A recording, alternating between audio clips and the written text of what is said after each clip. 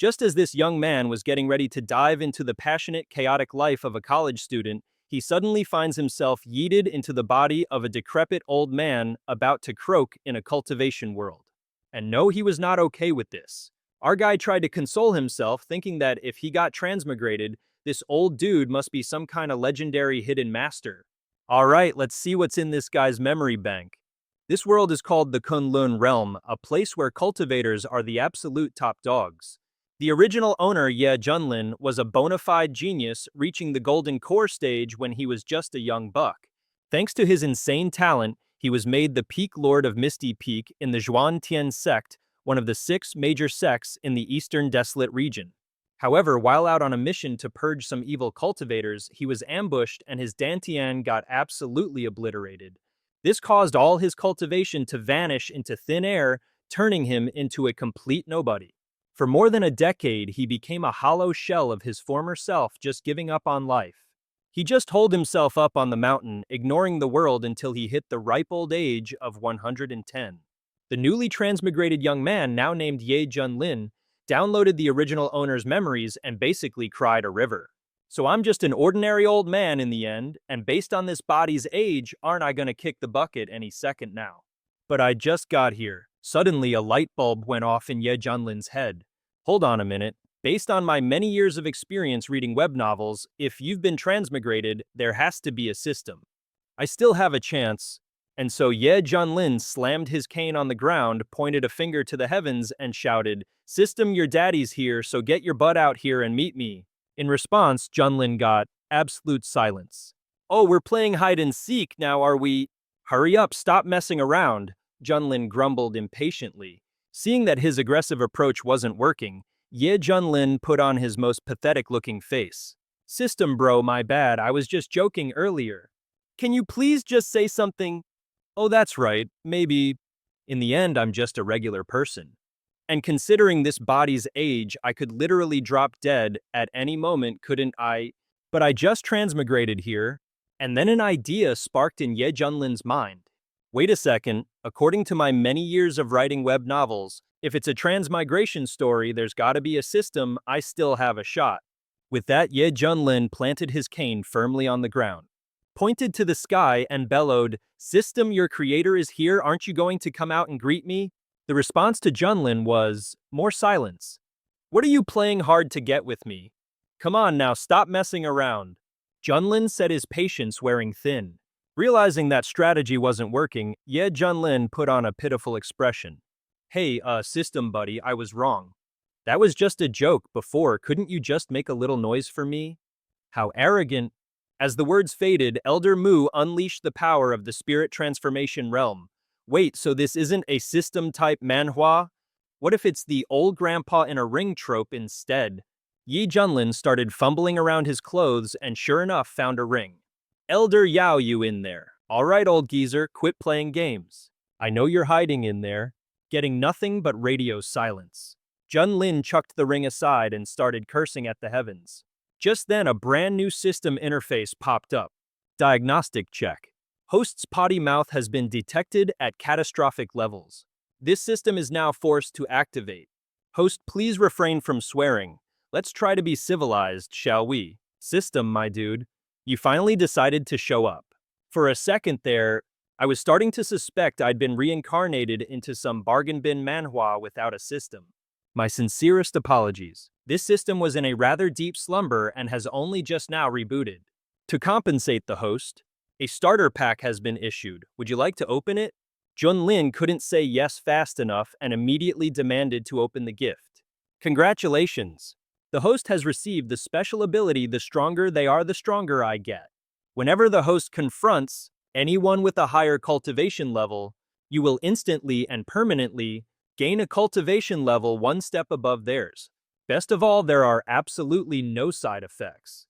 Oh my god, are you for real? So for example, if I'm just a regular Joe right now and I pick a fight with an immortal, what happens?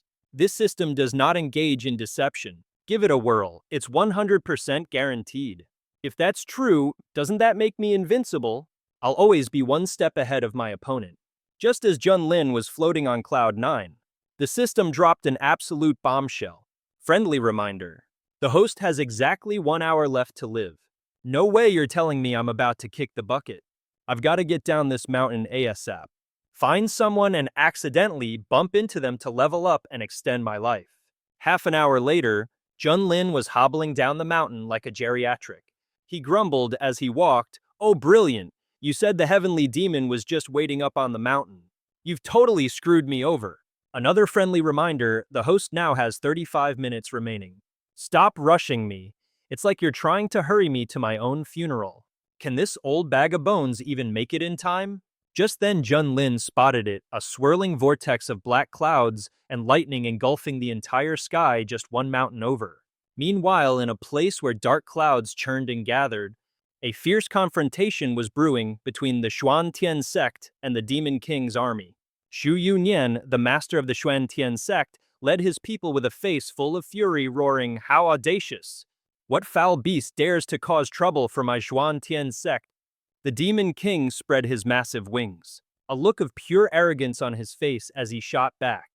"You shameless lowlifes of the Xuantian sect? Didn't expect this Demon King to still be alive, did you? Today I will exterminate every last one of you."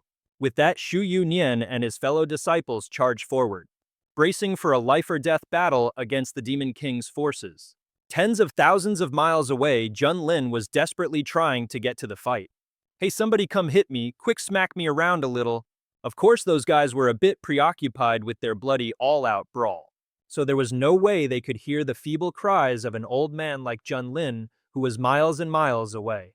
The kind-hearted system reminded him, "Host, you have 20 minutes of life remaining.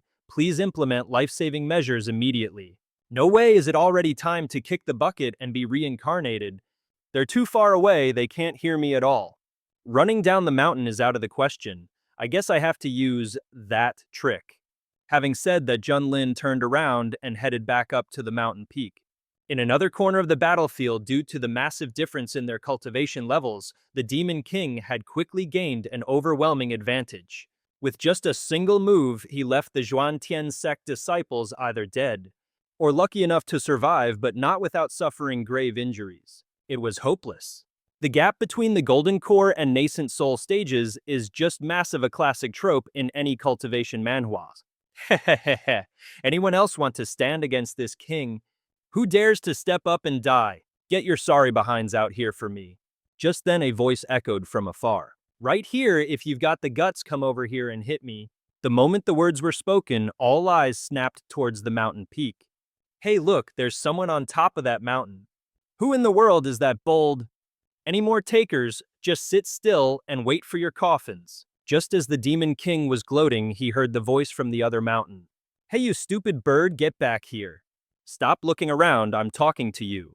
Old man, you really must have a death wish, don't you? You dare insult me?" Junlin, holding a megaphone, wasn't the least bit scared. In fact, he shouted even louder. "You stupid bird, if you've got a problem with it, come over here and hit me. Your grandpa here is waiting for you. If you don't come over here, you're my son." Luckily, Junlin had a flash of inspiration. He remembered seeing a megaphone in the old man's house in his memories. All it needed was a spirit stone to power it up. Otherwise, by the time you finally drag yourself over to the party, it'll already be over. Just then, Xu Yunyan finally noticed Junlin's grand entrance, and he couldn't help but gawk in astonishment.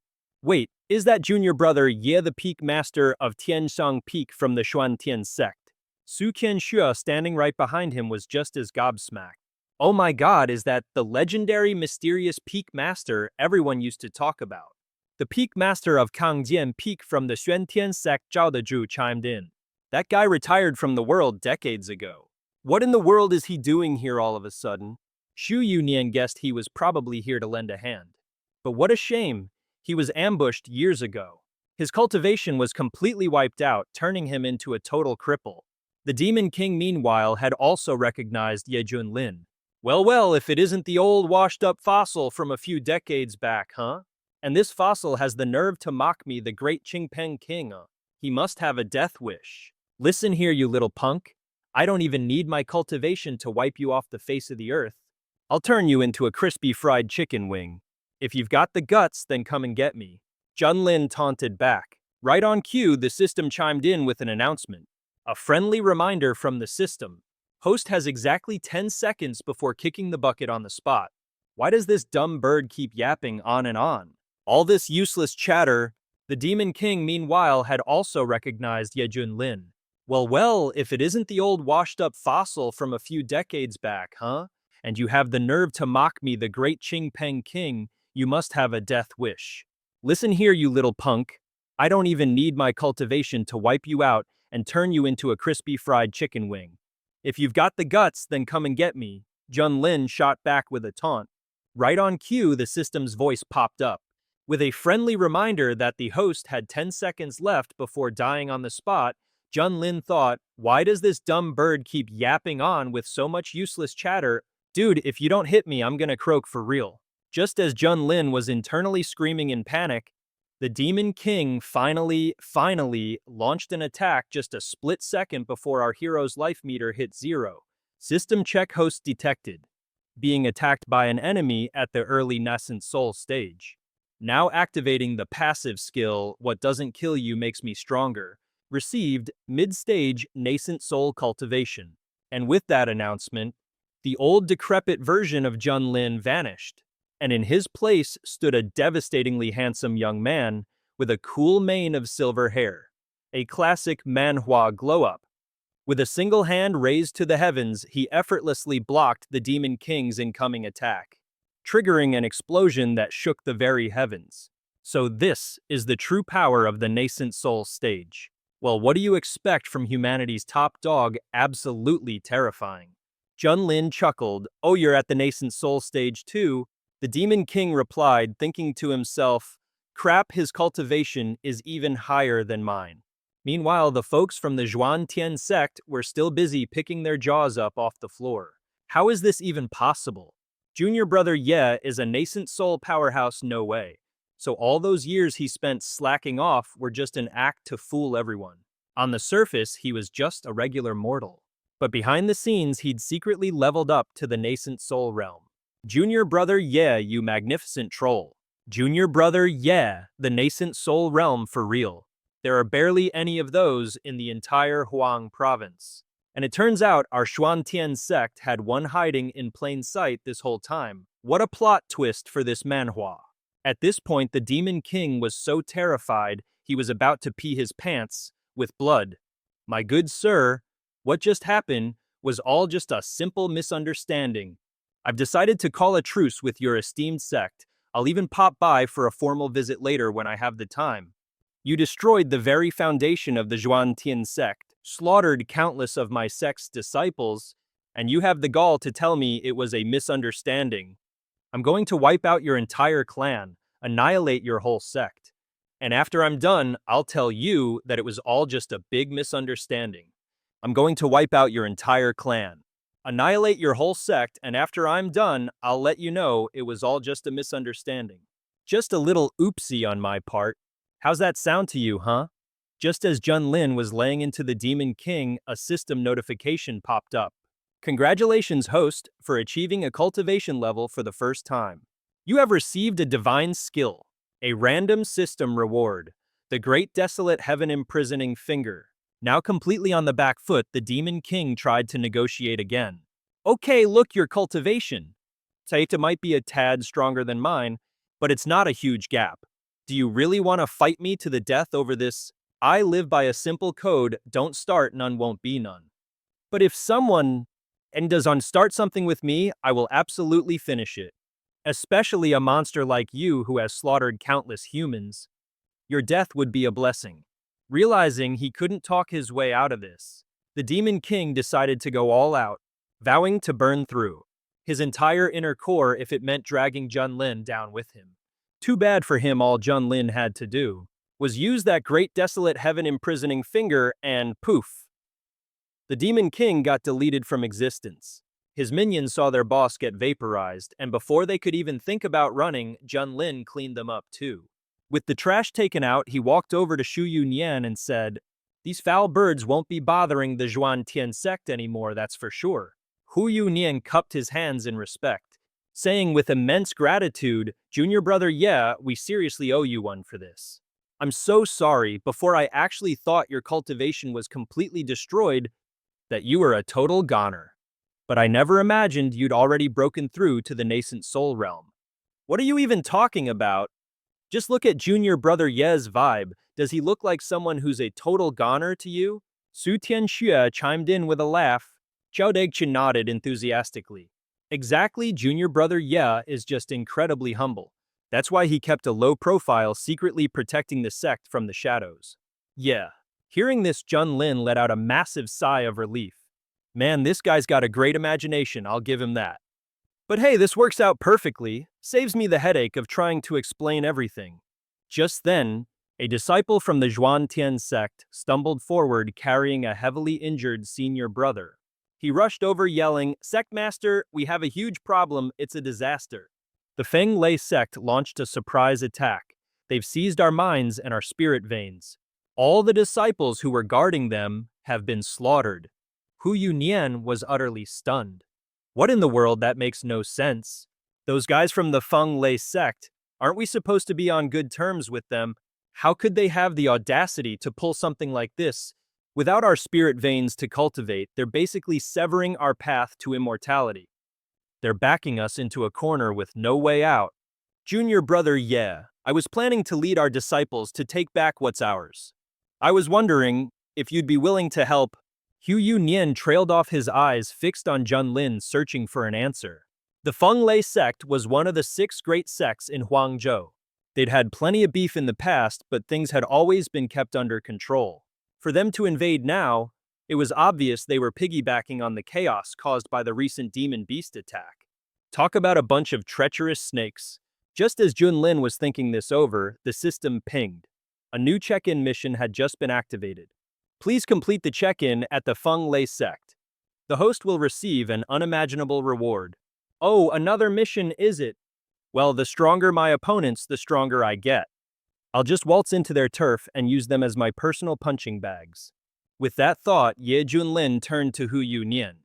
You all do what you need to do. I, on the other hand, am heading straight for the Feng Lei sect to wipe them off the map.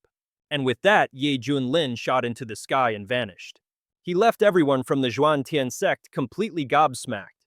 Wow, it's been ages since the Zhuantian sect has been this powerful. What a classic Manhwa power flex. Sect Master, have we ever been this strong? With Sect Master Ye Feng leading us, we can finally become the top sect.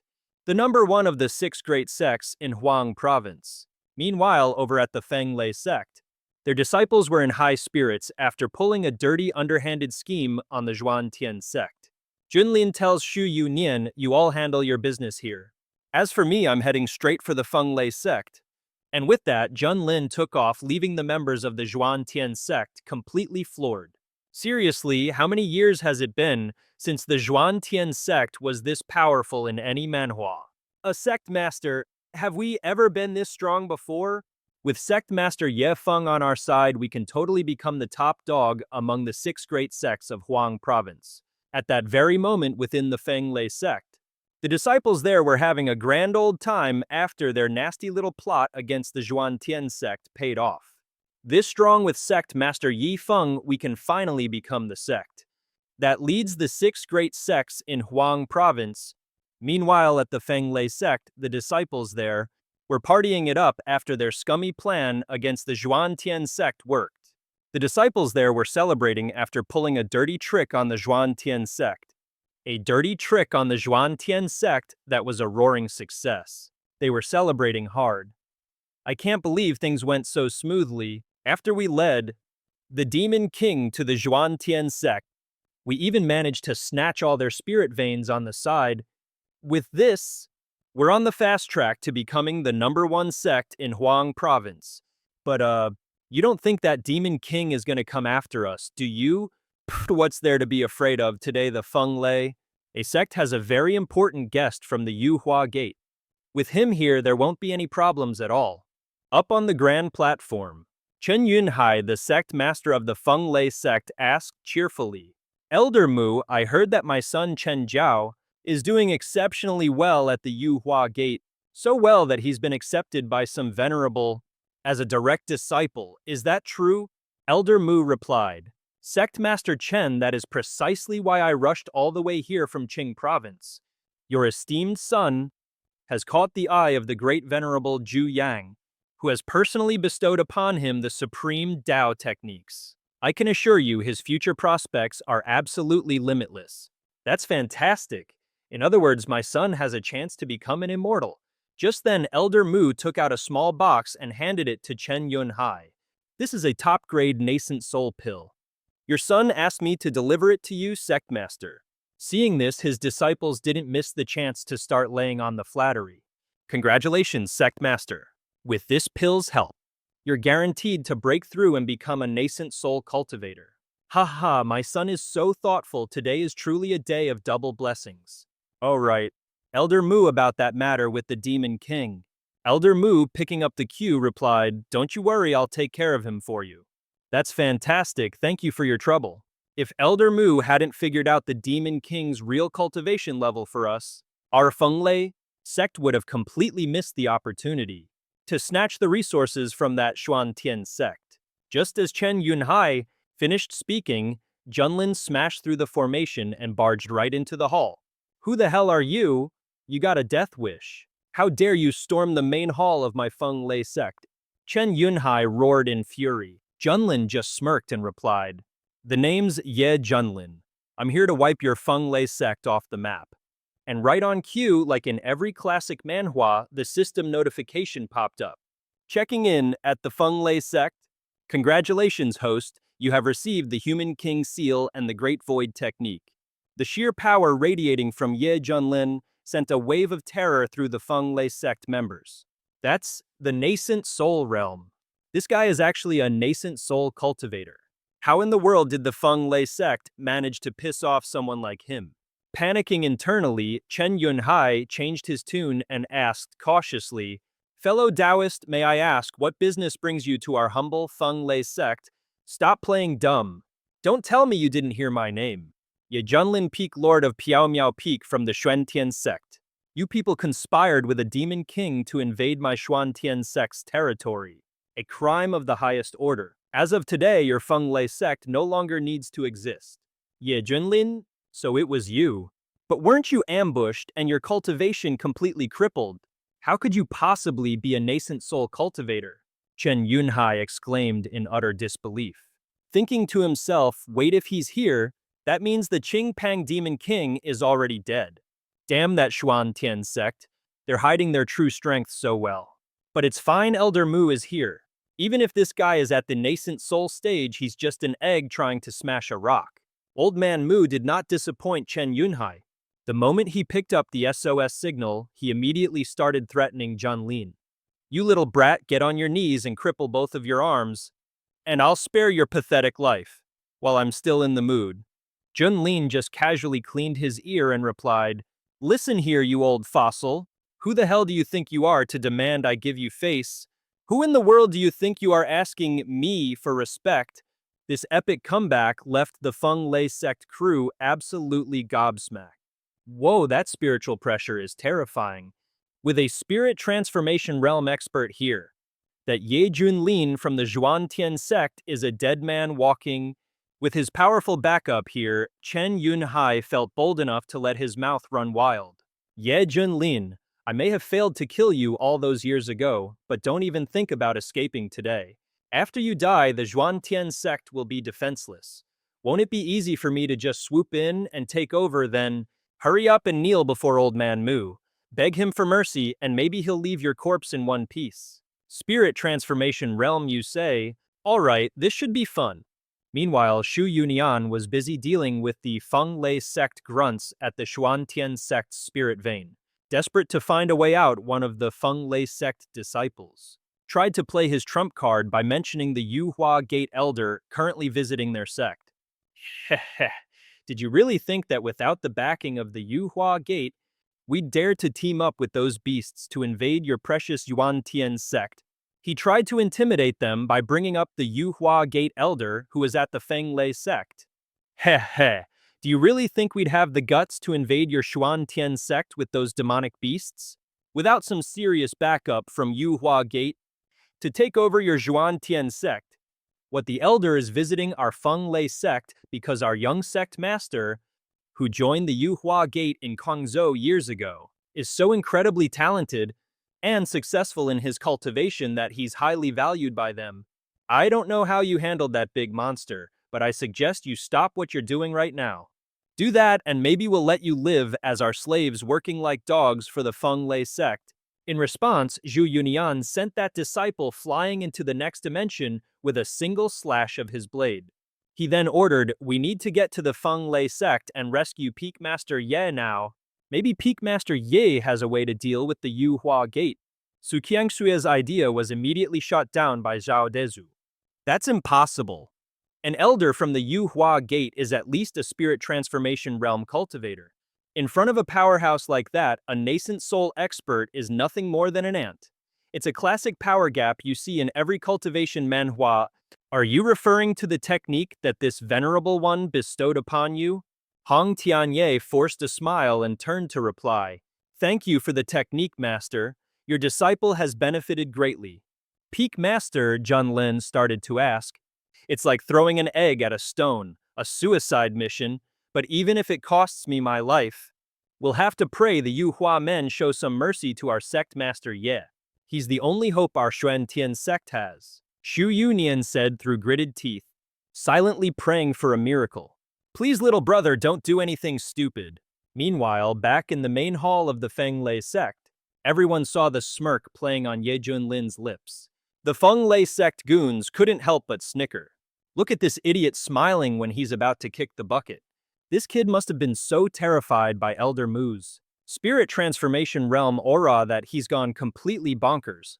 With his pathetic level of power, he's not even fit to shine Elder Mu's shoes. Elder Mu sneered contemptuously, a backwater cultivator from some hick town in Huang province. Like you actually dares to act all high and mighty in front of me. Your precious Yuan Tian sect is nothing more than an anthill I could crush under my boot.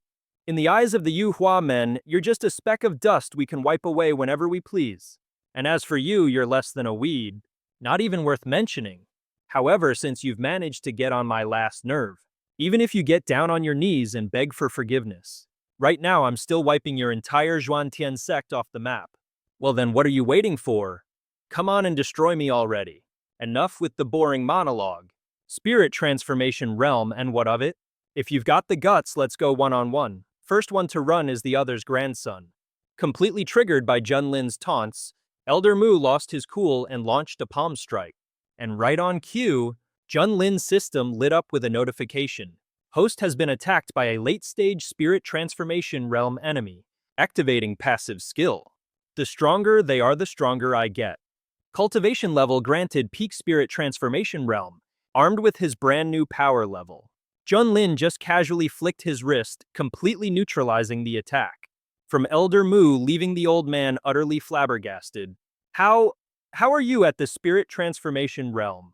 At that moment, Chen Yunhai's jaw basically hit the floor. How is this even possible?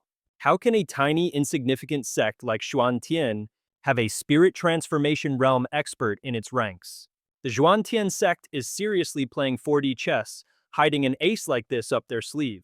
This manhwa is full of surprises. How could this barren wasteland of Huang province possibly produce a cultivator who reached the spirit transformation realm? And not just that he's at the peak of the spirit transformation realm, in this entire barren continent, a nascent soul cultivator is already considered a founding ancestor. That's enough to keep a sect going for 1,000 years, but a spirit transformation expert, they're practically a myth around here. Besides, how is a kid this young at that level? Did he just walk out of a cultivation manhwa or something? It's just not possible. A nervous wreck, Chen Yunhai asks Old Mu, "Old Mu, what the heck do we do now? You've got to save the Feng Lei sect. What are you panicking for? Don't you forget I come from the Yuhua Gate of Qing province. The kind of immortal techniques I know are beyond his wildest dreams." Hearing this, Junlin just burst out laughing. "Old man, do you honestly believe your techniques are superior to mine?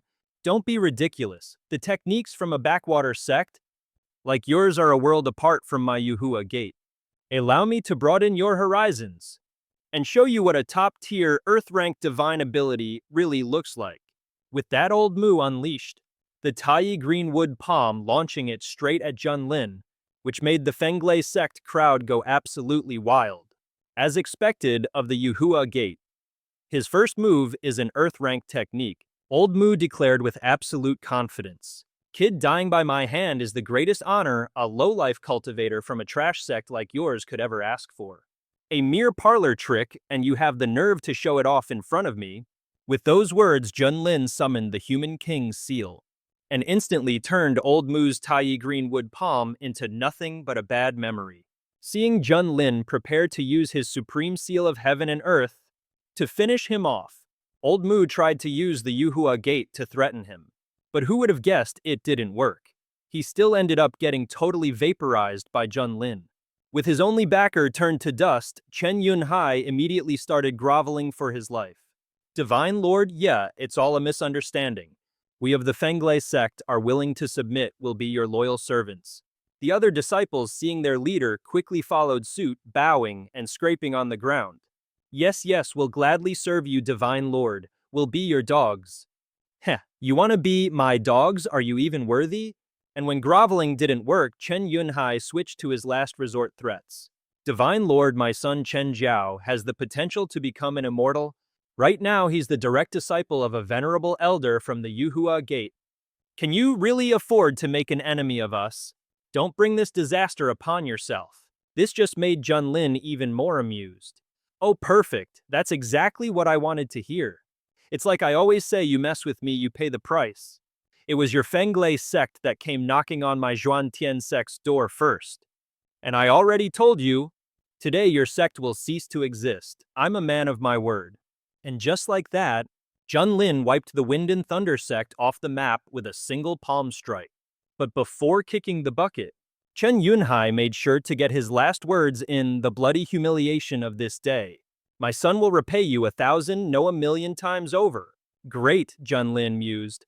I'll be waiting for your so-called immortal son to come and deliver his experience points to me. With that business wrapped up, Junlin was heading back when the folks from the Yuantian sect finally arrived. Oh, thank goodness, junior brother, yeah, you're still here.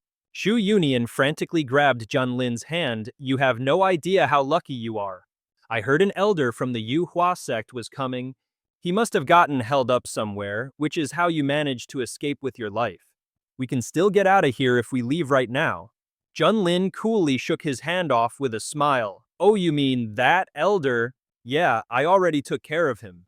Well, you actually took out an elder from the Yu Hua sect. Wasn't that guy a master in the god transformation realm? Su Tianxue just chuckled. See, what did I tell you? Peak Lord Yi's power is on another level, like a protagonist from a manhwa. He can handle things all by himself. Pfft. Shu Yunian was still finding all this a little hard to swallow.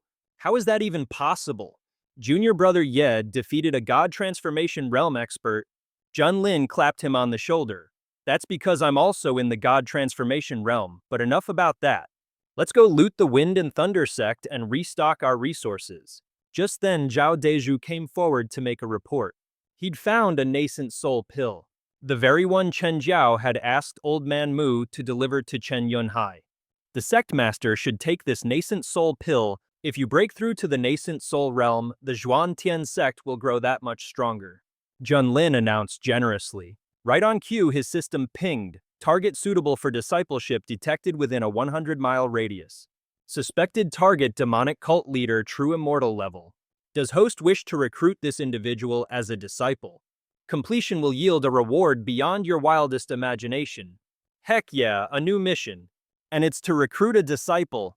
Plus the target is a true immortal level demonic cult leader. If I play my cards right and use my golden finger cheat, I could become an immortal on the spot. At that point, I'd be completely unbeatable in the Wasteland continent, maybe even the Azure continent. But just then a worried Su Tianxue spoke up.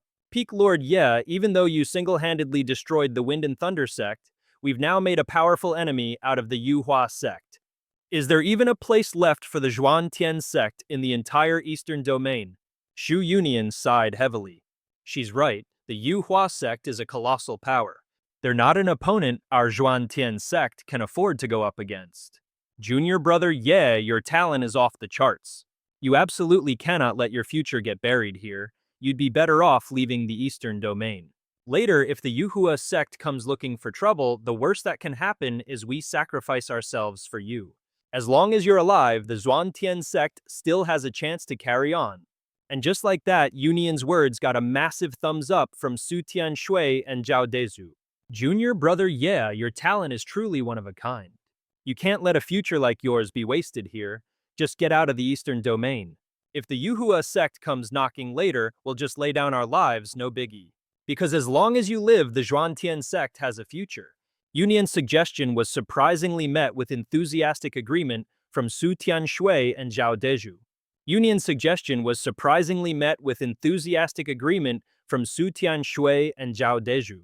The sect master is absolutely right. He's right, Peak Lord. Yi is an exceptional talent. It would be a damn shame if he died here. It wasn't just them either. Even the disciples of the Zhuantian sect were ready to lay down their lives to protect Ye Junlin. Exactly, Peak Lord Yi will definitely carry our hopes and dreams forward to forge a new world. He'll make the name of the Zhuantian sect echo across the lands once again. We'll hold the line here as steadfast as a mountain. Even if it's our last moment, we will never ever retreat. Peak Lord, you just go and unleash your full potential without any worries. Hearing all this, Junlin couldn't help but feel his heart stir. Man, this sect's sense of unity is really something else. With that thought, Junlin smiled and replied, "Thank you all for thinking so highly of me. But rest assured, if I dared to do it, you can bet I've already thought through every last consequence. Just leave everything that comes next to me. I'll handle it. Sect Master, I'm leaving this place in your capable hands. Take your time cleaning up. I have something important I need to do first." With that said, Junlin swiftly went off to find his disciple. Meanwhile, over at Yangzhou Zixu, Hong Tianye Zhongshang was being chased by a lecherous old geezer. "My dear beauty, don't run. Let this old Taoist have a little fun with you." Hong Tianye snapped back furiously. "Get lost. How many times do I have to tell you I'm a man, a dude?" The old coot didn't believe a word of it. "A gorgeous lady like you. How could you possibly be a man? Stop trying to fool this old master. Ugh, how the mighty have fallen. A tiger getting bullied by dogs in the lowlands. To think that I, the grand leader of the demonic cult, once shook the entire central domain. The fire-worshipping demonic cult was founded by an actual true immortal, a mighty force that ruled over 100,000 nations with billions of followers. My backstory is more epic than a top-tier manhwa. But who would have thought those bastards, my enemies, would team up with so many Holy Land factions to launch a massive full-scale siege on my fire-worshipping cult? All I could do was run for my life. Just think about it, I, the magnificent leader of the demonic cult, once made the entire Central Plains tremble at my name. I exhausted all my primal energy just to risk my life breaking out of an encirclement, only to escape to this god-forsaken wasteland. And to think I'd end up in such a pathetic state now. While Hong Tianye was busy having an internal pity party, the old geezer unleashed his late-stage golden core power, a technique called Gu Yuan 5 Ding, hoping to get Hong Tianye under his thumb. But it was instantly shattered by Hong Tianye's own Crimson Flame Shield. A mere Foundation Establishment cultivator could actually resist him. Could this kid be some top-tier prodigy from a major sect? Just slumming it out here for kicks. The old geezer was taken aback for a second, but quickly resorted to dirty tricks, pulling out a hidden weapon. He successfully managed to pin down Hong Tianye. Seeing the creep approach, Hong Tianye had no choice but to rip open his shirt and flex his rock-hard pecs to prove he was in fact a dude. The old perv was shocked at first, but then just shrugged and decided to switch teams anyway. This understandably sent Hong Tianye into a blind rage. He went all out, detonating his entire inner core to unleash a single palm strike that yeeted the old creep into the afterlife. Seriously, what a rotten stroke of luck running into a weirdo like that. My inner core is practically shattered now. I need to find a place to lie low and recover and fast. Just as Hong Tianye was about to make his escape, he heard a voice. That horn dog got what he deserved. You, on the other hand, clearly have an impressive background. "Who's there?" Hong Tianye yelled out. He scanned his surroundings nervously as another old man materialized out of thin air. Easy there, young friend. This old master was just passing by purely by chance. I am no accomplice of that degenerate fiend. And for the record, my preferences are strictly conventional, so you can relax. Hearing this, Hong Tianye finally let his guard down a little. He cupped his fists and replied, "Well, that's a relief. In that case, fellow Taoist, perhaps our paths will cross again. I'll be taking my leave." But just then the old man suddenly closed the distance between them. "Unlike that last fool, I'm far more interested in the secrets you're hiding. Let this old master and have a little peek inside that head of yours, and see how you came to possess such a mighty divine technique." Hong Tianye was completely helpless like a fish on a cutting board. Just as he was about to be sent to his maker, Junlin descended like a god from a classic manhwa and obliterated the old man with a single palm strike. After taking out the trash, Junlin turned to look at Hong Tianye and asked with pure disappointment, "System, you told me this was the leader of the demonic cult, some true immortal level badass. This is just some weakling at the Foundation establishment stage. Are you trying to pull a fast one on me?" The system replied flatly, "I am not deceiving you. This guy wasn't just anybody. He was a legit demonic cult leader from the true immortal realm. It's just that his cultivation level took a bit of a nosedive. Host's insight eye has been activated. Name Hong Tianye. Gender male, talent immortal grade. Spirit root fire type, status injured. His former identity was the leader of the fire worship cult. A true immortal who ascended through tribulation, now slumming it at the early Foundation establishment stage. Holy crap, it's for real. But hold on a second. This pretty thing is a dude." A wicked smirk started to form on Junlin's face as he sized up Hong Tianye. That flawless fair skin, those exquisitely delicate features, that long flowing hair. Honestly, girls would look at him and cry about how unfair life is. Anyone would get his gender wrong at a glance. Even though he's only at the Foundation establishment stage with that level of talent, and all his previous experience, getting back to his former glory would be a piece of cake. Taking him on as a disciple is a guaranteed win. What a classic manhwa protagonist story. With that thought, Junlin put on a grand smile and said, "I can see that you have a most peculiar aura about you. You're a rare talent for cultivation, the kind you only see once in a blue moon. From this day forward, I have decided to accept you as my disciple. What do you say? What, you want to take me as your disciple?" Hong Tianye asked, completely flabbergasted. He thought to himself, has he somehow discovered the secrets I'm carrying and wants to dig deeper? Seriously, the treasures and fortunes I've encountered are things a pathetic soul formation cultivator from this backwater dump could never even dream of. A cultivator like you thinks you're worthy. With that, Hong Tianye flatly refused, "I'm not interested." With a cultivation level like that back in the day, you wouldn't even qualify to be an outer sect disciple in my fire worship demonic cult. A mere soul formation cultivator wants to be my master, keep dreaming. Junlin's eyes narrowed dangerously. Is that so? Judging by that look on your face, it seems you're not exactly jumping for joy at the prospect of becoming my disciple. Seeing the menacing glint in Junlin's eyes, Hong Tianye's heart nearly leaped out of his chest. Okay, so he's not worthy of being my master, but with my current strength, I can't put up a fight. As they say, where there's life, there's hope. Once I recover my cultivation, I'll be the one calling the shots. Whatever, it's just a bit of acting. I can play along for now.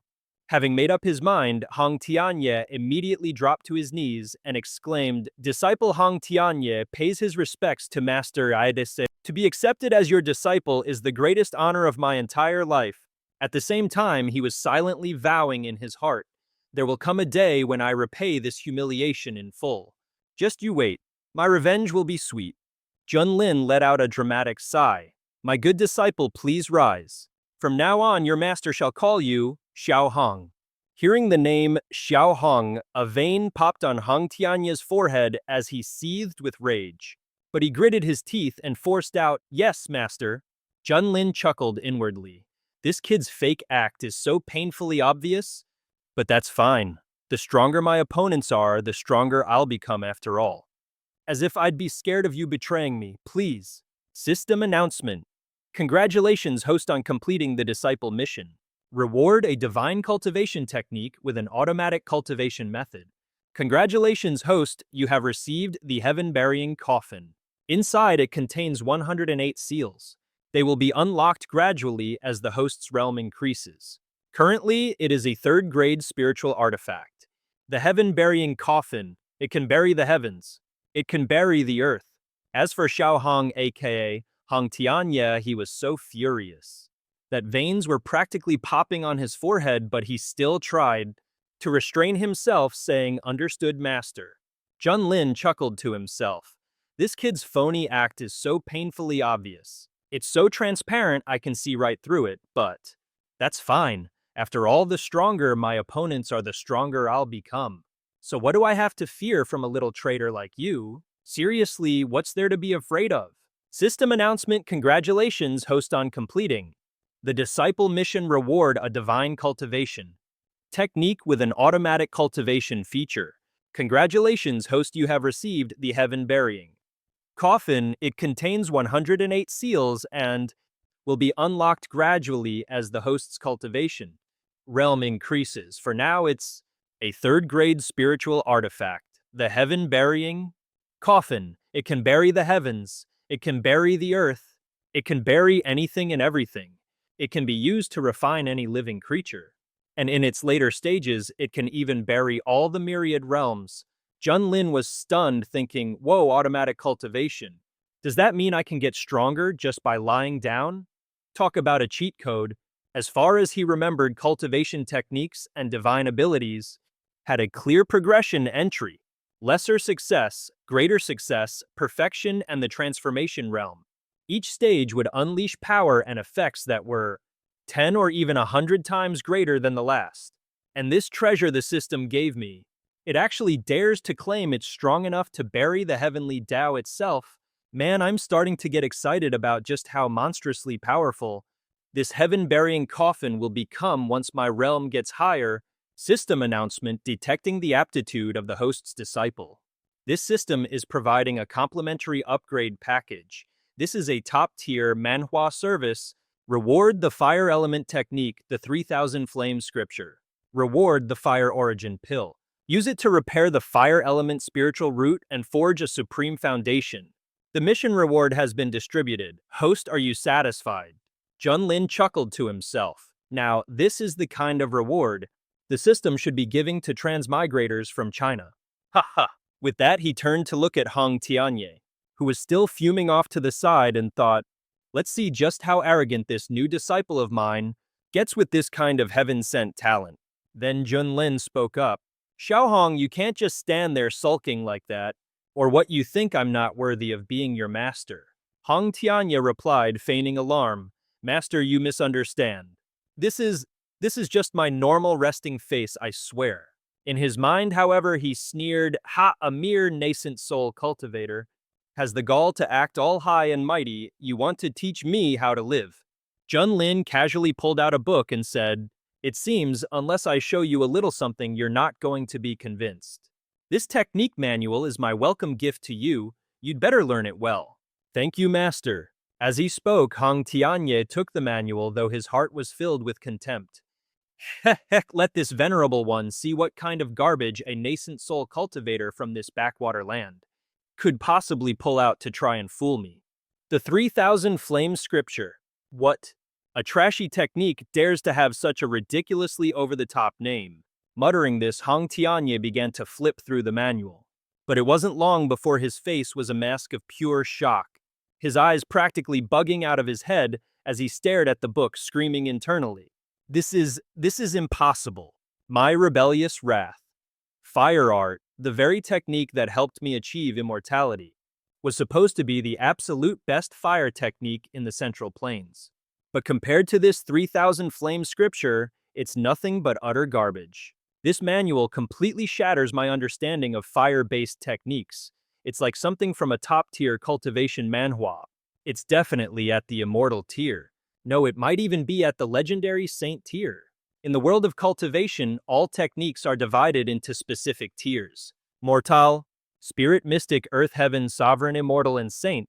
With the help of a technique like this, my power will grow beyond imagination. Just returning to my former immortal self is no longer enough to satisfy me. Junlin, seeing the priceless expression on Hang Tianya's face, chuckled and asked, "Judging by the look on your face, I take it you're satisfied with the little gift this master has given you, right?" Hang Tianya managed to plaster on a smile, and turning around, he said, "Thank you for the technique, master. This humble disciple has already benefited greatly. Ladies and gentlemen, the sect is in danger once again." He started spouting nonsense. "Nope, no idea, but it gives me a seriously bad vibe."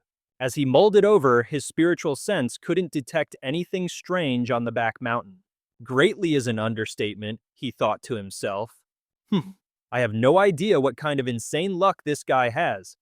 To stumble upon such a massive opportunity in this godforsaken place, right on cue, Junlin whipped out another item and declared, "Since you've already grasped the technique, then I'll give you a little something extra to help you along." When he got a clear look at the pill in Junlin's hand, Hang Tianya's jaw practically hit the floor as he gasped. "Is that a fire origin pill? Are you giving it to me?" He practically snatched it, taking the fire origin pill as his mind reeled. For cultivators who specialize in fire-based techniques, a fire origin pill is basically a divine gift from the heavens. Its power-boosting effects are off the charts, and it's so precious that even bona fide immortals would throw down for it. How could a piddly little spirit transformation realm cultivator possibly get his hands on two treasures like these, even at my absolute peak? I could only dream of getting items like this, the kind you only see in a manhwa. Junlin suddenly asked Xiaohong, "Are you perhaps having second thoughts about the gifts your master has bestowed upon you?" That snapped Hang Tianya right out of it. He scrambled to school his expression, then clasped his hands, bowed deeply, and said with the utmost respect, "Master, of course not. Meeting you, master, and being accepted as your disciple is the greatest fortune of my 3 lifetimes." But inside his thoughts were a little different. This guy probably has no clue just how ridiculously rare this technique and this pill actually are.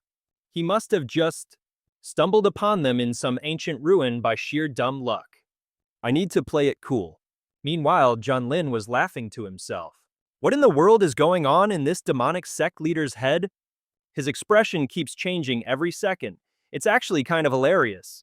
Outwardly, however, he remained perfectly composed, simply nodding as he said, "Go ahead and use the pill. This venerable one will personally stand guard for you, model." "As you wish. My deepest thanks, master." Without another word, Hang Tianya popped the fire origin pill into his mouth and immediately sat down in a meditative pose. He began to channel his energy. Half an hour went by. Junlin, watching from the sidelines, thought to himself, "Foundation establishment, mid-stage, late-stage peak perfection, golden core, and now early nascent soul. This kid, he's got to be a reincarnated immortal. I mean, who else could do this? Leaping from foundation establishment all the way to nascent soul in just 30 minutes. Not bad at all, he's definitely a keeper." Just then, Hang Tianya's eyes snapped open as he let out a triumphant roar. A wave of pure ecstasy washed over him. "This is absolutely incredible. I never dreamed breaking through could be this fast. When I return to the central region, everyone who ever humiliated me is going to pay." And then it hit him. He remembered Junlin was still standing right there, awkward. He coughed a couple of times. "My apologies for startling you, master. This disciple was impolite. Think nothing of it. Come follow your master back to the sect. It's time I introduced you to the other elders." Later that afternoon, a crowd had gathered outside the main hall of the Zhuantian sect. Peak Lord Ye is on another level. He wiped out a nascent soul expert with a single finger. Seriously, he's saved our Zhuantian sect from total annihilation like multiple times now. This is straight out of a top-tier manhwa. Man, it's such a shame. Back in the day, I was blind enough to miss the chance to join Piao Miao Peak. If I hadn't been, I could be one of his disciples right now. With a power level like Peak Lord Ye's, his standards for disciples must be absolutely sky high. I can't even imagine who would be good enough for him. Right on cue, just as the disciples were gossiping about him, Junlin himself descended from the sky with Hang Tianye in tow. The disciples erupted the moment they saw him. "Hey look, Peak Lord Ye is back. Whoa, and who's that beauty with him? Seriously, she's gorgeous. Where did he even find her? And how did she get to be so chummy with the peak lord? As for Hong Tianye, he scanned his new surroundings and let's just say, he was not impressed. This so-called cultivation sect is a complete joke, he sneered internally. The power levels of these losers are so pathetic they aren't even fit to shine the shoes of anyone in our demonic sect. Well, will you look at that, the sect master and all the elders came rushing out to greet them. Xu Yunyan asked junior brother Ye about your little trip. Junlin just slung an arm over Hong Tianye's shoulder and announced with a grin, "This here is a disciple I just happened to pick up. Little Hong, hurry up and greet the sect master." Xu Yunyan nearly jumped out of his skin. "A disciple?" Su Tianxue was just as shocked, exclaiming, "Peak Lord Ye, where on earth did you find such a beautiful young lady to take as your student?" Suddenly, in a blur of motion straight out of a Manhwa panel, Hong Tianye appeared directly in front of Su Tianxue. His voice was like ice. "This seat is male." And just to hammer the point home, he unleashed his powerful aura. Su Tianxue stumbled backward, her voice trembling in absolute terror. "Nascent soul." Junlin promptly smacked Hong Tianye on the back of the head and yelled, "Little Hong, where are your manners? This is my senior martial sister, apologize this instant." Hong Tianye could only grit his teeth, clasp his hands, and force out, "My apologies, this disciple was rude." But in his mind he was screaming, "I'll endure this for now. The moment I reach the spirit transformation stage, I will repay this humiliation 1,000 times over." Junlin just chuckled. "See, so teachable. All right, introductions are over. I'm taking little Hong back to Misty Peak to get him settled." Xu Yunyan could only manage a dazed nod. "Right, you two, go on ahead." And just like that, Junlin and his new disciple zipped off towards Misty Peak. Watching their retreating figures, Xu Yunyan whispered in awe, "Where in the seven hells did Peak Lord Yi find a disciple who's already at the nascent soul stage? The man is truly an enigma." Beside him, Su Tianxue let out a long, shaky breath. "In less than a day, junior brother Yeb has given us far too many heart attacks." Meanwhile, Junlin had led Hong Tianye all the way to the illustrious Misty Peak. "You are my first and only disciple," he declared grandly. "So take your pick of any place on this peak. Don't be shy." With a triumphant smile, Junlin pushed open the door to a decrepit shack and stepped inside. Hong Tianye followed him in. For some odd reason, a flash of his father crossed his mind. As Ye entered, he took in the absolute soul-crushing squalor of the place. His face twitching uncontrollably, he choked out, "Thank you, master." But his inner monologue was a raging inferno. "What is this dump? The lowest-ranking servants of the fire-worshipping demonic sect live in palaces compared to this hovel. And this seat is expected to reside here." Junlin simply beamed at him. "Now remember this, only the weak complain about their circumstances. The strong simply learn to adapt. For a cultivator like us, these are merely worldly things. It's a little dirty is all, nothing you can't clean up yourself." And with that stellar piece of advice, he flew off, leaving a seething Hong Tianye, whose fists were clenched so tight his knuckles were white. "Fine," he hissed to himself. "I will endure. At my current cultivation speed, my epic comeback is practically guaranteed. Ye Junlin, you just wait and see." Meanwhile, over in Qing Prefecture, at the Yuhua sect inside the Hall of True Disciples, Chen Jiao is kneeling all alone. He's prostrated before the great venerable Zhu Yang, who is just silently staring at the cracked soul tablet in his hand, the one bearing Elder Mu's name. After a few agonizingly quiet minutes, Chen Jiao finally speaks up. "Master, this is all my fault. I was the one who entrusted Elder Mu with delivering the pills to my father. Elder Mu's death has me deeply worried. I just have this gut feeling that my father's sect is going to get dragged into this mess, so I want to go to the desolate prefecture and check things out myself." Only then does Venerable Zhu Yang deign to speak. "Jiaoer, my boy, do you have any idea why I took you in as my disciple?" Chen Jiao replies, "It's because I possess the solar physique with the aptitude to become an immortal."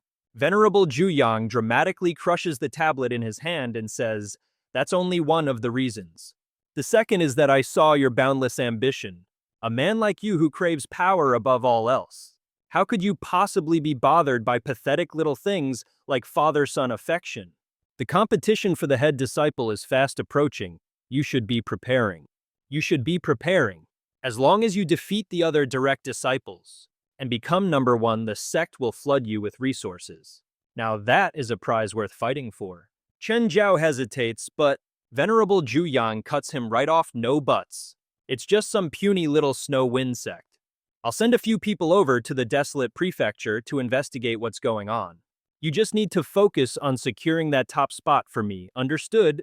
Chen Jiao clasps his hands in respect. Disciple understands, I will not fail to live up to your expectations, master.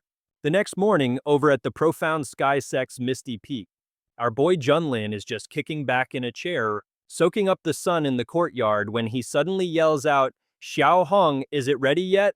Your master is about to waste away from hunger over here. Hong Tianye comes out carefully balancing a tray of food and says, It's ready, master, I'm bringing it to you right now. But inside his inner monologue is absolutely scathing. All this guy knows how to do is eat. I honestly can't fathom how a cultivator in the spirit transformation realm could actually be this obsessed with mortal food. Yesterday he gives me a lecture about not complaining, and today he's lounging around like a king. The nerve! The moment Hong Tianye brings the tray over, Junlin snatches 2 meat skewers without a second thought and takes a massive bite. This is divine, absolutely delicious. Man, this secret recipe skewer seasoning the system gave me is seriously top-tier stuff for a Manhwa hero. Praising it internally, Junlin took another bite before offering a skewer to Hong Tianye, saying, Here, little Hong, have one too, don't be such a stranger. Hong Tianye turned his head away in disdain and said, Master, your disciple has already transcended the need for mortal food and has long lost all interest in the sustenance of this world. Junlin asked, clearly displeased, What are you not going to give your master some face? What's the point of cultivating if you can't even enjoy stuff like this? My apologies, master. If you insist, then this disciple will have one. A skewer. With that, he accepted the meat skewer, taking a bite while thinking to himself, This Junlin guy is a real weirdo in the world of cultivation. What's so great about this shabby little meat skewer anyway? But the very instant the meat touched his lips, his eyes shot wide open in utter shock. Overwhelmed with emotion, he thought, This flavor, it's incredible, I've never felt this happy since I was just a little boy. Junlin was at a loss. What the heck? Why are you crying now? Hong Tianye, however, was too preoccupied to pay him any mind. He was completely lost in his own feelings, thinking, When I was young, I was always hungry, always dreaming of eating just one piece of meat. That feeling of pure joy when I first tasted meat, it was indescribable. But ever since I stepped onto the path of cultivation, I've been so focused on fighting my way to the top, the very peak of the martial path, that I never again cared about simply living like this. He was actually right. What's the point of becoming some OP character in a cultivation manhwa if you have to give up even the simplest desire to eat? What's the meaning of it all? At that very moment, the aura around his body began to surge upwards. Seeing this, Junlin's eyes bulged.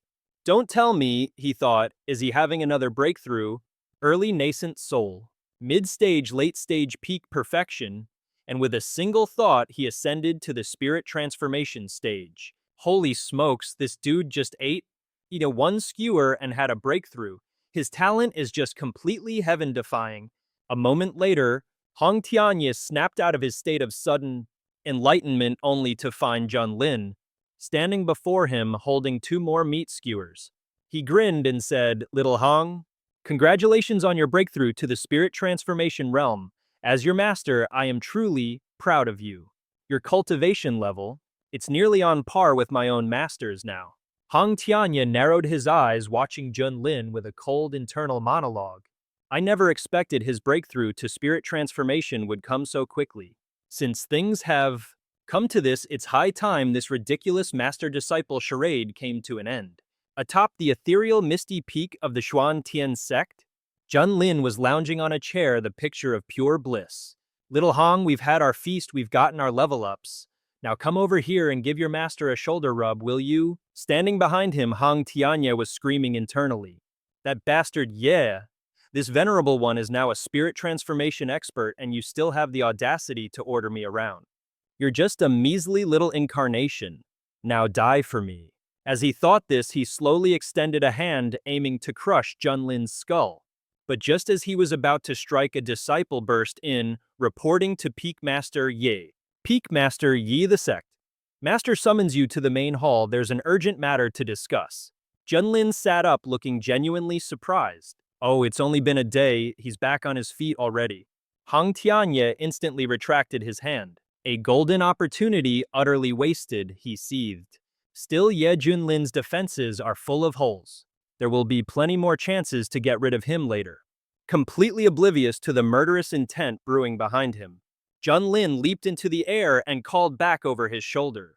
Little Hong, your master's heading out. Your technique is super relaxing, by the way. Give me a foot massage when I get back, okay? Once Junlin was a safe distance away, Hang Tianye's suppressed fury finally erupted. Erigji, does he really think this venerable one is his personal servant? I should have just been decisive and dealt with that shameless piece of trash right then and there. Meanwhile, in the assembly hall of the Xuantian sect, the atmosphere was grim. Disciples whispered among themselves, "What are we supposed to do about this? It's like something out of a tragedy manhwa. The heavens themselves must want the Xuantian sect to fall." At that moment, Junlin gracefully descended and strode inside. The sect master and the elders all turned to acknowledge his arrival. "Junior brother Ye, you've come." "Peak Master Ye." Junlin immediately cut to the chase. "So what kind of disaster has befallen the sect this time? How dare he be so flippant?" Seeing the scowls on their faces, Junlin's own expression soured. "Hey, what is it now? Why the big production?" The sect master Shu Yuyan spoke up, "Junior brother, it's like this. A few years ago, the Wei Kingdom, which is under our sect's protection, sent a distress call. They claimed a series of bizarre and unexplainable incidents were happening all across their nation. And so people in every region began dropping like flies. Their deaths were bizarre to say the least. Every single body was found completely drained of blood, and this phenomenon started getting way more intense in the Wei Kingdom. It got so bad that entire cities with populations in the millions were turned into horrifying landscapes of piled-up corpses. I figured some demon was running amok, so I dispatched a team of disciples to check things out. But they all went radio silent. Not a single one came back. This morning, the Wei Kingdom sent another report saying the situation is beyond critical. It's already starting to spill over into the neighboring countries. If this thing keeps spreading, the entire Huang province could be thrown into absolute chaos. And on top of that, when it's time for the Xuantian sect to recruit new disciples, our prospects are going to plummet off a cliff." Junlin frowned and asked, "Wait, it's really that serious? With it spreading this wide, are you telling me nobody saw anything or could do anything about it beforehand?" Su Tianshui spoke up. "It's likely that anyone who did see it is already dead. If this goes on, the Xuantian sect might not have any successors, and will just slowly fade into obscurity." Junlin glanced at her and said, "Huang province is basically the boonies for cultivators. A nascent soul expert should be able to dominate this entire region. Besides, the Wei Kingdom is technically on the outskirts of Huang province. How could there possibly be a problem the Xuantian sect can't solve? We didn't even get a single message back from our people. Don't tell me there's an even more terrifying power pulling the strings from behind the scenes." A system notification popped up. "New mission activated. Proceed to the Wei Kingdom and resolve the issue." On. If this continues, the Xuantian sect might not have any successors and will just slowly fade into obscurity. Junlin glanced over at her and spoke. "Huang province has always been a barren wasteland for cultivators. A nascent soul should be able to control everything around here, plus the Wei Kingdom is still outside of Huang province. So how could there be a problem that the Xuantian sect can't handle?"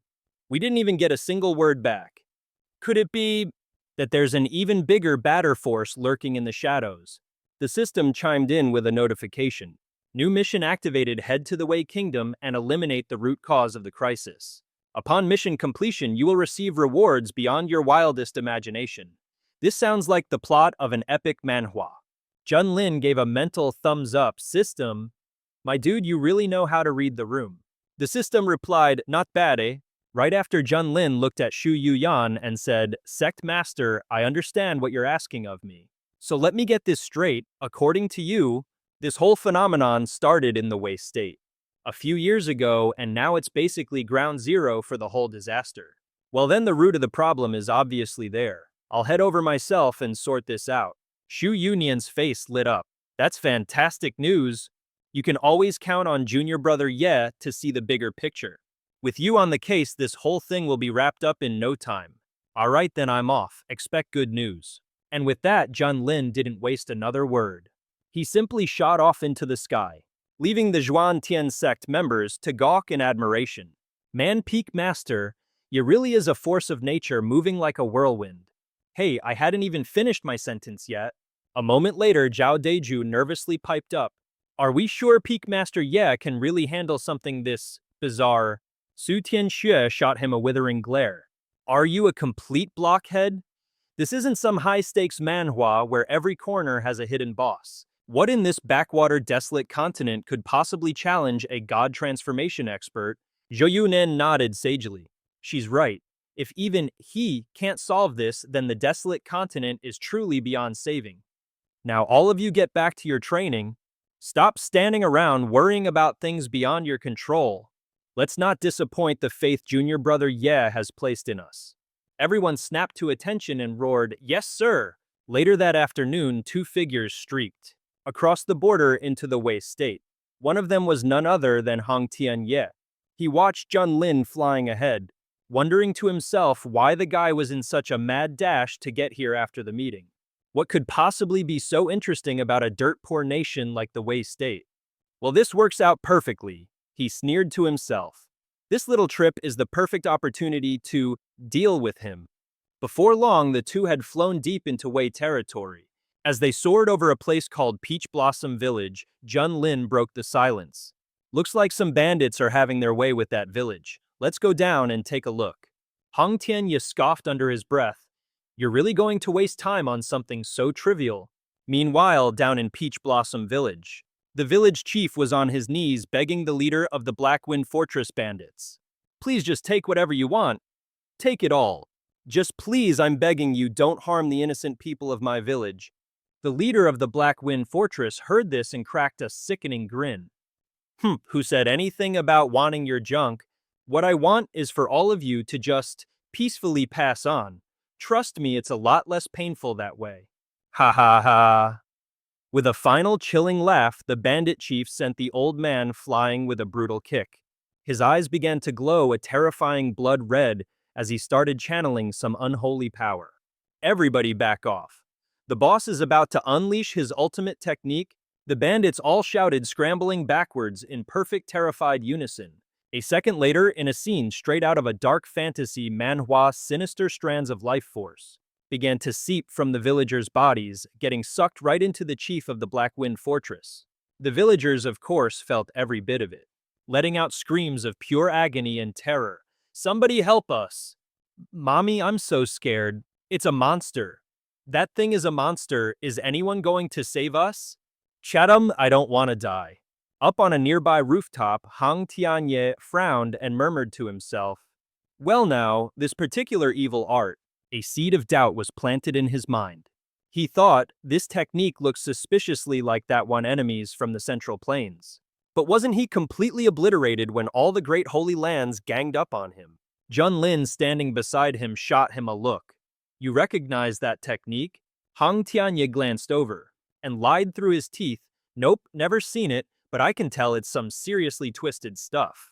While outwardly he was thinking, fellow cultivators, life in the wasteland continent is harsh, but these people are not disposable. His inner thoughts told a different story. If that really is my old enemy, getting out of this trip alive is going to be a massive headache. Junlin said, clearly unimpressed. You little punk, what's with the attitude? But seeing that the villagers down below were on their last legs, Junlin decided to table the conversation and leaped down. He landed softly, placing a hand on the Black Wind Chief's shoulder, and grinned, all right, your all-you-can-eat buffet ends here. Knock it off. The Black Wind Chief was startled for a moment, then spun around, swinging a furious fist at Junlin. Who the hell are you? You dare ruin my fun? You got a death wish or something? Junlin didn't waste time on trash talk. He simply pointed a single finger and twisted, completely shredding the man's arm. The chief of the Black Wind Fortress stared in disbelief for a few seconds before clutching his ruined limb and letting out a blood-curdling scream. The bandits cried out in fear. Chief! Junlin spoke up, his voice calm. Easy now, fellas. Let's not get excited. We can talk this over. When the Black Wind Chief heard this, he snapped back to his senses. He scrambled to his knees on the ground, begging. A spirit transformation realm cultivator. Please spare my life. Junlin asked, tell me, where are you from? The Black Wind Chief stammered in response. I was originally a guard in the imperial palace of the Wei state. But because I stumbled upon something, I really shouldn't have the prince put a hit out on me. Not wanting to lose my life for no good reason, I risked it all and barely escaped the imperial palace. Junlin raised an eyebrow. Something you shouldn't have seen you say, do tell. And while we're at it, where'd you pick up those nasty evil arts? The bandit chief of the Black Wind Fortress began his villainous sob story. I often saw the prince acting all shady, constantly sneaking in and out of the back mountain. But I knew better than to get too curious. As for the dark arts, well, while I was on the run, I was taught by some super mysterious organization. But as for where they came from, I honestly have no idea. Junlin wasn't buying it, so they just handed over forbidden powers to a random fugitive, for free, no strings attached. The bandit chief replied hastily. They just had one little request that it never stop using this technique to devour the lifeblood of others to power myself up. After I agreed, they just taught me. Hey, a man's gotta do what he's gotta do to survive. I had to obey them, I swear that's everything I know. Junlin turned to Hong Tianye and said, well, it seems like we've got a massive shadowy organization pulling the strings behind all this, and I'd bet my bottom dollar their actions are directly connected to this whole demonic mess. This is getting more complex than your average manhwa plot. But little Hong, what are your thoughts? Hong Tianye replied with a world-class deadpan, no idea. But internally his mind was racing. This method of just handing out forbidden techniques, it's just like him. Could he really still be alive? But what in the nine hells would he be doing here in the middle of nowhere barren continent? If he's really the one behind this demonic plague, then Ye Junlin at his measly deity transformation stage is completely and utterly screwed. This upcoming Grand Assembly is going to be Ye Junlin's final resting place. As for Junlin, oblivious to his friend's internal monologue of doom, he placed a hand on the bandit chief's forehead to perform a soul search. All right then, let's just have a little peek for myself and see what other little secrets you've been trying to hide. A moment later, the bandit chief's eyes rolled into the back of his head as he collapsed to the ground. Junlin retracted his hand. Well, what do you know? He was actually telling the truth. But I did see some very noteworthy information. We need to get going quickly. Then they could finally make their way to the imperial palace of Great Wei. Hearing this, Hong Tianye looked completely unfazed. He turned to the bandits and casually snapped his fingers. And just like that, a sea of flames erupted, swallowing them whole in a scene straight out of a brutal action manhwa. Junlin and the villagers could only gape at Hong Tianye, their jaws practically on the floor. Noticing their shocked expressions, Hong Tianye asked, "The master did I do something wrong? I mean, it's not like those scumbags didn't deserve a one-way ticket to the afterlife, right?" Internally, however, he was gloating. I've been holding back for so long. And I finally get to roast some fools to blow off some steam. Junlin cleared his throat, then shot him a big thumbs up. Nope, not at all flawless execution. The villagers burst into applause, cheering. The celestial being has vanquished evil to protect the innocent. He's carrying out the will of the heavens. All of us in Peach Blossom Village will be eternally grateful to you two great immortals. Meanwhile, over at the Great Wei Imperial Palace, a tense court assembly was in session. Seated on the dragon throne, the Emperor of Great Wei let out a heavy sigh. The population of our Wei Kingdom has plummeted by 3% over the last few years. If this continues, our entire empire will be annihilated by the Ziechong. I can only pray that the celestial masters from the Zhuan Tian sect can help Great Wei overcome this crisis. Below him, the court officials stood in dead silence, no one daring to even breathe too loudly. But right then a little princess came scrambling into the hall, shouting, Imperial Father, Imperial Father. I was outside and I saw two immortals flying this way. At these words, the Emperor of Great Wei shot up from his throne, his face lit with sudden hope. He exclaimed, What? It must be the masters from the Zhuan sect. My loyal ministers follow us, we must greet them at once. Meanwhile, hovering in the sky outside the palace, Junlin murmured, Little Hong, your master chose this particular method of arrival. Makes for a pretty grand entrance, don't you think? Hong Tianye replied, Master, you are brilliant. Your humble disciple feels the same. But his inner monologue was pure sass. What a show-off. Just wants everyone to see him. Let's just see how you're going to clean up this mess once you learn about the Zichong. Don't you come crying to me for help when it all goes sideways. Just then the Emperor of Great Wei arrived with his entire entourage of officials. They immediately bowed deeply towards Junlin and his disciple. Shouting in unison, We humbly welcome the arrival of the Celestial Masters. Junlin announced, I am the Peak Master of Piaomiao Peak from the Zhuan sect, Ye Junlin, and I have come this time to resolve your crisis. You need not worry any longer. Absolutely ecstatic, the Emperor of Great Wei exclaimed. On behalf of all the people of Wei, we thank you, High Immortal, Exalted Immortal. What are your commands? Junlin announced, I am the Peak Master of Piaomiao Peak from the Yuantian sect. I, Ye Junlin, am here and I will most certainly resolve this crisis for you. So there's no longer any need for you to worry. The Emperor of Great Wei exclaimed with joy, On behalf of all the citizens of the Wei nation, I thank you, Exalted Immortal. Exalted Immortal, is there anything you require of us? Junlin spoke up, I am Ye Junlin, the Peak Master of Piaomiao Peak from the Xuantian sect. My arrival guarantees that this crisis of yours will be resolved. So you can all stop worrying now. The overjoyed Emperor of Great Wei said, On behalf of all my subjects, I thank you, Exalted Immortal. Exalted Immortal, do you have any commands for us? Junlin and Hong Tianye landed and he ordered, Arrange for a place for this master and disciple duo to rest. The Emperor of Great Wei replied, Of course, please right this way. I shall personally escort the Exalted Immortal there. And so the group departed completely oblivious. A figure hidden behind a palace door watched them go and whispered, Just some peak master from the Zhuan sect putting on such airs. And here I was, just stressing about finding a suitable offering to help my master break through to the peak of the soul formation stage. You two couldn't have arrived at a more perfect time. That evening in the residence prepared by the Emperor of Great Wei, Hong Tianya glared at Junlin, who was sprawled out on a chair, and cursed him internally. A moment ago he was acting all high and mighty, and now look at him completely letting his guard down. Being so lazy and tired all day, how did a character straight out of a comedy manhwa ever manage to cultivate to the soul formation stage? Fine by me. At this rate, it won't be long before my cultivation level surpasses his. And when that happens, my victory will be guaranteed. He had no idea that Junlin was also secretly observing him. Oh, little Hong, you're so caught up in your petty little schemes.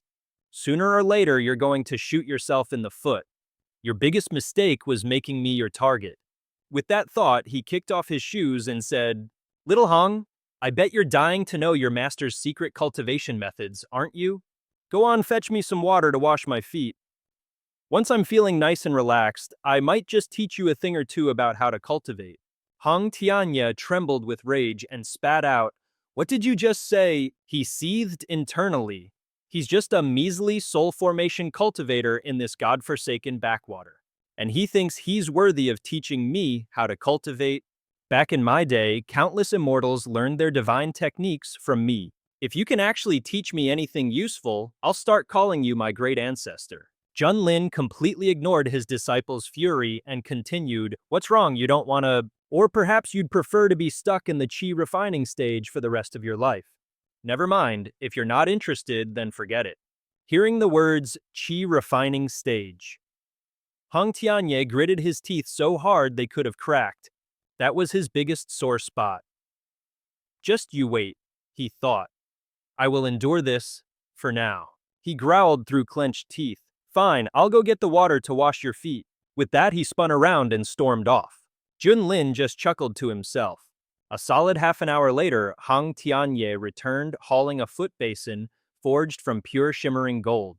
A subtle, fragrant aroma of medicinal herbs wafted from the basin. Junlin couldn't help but whistle in appreciation. Damn, this kid is seriously loaded. He's even using thousand-year-old immortal-grade elixirs just for a foot soak. Hang Tianya put on his best customer service smile and said, "Master, your foot bath is ready." Junlin casually stuck out a foot and said nonchalantly, "Well, aren't you going to show the proper respect a disciple should have? Get over here and take my shoes off for me." Junlin ordered, completely ignoring the storm brewing in the other man's eyes. Seeing him hesitate, he pushed. "What are you standing there gawking for? You don't want to get stronger anymore, is that it? You're just a kid and you already want to cash in your retirement plan. Pathetic." Hang Tianye was screaming internally. "I am the supreme and revered leader of the fire-worshipping demon cult, and I have to wash this punk's feet. That's it, I should just snap and end him right now." But just as he was about to let loose, a voice rang out from outside the door. Reporting to the two great immortals, "Another strange phenomenon has occurred in the state of Wei. This humble one has an urgent matter to report." Junlin asked with a smirk, "And who in the world are you?" The person outside replied, "This humble one is the first prince of the state of Wei Jiaoheng. This matter concerns the very survival of Wei. I beg the great immortals to grant me an audience." "Come on in," Junlin called out. "What's the big emergency?" Permission granted, Jiaoheng opened the door and stepped inside the room. Junlin sized up the prince, thinking to himself, so this is the guy who was hunting down the Ma Zhe bandits. He doesn't quite match the descriptions I heard. Is this really the same person?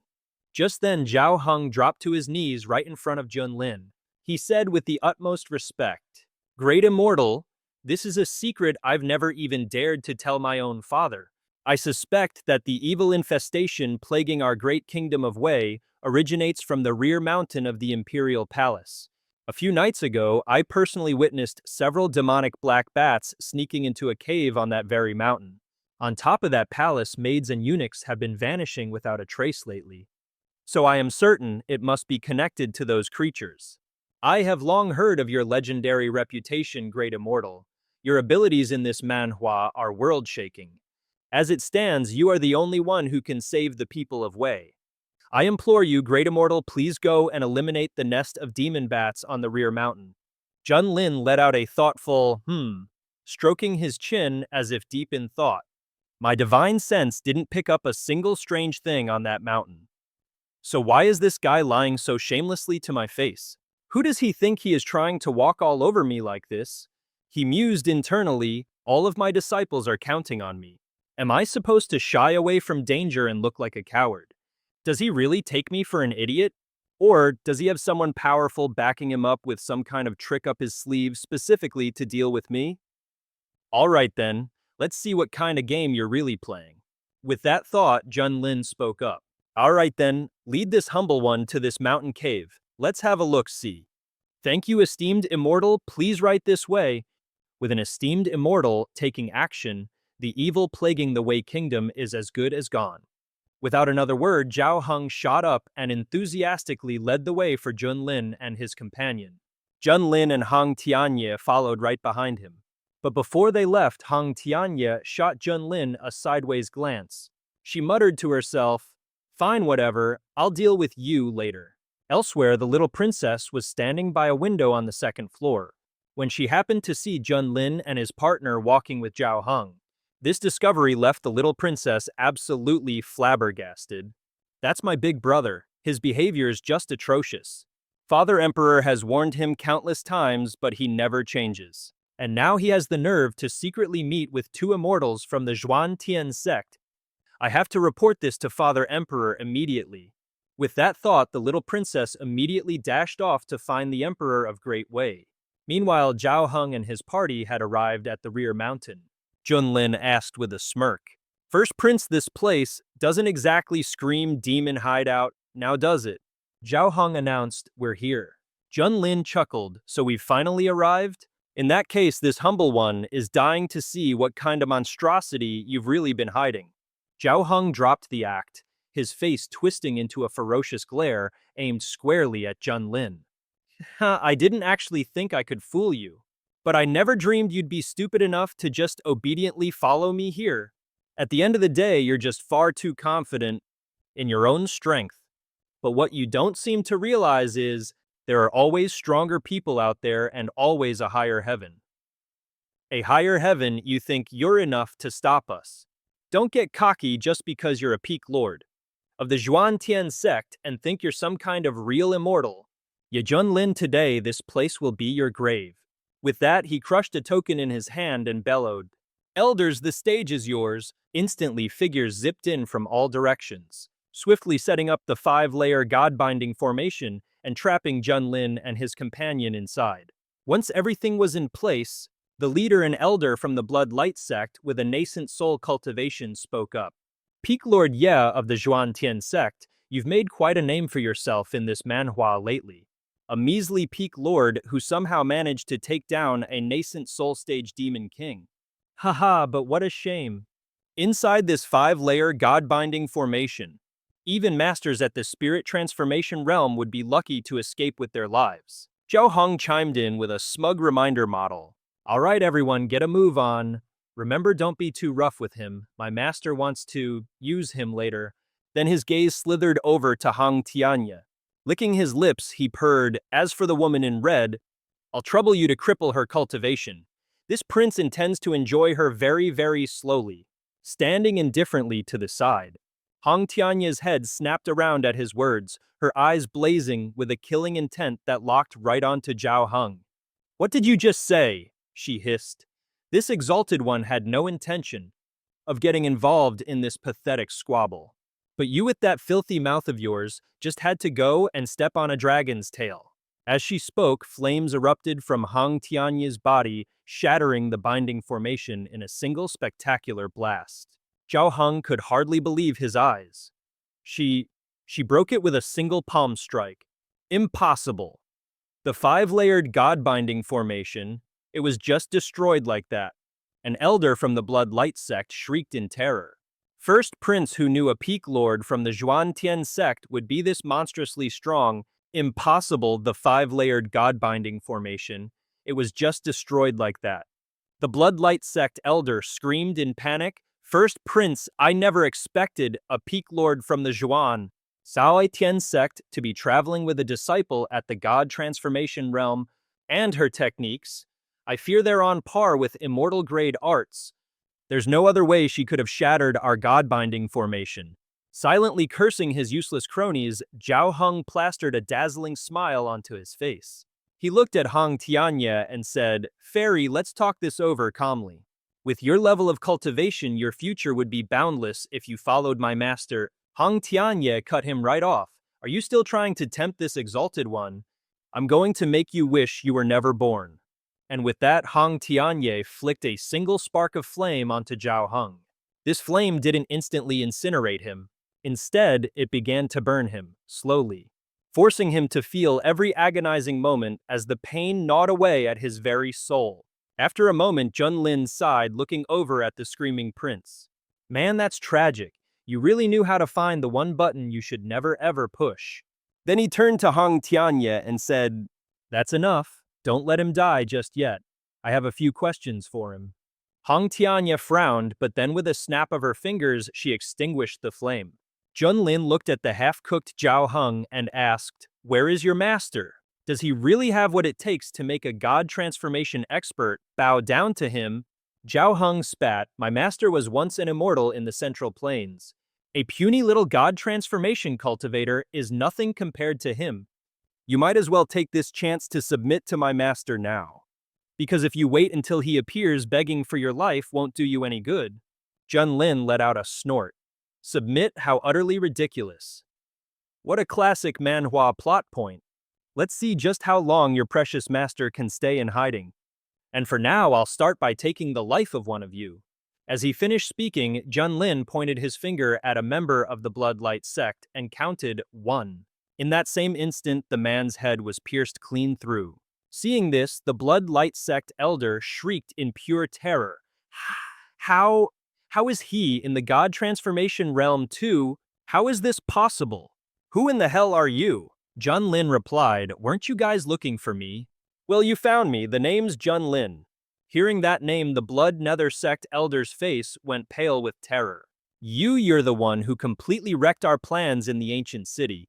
Guilty as charged. Zhao Heng was absolutely floored.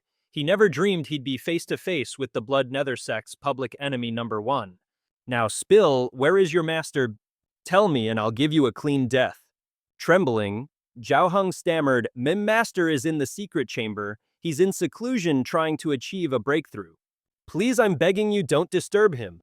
How can the barren continent possibly have 2 God transformation realm masters? 1, 2, 3. With every number, he counted another member of the Blood Nether sect dropped dead. Not even the Blood Nether sect's elder was spared.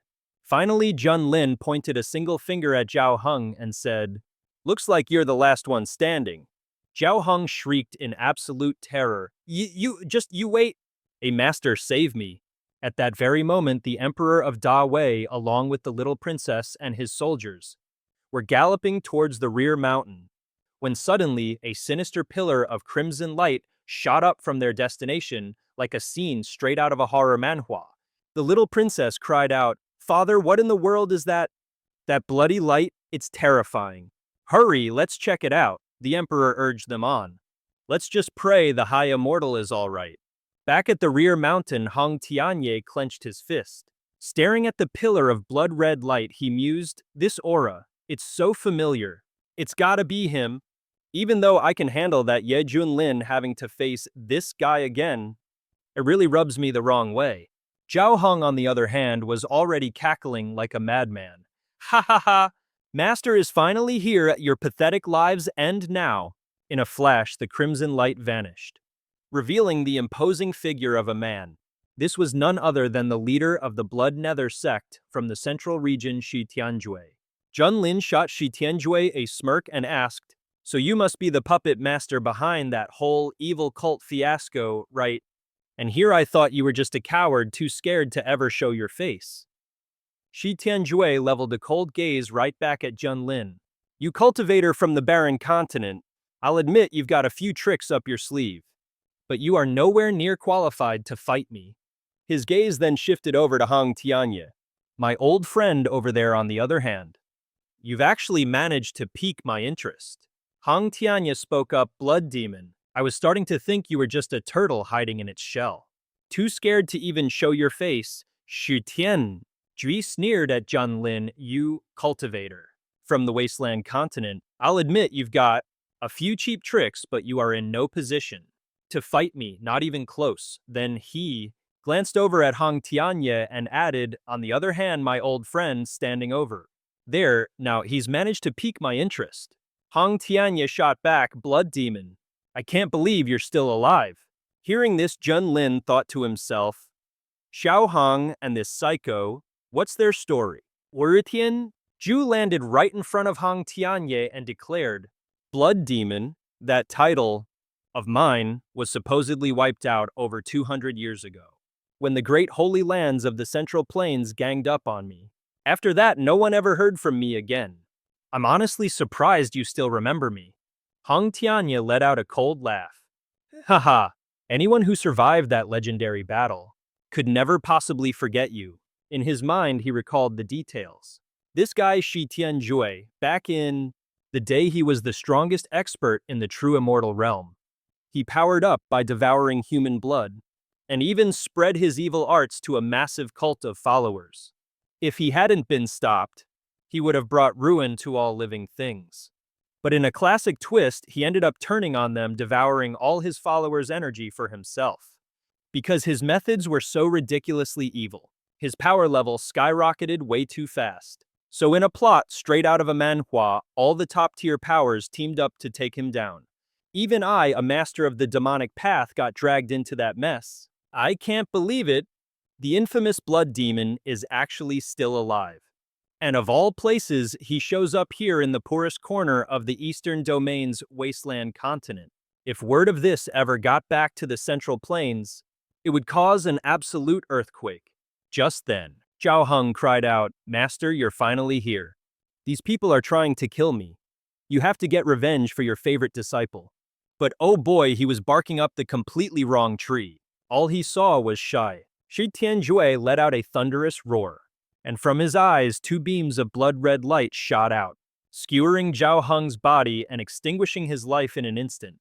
In the next moment, all of the blood essence from Zhao Heng's corpse flew out, merging into Shi Tianjue's body. Seeing this, Heng Tianye couldn't help but comment, "The blood demon's methods truly are the most wicked of all. To even lay a hand on your own disciple." Sure. Tianjue slithered up close to Heng Tianye and purred. "He was just a disciple. This lord can find another one whenever I please. But if you wanted him gone, then naturally this lord wouldn't spare him. Do you understand my feelings now?" Junlin's eyes lit up. "Well, now this is some premium grade drama. What kind of crazy manhwa plot is this?" Heng Tianye, however, was visibly shaken. He took a few steps back and demanded, "I saw it with my own 2 eyes. Your immortal body was crushed to smithereens by the 4 great divine artifacts. Even your blood was completely vaporized. So how in the hell did you escape?" Shi Tianjue roared with laughter. "Ha ha, you self-righteous fools. Long ago this lord separated a single drop of my lifeblood and cast a spell to hide it in a secret place. After this lord fell, that very drop of lifeblood allowed me to be reborn. But what a lovely coincidence. It seems you're in the same boat as I am, aren't you? Right now this lord is in a hurry to restore my cultivation while you're merely at the early stage of the spirit transformation realm.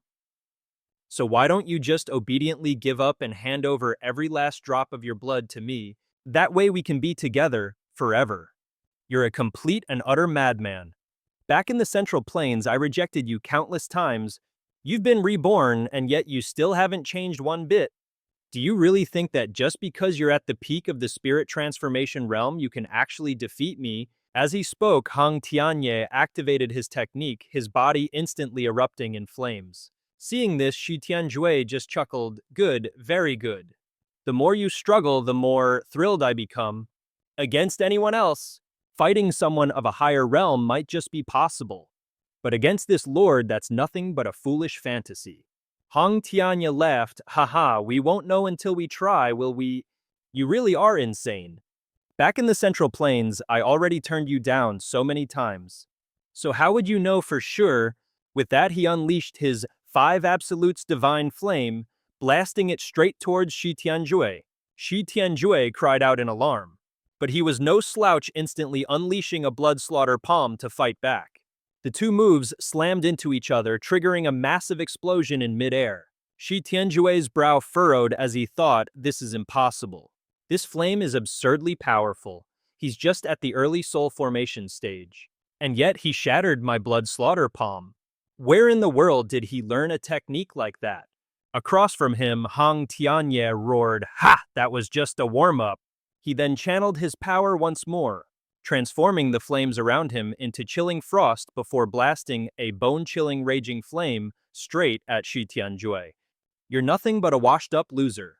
Gritting his teeth, Shi Tianjue frantically countered with his soul-devouring blood spear, but it was still no match. In an instant, his entire arm was encased in solid ice. Shi Tianjue demanded in shock, "What kind of fire art are you using? How can it possess such a wicked aura?" He channeled his energy, shattering the ice on his arm, and fixed his gaze on Heng Tianye. A sinister grin spread across his face. "No wonder I took an interest in you. This is exhilarating. You must have stumbled upon some incredible opportunity after leaving the Central Plains, and found yourself a powerful new master, am I right?" Heng Tianye sneered, "That's none of your business. With this power, my path to conquering the Central Plains is wide open." He thought to himself, who would have thought, with the power of the 3,000 flames. The infamous blood demon who once terrorized the Central Plains is now actually being pushed back by me. This is better than any manhwa, but I can't let this psycho find out the secret behind this technique. Heng Tianye said with a grin. "No wonder I took an interest in you. This is truly thrilling. Tell me, did you stumble upon some grand destiny after leaving the Central Plains? Did you find some mighty expert to take you under their wing?" Heng Tianye gave a cold laugh. "None of your damn business. With this power, I'm destined to rule the Central Plains. But inwardly, he was thinking, I can't believe it thanks to the boost from the 3,000 flames. The infamous blood demon who once shook the entire Central Plains is being pushed back by me. I absolutely cannot let him know this amazing technique was actually taught to me by some rando from the barren continent. Just then, Shitanjue burst out laughing. His energy flared to its absolute maximum as he spoke. If I let you keep getting stronger, even I can't guarantee I'd be able to handle you later on. So what a pity. Your little power trip ends right here, right now. Now allow me to show you the true power of the immortal demon body. Meanwhile, in the cities of the Wei Kingdom, a scene straight out of a horror manhwa was playing out everywhere. The citizens were writhing in agony on the ground, screaming, "Help save us! Somebody please save me!" Sob, "I don't want to die." And from their bodies, threads of pure blood essence began to seep out, flying towards the royal palace's back on the mountain. After absorbing the massive influx of blood essence arriving from all over, Shi Tianjue laughed maniacally with excitement. Ha ha ha, this feeling. It's absolutely incredible. These people have long been nothing more than my personal food supply. With just a single thought, I can instantly refine all their cultivation to strengthen myself. Ye Junlin glanced at Hong Tianya and urged him on. Little Hong, stop wasting time, go and deal with him already. Hong Tianya shot him a dirty look. I don't need you to give me orders, he snapped. Inwardly, however, he was cursing up a storm. Damn it, how did things turn out like this? My original plan was to let Ye Junlin struggle against the blood demon until he couldn't take it anymore and came begging for my help. Then I'd make my grand entrance. But the way things are going now, I'm afraid even I might not make it out of this in one piece.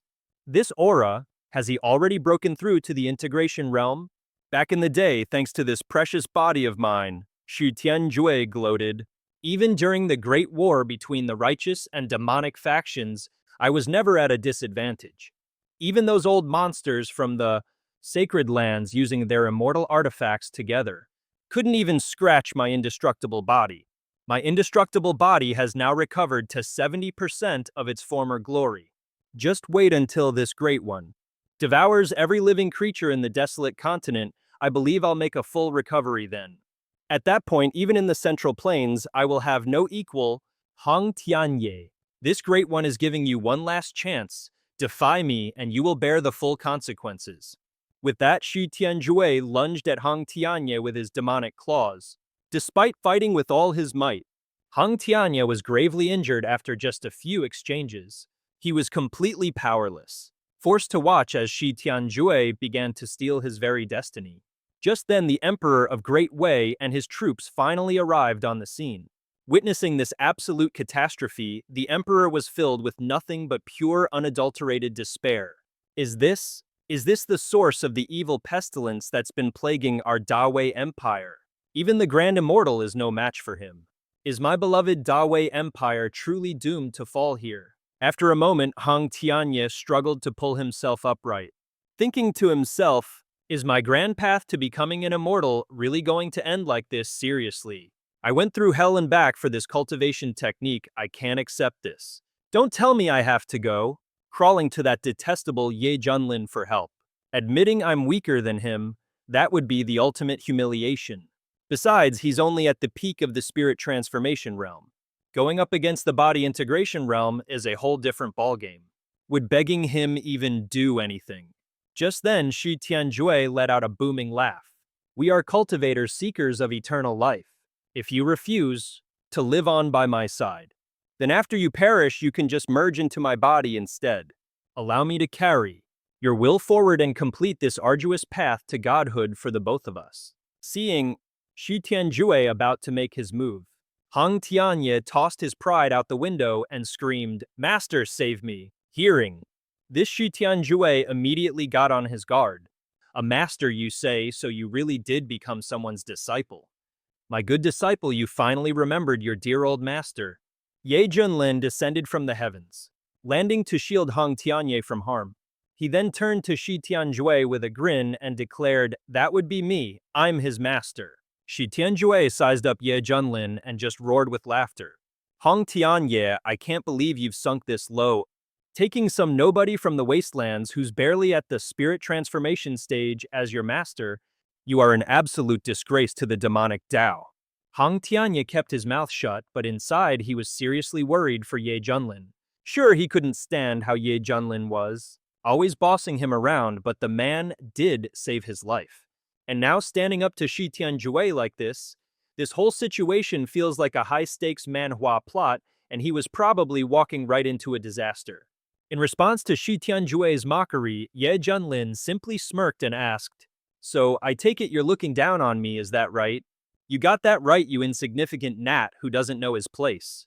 Let me tell you, back in my prime, I could have erased you from existence with a single spit." Shi Tianjue couldn't help but taunt him. Hong Tianye said, her voice laced with guilt. "I'm so sorry, master. I knew you were no match for this blood fiend, but I still called for you. If you have any strength left, please just get out of here." Run peft, that word isn't in my vocabulary. Now you just watch closely how your master is about to wipe the floor with this guy for you. Wipe the floor with me, huh? I bet you can't even withstand a single one of my attacks. And what, pray tell, are you basing that on? So arrogant and yet so ignorant. Seeing that Shi Tianjue was about to make his move, Hong Tianye screamed in a panic, "Forget about me, master, run for it." But Junlin just smirked patiently, waiting for the system notification to pop up. Detecting that the host is facing an attack from a late-stage integration realm expert, activating passive effect, the stronger the foe, the stronger I become. Cultivation level of mid-stage integration realm has been granted. And with that, all Junlin had to do was wait for the perfect moment to strike. With his stronger foe, stronger me buff online, he now possessed the power of a mid-stage integration realm expert. So all Junlin needed was a split second to completely turn the tables. With a single fluid motion, he utterly neutralized Shi Tianjue's attack, crushing the man's hand into a bloody pulp. This epic Manhwa moment left Shi Tianjue utterly and completely flabbergasted. How is this possible? A mere nascent soul cultivator. How could he— Wait a minute, you're no nascent soul cultivator. You're in the integration realm too. Hong Tianye's eyes widened as she stared at Junlin. Turns out this guy was a master at hiding his power level. He was running around pretending to be a nobody from the nascent soul realm, but in reality he was an integration realm powerhouse all along. No wonder he was always messing with me. Was it because he had his integration realm cultivation to fall back on? I was so close to being fooled by him. Thank goodness I never truly turned against him back then.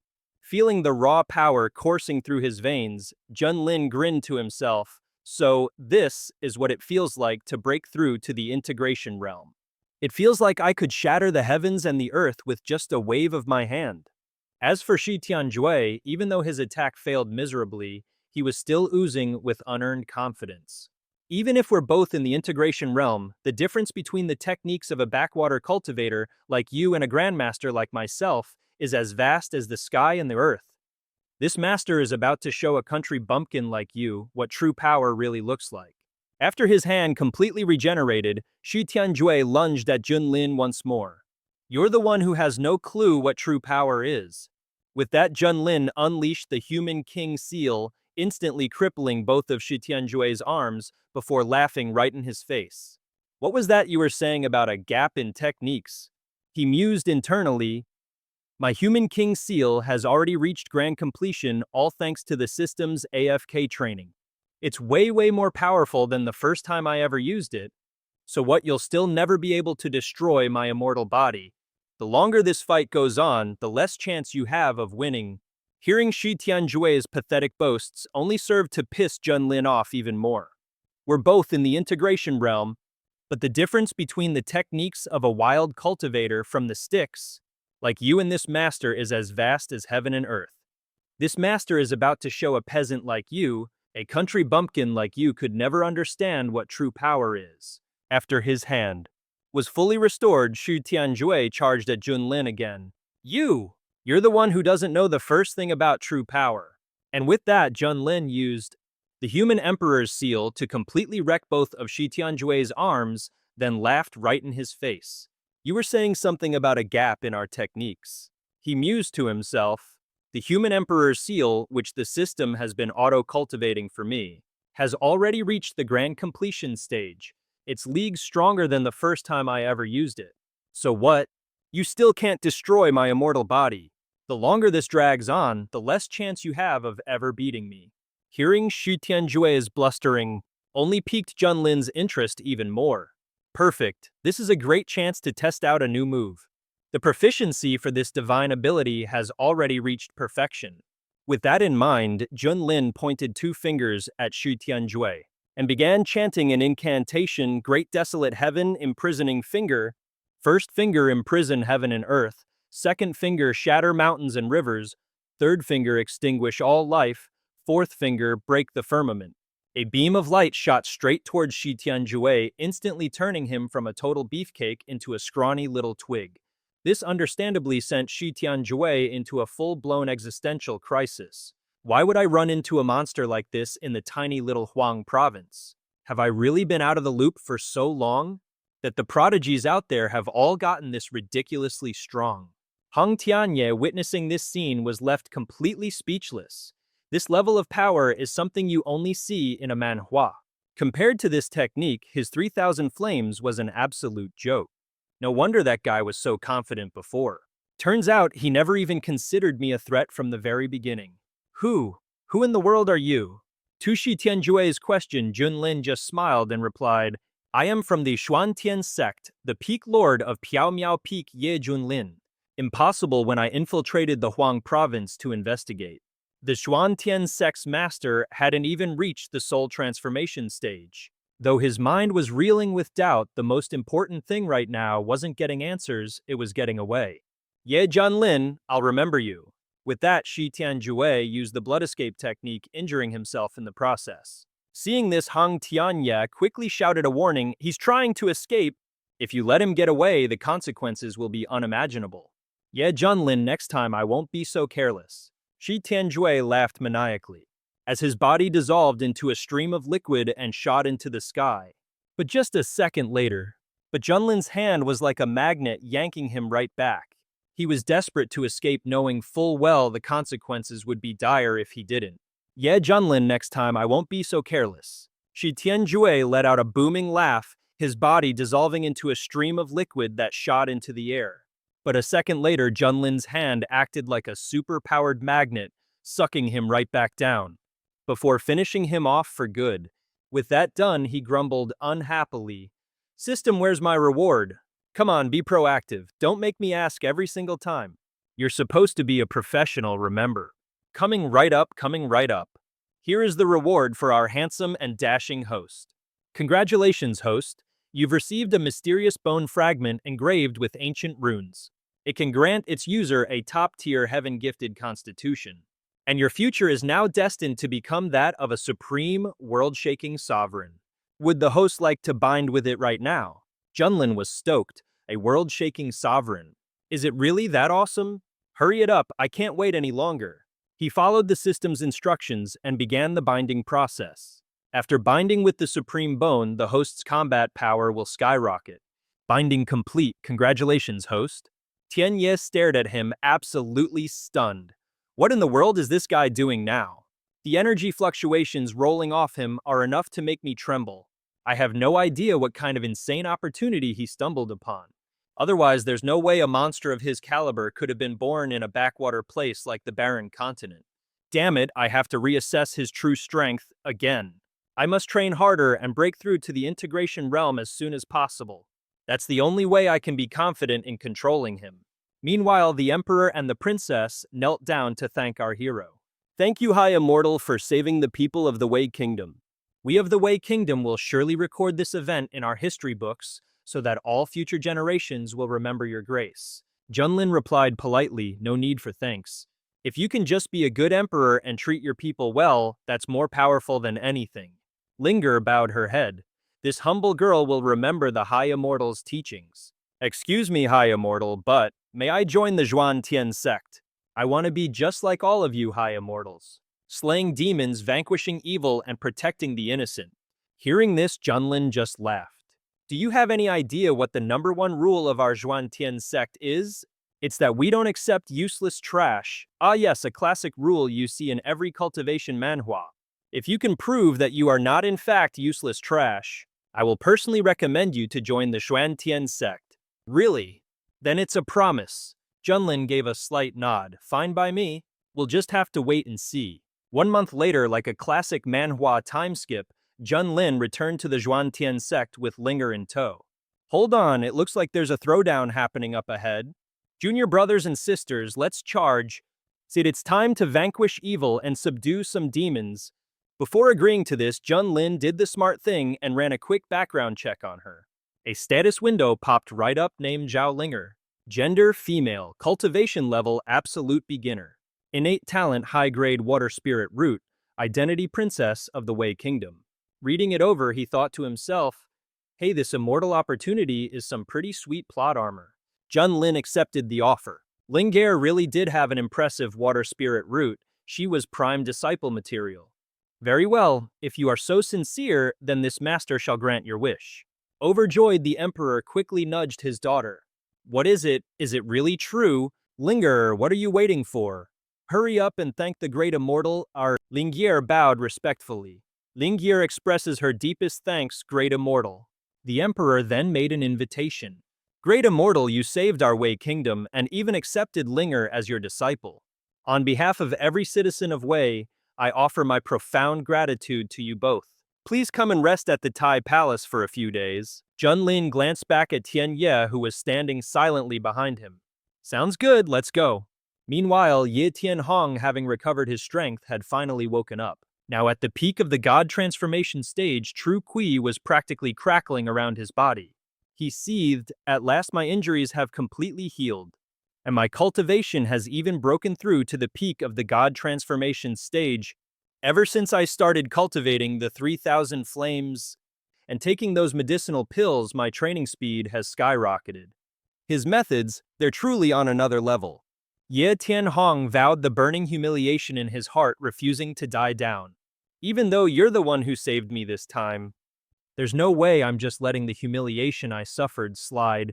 Just you wait until I break through to the integration stage. I will repay you double for every last bit of disgrace you heaped upon me.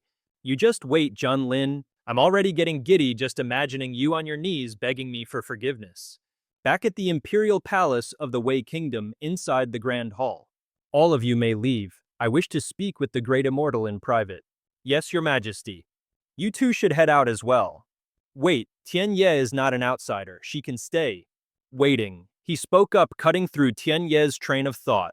Little Hong, come to your master. Though his heart was practically dripping with venom, he obediently stepped forward. This again, fine, I'll humor you. Junlin eyed the novel in his hands with great interest. This martial arts novel is actually pretty damn good. Looks like the locals here are really into those face-slapping plot lines you see in every other manhwa, huh? You know, if I ever got isekai'd into this world, I could probably make a killing. Just by writing novels, for sure. I'd start with Battle Through the Heavens. It'd be a guaranteed nationwide bestseller. And I'd use the pen name Feng Quang Tu Do. Meanwhile, Tian Ye had absolutely no clue what his master was on about.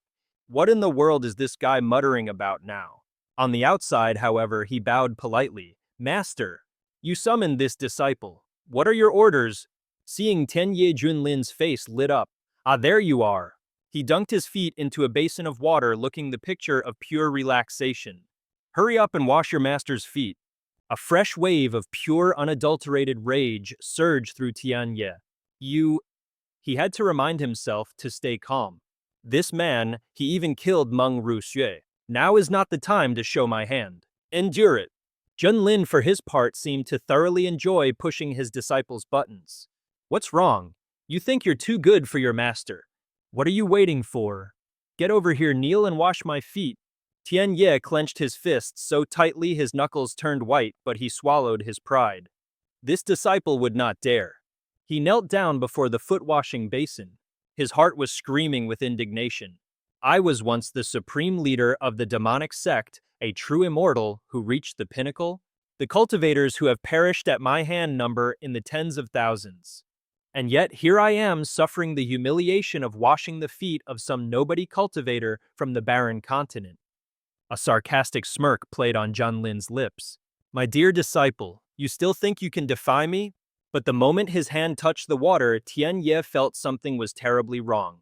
Wait a second, this water, it's Tai boundless water, the cultivators who have perished at my hand number in the tens of thousands. And yet here I am suffering the humiliation of washing the feet of some nobody cultivator from the barren continent. A sarcastic smirk played on Junlin's lips. My dear disciple, you still think you can defy me. But the moment his hand touched the water, Tian Ye felt something was terribly wrong. Wait a second, this water, it's Tai boundless water. From what he remembered, if a mortal drank this water, their beauty would become eternal. They could live for 200 years, and if a cultivator drank it, it would purge all impurities from their body, rendering it clean and flawless, allowing their cultivation to soar to unimaginable heights. Even in the Central Plains, even a tiny vial of this stuff would be enough to start a bloodbath. It's the kind of treasure countless cultivators can only dream of but never hope to find. And yet, this absolute madman is using it for a foot soak. What a colossal waste of a heavenly treasure that this just confirms my suspicions even more. That guy, he must have stumbled upon some mind-bogglingly huge fortune. How else could he afford to be this ridiculously extravagant? If someone drank this entire basin of Tai's boundless spring water, their cultivation would skyrocket to insane levels. But then reality slapped him right back in the face. Wait a minute, this is his foot water. Junlin feigned a look of annoyance. What are you spacing out for? You think your master's feet stink or something? Tianye struggled to swallow his rage. Not at all, master. This disciple was just lost in thought about other matters. Meanwhile, Junlin was in a state of pure bliss. The system had awarded him a ridiculous amount of this Tai's boundless spring water, and who knew that using it for a foot soak, combined with this cheap new disciple's massage skills, would feel so ridiculously good. He was so relaxed. He even started reading a novel while barking orders at Tianye. The water's getting a bit chilly, heat it up. Tianye obediently complied. As you wish, master. His hands blazing with fiery energy, plunged right into the basin, instantly boiling the water. As the temperature rose to the perfect level, a look of utter satisfaction washed over his face. Just then the sound of approaching footsteps echoed from outside. It was Linger, and she was looking for him in a hurry. The moment the high immortal peeked in, she saw Junlin enjoying himself so much his face was flushed pink. That's the stuff. This particular scene, well, it gave Linger completely the wrong idea. Oh my heavens, what in the world are they doing? I can't believe this master and disciple have that kind of relationship behind closed doors. This feels like a very spicy manhwa. Mortified Linger didn't dare interrupt. She couldn't bear to watch another second and just bolted, blushing furiously. So embarrassing. The actions of this new disciple baffled him. What's that kid Linger running for? After a long session of dedicated service, Tianye finally spoke up. And master, now that your feet are clean, are you finally satisfied? You could just see the frustration in his eyes. Junlin decided not to push his buttons any further and asked, satisfied. You bet I am. All right, Xiaohong, spill it. What's eating you? Let me, your ever-so-wise master, feel all that regret for you. Meanwhile, Tian Ye was absolutely fuming on the inside. You absolute tool! He thought, if I whipped out my real power, I'd scare you half to death. Go ahead, be arrogant for a few more days. I'll wait. Just then, the ring on his finger began to stir. Junlin realized it was a message from the sect master. A message came through from the other side. Junior brother, yeah, please return to the sect as soon as possible to discuss our strategy. Something huge is happening in Huangzhou. We suspect an ancient secret realm is about to open up. And if our Xuan Tian sect can get a piece of that action, we'll be set for life. He blinked. An ancient secret realm, Tian Ye explained. An ancient secret realm is a treasure trove filled with cultivation resources. It's the kind of place that allows any average cultivator to completely rewrite their destiny, like a carp leaping over the dragon gate to immortality. You know, a classic manhwa power-up. You're telling me a place like that exists in this backwater? Sadia poverty-stricken dump of a continent Huangzhou. He started scheming internally. There's no way news about this secret realm will stay quiet. When it opens, it's going to be absolute chaos. But that's my golden opportunity. If I can snag some good fortune in there and combine it with the insane power of the 3,000 flames, my cultivation level will skyrocket for sure. And right on cue, the system dropped a brand new login mission announcement. If the host successfully logs in to the Luotian secret realm, they will receive an incredibly surprising reward. Junlin's eyes lit up. Incredibly surprising, you say? System, hurry up and tell me what the hell this surprise is. The tight-lipped system replied, if I told you it wouldn't be a surprise anymore, now would it? Junlin ordered Tian, Ye disciple, pack your things. We're going to pay a visit to the Wei Emperor, then head back to the Zhuan Tian sect. He immediately replied, yes, master. The master and disciple duo headed to the Dawei Imperial Palace for an audience with the emperor. The princess kept glancing over at her father. Linger was reluctant to leave him. Father, maybe I should just stay here with you. As much as it pained him, the emperor knew this was an opportunity that comes once in a blue moon. It's too late, father. I have already been accepted into the Zhuan Tian sect.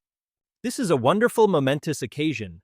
Countless people dream of this chance and never get it. You must cherish this.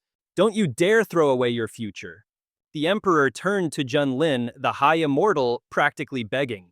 I will remember your teachings, your excellency, and treat my people with kindness. And I will become a good emperor. I only hope that you can watch over my little girl. The man assured him with the gravitas of a god, everyone has their own destiny. She has joined the Zhuan Tian sect. No one will dare to wrong her there. But how far she goes, well, that depends entirely on her. And with that, he turned to leave without another word. Let's go, Ling Er, it's time. The entire hall erupted in a chorus of voices. We respectfully see off the high immortal. Ling Er, while hurrying after Junlin, turned back to her father. Father, I'll come back to visit whenever I have the time. Meanwhile, over at the Hall of True Disciples in the Yuhua sect, the atmosphere was heavy and solemn. A tense silence hung over the entire hall. Zhu Yang was the first to speak. A lot has been happening in Huang province lately. Word on the street is that an ancient secret realm is about to open. Oh, and another thing, your father's Feng Lei sect, it's been annihilated. The one responsible was the Peak Lord of Piao Miao Peak from the Xuan Tian sect. We respectfully see off the high immortal, Ling Er shouted, while chasing. After Junlin, she glanced back at the emperor. Father, I'll come back and visit when I have time. Back at the Hall of True Disciples of the Yuhua sect, a heavy, somber atmosphere blanketed the room, a scene straight out of a tense manhwa. Zhu Yang finally broke the silence. Things have been getting pretty chaotic in Huang province recently. I hear an ancient secret realm is on the verge of opening. And one more thing, the Feng Lei sect, your father's sect, has been completely wiped out. It was the work of the Peak Lord of Piao Miao Peak from the Xuan Tian sect. Chen Xiao turned to his master, his expression grim. What is this person's cultivation level? The master replied, rumors from the outside world claim he's just a newly ascended nascent soul cultivator from Huang province. A look of pure contempt flashed in Chen Xiao's eyes. A nascent soul. Please, I slaughter nascent soul cultivators like they're chickens. In the eastern domain, inside the Yuhua sect's Hall of True Disciples, Chen Xiao pressed for answers. Master, about Elder Mu, was he murdered? Zhu Yang replied gravely.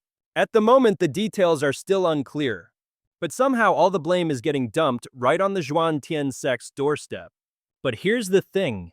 How in the world could a puny sect like this possibly take out Elder Mu, with just some nascent soul chump from Piao Miao Peak get real?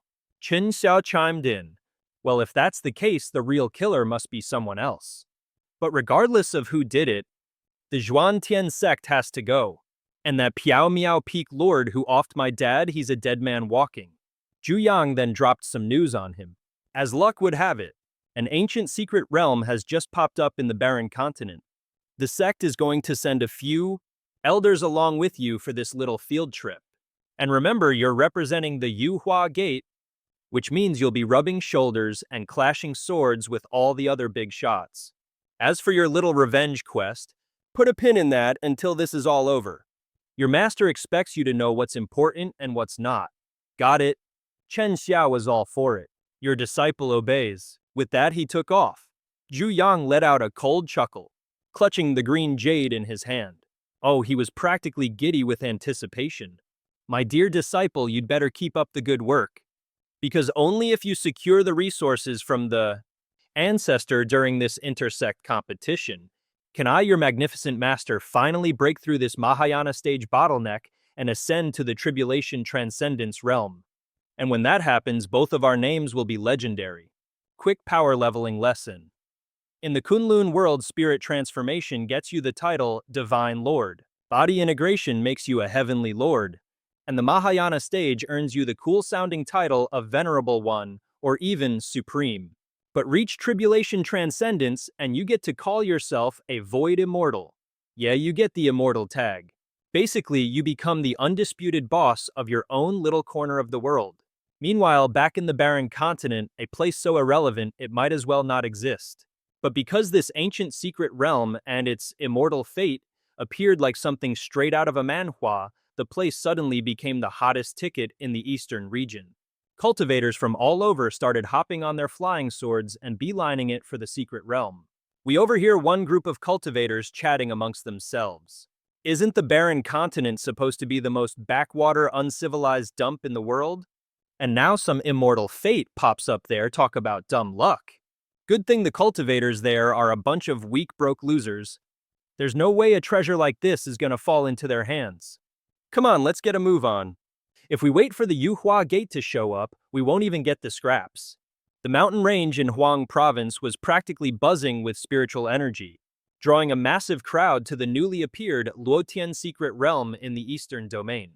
One of the elders couldn't help but wonder, 4 of the 5 great sects are already here for this new secret realm, but Xuantian sect is nowhere to be seen. You don't think they chickened out, do you? His companion chimed in. Not a chance. After they straight up absorbed the Feng Lei sect, they're probably gunning for the #1 spot among the 5 sects now. Hearing this, the god transformation realm ancestor of the Banshan sect Ouyang Feng let out a derisive laugh. I've been in seclusion for far too long, he drawled. Zhuantian sect used to be at the bottom of the barrel, and now they think they can steal the spotlight from my Banshan sect. Hilarious. The other 2 were stunned, speechless by this revelation. Wait, God transformation realm. They thought Xuantian sect, having 2 nascent soul cultivators, was already the peak of power around here. They never imagined that their humble Huang province was secretly hiding a God transformation level monster. All the disciples of the Banshan sect immediately bowed in reverence to their ancestor. We respectfully welcome the ancestor's return from seclusion. The old man was feeling incredibly smug. To think that the moment I emerge from seclusion, an ancient secret realm would appear. This must be the will of the heavens. All the disciples of the Banshan sect immediately bowed in reverence to their ancestor. We respectfully welcome the ancestor's return from seclusion. The old man was feeling incredibly lucky. To think I'd emerge from seclusion just as an ancient secret realm pops up, this must be fate. Therefore, my Banshan sect will be the first to enter this secret realm. Do any of my fellow Taoists here have an issue with that? Everyone knew Ouyang Feng had reached the legendary God transformation realm. As of today, he was the undisputed king of Huang province. So naturally, everyone present bowed their heads in agreement. We shall obey the Divine Lord's decree. The members of the Banshan sect roared with pride. A God transformation master has appeared who dares to challenge us. The sect master is magnificent. Ouyang Feng soaked in the flattery, feeling absolutely fantastic. But suddenly, dark clouds swirled across the sky, crackling with dense bolts of lightning. A colossal ship appeared out of nowhere, looking like something straight out of a manhwa. A voice boomed from the ship. The Tianwu Holy Palace is here. You natives of Huang Province, get back. Another shouted, the Wu Ying Gate has arrived. Scram if you know what's good for you. This ancient secret realm belongs to our Huangji sect. Don't even dream of touching it. The figure sitting in the main seat on the ship was the Prince of Zhenan from the Shuntian dynasty, an expert at the late-stage God transformation realm. Ouyang Feng's jaw practically hit the floor when he sensed the power of the newcomer. The prince glanced down, amused. So this backwater Huang province actually has a God transformation expert. But then Ouyang Feng received an even more soul-crushing piece of intel. Out there in the wider world, there were hundreds of masters just like him. I struggled for millennia to break through to the god transformation realm. He thought his world shattering. I've been a legendary figure in Huang province for over 100,000 years. And you're telling me that outside of this place, I'm a complete nobody. Humbled before their immense power, Ouyang Feng quickly bowed his head.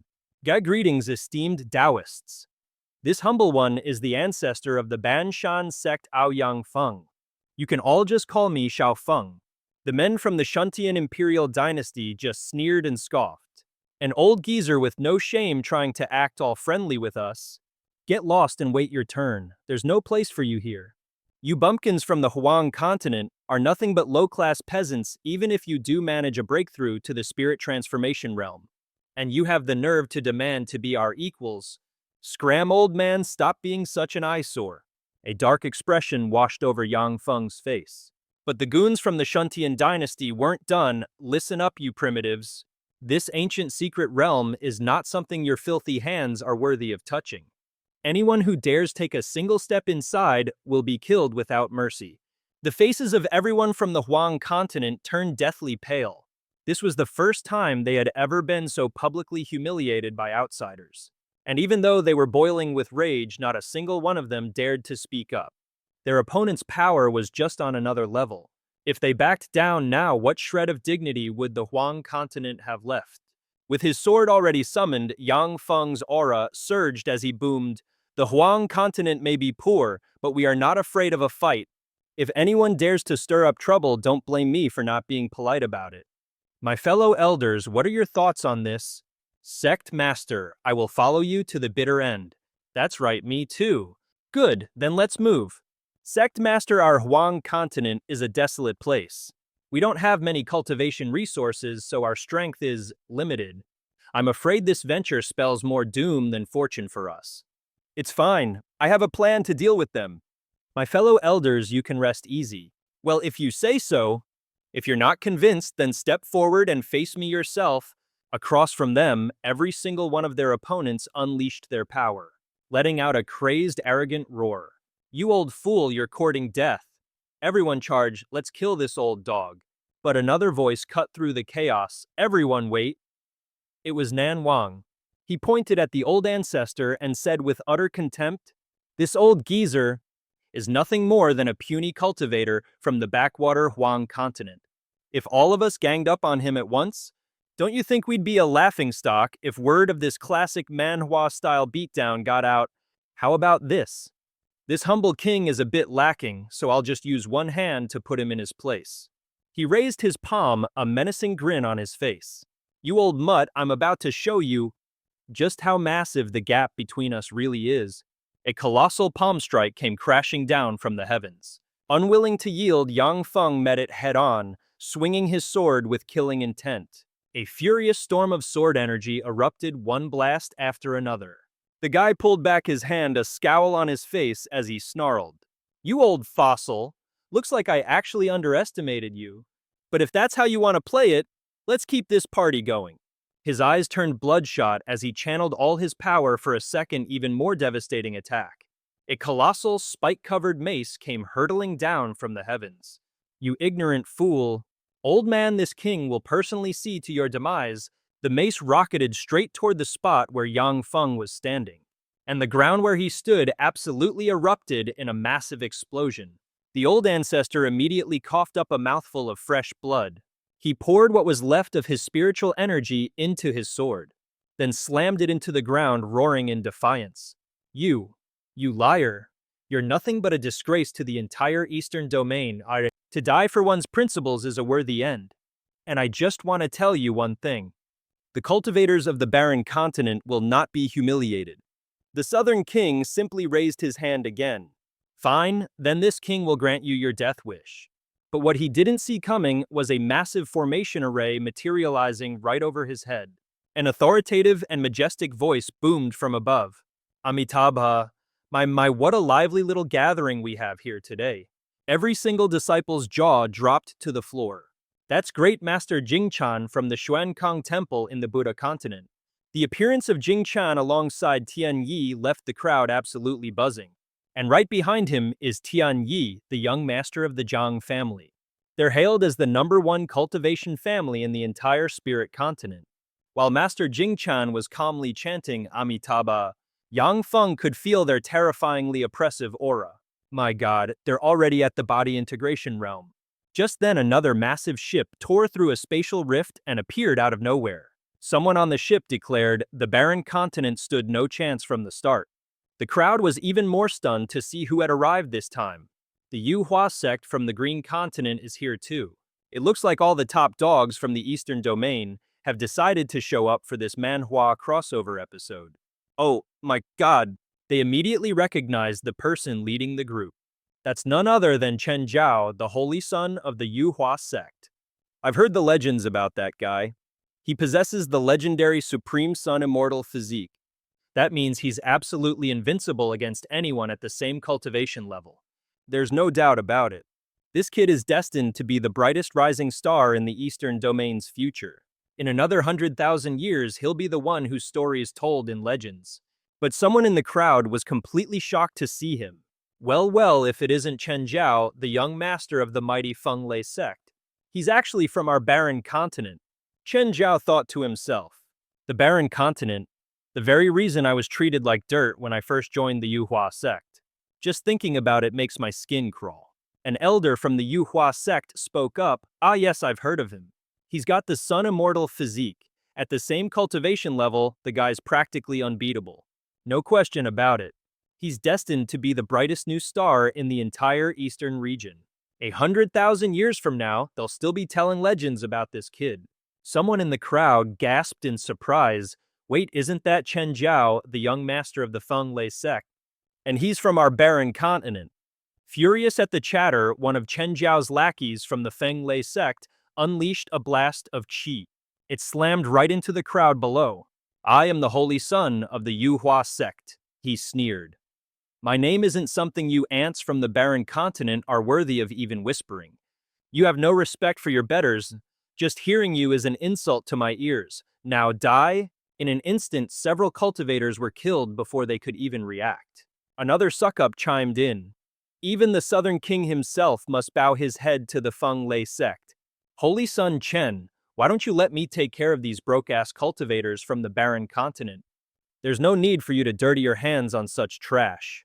Chen Zhao replied with an ice-cold tone, do as you please. Meanwhile, from a distant mountain ledge, the folks from the Zhuan-Tian sect were watching the whole Manhwa-worthy drama unfold. Yu Nian exclaimed, I knew it. With a new secret realm appearing, of course, that son of old dog Chen would come crawling out of the woodwork. Good thing we from the Zhuan-Tian sect haven't revealed ourselves yet. Deju suggested, sect master, while they're all busy fighting over the secret realm. Why don't we just pack up, get the hell out of the barren continent, and lie low for a while? Tian Xue interjected, we have to see what junior brother Ye wants to do first. He's the true hope of our Zhuan-Tian sect after all. Speaking of which, where are junior brother Ye and his apprentice? Yunyan's jaw practically hit the floor as he stared into the distance. Hold on, is that... Tian Xue was just as shocked to see that Junlin's group had already appeared on the scene. You're telling me junior brother Ye and his crew are already down there? With Chen Zhao right there, are they on a suicide mission or something? A well-meaning cultivator named Yang Feng tried to warn Junlin. Hey kid from the Zhuan-Tian sect, don't do anything reckless. The old man was trying to be subtle, basically saying, you've done enough, now get out of here before it's too late. But once Junlin understood, his face darkened. Son of a... he thought. Are we just going to let these outsiders walk all over us? He roared for all to hear, this is the barren continent, and I will not stand by and watch this happen. Nobody move a muscle, every last one of you stay put for me. This sudden display of authority immediately infuriated Chen Zhao. And who in the hell do you think you are? State your name? Junlin gave him a grim, cold stare. I'm your daddy, the name's Junlin. This sudden entrance left the whole crowd gawking. Is that Junlin? I thought he went missing. Chen Zhao sneered, so what if you're the real Junlin? You're just some holy son from the Zhuan-Tian sect. A puny little sect like Zhuan-Tian isn't even on my radar. Junlin shot back coldly, Whether the Zhuan sect is small or not isn't for you to decide. But today you made the mistake of offending me. And for that, you're going to pay the price. The moment the words left his mouth, he charged forward. A razor-sharp wave of sword energy shot straight towards Chen Zhao. The entire area erupted into chaos. The cultivators in the crowd immediately started buzzing. Junlin, isn't that the peak lord of Piao Miao Peak? But isn't he just at the nascent soul stage? Is he suicidal?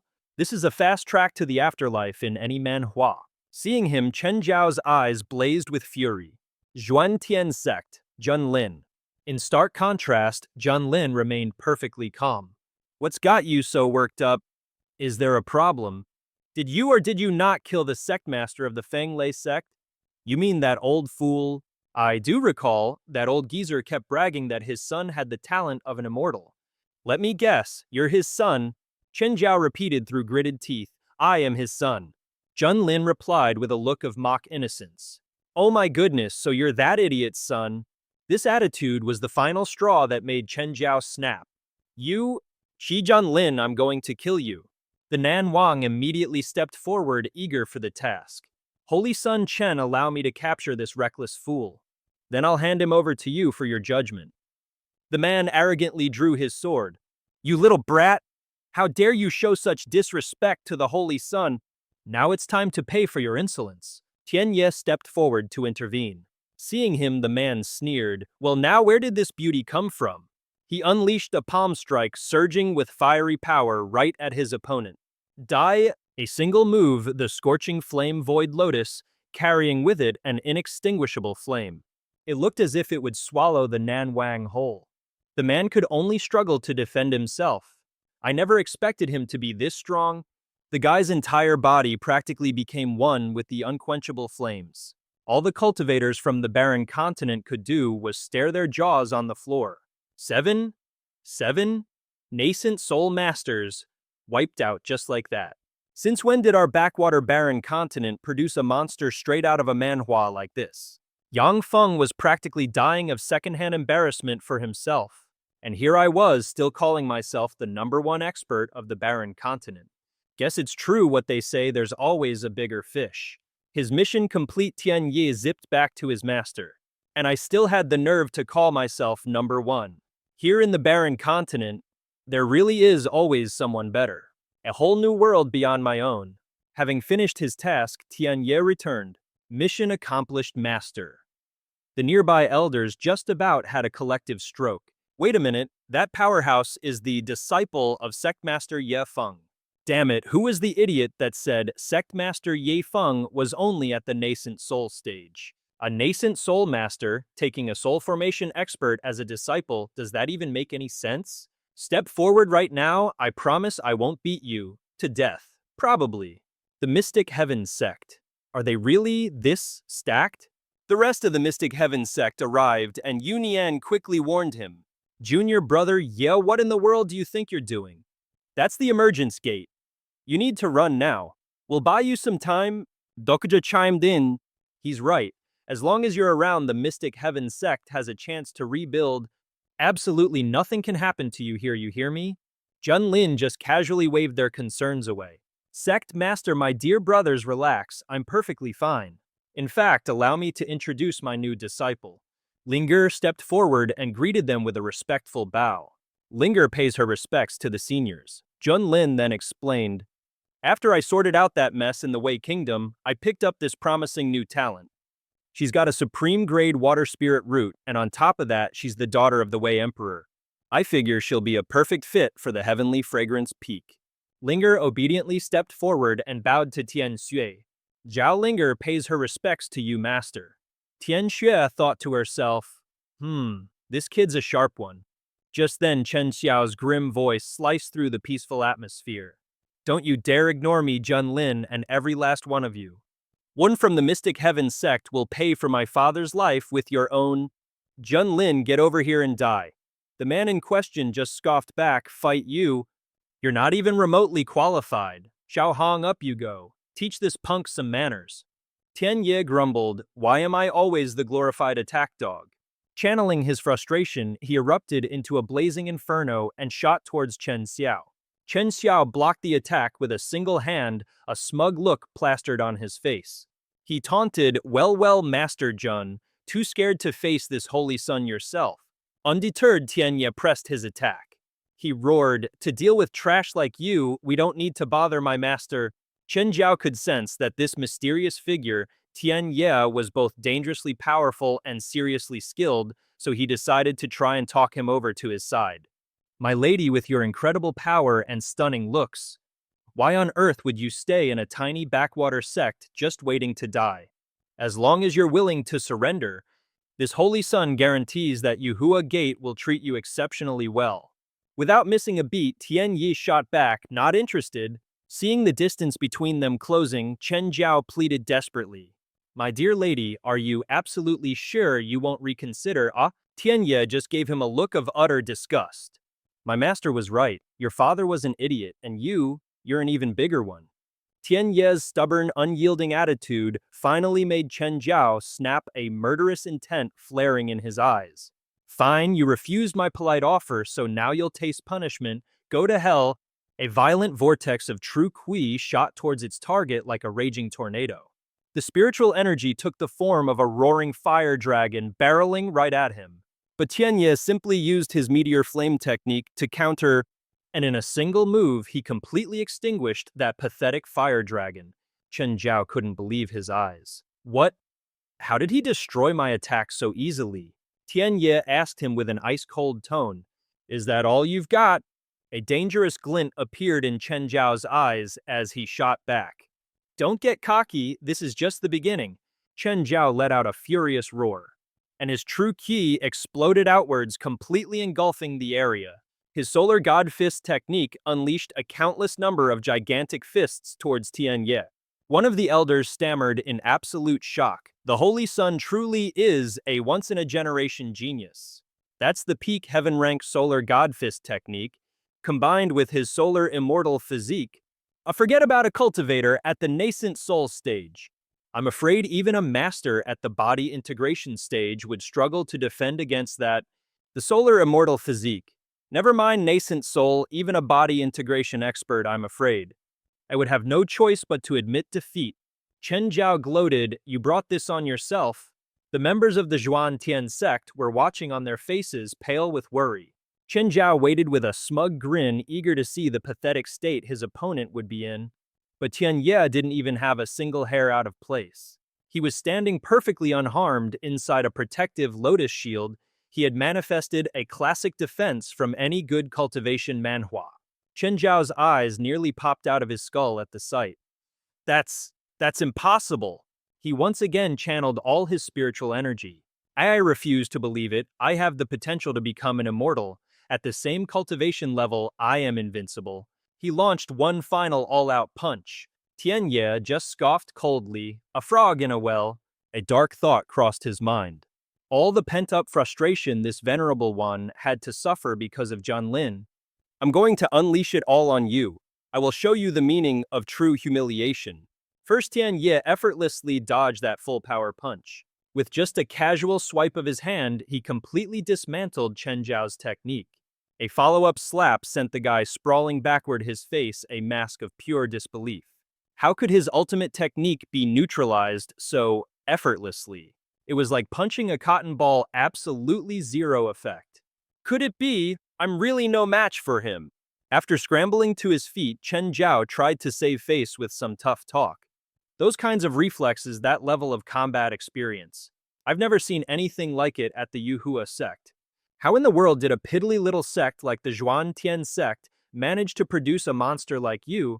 Tianye's reply was cold and simple. Because you're weak, utter trash. The elders behind him immediately started the pep talk. Holy Sun, don't you dare doubt yourself. You are the top-tier prodigy chosen by the Yuhua sect from tens of thousands. You possess the talent to achieve immortality. Chen Jiao growled, pumping himself back up. That's right. I, the Holy Sun, am destined to become an immortal. He channeled every last drop of true ki from his dantian, letting it explode outwards. I have not lost yet. Great Sun's saintly body activate. The elementary venerable grade solar eclipse divine ability erupted with a colossal surge of power. I'm not done yet.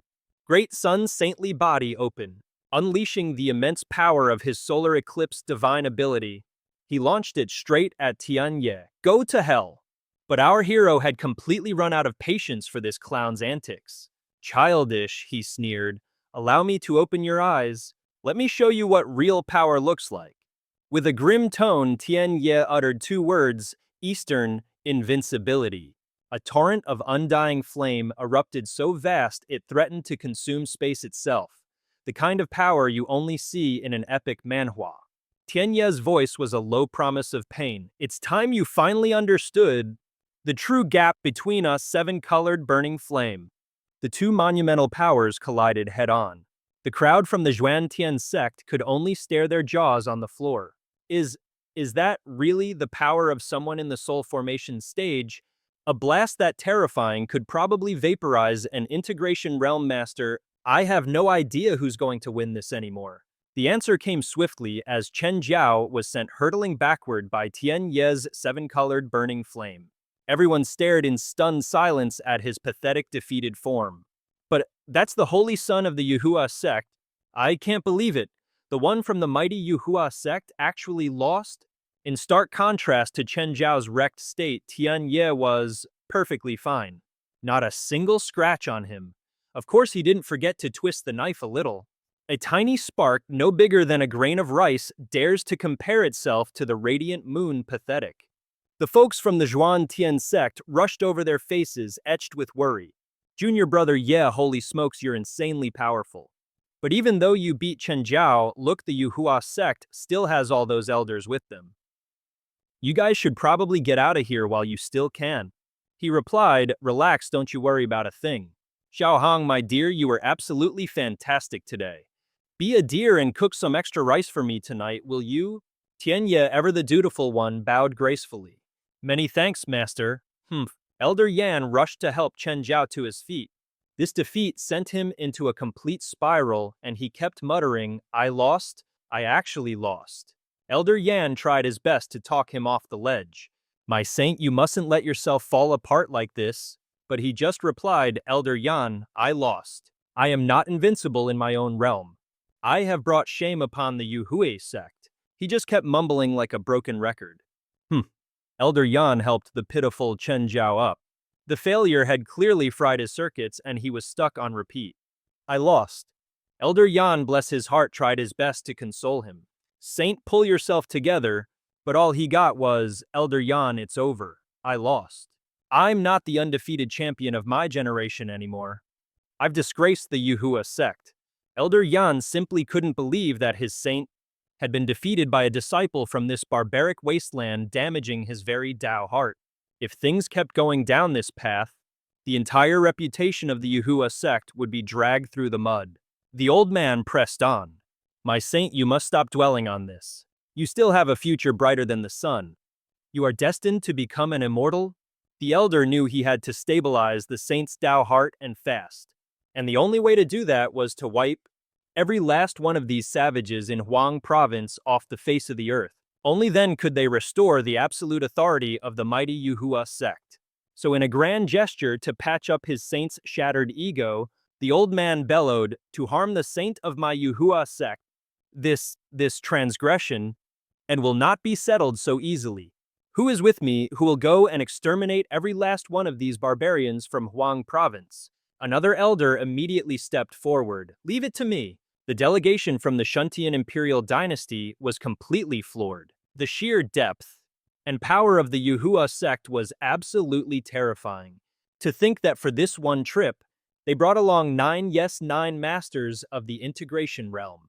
I mean, sure, that girl may have beaten their saint in this Manhwa, but isn't the Holy Sun just at the spirit transformation realm? Going up against an integration realm master? Now that's like an egg trying to fight a boulder.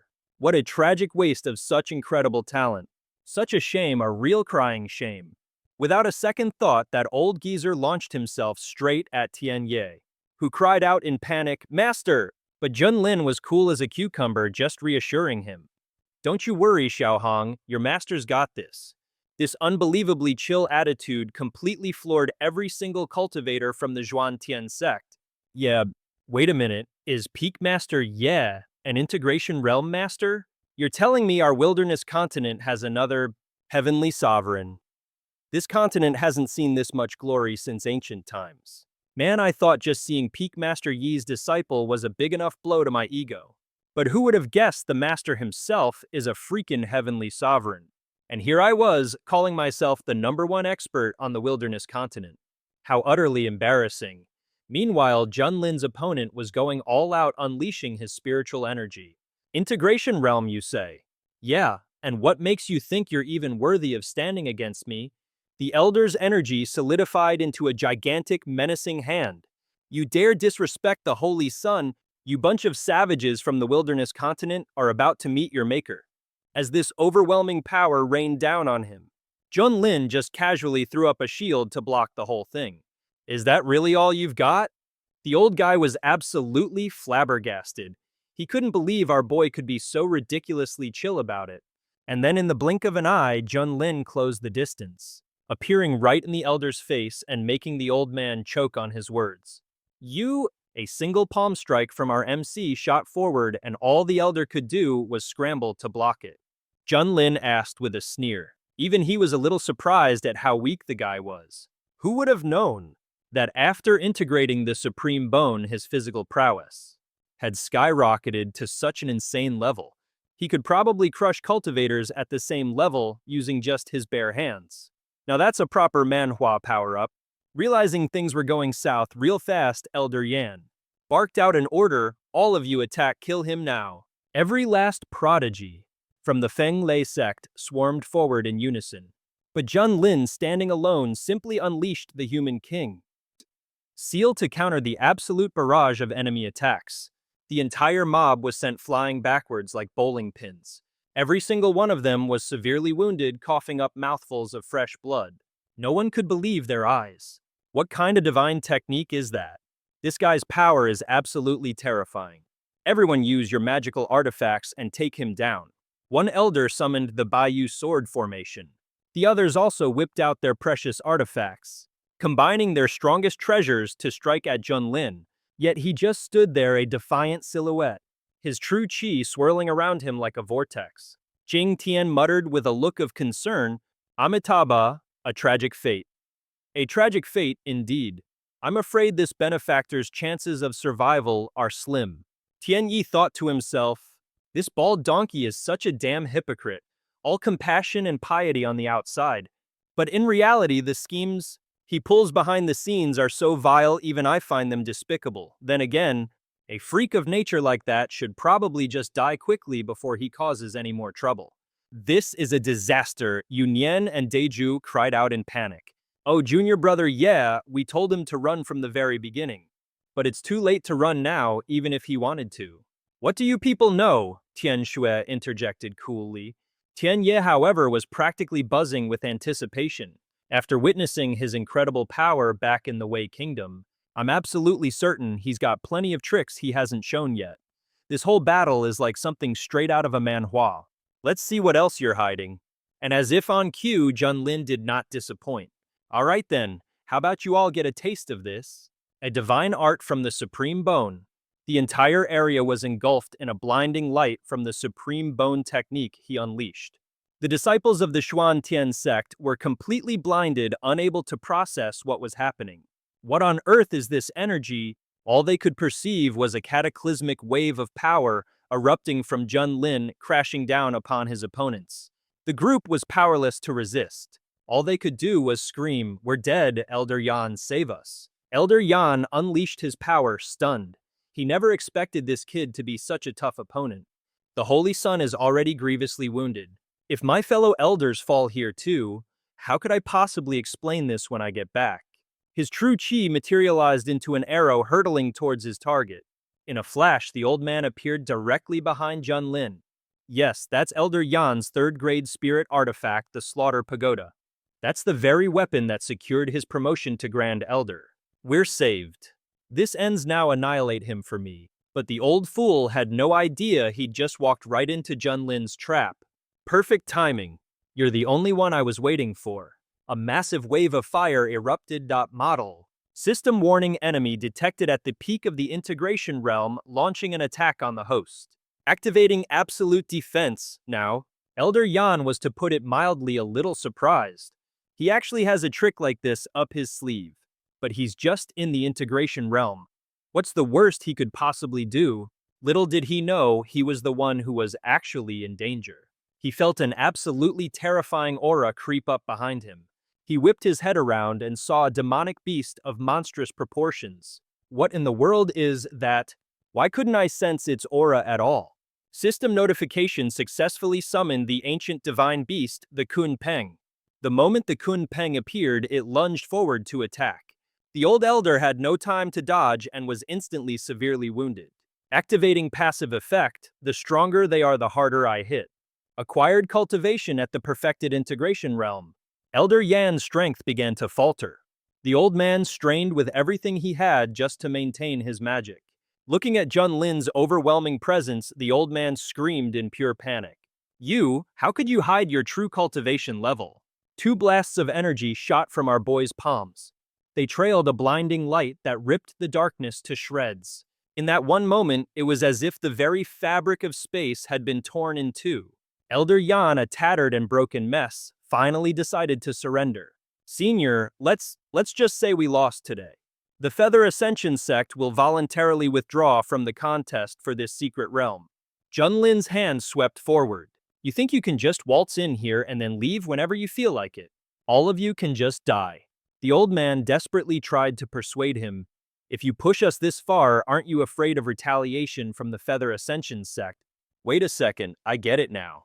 That outer sect Elder Mu, it turns out he died at your hands. Junlin's gigantic palm was already right upon him. He replied, you got it.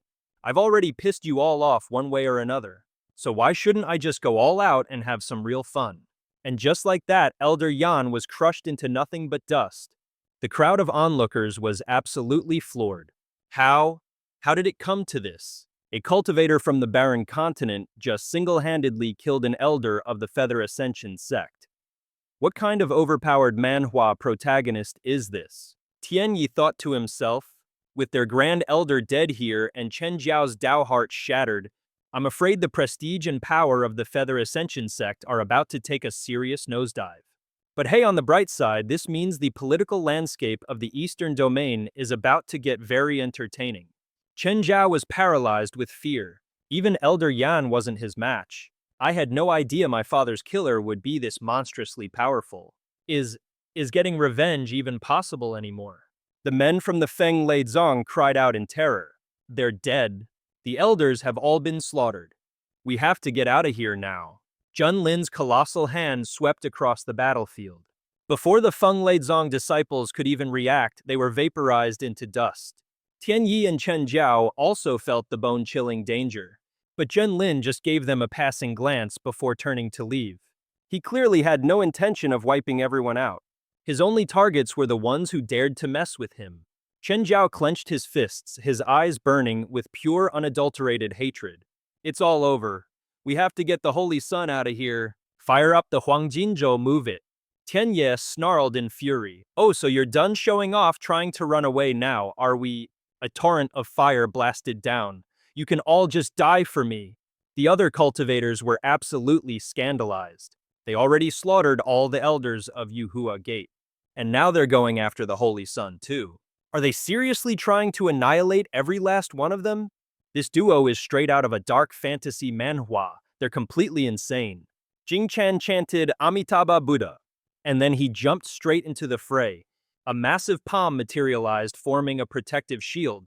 It blocked the entirety of the devastating attack. He pleaded, benefactor, this cycle of revenge, when will it ever end? Why must you insist on such utter annihilation? Tianyi was having none of it. Listen here, you bald donkey. Don't you dare think I can't see through the little schemes of you Buddhist sect hypocrites. You're just trying to make the Yuhua Gate owe you a favor, aren't you? Your brand of two-faced righteousness makes me sick to my stomach. Jing Chan replied with a serene, friendly smile. Please, benefactor, do not speak such baseless words. Your prejudice against the Buddhist sect runs dangerously deep. You are treading ever closer to the demonic path. This humble monk advises you to rein yourself in. But Tianyi wasn't listening to a single word. Back in the central region, the people I despised most were sanctimonious monks just like you. Everything you do is for your own selfish benefit. But you always have to wrap it in some grand roundabout speech about morality. So what if I fall to the demonic path? I don't need a lecture from you. Seeing that his persuasion was failing, the monk's attitude began to shift. He muttered darkly, "You muddle-headed fool, still refusing to see the light? If that's the case, then allow this old monk to enlighten you." Our hero immediately sensed something off about this bald-headed monk. An absolutely terrifying oppressive aura was radiating off him. And what do you know, the guy's at the peak of the body integration stage. Just then Junlin stepped up to his disciple's side.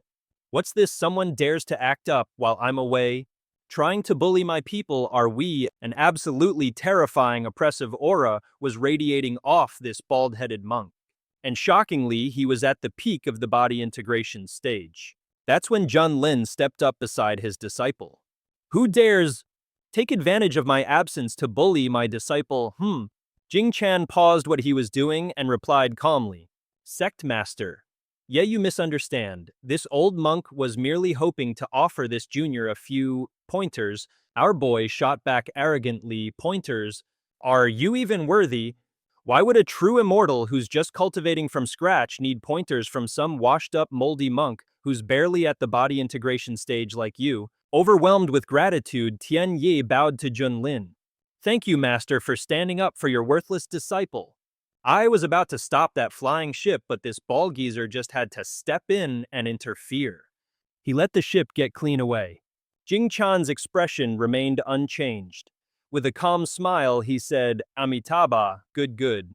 This old monk simply felt things were getting out of hand, so I intervened to help you all make amends. If you insist on blaming me, well, then this old monk has nothing left to say. I shall take my leave." But Junlin wasn't having any of it and blocked his path. "Gonna act all high and mighty and then just dip? You stay right where you are." Jing Chan whipped around. "Sect master, yeah, what is the meaning of this?" He was thinking, "My Zhuan Kong Temple is the top Buddhist power in the entire Eastern domain. You just ticked off the Yuhua sect. There's no way you'd dare to make an enemy of my Zhuan Kong Temple too." But oh, how wrong he was. This Manhwa protagonist just shouted right back at him. "You washed-up monks are a real piece of work, you know that. You do absolutely nothing, swoop in to look like a hero, and leave me holding the bag as the bad guy. You're so good at scheming. Why don't you try calculating your own expiration date?" Humiliated, Jing Chan finally snapped, "Sect master Ye, you have gone too far." Seeing his chance, Junlin pressed his advantage. "So what if I've gone too far? What are you gonna do about it?" As a colossal fist rained down on him, Jing Chan yelled, "Golden Bell Shield." His entire body was instantly encased in a giant golden bell. But the sheer force of the blow shattered his golden bell shield to pieces. Suddenly, all the monks from the Zhuan Kong Temple had gathered around. "You're so good at calculating. Why don't you calculate the day you're gonna bite the dust?" Utterly humiliated, Jing Chan finally lost his temper. "Sect master, yeah, you've officially crossed the line." Riding the high, Junlin shot back, "Oh, I love crossing the line. What are you gonna do about it, huh?" As the colossal fist came crashing down, Jing Chan roared, "Golden Bell Shield." His entire body was encased in a giant bell, but the external pressure shattered his golden bell shield to pieces. All the monks of the Yuan Kong Temple had now gathered. His body was completely protected inside a gigantic bell, but the overwhelming pressure from outside completely obliterated his golden bell shield. All the monks of the Zhuan Kong Temple had now gathered. All the monks of the Zhuan Kong Temple had now gathered. All the monks of the Zhuan Kong Temple had now gathered. Jing Chan brandished his Dharma staff. "You've gone too far. Do you take my Zhuan Kong Temple for some kind of pushover? Since Benefactor Ye decided to start this fight, don't you dare blame this old monk for being merciless." Om Mani Padme Hum. The great master Jing Chan, at the peak of the integration realm, had finally revealed his true form. The others cried out in terror. "Is that the legendary Dharma idol divine art of the Zhuan Kong Temple? This is straight out of a manhwa. And he's even got the third-grade spirit tool, the nine-ringed monk's staff. Sure, this Junlin guy might also be at the peak of the integration realm. But compared to Jing Chan, he's an absolute joke. Is this Ye fella the reincarnation of a pig or something? Why on earth would he suddenly pick a fight with the Zhuangkong Temple? Is he tired of living or what? Jing Chan said with a veneer of kindness, Benefactor Yi, this old monk gave you a chance. But you were too foolish and dull to take it, so allow me to send you to your salvation. A terrifying power erupted from the Integration Realm Master's hand, crashing down on Junlin. But our boy here remained completely unfazed. He calmly gathered true chi into his fist. A massive heaven-bearing coffin materialized, blocking every single one of the enemy's attacks. Every last bit of Jing Chan's power was sucked away. The old monk could only stare his jaw on the floor. I never expected that this heaven-burying coffin of mine would also level up along with my cultivation realm. Upgrading from a 3rd grade to a 6th grade spirit tool, he taunted his opponent, is that really all your divine power amounts to? If so, then all of you can get in here. The entire horde of monks was sucked into the coffin by a horrifying, inescapable force. They screamed, what is this thing? Great Master, save us. Jing Chan trembled at the thought, a demonic artifact. How can your Xuantian sect possess such an evil item? He yelled to the other sects for help. Everyone, this man is a demonic cultivator, we must execute him at once. With everyone else frozen in place who in their right mind would dare to lend a hand now. From behind Tian Ye watched Junlin. She smirked to herself. This guy, he's definitely still holding something back. Jing Tian struggled against the pulling force, trying to reason with him. Benefactor Ye, Amitabha, you've already made an enemy of the Yuhua sect. Do you truly intend to declare war on the largest Buddhist sect in the entire Eastern Domain as well? Junlin just ramped up the power. What I despise most are sanctimonious hypocrites like you lot. So stop your damn preaching and get in here, all of you. In the end, a helpless Jing Tian was sucked into the burial coffin. The artifact devoured every last monk. With the coffin resting in one hand, Junlin asked in a dangerously low voice, anyone else? The other factions were frozen in terror, not daring to even breathe. A single thought ran through all their minds. Who the hell would be crazy enough to step up now? Absolutely terrifying. Yunyan and Diju shouted in unison, yes, junior brother, that was incredible. Oh my god, am I dreaming? This whole showdown is more insane than any manhwa I've ever read. Seeing Daeju's total disbelief, a sharp slap landed right across his face. Clutching his stinging cheek, he whined, Junior sister, what did you hit me for? She asked, does it hurt? Daeju yelled, of course it hurts. Tian Xue replied coolly, then you're not dreaming. Yang Feng was still staring blankly at Junlin's silhouette in the distance. Did the Huang province just win? I can't believe it. He single-handedly suppressed all those powerful warriors. All the cultivators of the Huang province began to chant. Hail Tianjun, all hail the mighty Tianjun, the divine power of Tianjun. Tian Yi seethed with jealousy. How did it end up like this? Is this even the same Huang province we know? Did we somehow stumble into the wrong place? I thought for sure this Ye guy was just repeatedly trying to get himself killed. But I never imagined he'd end up thrashing the Yuhua sect. The most powerful immortal sect in the Eastern Domain, leaving them seriously wounded. And on top of that, he took the entire force of the Zhuangkong Temple, a Buddhist holy land, and sucked them all into that coffin. Still, he's made enemies of both the Yuhua sect and the Zhuangkong Temple now. I fear he's just signed himself up for a future of endless retaliation. If that guy actually has the guts to shake up the whole eastern region, then fantastic. Once he does, we'll be ready to swoop in and grab all the juicy benefits like the clever little vultures we are. Finally, after what felt like an eternity, the secret realm's grand entrance creaked open, sending all the cultivators in this manhwa into a stunned ooh and ah frenzy. Oh, thank the heavens. The secret realms finally decided to grace us with its presence. Seriously, I've never seen a secret realm this magnificent in my entire life. It's practically sparkling. So, are we actually allowed to go inside now? Of course, Junlin being the impatient hero, he is practically cannonballed straight into the secret realm, practically vibrating with excitement. All right, it's finally open for business. Time to strut in, check in with the system, and rack up those sweet, sweet mission completion points like a true manhwa protagonist. Oh, wait a sec. Forgot about this pesky crowd still loitering outside. Guess I gotta deal with them first. He declared with all the pomp of a petty tyrant, "Listen up, all you cultivators from my glorious Huangzhou. You're all privileged enough to waltz right into this secret realm and have a grand old time as, for everyone else, scram." Tian Yi naturally was absolutely seething at this outrageous decree. He stomped his foot probably and whined, "Hold on a minute, our Zhang family has no beef with your Xuantian sect. And yet you're denying us even the right to enter the secret realm. Oh, if only our venerable old ancestor were here, things would be very different." His trembling subordinate quickly piped up, trying to talk some sense into him. "Young master, please, that guy's just riding high on a temporary power trip right now. He's definitely headed for a spectacularly bad fall later on. No need for us to get into a pointless brawl with someone who's already got one foot in the grave, eh?" Tian Yi grudgingly swallowed his pride and agreed. "Precisely, if you want to take down a mad dog, you gotta let it run wild for a bit first. This kind of arrogant hothead never lasts long anyway. Come on, let's get out of here." The Zhang family's retreat was the final nail in the coffin for everyone else.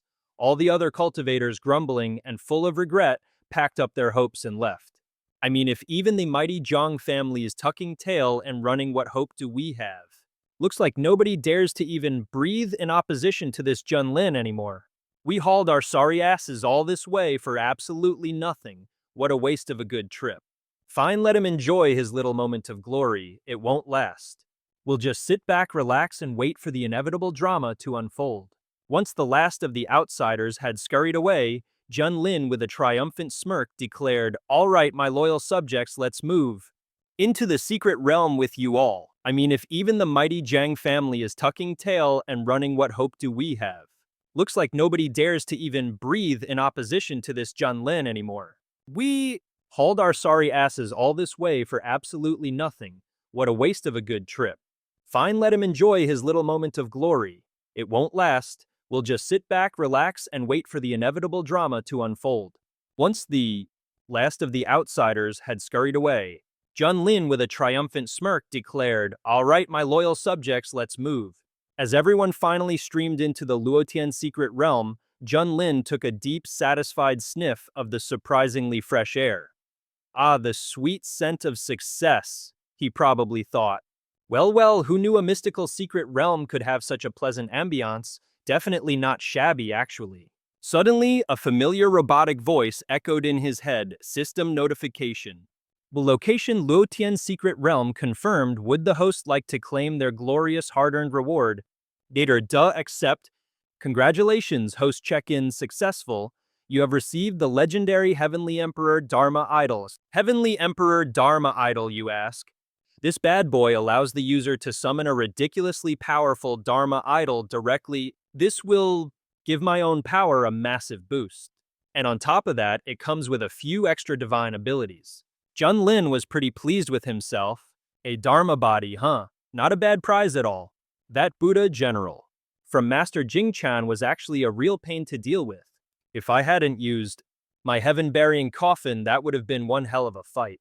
Meanwhile, the other cultivators were losing their minds, discovering a boatload of treasures in the secret realm. We're talking sky spirit grass, purple crystal vines, golden ginseng, and even a 10,000-year blood pool. It's all good stuff. Every last bit of it is top-tier loot. Yuneng gave a warning. All right, everyone, split up and search for precious herbs, but don't wander too deep, and make sure you watch each other's backs. Everyone shouted in unison, "Got it?" Junlin thought to himself, my original plan was just to finish the mission and dip. But seeing how hyped up the bros are, I guess I'll explore a little more. One of the disciples wanted to check out a different path. "Hey, let's go search over there." His buddy immediately agreed, "All right, I'm right behind you." And right on cue, the ground beneath them suddenly erupted. Next thing you know, both disciples were inside the mouth of a demonic beast. Yunyan yelled out nervously, "The creatures in this secret realm are vicious. Everyone be careful. There's another one over here, we're surrounded." Everyone, fall back for now. There are golden core stage monsters in this realm, we can't afford to be careless. Tian Ye chimed in. Brother, if you want to raid a dungeon for resources, you've got to have the skills. There's no such thing as a free lunch in the world of Manhwa. A flock of birds in the distance, sensing the danger, scattered in a panic. From deep within the forest, a horde of ferocious white apes charged out. Yunyan immediately rallied the disciples. Everyone prepare for battle. Tianxue didn't waste a second. With a single palm strike, she effortlessly took one down. Diju, full of vigor, swung his sword and cut them down one by one. But the white apes only became more savage. A female disciple was quickly overpowered, unable to fight back. She screamed, "Somebody help me!" The other disciples unleashed their true chi surrounding the beast. "Let her go, you filthy animal!" However, the white ape was completely unfazed by the attack. It opened its grotesque maw, ready to chomp down on the female disciple. She squeezed her eyes shut, praying, "Oh, please no, not like this, somebody save me." In the nick of time, a blast of fire shot out of nowhere. The massive blaze slammed right into the white ape's thick back. Standing next to the ape's crispy, charred corpse, Tianye put on a concerned voice, "Thank goodness, you're all right." The disciple sincerely thanked Senior Sister Hong. Elsewhere, Yunyan was busy fighting off a ferocious white ape that lunged at him. He called out, "Nephew Hong, with you here I can finally breathe easy. Please look after the other disciples for me." This white ape is at the nascent soul stage. There's a terrifying number of them, and they're ridiculously fast. You better watch your back too. As if on cue, the entire pack of apes decided he was their new favorite target and charged him all at once. Tianye just let out a cold snort. With a casual flick of his wrist, he unleashed a wave of pure energy. "Are you all tired of living?" And just like that, the entire pack was swallowed by a raging inferno.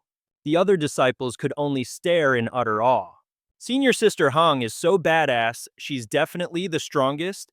As expected of the one who inherited Peak Master Yi's legacy, this is some classic Manhwa power flexing right here. Tianye cut them off. "All of you shut your traps for me." But internally, he was just wondering, where the hell did that mutt surnamed Yi go? Meanwhile, it turns out another one of those white apes hadn't been hurt in the slightest. It opened its gruesome mouth dead set on eating another female disciple. She screwed her eyes shut, begging, "No, not like this, somebody help." At the last possible second, a jet of fire erupted.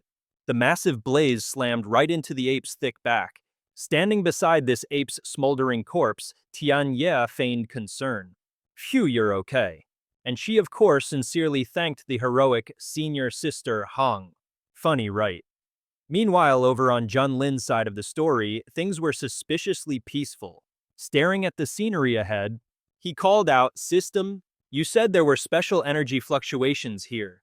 Are you absolutely sure this is the right direction?" The system chimed in, "Affirmative host, this is the place, the new mission is located inside." And the rewards this time are way more lavish than before. Deep within the Liuotian mystic realm, at the Great Luo Immortal Tree, the members of the Stone Clan were waiting. The Great Luo Immortal Fruit was finally about to ripen. A clan member spoke up, but by opening the Great Luo Mystic Realm, we've allowed a bunch of outsiders to invade our territory. We need to go and deal with them. The Stone Clan's chief, a master at the peak of the integration stage, replied, "I believe our top priority is to figure out how to split the Grand Luo Immortal Fruit." The chief of the Beast Clan, a master at the peak of the integration realm, chimed in. "As soon as we manage to consume that immortal fruit, we will all achieve the Grand Luo Immortal Body. And after that, if we run into those intruders, we'll squash them like the pathetic bugs they are." The Winged Clan's chief, however, looked a bit uneasy. But that little white-furred mouse has already claimed the Grand Luo Immortal Fruit for itself. We don't even know where to begin to get it back. The chiefs of the Armor and Scale clans shot back. "Well, who's to blame? The fruit ripened so suddenly that even we couldn't react in time." The Scale clan's chief, another peak integration realm master, explained. "It's a lost cause. The creature has already eaten the fruit, meaning the Grand Luo Immortal Tree has accepted it. During this period, we're forbidden from attacking it, or the Immortal Tree will retaliate." What a classic Manhwa dilemma. The Wood Clan's leader proposed what he considered the best solution. "It seems our only choice is to wait for it to finish digesting the immortal fruit. After that, we can capture it, use a special technique to refine it, and then split the rewards. That way everything is fair and square, right?" The Wood Clan chief said, a grim smile on his face. "I swear on my ancient bark." And the Beast Clan's chief also vowed, "I will make that rat's life a living nightmare." The other clan leaders all nodded in sinister agreement.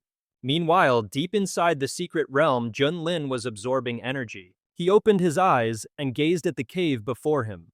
This has to be the place. The moment he stepped inside, he saw a little white-furred mouse fast asleep. I swear, the Beast Clan chief's voice echoed from outside. I absolutely swear I'll make that. Thieving white-furred rat pay a heavy price for its greed. The chiefs noticed the light around the mouse was starting to fade. That little beast is almost done digesting. A tiny paw stretched out as the little creature finally emerged. It chirped happily, "Wowie Shoo Shoo had such a good nap." Staring at the murderous faces of the clan chiefs, Shoo Shoo got a little spooked.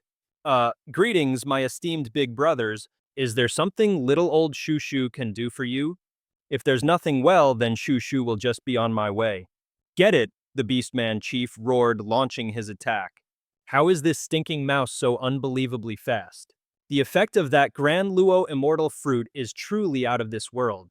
The Wood Clan's chief whipped out his branches in pursuit and barked an order. Stop your yelling and get after it. A gnarled branch was just about to snag Shoo Shoo. You little monster, get back here. The mouse desperately tried to negotiate. Squeak! Hey, big bros, let's just talk about this. Shoo Shoo is a very reasonable mouse, you know? Staring at the time-space rift opening up right in front of it. The little guy's eyes widened. My ticket out of this mess? Asked a squeak. Just before that giant wooden hand could snatch it, Shoo Shoo made a leap of faith right through the crack. The world spun violently as it jumped through, leaving poor Shoo Shoo completely disoriented. Where in the world did Shoo Shoo even end up? Who am I? Where am I? Meanwhile, the Yu clan chief, having unleashed a storm of feather arrows, was fuming. He never imagined that after digesting the fruit, this little pest would suddenly gain the ability to just teleport through the void. If I let you escape, digest that thing completely, and cultivate into some kind of monster, you'd be a genuine threat. So how about you just do us all a favor and die right here? Sky-covering feather storm. Pierced by the onslaught of feathers, the little creature shrieked, the pain. Shoo Shoo is dying. Shoo Shoo doesn't want to die. Shoo Shoo has to be strong and survive this. That's as far as you go. From behind, the chief of the Shur clan let out a deafening roar, unleashing a shockwave powerful enough to blast everything away. Shoo Shoo was slammed by that immense force, nearly face-planting straight into the dirt. The momentum sent poor Shoo Shoo tumbling, right off the edge of the Daluo immortal tree. It crashed to the ground with a thud. The Yu clan and Shur clan chiefs immediately leaped down after it. You worthless little rat, you dared to steal the Daluo immortal fruit. Do you have any idea how priceless that thing is? For someone of your pathetic status, what right do you possibly have to enjoy its benefits? Oh, running are we, why'd you stop now? Did you really think that eating the immortal fruit would give you the power to slip through our fingers? Shoo Shoo tried to argue back. Oh yeah, was your name written on it or something? On what grounds can't Shoo Shoo eat it, huh? You're only coming to blame Shoo Shoo now. But Shoo Shoo's heart is suffering too, you know. The Shur clan chief retorted, do you even know that the Daluo immortal tree supports this entire secret realm? It takes countless eons just to produce a single Daluo immortal fruit, you fool. Whoever manages to consume it will obtain the Daluo immortal physique, which is a constitution of absolute invincibility. It's the #1 ranked body in the entire Kunlun immortal realm, the kind of power you only read about in a manhwa. Our people have waited for hundreds of generations to finally lay our eyes on the great Luo immortal fruit. But who would have thought some little punk like you would get to it first? So tell me, don't you think you should atone with your life and let the fruit return to its rightful owners? It was only then that Shoo Shoo finally understood the gravity of his crime. Wait, what? The fruit I stole was that big of a deal. So, does this mean I'm actually going to die here? Anybody, is there a great hero out there who can save me? The stone clan chief reached down with his wicked oversized hand. Now die, but just then a surge of power shot out, stopping the guy's attack cold. The stone clan chief was stunned, blurting out, this aura, who in the world does it belong to? Junlin just let out a little smirk. He casually strolled toward the group, and without missing a beat, he asked, System, You said there were energy fluctuations over here. Is it coming from inside this little white mouse? The system confirmed, ding. Why'd say? That's correct. This mouse just ingested the Great Luo Immortal fruit, and a Great Luo Immortal physique has already formed within its body. Its potential for cultivation is off the charts. Ding! A disciple recruitment mission has appeared. Successfully recruit the white-furred mouse as a disciple to receive a massive reward. He mused to himself, a Great Luo Immortal physique, huh now, that sounds interesting. Shushu with tear-filled eyes begged him, "Oh great hero, please save me. These big bullies want to eat me." Junlin suddenly realized why this scene felt so ridiculously familiar. How come every time I recruit a disciple, it feels like I'm playing the hero in some dramatic Manhwa rescue art? Have I somehow turned into Tang Sanzang from Journey to the West or something? Then again, it's not all bad. Xiaohong is a walking, talking rebellion. This little mouse, on the other hand, is all white and fluffy and looks surprisingly obedient. Yeah, taking him on as a disciple might not be so bad after all. The Beast Clan chief swung his mace at him, roaring, "Intruder, how dare you ignore us? I'll make you pay the price." He casually blocked the attack with a single hand. Junlin's threat was chillingly calm. "This mouse is mine. Scram now and I'll let you live." "Scram," the Stone Clan chief scoffed. "We're both at the peak of the integration realm. What gives you the right to talk to us like that?" The other clan chiefs roared in agreement. "That's right, everyone, let's charge and crush this guy." Junlin just gave them an ice-cold stare. He then unleashed a palm strike, sending it flying right into the gut of the Beast Clan chief. He was sent flying backward in an instant, coughing up a mouthful of blood. He sputtered, "How can a simple punch from this nobody pack so much of a wallop?" The Feather Clan chief unleashed a storm of arrows, screaming, "You human, you're courting death." Junlin made up his mind. "Fine, if you're all so determined to fight back, then I guess I don't have to play nice anymore." The great desolate heaven-imprisoning finger erupted with a force that threatened to incinerate everything. A torrent of fire crashed down right where the clan chiefs were standing. The Wood Clan chief scrambled to block it with a shield, yelling, "Don't you dare push us too far." He then used his wood element ki to heal the battered Stone Clan chief. Junlin was genuinely surprised. "Oh, all it took was a little flame from my hand and you guys already know how to work together. A little interesting. All right then. This is the perfect chance to test out the new toy I just received." The Celestial Emperor's Dharma body was summoned. Watching Junlin's massive transformation like a scene from the most epic manhwa, the Wood Clan chief was struck with pure terror. The Beast Clan chief chimed in, his voice trembling. "Under the crushing pressure of this colossal phantom, we're completely insignificant. This man is someone we absolutely cannot fight. What in the world is he?" Just as a new group of cultivators arrived, Yang Feng stared at Junlin's otherworldly aura, an unspeakable horror creeping into his heart. "That's a Dharma body, a divine ability. And not just any. It's even more powerful than the one from the Zhuankang Temple. Who in the world could cast this? Could it be a celestial lord?" Tian Ye's eyes widened in disbelief. How could such an overwhelmingly powerful Dharma body appear here? Even the supreme experts from the Central Plains, when they manifest their Dharma bodies, they're a much fainter color than the one before us. They could only bow down in submission. But is this really one of his abilities? Seriously, just how many more secrets is he hiding? Junlin's voice boomed with absolute power. Before the Celestial Emperor himself, "You still dare to resist?" He gave the command, "Show no mercy." The Stone Clan chief roared and charged forward. "Brothers, we fight him to the death." But the clan chiefs behind him were frozen to the spot. The Beast Clan chief was shaking like a leaf. The Feather Clan chief was equally paralyzed with fear. The Stone Clan chief stared in disbelief, finally choking out the words, "You, all of you."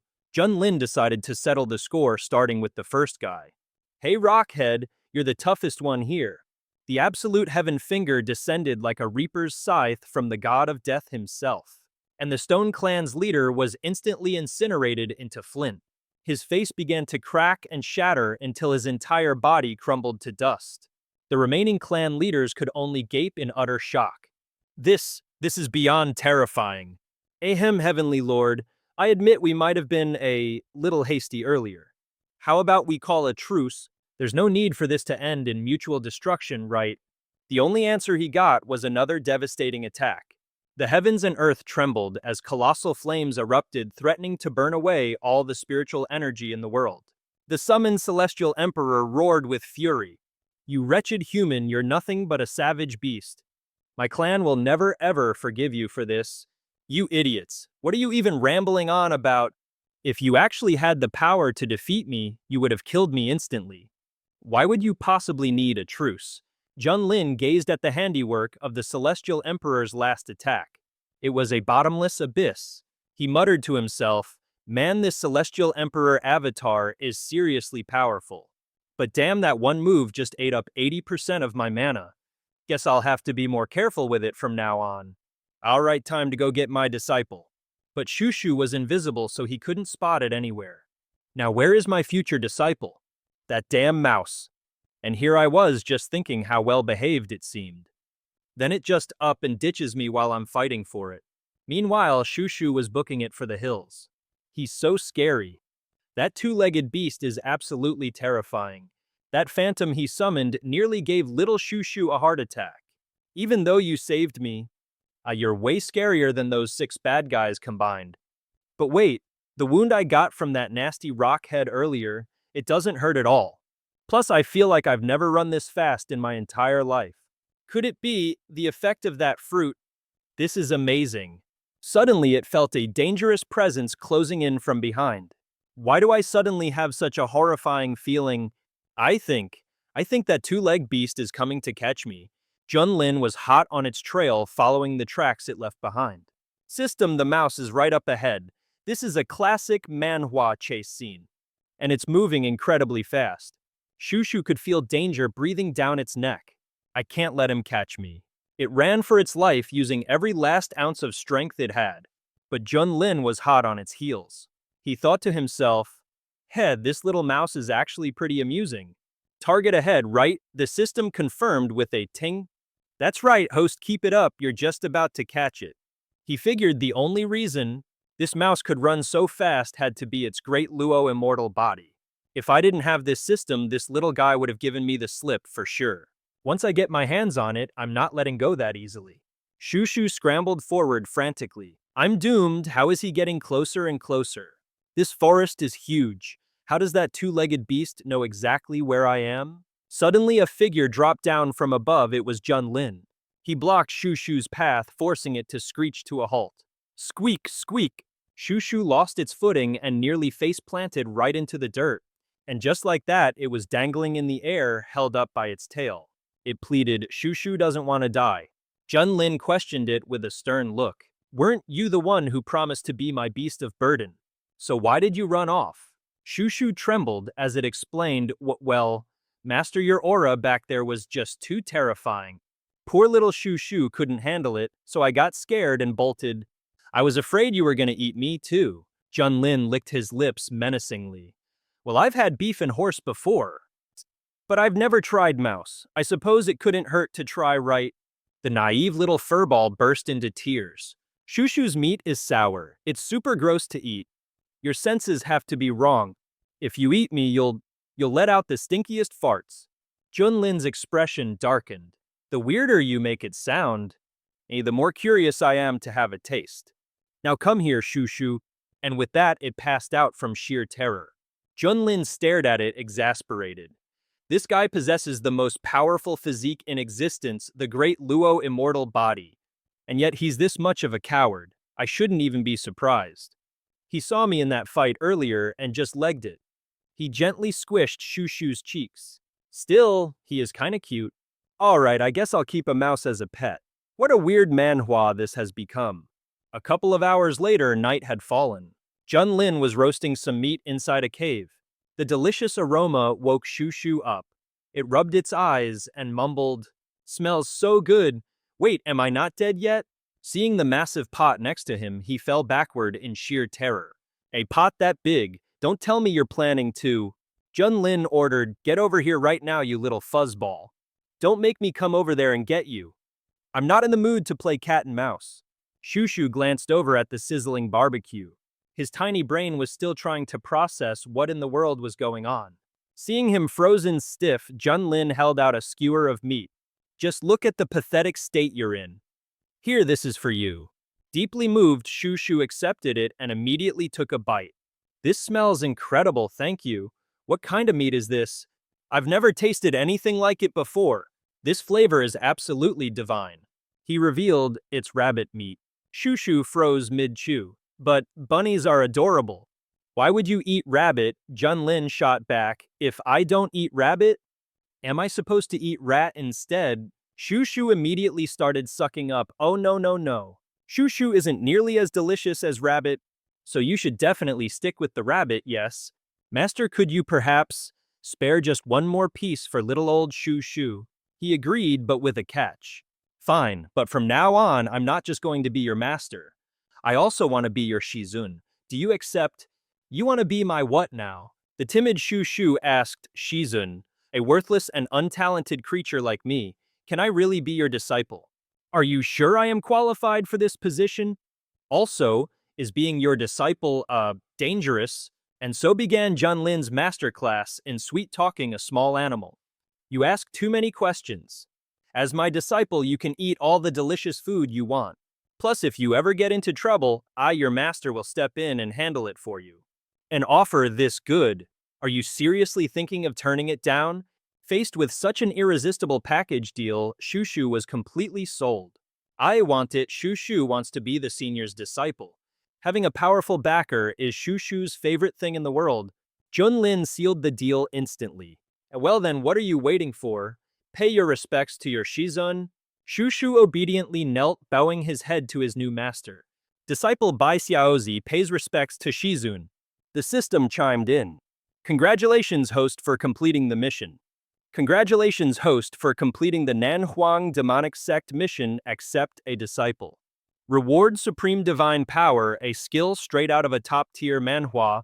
The 5 extremes samsara great annihilation technique. There's nothing it can't destroy, nothing it can't shatter. It can inflict an absolutely massive amount of area of effect damage. Upon assessing the disciple's aptitude, the system is awarding a bonus set of the Great Luodao scripture. All rewards have been distributed. We hope the host and disciple will get along splendidly. Also, please do not abuse small animals. Junlin was extremely satisfied. Another ultimate move, fantastic. But seriously, system, you really need to stop with the unnecessary worrying. With my noble and upstanding character, how could I possibly do something like that?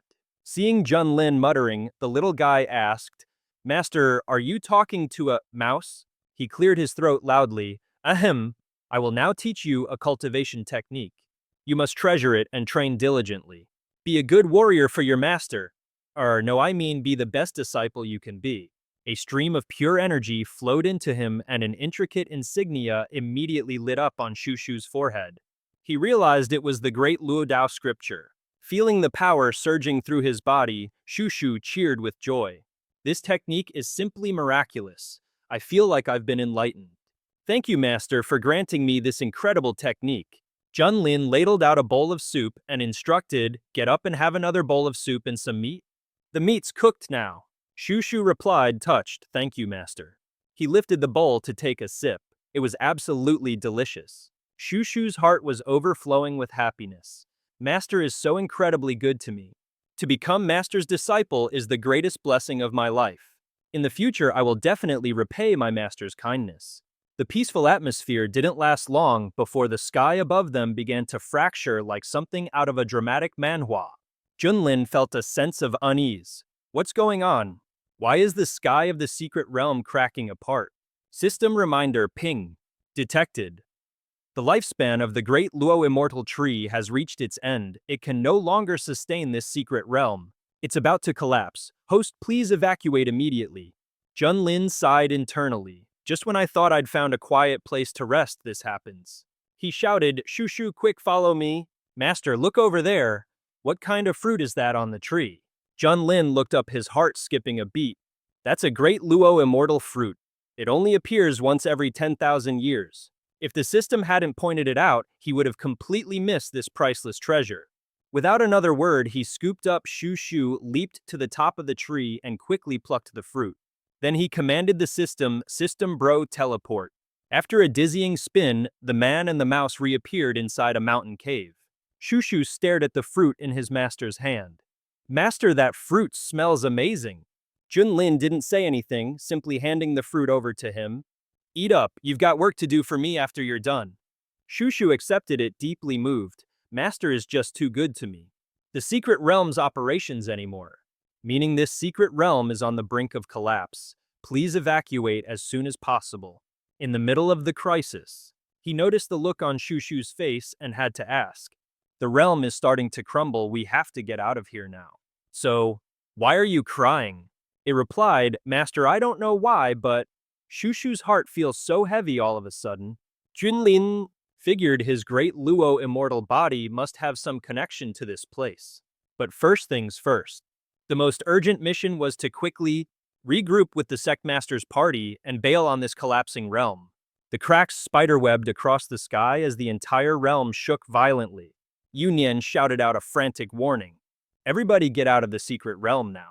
And be careful not to get hurt on your way out. Deju was having a full-blown panic attack. Never in his wildest dreams did he think something like this would happen here. Where's junior brother Ye? Should we be waiting for him? Just then Junlin made his grand return. Listen up everyone, the situation is critical. We need to leave this realm as soon as possible. Yeonian was ecstatic to see him bursting out with joy. Oh, thank goodness, junior brother Ye. You're back, now we're just missing your disciple. That's when Deju's eyes locked onto the thing in Junlin's hand. Peak Master Ye, who is that you're holding? Junlin casually hoisted Shu Shu into the air for everyone to see. This is the new disciple I just accepted. Yunyan's jaw practically hit the floor. A disciple? What about your other disciple? He couldn't help but think to himself, his last disciple may have had a rotten attitude, but at least she was drop-dead gorgeous and ridiculously talented. Why is this new one just a giant? Mouse with absolutely zero cultivation base, Junlin led the charge towards the exit. Don't worry about her. I have a feeling she already made it out of the realm. Let's all meet up outside. The group behind him dove through the shimmering portal one after another. The whole Zhuantian sect emerged from the gate looking like they'd just stepped out of an epic Manhwa panel. The crowd waiting on the other side erupted in cheers. Junlin made it out. Sure, that secret realm was a total death trap. But it's all thanks to Junlin that we managed to walk away with a massive haul of priceless resources. Tianye stepped forward to pay his respects. His master Junlin introduced the newcomer to him. This is my new disciple. From now on, you two better get along and look after each other, you hear me? Well, it seems Tianye is terrified of mice because he stumbled back a few steps and shrieked, "What is that?" Poor little Shu Shu was sent tumbling to the ground. Tianye, pretending like absolutely nothing just happened, replied, "Understood, master." Meanwhile, his new junior disciple was dazed, confused, and seeing stars as he looked around. Where in the world was Shu Shu now? Seeing the portal to the secret realm slowly close before him, his eyes welled up with tears. Shu Shu's home was gone forever. At the same time, in another part of the forest, something was stirring. The creatures from within the Da Luo secret realm were escaping. One by one, they began sizing up their new surroundings. So this is the world outside the secret realm, huh? The spiritual energy is so thin and pathetic. Wait, are these two-legged creatures? The humans mentioned in the ancient records, they seem so incredibly weak, like hilariously weak. Well, since we're in a new environment, I suppose we'll just have to adapt. I propose we conquer this land first, and then we can divvy up the territories. All right, then let's start by enslaving every last one of them. A countless swarm of monstrous otherworldly creatures poured out from the portal. Yunyan's voice was trembling with pure terror. This is bad. These creatures are ancient species from deep within the secret realm. Their power levels are on a completely different scale from anything we've ever faced in this Manhwa. Just a quick glance tells me there are hundreds at the soul transformation stage and even dozens of monsters at the fusion stage. Oh yeah, we are in some serious trouble. Deju asked in shock, ancient species you say? He explained, the Kunlun Realm has a number of ancient species hidden within it. Their power is absolutely immense. There's just no way to fight them. Shushu scrambled onto Junlin's shoulder, signaling that there were enemies up ahead. There were thousands of races and countless types of creatures. Their origins were all recorded on a stone tablet inside the secret realm. Every single being in that realm hailed from different corners of the myriad heavens and worlds, all exiled to this one location. The secret realm itself was perfect for cultivation and had existed for countless years. If all these different clans of demonic creatures were to unite, their combined might would be equal to the top 5 cultivation powers in the entire eastern domain. Deju screamed, "What? Then how are we supposed to fight back against that? Is it possible to negotiate with them?" Yunyan replied, "I'm afraid that's not gonna happen. These are wild, untamed creatures. And considering we just, destroyed their home, they're definitely going to invade our Huang province for revenge. I'm afraid our Huang province is facing total annihilation." The other disciples were sweating bullets. Are we seriously toast? What the heck are we supposed to do now? Ancestor Yang Feng stepped up his powerful aura, steadying everyone's nerves. Everybody chill out. We have the Heavenly Lord on our side. As long as he's here, we can totally take these guys on. And just like that, everyone's morale skyrocketed. Heck yeah, we've got the Heavenly Lord. There's no way those freaks are a match for the Heavenly Lord. All hail the Heavenly Lord's divine might. Watching them cheer, Tianye thought to himself, wow, look at all that misplaced confidence. It seems like facing this massive horde of creatures doesn't faze him one bit. Suddenly, he gets a system notification: new quest activated. Your mission: get all 100,000 residents of the Luotian secret realm to join the Zhuantian sect. The host will receive a reward of their own choosing. Junlin practically broke out in a cold sweat over this insane request. System, my dude, are you pulling my leg? Dealing with this many otherworldly creatures is already a total nightmare. Are you telling me I can't just, wipe them all out, and I have to recruit them to finish the mission seriously? The system, of course, refused to answer. No comment. Ding. The host is advised to figure it out on his own. Just then, a beefy-looking dude swaggered up to him and asked, "So are you the Heavenly Lord these runts keep yapping about? The so-called best fighter around here?" Junlin, cool as a cucumber, just replied, "That would be me." Meanwhile, in his head, he was trying to count just how many of them there were. Can the Zhuantian sect even fit this many people? This is a popular manhwa, but our budget isn't infinite. And man, every single one of them looked seriously bizarre. The guy roared, "What's there to be afraid of? It's just one guy. So what if he's at the peak of the integration realm? You think he can withstand the might of all of us combined?" He's right, everyone charge. Faced with their combined assault, he quickly threw up a shield to block. Okay, now what? My specialty is kicking butt, but yeah, fighting my way out of this one seems impossible. Little Shushu noticed that her master seemed to be in a tight spot. Master has been so good to Shushu. He taught me cultivation techniques and even fed me delicious meat. I can't just let Master fight all by himself. Seeing Shushu dash forward, a surprised Tianye yelled out, "Hey, where do you think you're going?" She replied, "Master Shushu is here to help." A streak of light zipped past from behind, catching Junlin's attention. Little Shushu might be pint-sized, but it stood before him radiating an absolutely immense aura. This, to put it mildly, completely floored our hero. Suzoyo. Suddenly, an ancient sigil formation flared to life within Shushu's eyes. A mystical seal began to glow right between its brows. The spiritual energy pouring out of Shushu was so immense everyone could feel its boundless power. Yunyan stared in absolute awe. Junior brother Ye's new disciple is definitely no ordinary furball. This divine presence is so powerful it makes you want to drop to your knees and worship. Tian Yi, however, was not having it. Why this rodent? The ancient creatures, on the other hand, recognized the aura instantly. It was the scent of the great Luo immortal tree. The great Luo immortal tree. It hasn't abandoned us. One by one, they fell to their knees. Junior brother Ye's new disciple is definitely no ordinary furball. This divine presence is so powerful it makes you want to drop to your knees and worship. Tian Ye was not having it. Why this rodent? The ancient creatures recognized the aura instantly. It was the scent of the great Luo immortal tree. The great Luo immortal tree. It hasn't abandoned us.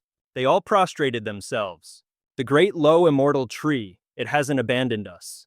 They all prostrated themselves, begging, "O great low immortal tree, please show us the way." And just like that tiny little shushu had an entire legion of ancient beings kneeling around it in a classic Manhwa power-up scene. They pleaded, "What path should we walk from now on?" This only confirmed Tian Ye's suspicions. So it was all part of your grand scheme after all. This seat knew you were more than you appeared. Meanwhile, Junlin was having a full-blown panic attack. The great Luo immortal tree nurtured the immortal fruit as a way to resurrect its own soul by hijacking a body, so when Bai Shushu ate it, the great Luo immortal body formed inside him, and a fragment of the tree's will was left behind with it.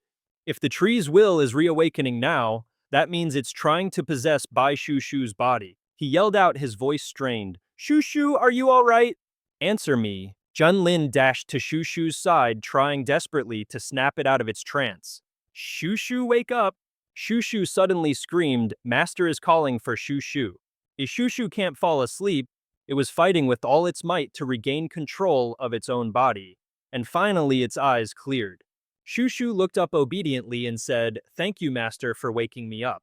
He broke into a relieved smile. "As long as you're okay, that's all that matters." But the onlooking ancient creatures saw this exchange and completely lost their minds. What? The great Luo immortal tree is bowing to a human as its master. Impossible. How could a mere two-legged beast possibly be worthy of being the master to our sacred tree? Junlin's expression instantly turned ice cold. He commanded in a chilling voice, "Shushu, you will now follow your master's orders." Shushu nodded without hesitation. The entire crowd fell silent waiting. "Shh, quiet down. The great Luo immortal tree is about to speak." It cleared its throat with a dramatic, "Ahem." "This secret realm has been destroyed. You could say it was fated, but there's no need for any of you to panic. You are all my children, and I would never ever abandon you." Behind the tree, Junlin chimed in, basically starting a recruitment drive. "The Luo immortal tree is opening up a class. If you don't come for the sermon, you'll miss the chance of a lifetime." The ancient creatures immediately went wild. Hearing that the great Luo immortal tree wanted to preach the Tao, the creatures instantly dropped everything. They knelt down in acceptance. I mean, this was a blessing you might not see in 1,000 years. Standing off to the side, Junlin felt incredibly pleased with himself. Just then, an ancient creature flew forward. It was the Dark Thunder Eagle, the biggest and baddest powerhouse here.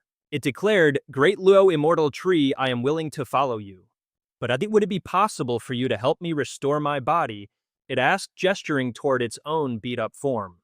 Shushu replied instantly, "No problem, but I have one condition. You must follow my master and protect him completely." The Dark Thunder Eagle agreed in a heartbeat, immediately pledging its allegiance to Junlin.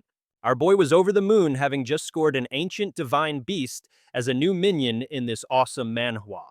"O great Luo divine tree, the heavens value all life, my divine subjects, since you have all lost your homes. Our Zhuan Tian sect is willing to become your new sanctuary. We will advance together, retreat together, and share all hardships. Now pay your respects." But the ancient creatures were still a bit hazy on the details. Thank you, Master. I don't quite understand. Are you telling us to bow our heads in human territory?" The immortal tree's eyes flashed with a sharp red light. "What's this? Are you questioning me?" The creature trembled and stuttered. "This lowly one wouldn't dare." "Good. From now on, you will all follow me and my master, and you will live in the Zhuan Tian sect." Tens of thousands of ancient creatures roared in unison, "Yes!" A system notification popped up. "Congratulations, host, for completing the mission. Reward receives Sun Treasury, unlocking an internal training space. 100 years inside is equivalent to 1 day outside." Junlin's mood instantly brightened. Success. Although this reward seems kinda average. I've already got a golden finger cheat. I get stronger when I face stronger opponents, so I don't really need to train. Which means for me, this thing is actually useless. He glanced down at Tian Ye below. But, he thought, it seems like Xiao Hong would be a perfect fit for training in there. With her incredible innate talent, her power level will skyrocket. After that, I just need to throw a tantrum and boom, instant win, absolutely genius. But this little punk, he's got rebellion practically woven into his DNA. Before I let him go, I've got to make a few adjustments first. Tian Ye, noticing the intense stare, totally misread the situation. What's with that guy's stare? Is he mad? I didn't rush to his rescue or something. Yu Nian chuckled. Are you dreaming, buddy? These powerful creatures actually want to join our Zhuan Tian sect. What kind of Manhwa plot twist is this? Deju chimed in, equally thrilled. Sect master, from this moment on, our Xuan Tian sect is officially the #1 among the 10 great immortal sects in the entire Eastern Realm. Take that, other sects are sects thriving just like in the best manhwa stories. Tian Xue softly added, and it's all thanks to Peak Master Aya once again. Yang Feng was utterly dumbfounded. Is this even allowed? He thought to himself, while this old man is absolutely thrilled that Huang province managed to escape such a catastrophe. It seems my Banshan sect won't have much to do anymore. My glorious days are over. Cheers erupted from the disciples chanting, amazing. We knew Tianjun could handle any crisis, he's the best. Chu Chu covertly messaged Junlin. Master Chu Chu did it. They're actually listening to Chu Chu. See, I told you I could. He chuckled. You did great, little one. Your master is very pleased with you. Speaking of the great Luo immortal tree's will, is it affecting you at all right now? Chu Chu quickly replied, nope. After Chu Chu woke up, it hasn't dared to stir a single bit in the background. Huh. Junlin breathed a sigh of relief.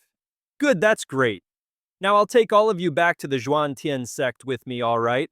Chu Chu obediently chirped, yes, master. Meanwhile, in the Eastern Realm's Qing province at Yuhua Gate's main plaza, disciples were all buzzing with whispers. What in the world happened to the saint's son? Why does he look so utterly distraught? Seriously, he was practically radiating confidence before he left. What on earth actually happened in Huang province to make him like this? This whole situation feels like a major plot twist in a dark manhwa. Chen Xiao could barely stand needing others to practically drag him back. The elders rushed over, clearly alarmed. Saint's son, what in the heavens happened to you? All he wanted right then was to see his master.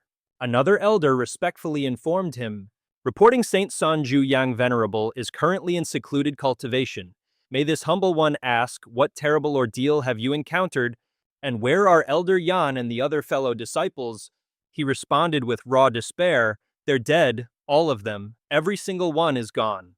Their jaws dropped. What? Saint's son who dared to do this, who was behind it? Tell this old man at once so I can report this heinous affair to the sect master. Chen Xiao's eyes burned with seething hatred. It was the Zhuan Tian sect, Junlin, back at Yuhua Gate in the outer sect True Inheritance Hall. An air of furious indignation hung heavy like a storm brewing. No way. Where in the world are Elder Yan and the other disciples? Are they all gone, damn it? How dare they murder the elders of our Yuhua sect? They almost took out our holy son, for crying out loud. This is a complete and utter slap in the face. We have to declare war, an open public declaration of war. Then we'll paint that barbarian region red and rip them out root and stem. And every single sect associated with them. Meanwhile, on the bustling streets, the gossip was already flying. Extra, extra. Get your latest bombshell from the Eastern region's cultivation world, hot off the press. And everyone who read it was absolutely floored. Wait, the holy son of the Yuhua sect got his butt handed to him by some lady in red at his own level. The Yuhua sect has lost 9 masters of the integration realm, and the culprit is none other than the Peak Lord of Misty Peak from the Zhuan Tian sect. This sounds like a plot from a crazy manhwa. Over in the tea houses, this juicy tidbit was all anyone could talk about. Man, the times sure are changing. You've got these country bumpkins from the desolate continent daring to off experts from the almighty Yuhua sect now.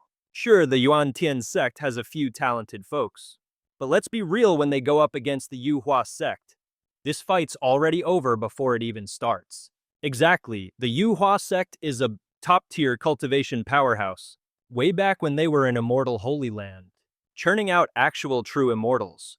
How are these backwater hicks supposed to compete with that kind of legacy? I give it less than 10 days before the Zhuan Tian sect is wiped off the map. Meanwhile, in the Grand Hall of the Xuan Kong Temple in the Eastern region's Buddhist continent, Master Xuan Kong issued an order. Amitabha, The Yuhua sect has sent word of their intent to declare war on the Xuantian sect. In that case, our Zhuangkong temple shall also punish evil and uphold righteousness. We will make the Xuantian sect pay their blood debt with blood. A monk at his side responded, "This disciple understands. I will pass down the order immediately." Rallying all Chan cultivators of the eastern region to vanquish these demons and prove the righteous path, back in the desolate continent ever since the collapse of the Luotian secret realm. A ridiculous amount of dense spirit qi had been flooding the lands. As the old saying goes, when a whale falls, 10,000 things flourish. This once barren and impoverished, desolate continent was now bursting with vigorous life, causing countless creatures to benefit, their cultivation levels skyrocketing overnight. And ever since 100,000 beings of different races joined the Zhuangtian sect, its overall power had shot through the roof. But ever since news broke, just as news of a full-blown war declaration from the major sects in the eastern region arrived, a gloomy cloud descended over the Xuantian sect. Over at the Xuantian sect's training grounds, the disciples were buzzing with gossip. Yuhua Gate is about to attack us, and they've teamed up with that gang of fake baldies from the Zhuangkong temple. Can you believe they have the nerve to call us the evil demonic path? Seriously, those guys just don't know when to quit.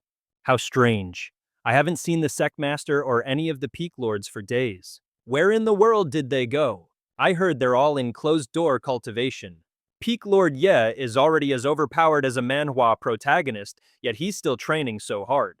For the Zhuantian sect, that's gotta be a massive blessing, right? Meanwhile, at a residence on Misty Peak within the Yuantian sect, Junlin, lounging on a grandmaster's chair in the garden, let out a sudden sneeze. Shushu, ever the flatterer, proudly presented a drink.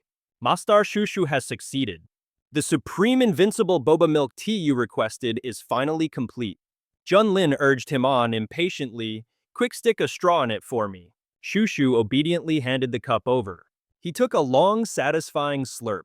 Ah, now, that's the stuff. This is the exact flavor I was craving. After his drink, Junlin praised his disciple. Little Shu, you've done a fine job. As your master, I'll permit you to make another 50 cups. But this time, you may choose one of them as a reward for yourself. Shushu squealed with delight. Really, thank you, master? In his mind, Junlin was marveling. This milk tea recipe I got from the daily login reward is somehow even better than the ones from my past life. Why, even the great Xuewang had to offer me a smoke when he came to visit. Nearby, Tianye commented coldly. This little rat is so naive.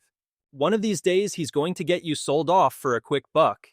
Junlin shot back, Little Red, where are my spicy squid skewers? What is taking so long?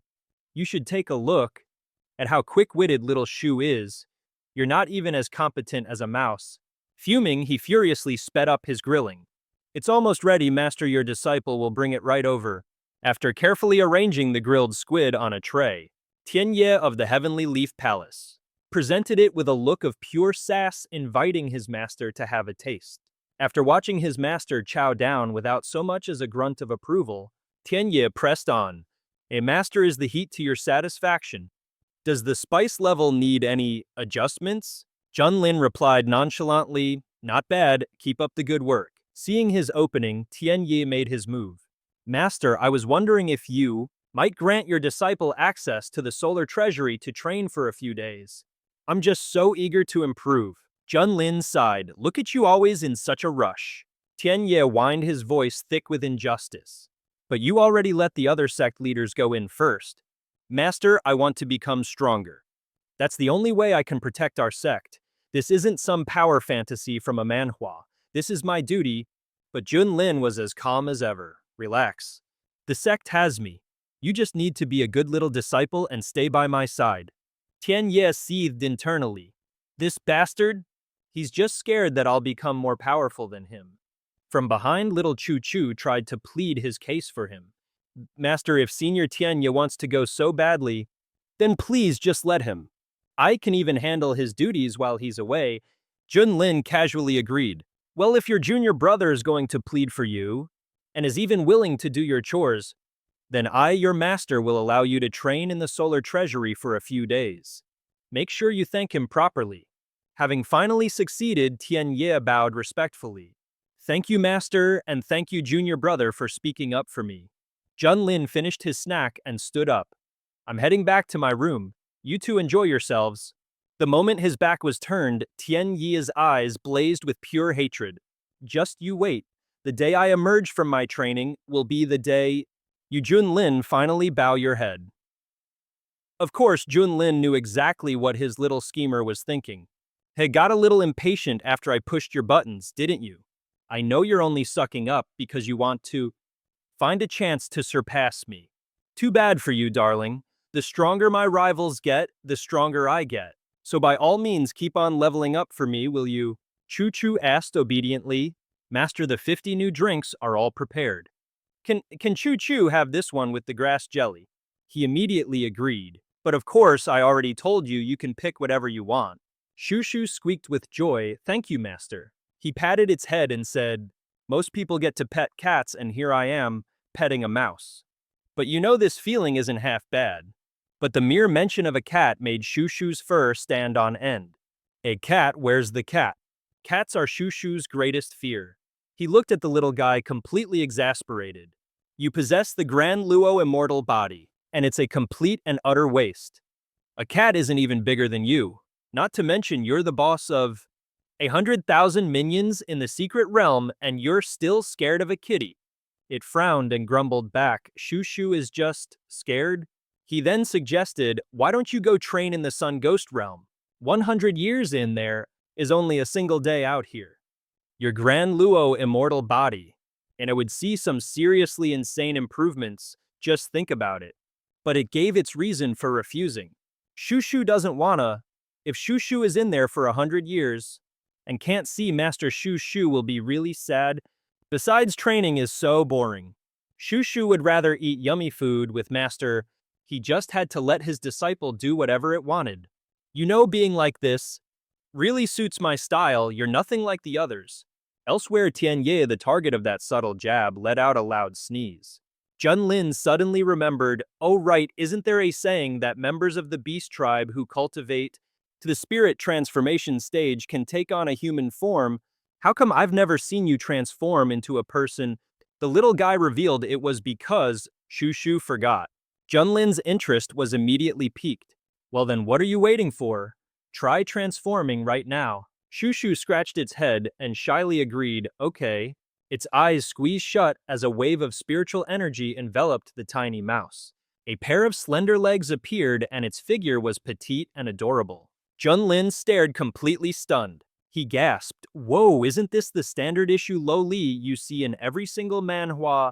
But the moment he looked up at Shoo-Shoo's face, he did a perfect spit take with his bubble tea. What in the world is this? Shoo-Shoo had a perfect lolly body, but its head was still the same old mouse head. It asked bashfully, Master, what's wrong? Isn't Shoo-Shoo's new form pretty? Junlin's face went completely dark. He couldn't bear to look a second longer. Not only is that ugly, it's downright terrifying. Xiaoshu, are you messing with your master on purpose? He frantically waved his hands, absolutely not. Shoo-Shoo tried so hard to transform, I swear. But for some reason, this was the best I could do. Shoo-Shoo felt incredibly wrong. Junlin rubbed his temples, completely defeated.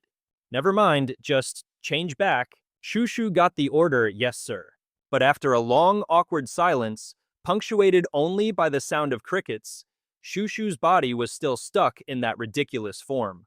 He couldn't hold it in anymore and yelled, it's been like 15 minutes, why haven't you changed back yet?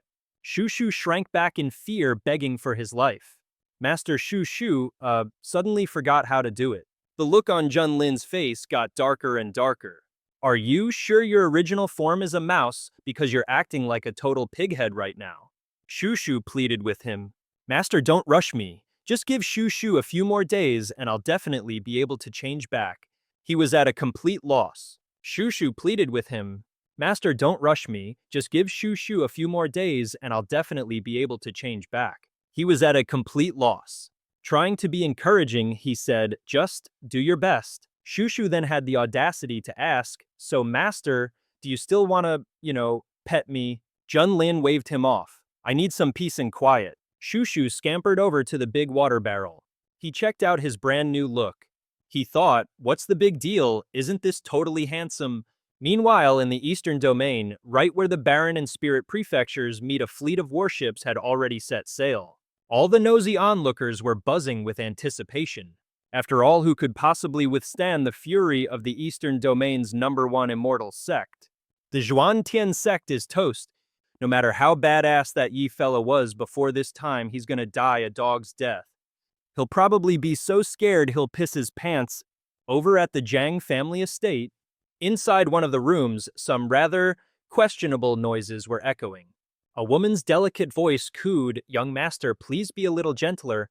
Just then a guard slammed the door open, shouting, "Young master, they're here, we're under attack."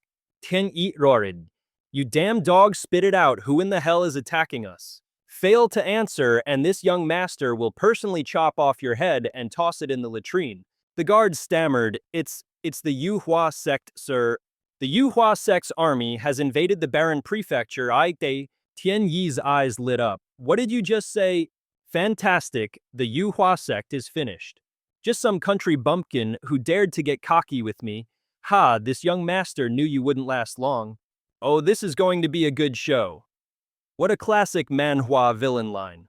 High atop the cliffs of Wanzhong Mountain in Huangzhou, local cultivators gazed at the massive army looming in the distance. An army that massive. Seriously? Just how many cultivators did they even send? Yang Feng spoke up, his voice heavy with concern. Tianjun, I'm begging you. This time please don't push yourself to your absolute limit. If things go south, we have to retreat. You are the strongest warrior we have in Huangzhou, and you're the spiritual backbone for every single cultivator here. If you fall, it would be an absolutely devastating blow to us all. You are the strongest we have. Meanwhile, in the main plaza of the Xuantian sect, the disciples were in a complete uproar. The enemy is here. The entire sect is on high alert. The enemy is at our doorstep.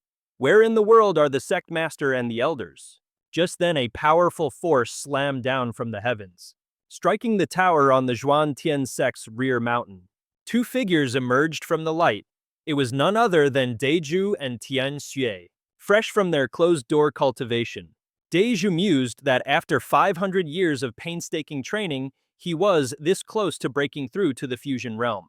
But he just couldn't quite grasp it. Looks like even secluded training has its limits. Tian Xue reminded him, "You should be grateful. We're lucky we had the techniques and pills that junior brother Ye left for us. Otherwise, we probably would have died of old age before we even broke through to the nascent soul realm, let alone managing it in a mere 500 years. That's some classic overpowered Manhwa protagonist support right there."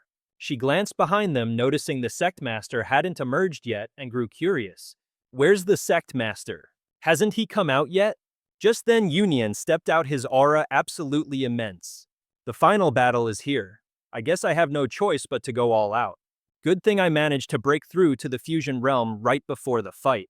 But behind him, another even greater figure began to emerge. Yunnan gasped in shock. There's someone else? Who could it be? This aura, it's horrifying.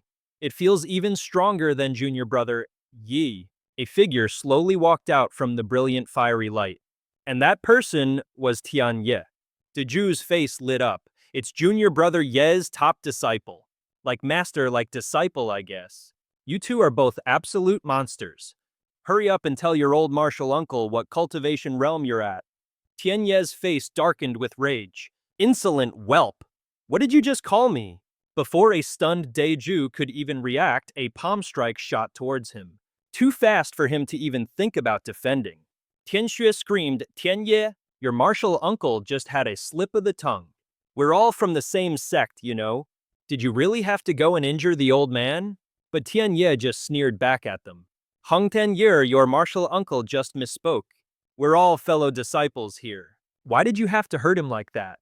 Tian Ye's face twisted into a cold grin. Him? Tian Ye scoffed. "And fellow disciples, you've got to be kidding me. This lord is a titan of the demonic path. A true immortal level expert. You think a bunch of trash like you can even claim to know me? If it wasn't for that so-called king that this lord had to put up with all this crap." But guess what? Those days are over. Tian Xue was absolutely livid at this. Have you cultivated yourself into insanity? What is this attitude? Watch it, or I'm telling junior brother yeah everything. But our boy wasn't scared one bit. Go right ahead. This lord couldn't give a damn about him. Besides, that guy can barely save his own skin right now. If you've got the guts, go ahead and bring him here. With my current power level, who knows who would actually win? It's a classic Manhwa showdown waiting to happen. Tianya declared with ultimate arrogance. A supreme ultimate? Treasure like this shouldn't go to waste. Why don't you just hand it over to me for safekeeping? Naturally, everyone else tried to stop him. How dare you? What do you think you're doing? Are you really not afraid of junior brother Ye coming down on you for this? But with a single palm strike, Tian Ye sent them all flying. Get lost, all of you. Yunian watched on warily muttering. This kid's demonic energy is off the charts. I can't believe that after reaching the integration realm, even his aura is this overwhelming. Just what is the origin of this disciple? That junior brother Ye took in. Meanwhile, Tian Ye was trying to take control of the sundial, all while hurling insults at the others. A bunch of worthless losers, but then he hit a snag. Wait, what's going on? Why isn't this sundial budging an inch? Yunian stepped forward to stop him again. Tian Ye, you are junior brother Ye's disciple.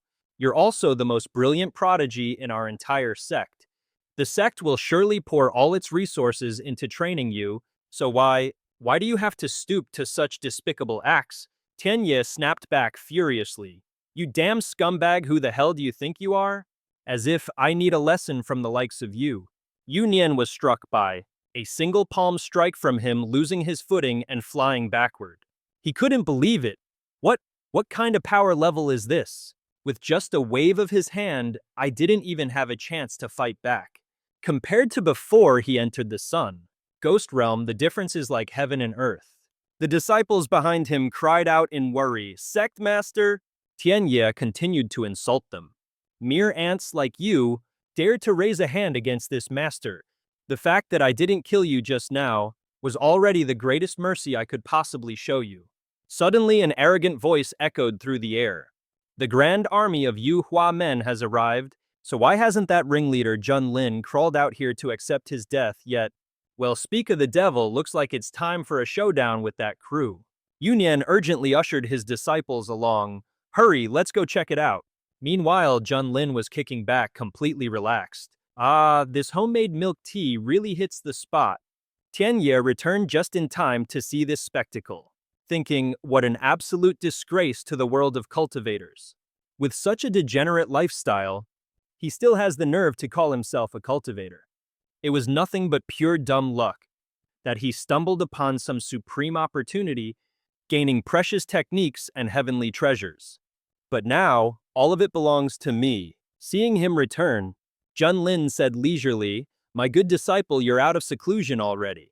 Your master here missed you terribly, you know. Tian Ye shot back a reminder, there's a mob outside about to storm in here and take your head. And I can't believe you're being so lazy. Are you not afraid of death? Ye Junlin feigned a look of surprise. Oh, they're already here. How come I had no idea? Tian Ye got even more exasperated. You're in this soundproof little utopia of yours, only knowing how to indulge yourself. Of course you wouldn't know a thing about the outside world. Now you listen up and listen good. Outside, a whole army of your enemies has gathered to settle the score. Ye Junlin, get out here and face your doom. Ye Junlin was perfectly calm. Oh, so you want to declare war? Tian Ye shot him a cold sneer. Have you taken a good look at the situation you're in? But if you just hand over everything you have right now, and give it all to me, I might just consider saving your pathetic life. He asked suspiciously, what's that supposed to mean? That attitude really started to get on his nerves. Stop playing dumb with me. We're all intelligent people here, so let's cut to the chase. But before he could finish his sentence, the sight of Shu Shu literally froze him in place. Holy mother of... What in the world is that thing? Shu Shu happily announced, Master, here are those special chicken wings you requested. I made them extra hot and spicy. Go on, give them a try. Whoa, senior brother Hong, you're out of seclusion already. That was fast. Tian Ye was utterly and completely speechless. You don't move. He thought in a panic, is this that white-furred rat they were talking about? How did things possibly end up like this? Its form is so grotesque, like something out of a horror manhwa. That thing seriously deserves to die. I never imagined this guy would have such exotic tastes. Junlin knew this was a huge misunderstanding. What's with that look? Is he thinking something depraved about me? For crying out loud, I'm a man of impeccable virtue. Just then, Union's group arrived, shouting, "You treacherous disciple! What do you think you're doing to your master? Junior brother, yeah, you need to be careful." But the moment they themselves saw Shu Shu, their jaws hit the floor. This was Shu Shu. He was more than used to this kind of reaction. "Everyone don't be afraid, it's just me, your disciple Shu Shu." Yunyan clutched his chest and breathed a sigh of relief. Oh, so it's just junior brother Ye's second disciple. His overall design is certainly terrifying, though. Junior brother Ye is not only a peerless genius, but even his tastes are far beyond us mere mortals. Junlin cut them off. Hey, stop right there. What are you all even talking about? Now tell me, why did you all come rushing over here? What happened? Yunyan pointed an accusing finger directly at Tian Ye. Junior brother Ye, your head disciple, is plotting a rebellion. Not only did he try to steal the sundial, he even attacked us. Junlin's voice became dangerously low. My dearest disciple, is what they're saying true? Tian Ye didn't even flinch, simply asking back. And so do you believe them? Junlin replied, you are my disciple, of course I believe you. However, this is something you're going to have to prove for yourself. With that, Junlin whipped out a token. This is the identity token of an inner disciple of our sect. Use it to prove who you are. Denied. And so what if it's real? What can you possibly do to me, huh? The Grand Army is on its way, and your death is just around the corner. Don't you idiots understand the situation you're in? Yunyan was absolutely livid. You damn beast, junior brother! You never treated you badly, did he? Those words really struck a nerve. What the hell do you people know for how long?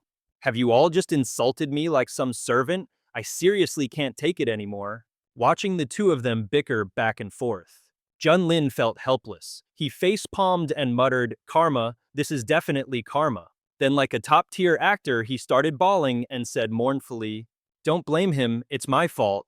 It's because I never paid attention to my disciples' feelings. I was wrong. I truly regret it." Shushu helped Junlin up, also sobbing uncontrollably. Master Yunyan was stunned. Junior brother, yeah, this is the first time I've ever seen you like this. Yan Tianya, however, found this whole display incredibly annoying. Keep acting. I know that face of yours better than anyone. Are you really going to keep this charade up in front of everyone? But Junlin was already deep in character. Tianye, my beloved disciple. Your master truly knows he was wrong. Can you ever forgive your master? We're master and disciple after all. Let's just start over. What do you say? He refused. In your dreams, stop disgusting me. System notification. Congratulations, host, you have completed the temporary mission.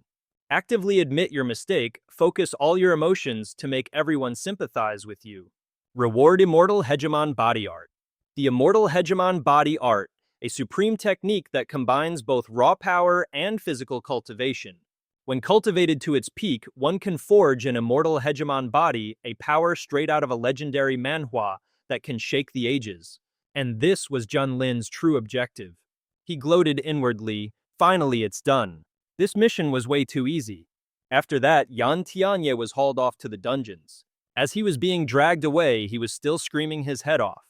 Junlin, you despicable little snake, I will never ever forgive you. Hey, just wait, when I get out, I'm going to tear you limb from limb. The whole thing was weird, but hey, the reward was pretty sweet. Totally worth the effort. Alright, mission complete. Now then, I suppose it's time to play with you for a bit. Junlin lounged back in his chair, ready to milk this for all it was worth. Xiaohong, you need to learn that once a master, always a master. No matter what, I'm still your daddy. Whoops, I mean I'm your venerable master. Let's just poke and prod you a little more, see how long you can last. If you actually decide to fight, I'll just consider it a free EXP package delivered right to my door. With that, he ordered his disciple. Hey you, get over here and give your master a shoulder massage. The boy obediently came forward. His master's words made Daeju wonder aloud. Guys, you don't think junior brother Ye finally snapped from all the pressure and developed a split personality, do you? Tian Xue snapped at him, "Shut your trap, what kind of garbage are you spouting?" Meanwhile, Tian Ye was on high alert thinking, what is this guy scheming now? Junlin finally spoke. Xiaohong, you were in seclusion in the Sun Treasury for 200 years. Do you really think you can just walk out of there acting like you're hot stuff? He impatiently shouted back. Enough with the trash talk, hand over everything you have to me right now. I might lend you a hand, but if you refuse, then you can just die right here. Deju whispered to Yu Nian. Sect master, from the sound of it, he actually seems willing to help. Maybe he has a conscience after all. A great war is about to break out. If we have his help, we might just be able to avert this crisis. He replied, this still depends on what junior brother Ye wants to do. Junlin calmly retorted, oh, you sound awfully confident. Are you so sure your current strength surpasses mine? Tenye declared, even though you've always suppressed me and wasted my precious cultivation time, I spent 200 years training in that treasury. My cultivation and my actual power have long since left you in the dust. He then commanded, hurry up, even though you've always held me down and wasted my precious training time. I cultivated for 200 years in that treasury. My power and my cultivation base have long since left you in the dust. He then commanded, get a move on, stop dragging your feet. The Yuhua Gates fleet is already on top of Piao Miao Peak. Do you seriously expect me to handle this for you? Cici trembled and exclaimed, Senior brother Hong, he's so scary. Yu Nian realized that Hong Tianye had now revealed his true wild ambition. He was planning to steal every last one of junior brother Ye's destined opportunities, a classic Manhwa villain move. Brimming with righteous fury, he rushed forward. Junior brother Ye, I'm here to help you. But just at that moment, the sky was instantly plunged into darkness. A terrifying surge of power tore a hole straight through the heavens. Model, screaming as it plunged towards Huangzhou like something straight out of a divine punishment manhwa. And in that exact moment, it came hurtling down on the exact spot where Junlin and his master were standing. Tianye let out a sharp roar, his eyes blazing with a chaotic killing intent. A swirling vortex of true ki exploded from his palm, slamming head-on into the incoming force. The entire blast was sent reeling backward, carrying with it a terrifying, world-shaking aftershock that rocketed right into the warship hovering in the sky. Cries of utter chaos erupted from the vessel. Our own attack was reflected back at us. Get clear now. Boom, with an earth-shattering explosion. The ship blew apart in mid-air, filled with desperate pleas, help me. The cultivators on board were sent scattering by the sheer force of the blast, their bodies tumbling and falling like withered leaves in a hurricane. Whoever did this, get your cowardly ass out here and face your death. Tian Ye coolly shifted his attention towards them. He thought to himself, how dare they come and cause trouble for me right now? Though to be fair, Junlin is hardly a worthy opponent for me anyway. It's only a matter of time before all his resources are mine for the taking. But first I need to swat these annoying little flies. He faced the furious group and admitted with an arrogant air, that's right, I was the one who did it. And you think you lot can actually stand against me? His supremely confident posture completely fooled a late-stage integration realm elder from the Yuhua men's inner sect. A mere first-stage female practitioner dares to run her mouth so arrogantly here. Allow this old master to put you in your place. The old geezer charged forward to attack, screaming, time to die. Tianye just sneered. A swarm of ignorant gnats. A vanish. A surge of power from Tianye erupted like a tidal wave, instantly and utterly overwhelming the elder before him. A piercing scream tore through the air as the old man's body looked like it was being ripped apart by some invisible force. Every single muscle fiber was stretched to its absolute limit, threatening to explode at any second. But Tianye didn't stop there. He simply increased the pressure with his hand, making the torrent of power he'd unleashed even more ferocious. He then gave a chillingly casual command. I'll give you all half an incense stick's worth of time. Get the hell out of Huangzhou or die. The faces of the other elders went deathly pale. What? Elder Mu shrieked. This is arrogance on a whole other level.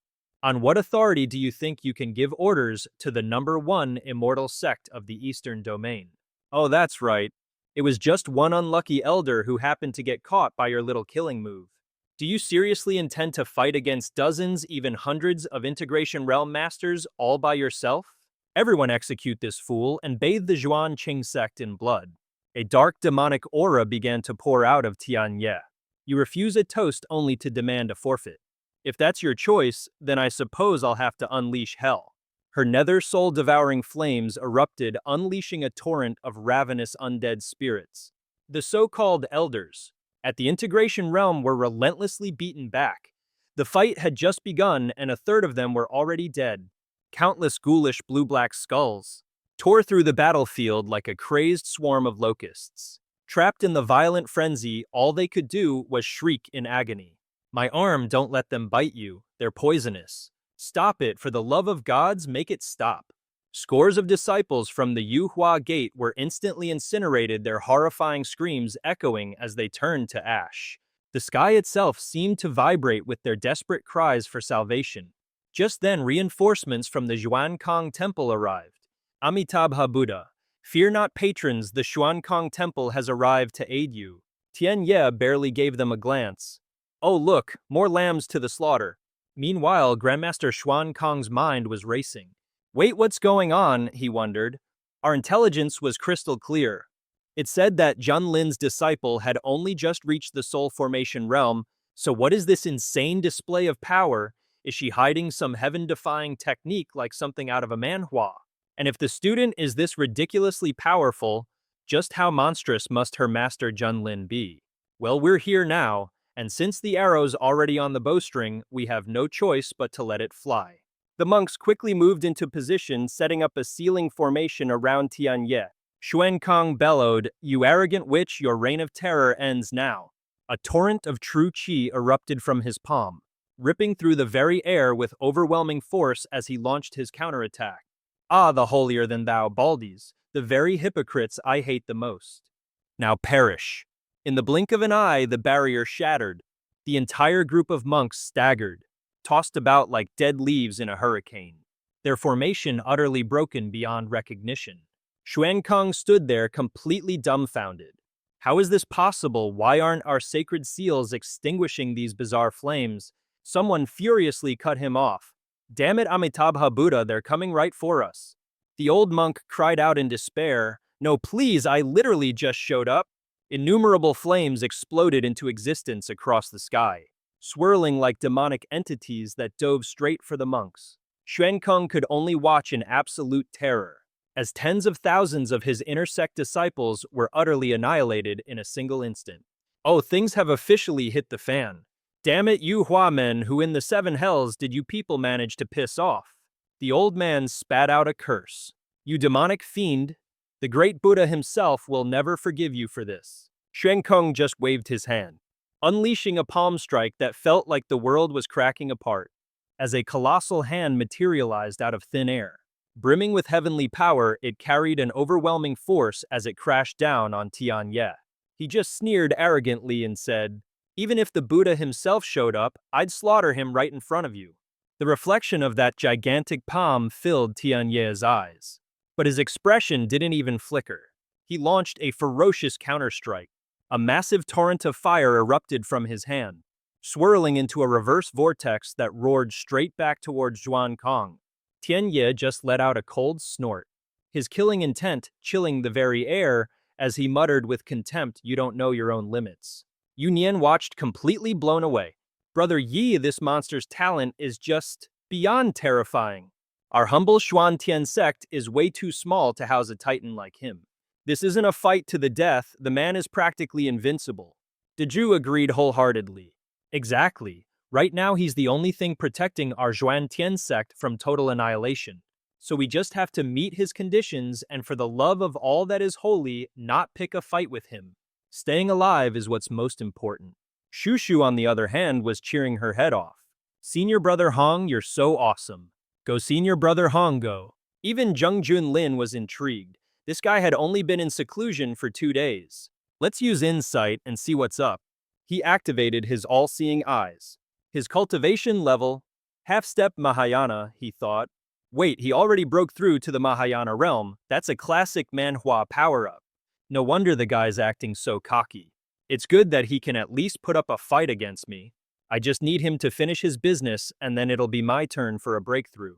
Suddenly, the atmosphere turned grim as shadowy figures began to materialize in the distance.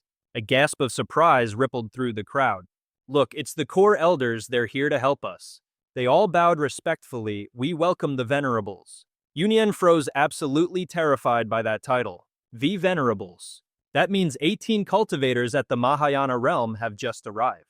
Is this the true undying foundation of the strongest immortal sect in the entire eastern region? We're so screwed. Did the Zhuan sect really get destroyed by my own hands? The 18 venerables are the core fighting force of the Yuhua sect. Every single one of them is a powerhouse at the Mahayana realm. They once teamed up to suppress the North Sea Demon King and wipe out the Southern Wilderness demonic cult. They're even hailed as the sect's living divine weapons. Another one of them tried to reason with the Golden Snake Venerable. The undefeated legend of the Eastern Domain. Junlin was actually looking forward to this. Oh, this is good. A true Mahayana Realm Master is far more exciting than some half-step pretender. Quick recap: after finishing his mission, Junlin reverted to his old ways and started provoking Tian Ye on purpose. While fending off the Yuhua sect's attack, Tian Ye revealed a power that broke through to the Mahayana realm. Finally, the arrival of the 18 venerables brought a crisis of epic Manhwa-level proportions to the Zhuan sect. Venerable Ling Feng, at the peak of the Mahayana realm, berated them. You're all a bunch of useless garbage. You bring shame to the Yuhua sect. The Golden Snake Venerable, also at the peak Mahayana realm, added the most powerful immortal sect in the entire Eastern Domain, getting torn to shreds by a little girl. If we hadn't shown up to personally oversee this, we'd be the laughingstock of the whole world, wouldn't we? Tian Ye shot them a look of pure contempt. Where did you dig up this old fossil? How dare you disrespect me? The old woman thought she'd misheard. What did you just say? The other venerables tried to calm her down. Golden Snake. Venerable, don't waste your breath on someone who's about to die. Does a mere half-step Mahayana brat really think she can stop our Yuhua sect? Exactly. Besides, that Junlin fellow is infuriatingly arrogant, sending his own disciple out here to deal with us. Isn't that just spitting in the face of the Yuhua sect? The leader of the Yuhua sect's core elders at the early Mahayana realm spoke up. Kill his disciple first. I want to see if that coward hiding inside feels even a shred of pain. Tian Ye immediately disowned him. Get lost. I have nothing to do with him. They sneered. Wow, what a touching master-disciple relationship. You lot go capture her. This old lady is going to personally ruin that face and rip her tongue out. The other venerables joined forces and charged.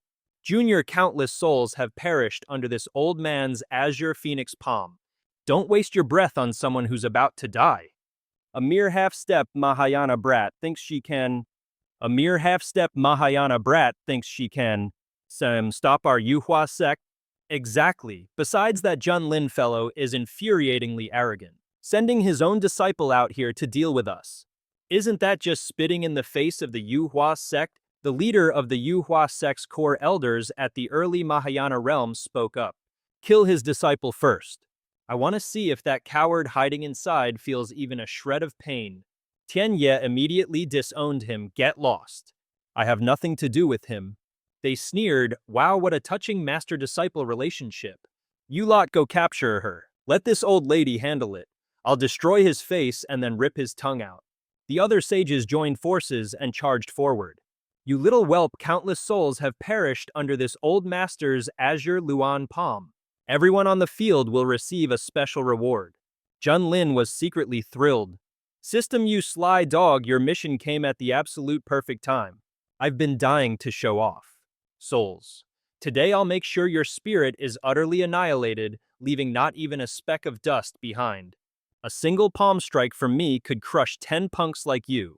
Today I will offer your head to my sword. I imagine it could nurture a peerless sword spirit. Tian Ye coldly reiterated, a blood sacrifice to nurture the sword. I shall show you the true meaning of hell. He swore an oath. Junlin, just you wait until I've slaughtered all these ants, and then we'll see what excuse you have left for not talking. The ancient runic formation that he unleashed seemed hell-bent on crushing those self-important sages. They just couldn't believe their eyes. No, this is impossible. He's just a half-step Mahayana. My azure Luan palm was fused with an ancient demonic soul. How could it possibly lose to a country bumpkin like you? The moment he swung his sword, it shattered to pieces. My sky shatterer, no. This demonic flame, it can even burn a sword spirit. Hong Yu noted with high praise, he's only at the half-step Mahayana realm, yet he can repel 3 early-stage Mahayana masters. Ling Feng and Jin She chimed in. Who would have thought that a peerless talent straight out of a wuxia Manhwa could exist in this desolate wasteland? In that case, we absolutely cannot let this brat live. Let's attack together and kill him. Without an ounce of shame, the entire group of sages teamed up and unleashed their most powerful techniques. Great Sorrow Palm, Star Plucking Hand Subduing, Dragon Annihilation, Art Soul Extinguishing Seal. Ye erupted with a single move, Heaven Burning Dragon Flame. The fiery power surged forth like a blazing ocean, setting the entire sky ablaze. From within that palm's force roaring fire, dragons shot out one after another. Their bodies were wreathed in flames. They let out earth-shaking roars. And with crimson fire reaching for the heavens, they directly coiled around each sage in midair. Yunion's eyes widened in sheer astonishment. He truly never imagined that Ye could actually fight back against so many sages at once. Junlin said wistfully, "It's a shame about this flame, though. It's getting weaker." 3 blasts of energy ripped through the air, screaming like 3 sharp swords as they shot straight for Ye. Looks like you just don't have what it takes. Ye's face darkened. His ice-cold eyes locked onto the 3 approaching energy streams. If he couldn't dodge this, he'd be torn to shreds. A piercing screech erupted from Ye's hand as the Annihilation Demon Flame roared to life. Annihilation Demon Flame, go! The demonic fire slammed head-on into the swirling energy blasts as he roared, vanish. Every last wisp of their energy was completely obliterated, leaving nothing behind. A bizarre, crimson dragon now stared coldly down at the assembled venerables. Ye taunted them further. Is this pathetic display all the mighty Yuhua Gate has to offer? You might as well rename yourselves the Gate of Utter Failures. The venerables gasped in absolute horror. What that monstrous flame just devoured our techniques and made them its own. Hong Yu couldn't accept what he was seeing. Taking down 15 venerables all by himself? Is that really something a half-step Mahayana cultivator can do? Ling Feng replied. In all my years, I have never witnessed this level of genius. Jin Shi snapped at them, are you all blind? This is clearly some forbidden demonic art. This fiend, like a villain from the darkest Manhwa, must be eliminated as soon as possible. Otherwise, he'll become an unimaginable catastrophe. Ye shot a smirk at her. You old venomous hag, why don't you come and try it yourself? I'll even grant you a 3-move head start. Wouldn't want people accusing me of picking on the disabled after all. Enraged, she launched her own blast of energy in retaliation. Just wait until I rip that mouth right off your face, and we'll see how sharp-tongued you are then. Koyo made a grim decision. If this person is allowed to live within 100 years, he will become the greatest threat to the Eastern Domain. He must die today, soul annihilation. They focused all their power on Ye's demon dragon. He began to lose ground. Damn it! This is all that bastard Junlin's fault for not handing over the secret treasure sooner. I never thought the Yuhua Gate would actually send 18 Mahayana realm masters just to deal with one sect, a small sect in the middle of nowhere.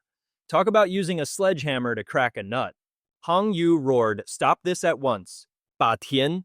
The elder lunged at him, his fist radiating pure aggression. A single punch like that would have been enough to gravely injure Ye. He collapsed to the ground, gasping out with concern, Senior Brother Hong, are you all right? Junlin, ever the opportunist, decided to chime in with some grade A sarcasm. My dear sweet disciple, didn't you promise you were going to drive them all back? So why is it you look like a kicked puppy right now? This master is truly deeply disappointed in you.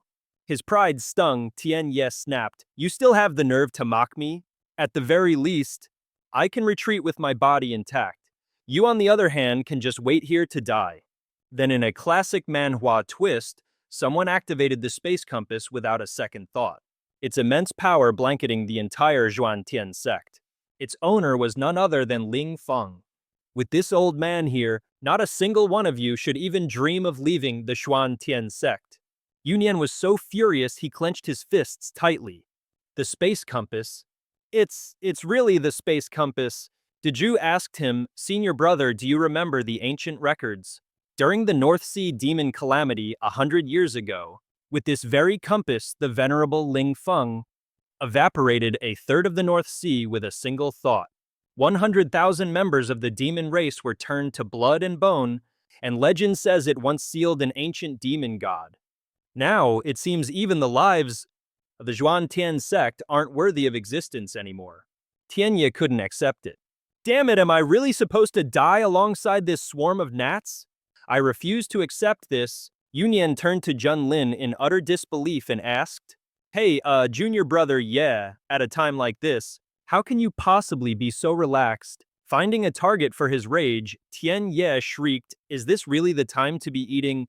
To die with someone like you? I'm speechless, utterly shameless." Junlin simply brushed off his hands and praised, "Not bad, kid, your skills are pretty impressive. Next time this master wants to try the honey-glazed flavor."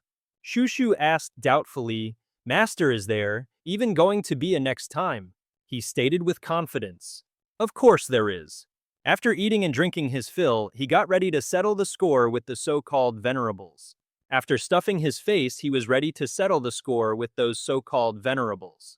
Hong Wu piped up, "Junlin, so you finally decided to show your face." He shot back, "You guys were beating my useless disciple like a rented mule. As his master, it's only natural that I step in and stand up for him." Tenya jumped in with a curse, "You son of a..." They all burst out laughing. "Your fate is sealed. We're gonna flay your skin, rip out your tendons, and grind your bones to dust, just to make an example out of you. The ringleader, Junlin, is here. What are you waiting for? Get him." Even though his aura reads as someone at the integration realm, the fact that his disciple is so powerful, something's definitely fishy. The whole mob charged at him like he was the last slice of pizza. "Kill."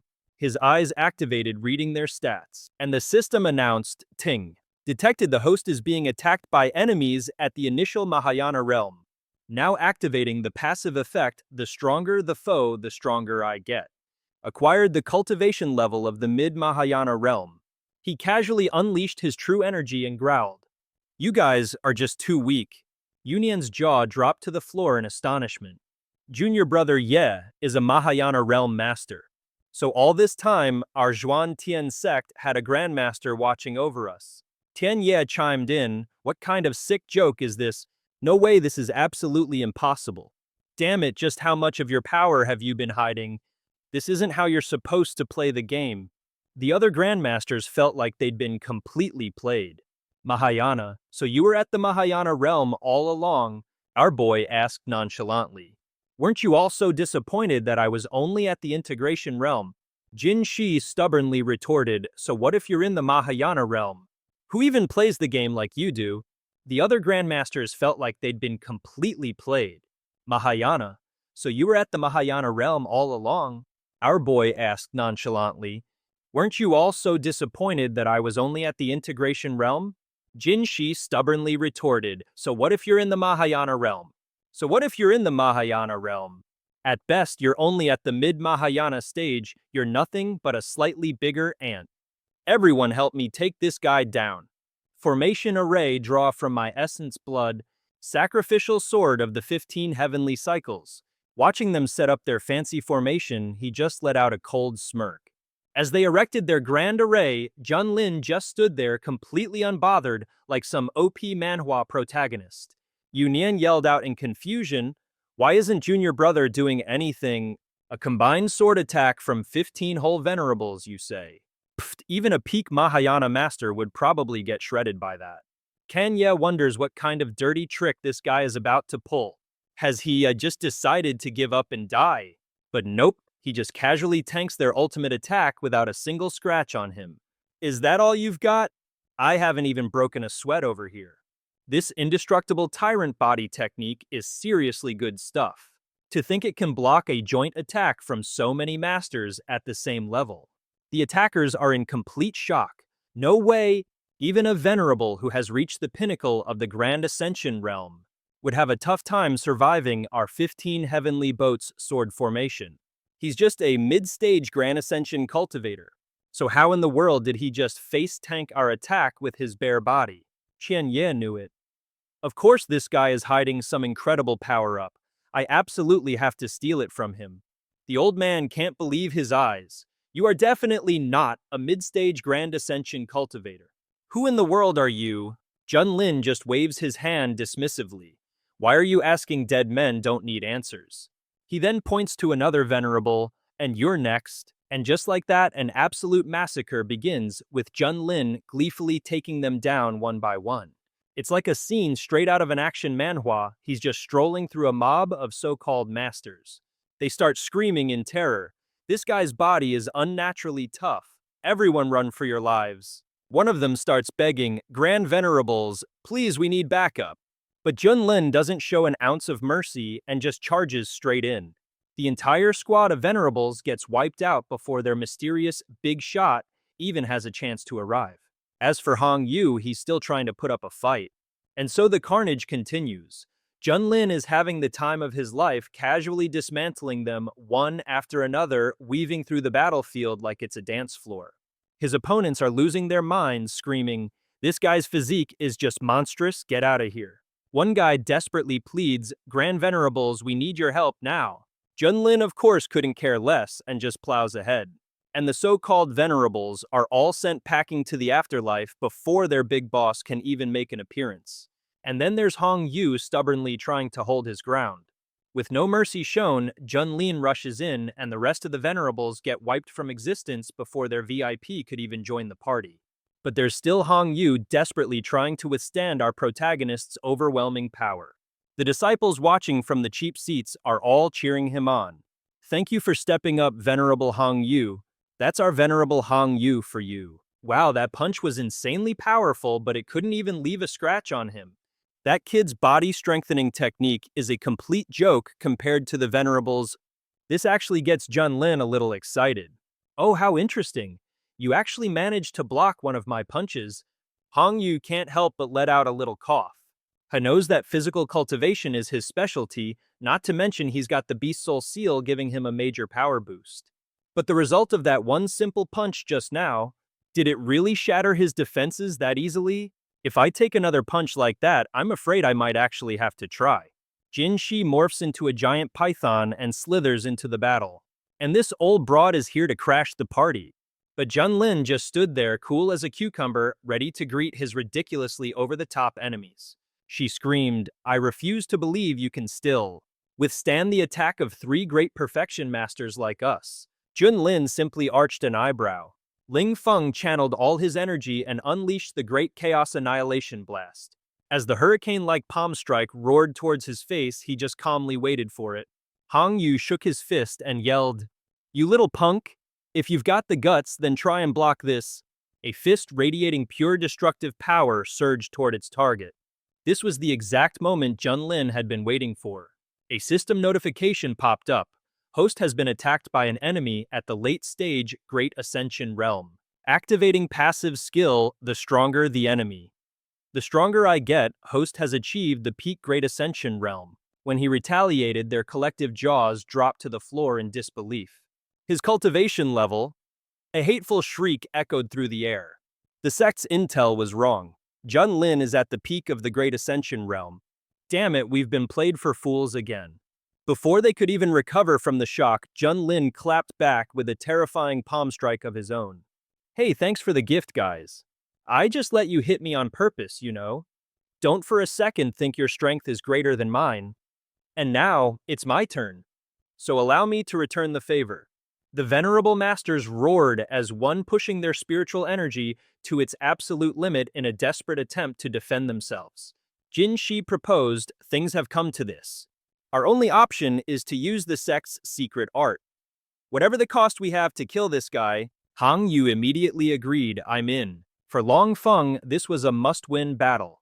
The very reputation of the Yuhua sect was at stake. In unison, their sect's secret technique flared to life. Mystical light pulsed around their bodies, followed by a violent, swirling torrent of true energy. Junlin, you forced us to use the technique left by our founder. You can die without any regrets. Intricate glowing sigils spread across the faces of the three masters. The crowd of cultivators gasped. Could that be the legendary secret art of the Yuhua sect, the celestial brand of the fallen Tao? This is straight out of a manhwa. This secret art was created by the founding patriarch himself. It's the very bedrock upon which the Yuhua sect was built. Anyone who uses it gets a power boost to a level rivaling a void immortal. That Junlin guy is definitely dead meat this time. Tianmi thought to himself, now that's one seriously profound secret art. It's not that far behind the techniques from the great sects in the Central Plains. Yunnan worried, what in the world is that powerful secret technique? Has he finally reached his limit? A junior brother Ye has to hang in there. As the secret art activated, Hong Yu could feel it. His entire body felt like it was overflowing with an insane amount of energy. Longfeng gave the order, time is of the essence, let's move. You all know this forbidden art won't last long. But whatever the cost, there's no turning back for us now. As long as we can wipe this entire sect off the map, what does it matter if this old hag's cultivation regresses or my very foundation shatters? The three of them began funneling every last drop of their true qi into the formation. The art of grand annihilation. Now die. The very fabric of space began to tremble. A beam of pure destructive energy shot straight towards Junlin. Junlin's expression turned serious. For the first time, he felt a flicker of real danger. So this is the full power of three venerables, huh? I guess I can't completely look down on them after all. But if you think this is enough to kill me, you're severely underestimating who you're dealing with. Suddenly, the entire space fell silent. As the attack seemed to detonate, Junlin watched with a spark of interest. It certainly packed a punch. He then summoned his trump card, the Heavenly Emperor's Dharma body. Its majestic voice boomed across the battlefield. Insects, kneel. The sheer destructive power it unleashed was enough to send the venerables stumbling. Tian Ye recognized it as the same Dharma body from the secret realm, so it really was him. This terrifying pressure, it's even more dreadful than the primordial demon god from the deepest pits of the demon abyss. It was at this moment that the venerables realized they had picked a fight with the wrong main character. That's a Dharma body divine art. Damn it, I've never seen a Dharma body like this in any manhwa before. Junlin asked them coldly, had a good look, because the main course is about to be served. Jin Shi, trying to act tough, scoffed. Who are you trying to scare? This old hag has seen battles bigger than you can imagine. He just laughed amused as the heaven-sundering finger descended. It pierced right through her entire body. With her taken care of, it was time to deal with the other cultivators. And now for the rest of you. Terrified, they screamed at each other, run. This monster isn't even human. The feathering gate scammed us. He's definitely a reincarnated void immortal old freak. Junlin said casually, this one's grand annihilation art of reincarnation is specially designed for those who refuse to submit. Don't worry. I'll be sure to scatter your ashes for you. No need to thank me. Desperate screams echoed through the air. Somebody save me. Before the surrounding cultivators could even react, the aftershock of the blow tore right through his protective aura, and his body was sent flying like a dead leaf in a hurricane. Hong Yu was completely floored, tearing apart a Mahayana realm expert with his bare hands. Has he really gotten this strong? The other venerables got the memo real quick. Run for your goddamn lives. Junlin raised a divine palm and simply clenched it around them. Thinking of running, Ling Feng stared at him, seething with hatred. You demonic fiend, the Yuhua sect will never let you get away with this. Hong Yu shouted in shock. The great demon of the wasteland continent is born. He's a true demon. Junlin's hand clenched shut, which meant 2 more lives just logged off permanently. Only then did he finally speak. And so what if I am? If you guys hadn't come here looking for a quick death, would you have ended up like this? No wonder they call this a supreme divine technique. It's a little draining on my energy. But hey, it's about time I cleaned up this traitor. A monstrous wave of killing intent washed over him. And Tian Ye knew with terrifying certainty that he was screwed. And just like that, the sky turned a peaceful blue. Junlin returned to his grand residence. The Jew cheered ecstatically. My lord, are your legs missing any decorative pendants because I'd be happy to hang on as one. Tianxue cut him off. What? As if junior brother Ye needs a stinky man like you hanging around. Junior brother Ye, you must be exhausted. Let your senior sister here give you a nice shoulder rub, okay? Yunian said cheerfully. This battle finally gave us a peek at your real power. Seriously, how much longer were you planning on hiding it from us, huh? Junior brother Venerable Ye. Junlin cleared his throat and replied, Ahem modesty, one must always remain humble.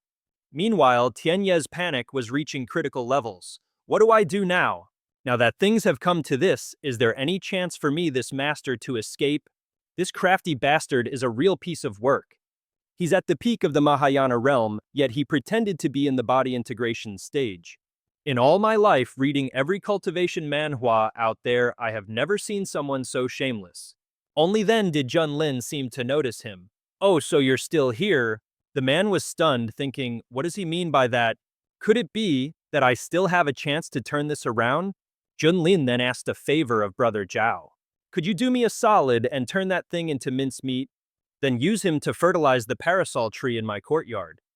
Thanks, brother. Yunian agreed in a heartbeat. All right. Knowing what was good for him, Tian Ye immediately dropped to his knees, begging his master to spare his disciple's life. This disciple is willing to do anything to atone for his sins? I beg you, master, please calm your anger. But Junlin wasn't buying it. Oh, just a minute ago, weren't you acting all high and mighty? Why the sudden switch to this pathetic, cowardly display? Tian Ye pleaded with all his might, Master. This disciple was arrogant and full of himself this time. Please, I beg you, Master, just give me one chance to make things right. Junlin's voice was dangerously low as he gave the order. Start slapping your own face, and you don't stop until I say so. A flicker of hatred flashed in the guy's eyes. But to save his own skin, he could only grit his teeth and obey. And oh boy, did he ever slap himself so hard he started spitting blood. The martial uncle just couldn't bear to watch this anymore. Senior brother Hong, Yunian on the other hand was thinking to himself, even though this Hong kid has a rotten personality, his potential is limitless. If Junlin nurtures him properly, he could still be a great asset to the sect. So he decided to step in and plead for him. Betraying the sect is a crime that should be punished by annihilation. However, Tian Ye did indeed protect the Zhuan-Tian sect until the very end, so that can be considered an act of redemption. I suggest we banish him to the back mountain to reflect on his mistakes. Junior brother Ye, what do you think? Seizing the opportunity, Junlin decided to go with the flow. If that's the case, then the death penalty can be waived. But you're not getting away scot-free for your other crimes. Now get the hell out of my sight and go face a wall in repentance. With his cheeks swollen up like dumplings, Tian Ye gave his thanks. Disciple Hong Tian Ye thanks Master for his mercy. And with that, he scurried away in utter humiliation. Yunian remarked, that disciple of yours, he's a real handful, isn't he? The Zhucheng added, among all of us here, only junior brother Ye can actually control him. If he didn't have junior brother Ye to answer to, he wouldn't give a damn about any of us. This whole manhwa is basically running on his ego. Ten Xue reluctantly agreed. Well, you can't deny the guy is incredibly talented. The only reason our Zhuan-Tian sect has managed to keep him is all thanks to junior brother Ye. Junlin sighed, pinching the bridge of his nose in frustration. It's all my fault. I'm usually too lenient with him, and that's why he's become so arrogant. Rest assured, everyone, I'll continue to educate him. But deep down, he was absolutely loving it. I just live for that look on Hong Tianye's face. You know, the one where he's clearly dying inside, but still has to swallow his rage and force a pathetic little smile. Lounging back in the grand chair in his courtyard, Junlin commanded, Kiddo, your master craves hot pot. He chirped back happily. You got it, I'm on it right away, sir. Meanwhile, on the back mountain of the Zhuan-Tian sect, Tianya was muttering to himself, hissing with rage. I refuse to believe you can stay on top forever. As long as I train my butt off, it won't be long before I can finally reach the peak of the Great Ascension stage and maybe even shatter right through it. Junlin, you just wait for me. Over in the eastern region's Buddha continent, all the monks were gossiping. What in the world, is it really true that Junlin from Xuan Tian has reached the Great Ascension cultivation level, and he even took out the 18 venerables sent by the Yuhua Gate. Did he really kill them all? Hold on, what, the entire army of 1 million cultivators got completely wiped out. What a tragedy. My older brother was in that army. Looks like I'll just have to take care of my dear sister-in-law for him now. For being such a bloodthirsty maniac, that white-haired old devil will definitely face divine punishment. I mean, he's basically the #1 mass murderer in the whole Eastern region. In the Eastern region's spirit continent, Tian Yi got the news report. No freaking way, those country bumpkins from the desolate continent not only survived but wiped out the entire allied army. Don't tell me some overpowered immortal got reincarnated. This is like a crazy plot from a manhwa. He let out a massive sigh of relief. Phew, good thing I didn't make a move that day. Otherwise, not even my dad could have saved my hide. He then barked, "Quick, go find some female cultivators for this young master. This young master needs to suppress his fear." The guard hearing this was understandably baffled. Huh, Tian Yi roared. What are you standing there gawking for? Do you not understand human speech? I told you to go, so go. If you can't find anyone, then just bring your own mother to make up for it. The man scrambled away. Yes, sir. This lowly one is going right now. Back in the eastern region, at the Yuhua Gates Hall of True Disciples, Chen Zhao could barely get the words out as he stammered. Are you telling the truth? The elder reported grimly, Holy Son, every word I've spoken is the absolute truth. In the hall, Elder Mo spoke, his voice dripping with bitterness. This news has already spread like wildfire across the entire eastern region. This time, our Yuhua Gate has suffered a humiliating, catastrophic defeat. Chen Jiao was so mad he was literally shaking. Junlin, you are one devious, calculating bastard. You were clearly at the Mahayana realm this whole time, yet you hid your true power. Were you deliberately trying to make a fool out of me, the Holy Son?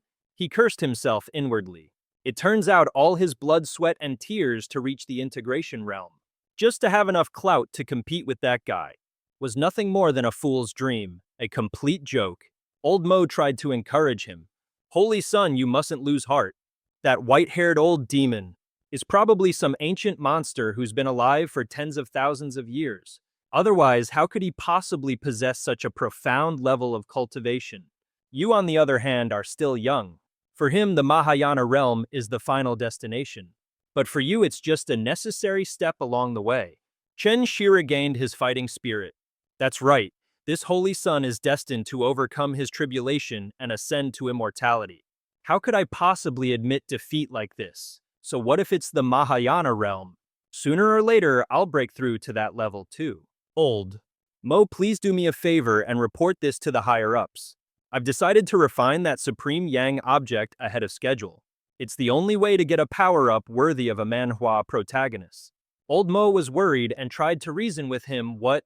Holy Son, this old servant understands how you feel, but you must calm down.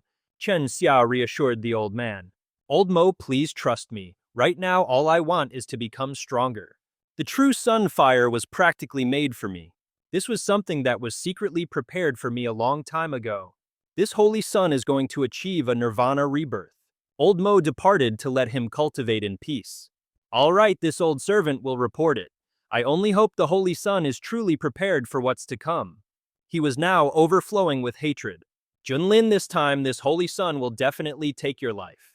3 months later, at the Zhuantian sect's Piao Miao Peak, Junlin was still lounging about, waiting for his disciple to serve him. Xiaohong, a glass of 82 Lafite, if you please. The young man replied respectfully, Of course, Sir Ye. The wine was poured with the utmost care. Please enjoy, Sir Ye. Junlin lifted the glass and took a sip. Very good. Tianye felt like she was at her wit's end. This manhwa character has lost his mind again. There's really something wrong with his head. When will this wretched life of mine ever end? Junlin hummed a line in English. Never gonna give you up. Right at that moment, the system announced that the daily login reward had refreshed. Asking the host, would you like to log in? Junlin gave the go-ahead. System updating. Congratulations, host. Your karma has skyrocketed and you've received a supreme grade mount. Hearing this, his spirits instantly soared. Wait, what, a supreme grade mount, you say? The poor unsuspecting wine glass was hurled to the ground, shattering into a million pieces. Tian Ye, having absolutely no clue what was going on, immediately bowed her head to apologize. This disciple knows her mistake.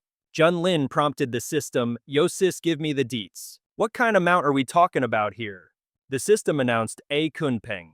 It's currently in its juvenile stage, but it's already at the Mahayana realm. We hope the host will take good care of it. A Kunpeng, an ancient divine beast with limitless potential for growth. It's one of the most powerful creatures in all the myriad realms. It can soar freely through the heavens and swim unhindered in the oceans. Junlin was beyond satisfied. How can a cultivator as devilishly handsome as myself possibly go out without an epic mount in tow? Besides the Kunpeng is the divine beast that everyone drools over in fantasy novels and manhwa. And this was just the system's starter mount. Yet it was already the legendary Kunpeng itself. The system was being ridiculously generous this time around. Suddenly, a piercing cry echoed from the horizon. A massive blackbird so huge it blotted out the entire sky soared towards Misty Peak. The entire Zhuantian sect was shaken to its very core. All the disciples stared up at the sky in awe. That's one heck of a demonic beast. I've always wanted one, and now I actually get to ride it. Now I can finally go out and show off. Tian Ye, meanwhile, frowned. Damn it, he doesn't seem angry at all. Why is this guy acting so completely unhinged? Could it be that something good actually happened to him? Just then, Shushu came in to report. Master, the sect. Master received an invitation and asked me to deliver it to you. He glanced at the invitation in his hand. It was for a banquet hosted by the old ancestor of the Lingzhou Zhang family. Word on the street was that this old geezer had just emerged from seclusion not too long ago.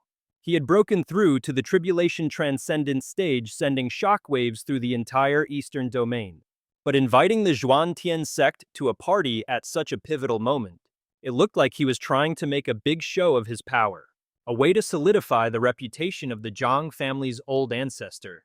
Tian Ye revealed that after the Zhang family's old ancestor broke through to the tribulation transcendent stage, he earned the title of a false immortal. Now, even though that's not a true immortal, he's still way out of our league. The Zhuantian sect has made a ton of enemies in the past. Isn't it going to be dangerous attending this banquet? He immediately shut that down. Danger? What danger that doesn't exist? Just come with me to the party. But deep down, our boy had his own little scheme brewing. A false immortal, you say, sounds pretty tough. Want to see what a real master-servant relationship looks like? Oh, and hey, this is the perfect chance to show off my new ride. The system announced that a new random mission had been activated. The host must bring his new mount to the Zhang family's party. If you successfully intimidate everyone present, you will receive a special reward. Junlin celebrated internally, "Oh system, my dear system.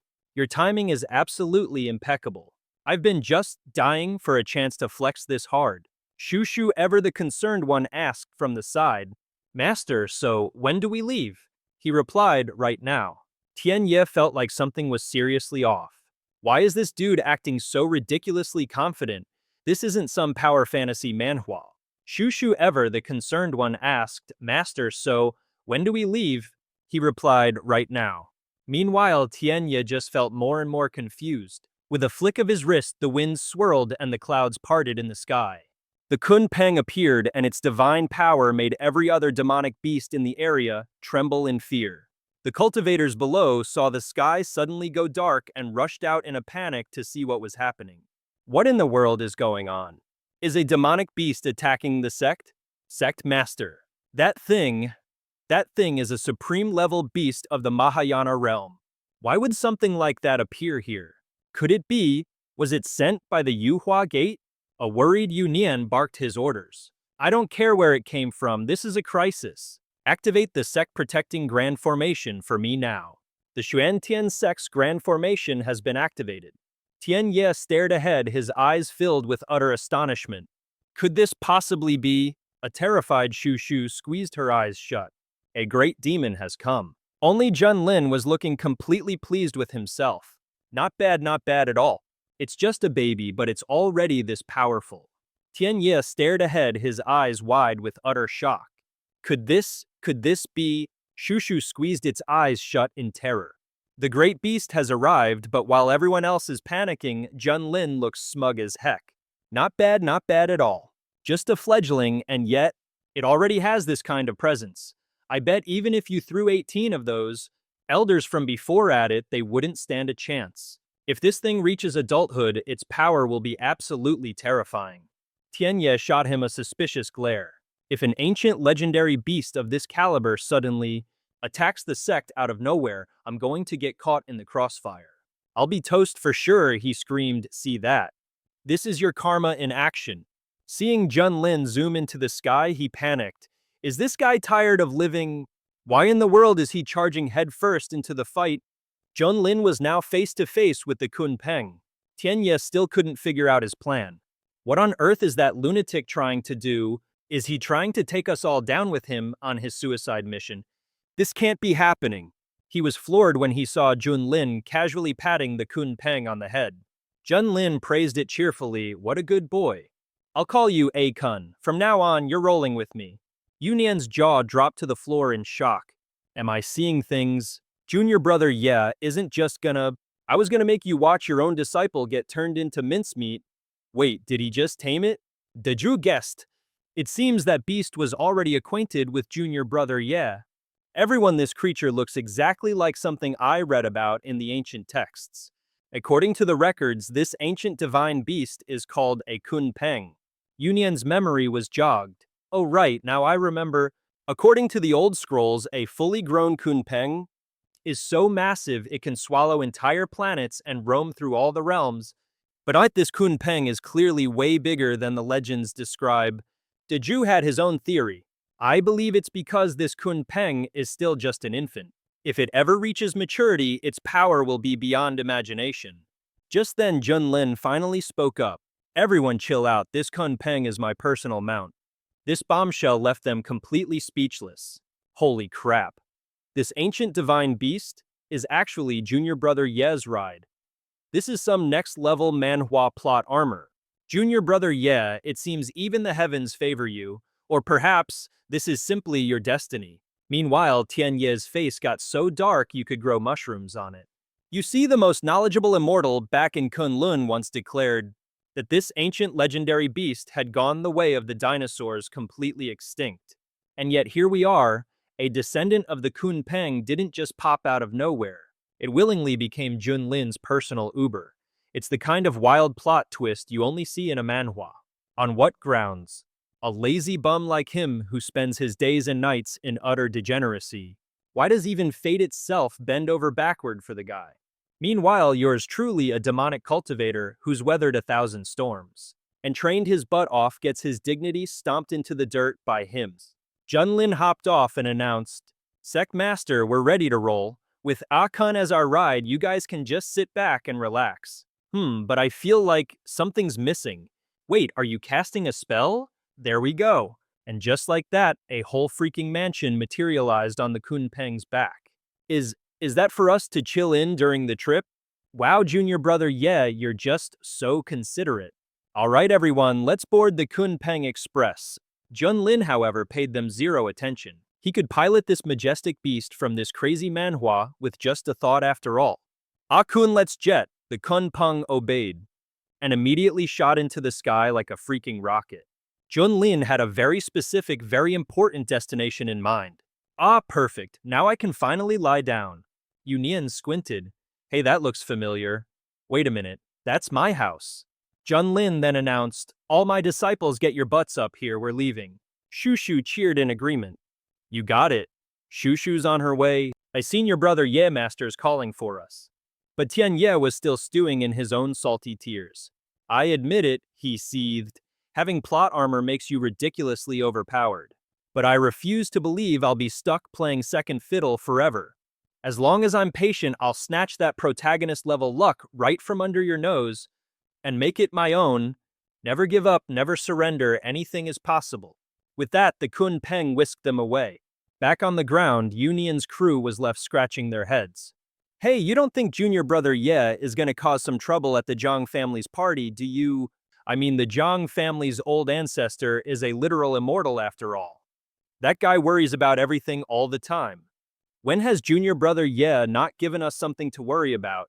Exactly. In fact, if he doesn't start some drama, I'll consider it a miracle. Yunyan then added, the Zhang family wanted to flex their power to scare away a tiger, but in this case, the tiger just waltzed right up to their front door. I have a feeling this Zhang family is going to regret this. Big time. We're at the Zhang family's floating island, right in the Eastern Domain's spirit continent. All the top talents from far and wide are streaming in, and the gossip is already flying. The Zhang family's old ancestor ascending to the void immortal realm has really drawn a massive crowd of clans. Heh, perfect. The bigger the crowd, the better the stage for my grand entrance. Inside the main Zhang family estate, the bootlicking is in full swing. Congratulations! Oh, congratulations! A void immortal has finally appeared in the Zhang family.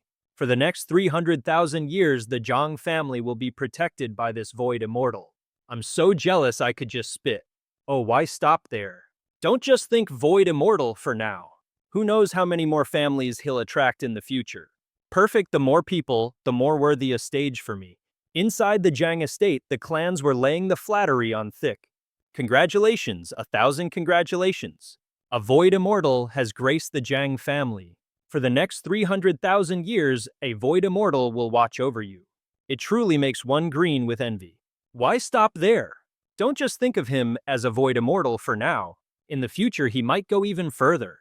Why are you putting it like that? Don't limit him to just a void immortal. In the future, he might break through to become a true immortal, a being who could live for millions of years. Young Master Zhang, wouldn't you agree with my assessment? Young Master Zhang is the direct grandson of the old ancestor. Hasn't his status already skyrocketed? Forget the spirit continent, he could probably run wild across the entire eastern domain like the main character of a hit Manhwa. Tian Wei replied, gentlemen, you flatter me. Rest assured we're all family here. The Zhang family will of course take good care of you. Then someone remembered something. Oh, that's right, I wonder if the Zhang family sent an invitation to the mysterious heaven sect.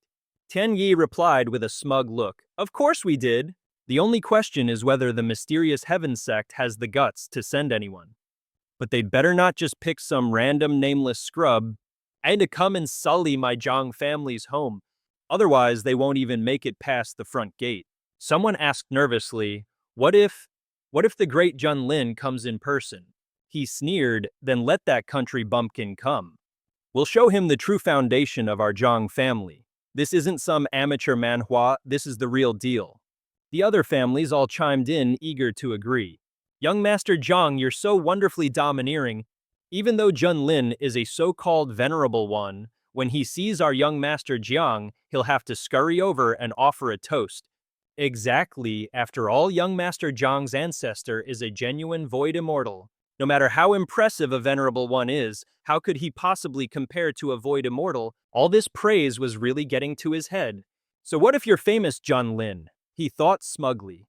Before me, even a dragon would have to tuck its tail and bow.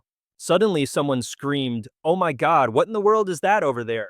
High up in the sky, a colossal kunpeng was soaring through the air, carrying an entire majestic estate on its back.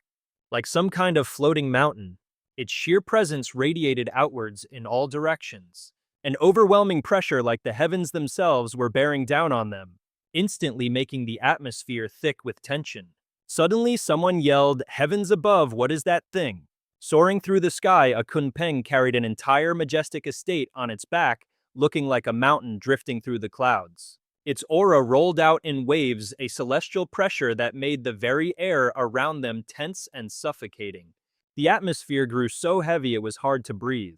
It was so suffocating no one dared to even take a deep breath. Down below, every single one of the noble families was completely floored. Wait, what kind of demonic beast is this? I can even sense the aura of a venerable one. Could that really be a kunpeng? But those ancient divine beasts are supposed to have vanished ages ago. Young Master Shua, some great master, is riding a kunpeng to attend the banquet. The appearance of a kunpeng is a truly auspicious omen. Holy smokes, using a supreme-level divine beast as a mount, the kind of fortune needed for that is just astronomical. No wonder the Zhang family's ancestor has connections with such a monumental figure. That's when Tian Yi chimed in. Hey, that's right, this esteemed guest has a deep connection with my family's ancestor. My parents told me that when I was born, he personally made an appearance, and even wanted to take me in as his adopted son.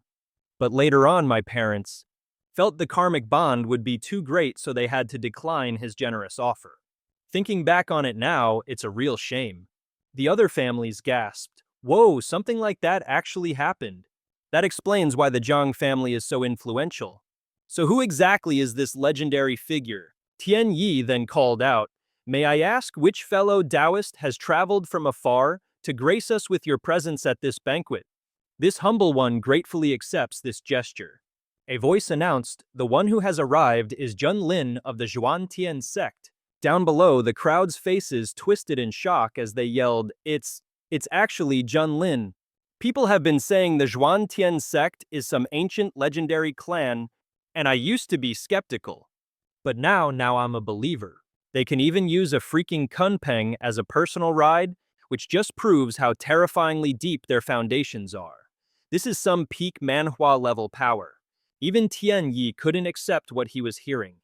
Hold on, what in the world does he have to do with this? Someone asked him suspiciously.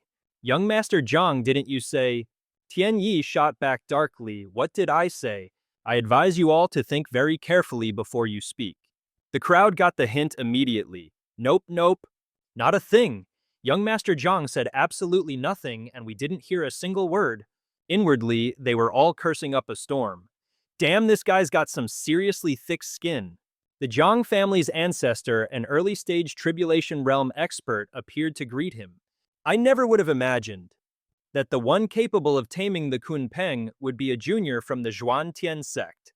The people below bowed respectfully, "Greetings, ancestor." The Tribulation Realm Master stared intently at the Kunpeng before him, thinking to himself, if the Zhang family could somehow acquire a divine beast like this, if I wasn't so wary of the Zhuantian sect's recent, a shocking display of power across the eastern domain, I would have tried to snatch this Kunpeng for myself by now. The Tribulation Realm Master greeted him politely. "So it is the esteemed Venerable Ye who has graced us with his presence. This is a true honor for our Zhang family." A system notification popped up. "Congratulations, host, for completing the mission. The reward is an increase in the automatic cultivation speed of all techniques and divine abilities by 50 times. Junlin's mood brightened instantly. "Well, now that's not bad at all. Seems having a legendary mount really pays off. Even a void immortal has to show me some respect. This reward is pretty well deserved, don't you think?" He replied, "On behalf of the Zhuantian sect, I congratulate you on your breakthrough to the Tribulation Realm." The Tribulation Realm Master courteously invited him inside. The moment he entered, Junlin became the absolute center of attention. Those damn monks from the Buddhist continent claimed he was the white-haired old demon. But seeing him today, he looks like a main character straight out of a manhwa. He's not scary like the rumors said at all. Look over there, the man in red next to him is Junlin's first disciple. They call him the Red Fairy. And there's that little kid whose face we can't see, but I bet they're super cute too. Yeah, this guy doesn't seem like the villain from the stories one bit. Shushu's eyes lit up at the sight of all the food. Whoa, so many delicious things. Senior brother Hong. Brother, look. Junlin was happy to indulge the little one. "Go on, kid, if you want to eat, then dig in." Shushu made a beeline for the dining table. "Really? All right then, no more holding back." Tian Yi strolled over, trying to look all friendly and approachable. Senior brother Ye, long time no see. Junlin, meanwhile, was thinking, who the hell is this punk? Are we supposed to be best friends or something?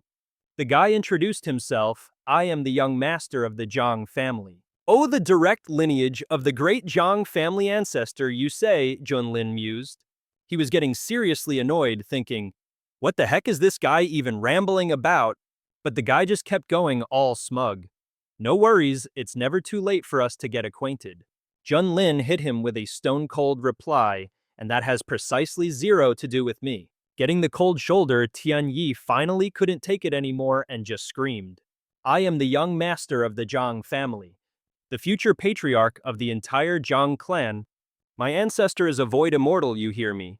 How dare a country bumpkin like you treat me with such disrespect? How dare you? With all the other noble families staring, Tian Yi just shouted even louder. What are you all gawking at? Then his eyes landed on Tian Ye. Ah, so this must be the legendary Heaven's Chosen who defeated the Holy Son of the Yuhua sect. Wow, that face, she's absolutely gorgeous. And that aura, none of the dolled-up girls I usually fool around with can even compare. I'm so dashing and suave that countless female cultivators get tangled in my web and can never escape. I'm positive that if I just go over there, in this irresistible charm of mine will be more than enough to win her over. And when I do, I can use her to get that punk Junlin under my thumb. Spotting Tian Ye admiring some flowers, he swaggered over to make his move. Xianzi Hong, you appreciate flowers, I see. This particular flower is called the Tuo Ju. It's exceptionally rare, considered the perfect flower for simple admiration. My Zhang family has only managed to collect a mere 6 of them. But of course, if you like it, Xianzi Hong, by all means take it. Consider it a small token of my esteem. Tian Ye was, to put it mildly, unimpressed. This particular flower is called the Tuo Ju. It's exceptionally rare, considered the perfect flower for simple admiration. My Zhang family has only managed to collect a mere 6 of them.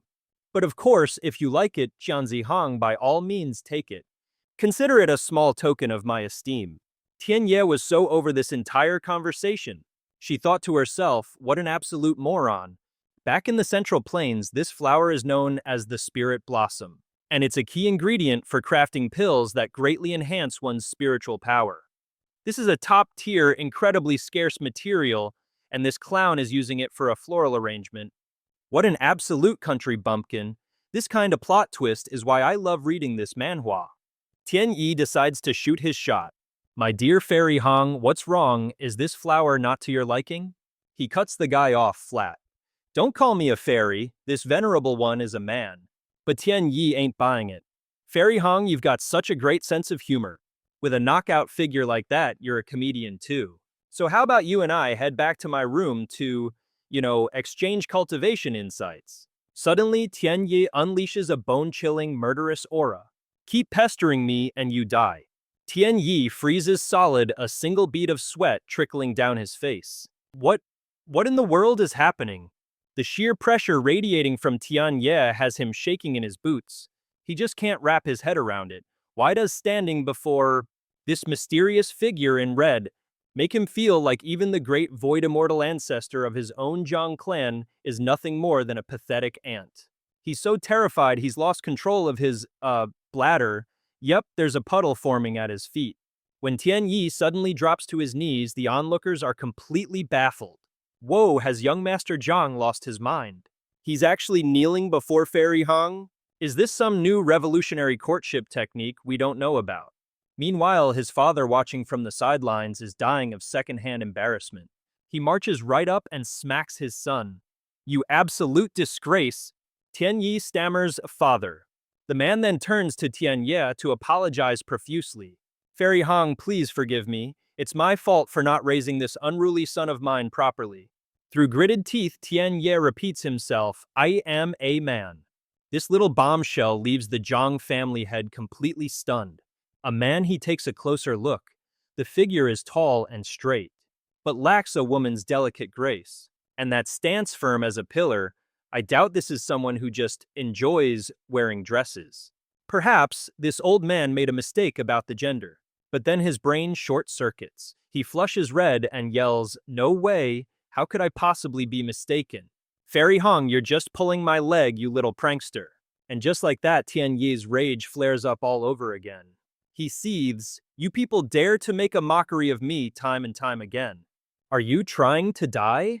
But just in the nick of time, little Shu Shu comes running over. Senior brother Hong Master told Shu Shu to give this to you. Here, try it, it's super yummy. Tian Ye is so frustrated he feels like he's about to lose his mind. It's all because he's not strong enough. He's already being kept on a leash by that detestable Junlin. And now he has to deal with the Zhang family's void immortal ancestor, whose power is also way beyond what he can handle right now. Hearing how the kid addressed him, the Zhang family head finally gets it. So Fairy Hong, wait, no, young Master Hong really is a man. What a twist even for a manhwa. How completely disrespectful. Annoyed Tianye snatched the wine gourd from Shushu's hands, then marched over to the drinks table to grab another one. But Shushu wanted to keep the party going. Everyone watched as little Shushu lifted the giant gourd and started chugging so hard his hood fell right off. The guests all around just stared their jaws on the floor. My God, what are we witnessing here? Is this some kind of bizarre hobby of the white-haired old demon? He's one of a kind, that's for sure. An embarrassed Junlin sheepishly approached to have a word. Hey kiddo, watch yourself. Don't let your hood fall off or you'll give your master a bad reputation. But the kid just beamed, that was awesome. Despite all the judgmental stares, Junlin remained perfectly composed. Come on, little guy, let's go get some snacks over there. He replied, okay, master. Meanwhile, Tian Yi, still fuming from his earlier humiliation, stormed back to the rear courtyard. Get some women over here for this young master. I need to blow off some steam right now. The guard immediately complied. Yes, sir. He seethed inwardly. Junlin, you rode that Kun Peng just to stomp all over my Zhang family's prestige, humiliating me in front of everyone like I'm some ant. And that little disciple of yours, too, and I will never ever forgive you for this. May your Xuantian sect burn to ashes. Just then a mysterious figure materialized behind him. The figure advanced toward them, emanating a chilling aura. Hiding in a nearby corner, Tian Ye watched the scene unfold with a smirk. Now that's some serious killing intent. Looks like we've got some prime manhwa drama about to go down. Tian Yi plopped down in a chair and barked, the women I asked for, why aren't they here yet? A nearby maidservant stammered, forgive us, young master. This just made him even more furious. A bunch of useless trash daring to make this young master wait. The mysterious figure instantly made their sword flashing through the air. All Tian Yi could do was clutch his head and scream, who is it? But the blade never landed. An invisible force repelled the sword, sending the attacker flying backward. The assassin was shocked. Damn, I didn't expect this brat to be so well protected. Sent flying backward, he realized this kid wasn't simple. To think this piece of scum actually possesses such a high-grade protective treasure. And just like that, I missed my golden opportunity. Tian Yi roared furiously, you've got some serious nerve, attacking this young master in the Zhang family's own residence.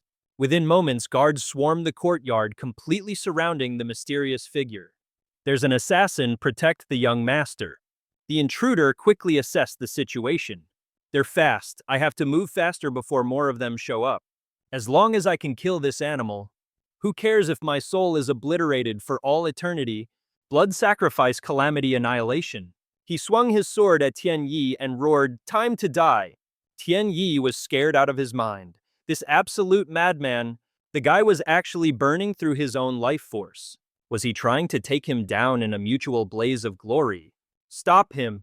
But the mysterious man's aura was completely overwhelming. No one could get near him.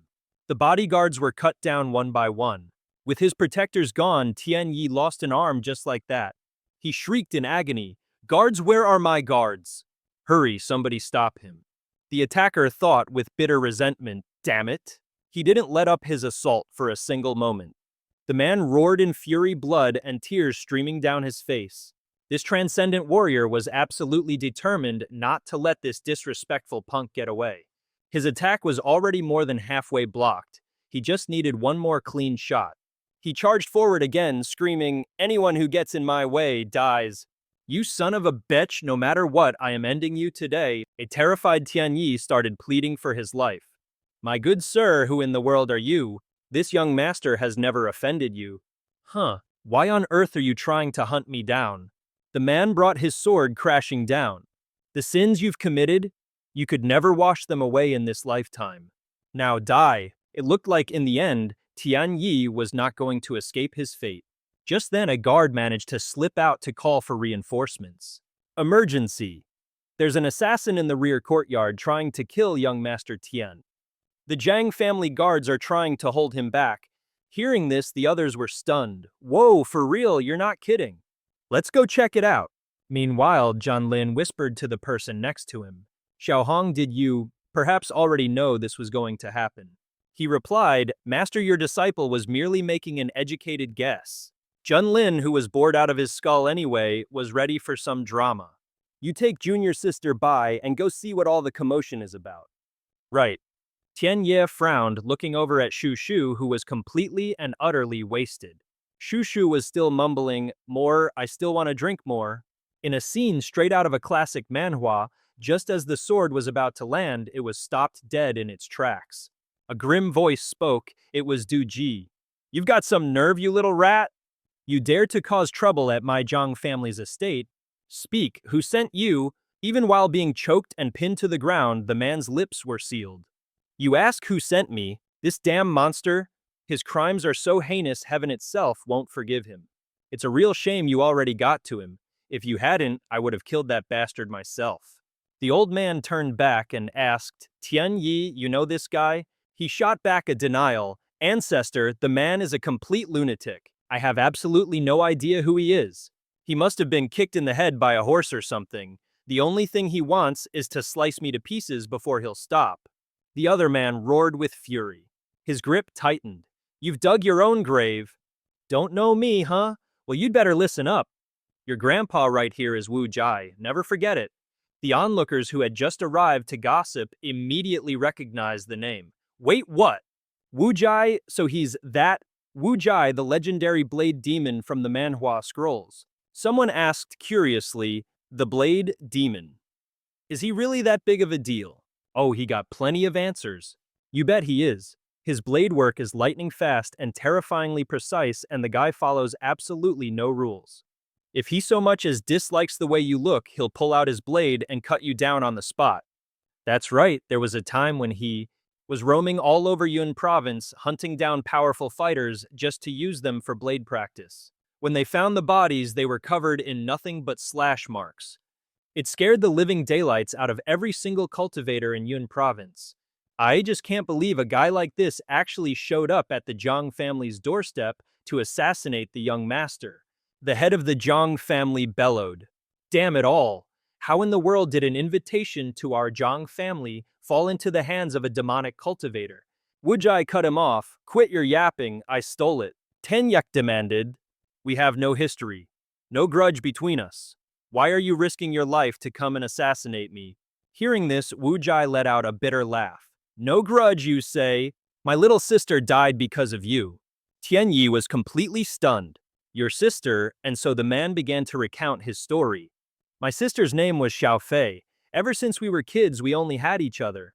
After we grew up, we traveled the eastern domain together as brother and sister, cultivating our skills. That year, my sister had a breakthrough to the Golden Core realm and decided she wanted to travel to Ling province, saying she wanted to see the most beautiful sea of flowers in the entire eastern domain. But right at that time, I stumbled upon a great opportunity, and I got so obsessed with mastering my blade techniques that I couldn't go with her. The result, just a few months later, the life jade she had left with me shattered into a million pieces. I knew instantly that something terrible had happened to her in Ling province. I rushed over to Ling province immediately. I asked questions the entire way there. I chased down countless leads, spent nearly every penny I had, only to find out that my sister had gotten into an argument, a spat with some people at the Zuishen Lo in Anyang City. And then your Zhang family guards dragged her away. After that, she was never seen again. Everyone in Anyang City knows that the young master of the Zhang family is an absolute degenerate. There are even rumors that you're secretly practicing some vile art of nourishing your yang with yin, and that countless innocent female cultivators have been tortured to death by you. And my sister was a golden core cultivator. I have no doubt she fell into the clutches of a monster like you. I can't even begin to imagine the kind of torment you put her through before she died.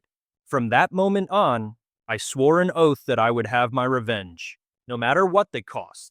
So I trained like a madman, pushing myself to the limit until I finally broke through to the integration stage. But when I came looking for you to get my revenge, I discovered that every single time you stepped outside, you were surrounded by a legion of powerful guards.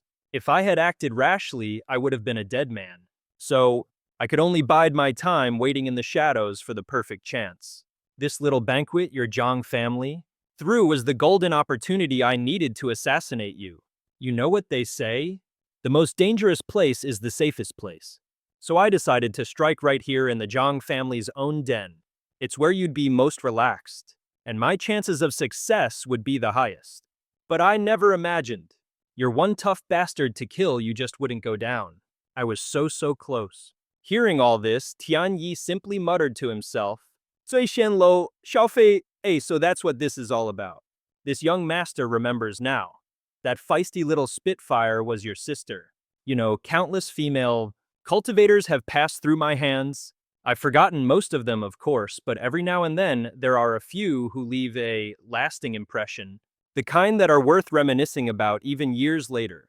And your dear sister was definitely one of those. Oh, I remember her very clearly. She had an absolutely scorching body. It's just a shame her temper was like a firecracker went off with the slightest spark. Wu Ji's eyes burned crimson with pure unadulterated hatred. His mind flashed back to that day, to his sister's voice. Big brother, stop practicing your blade, come and play with me.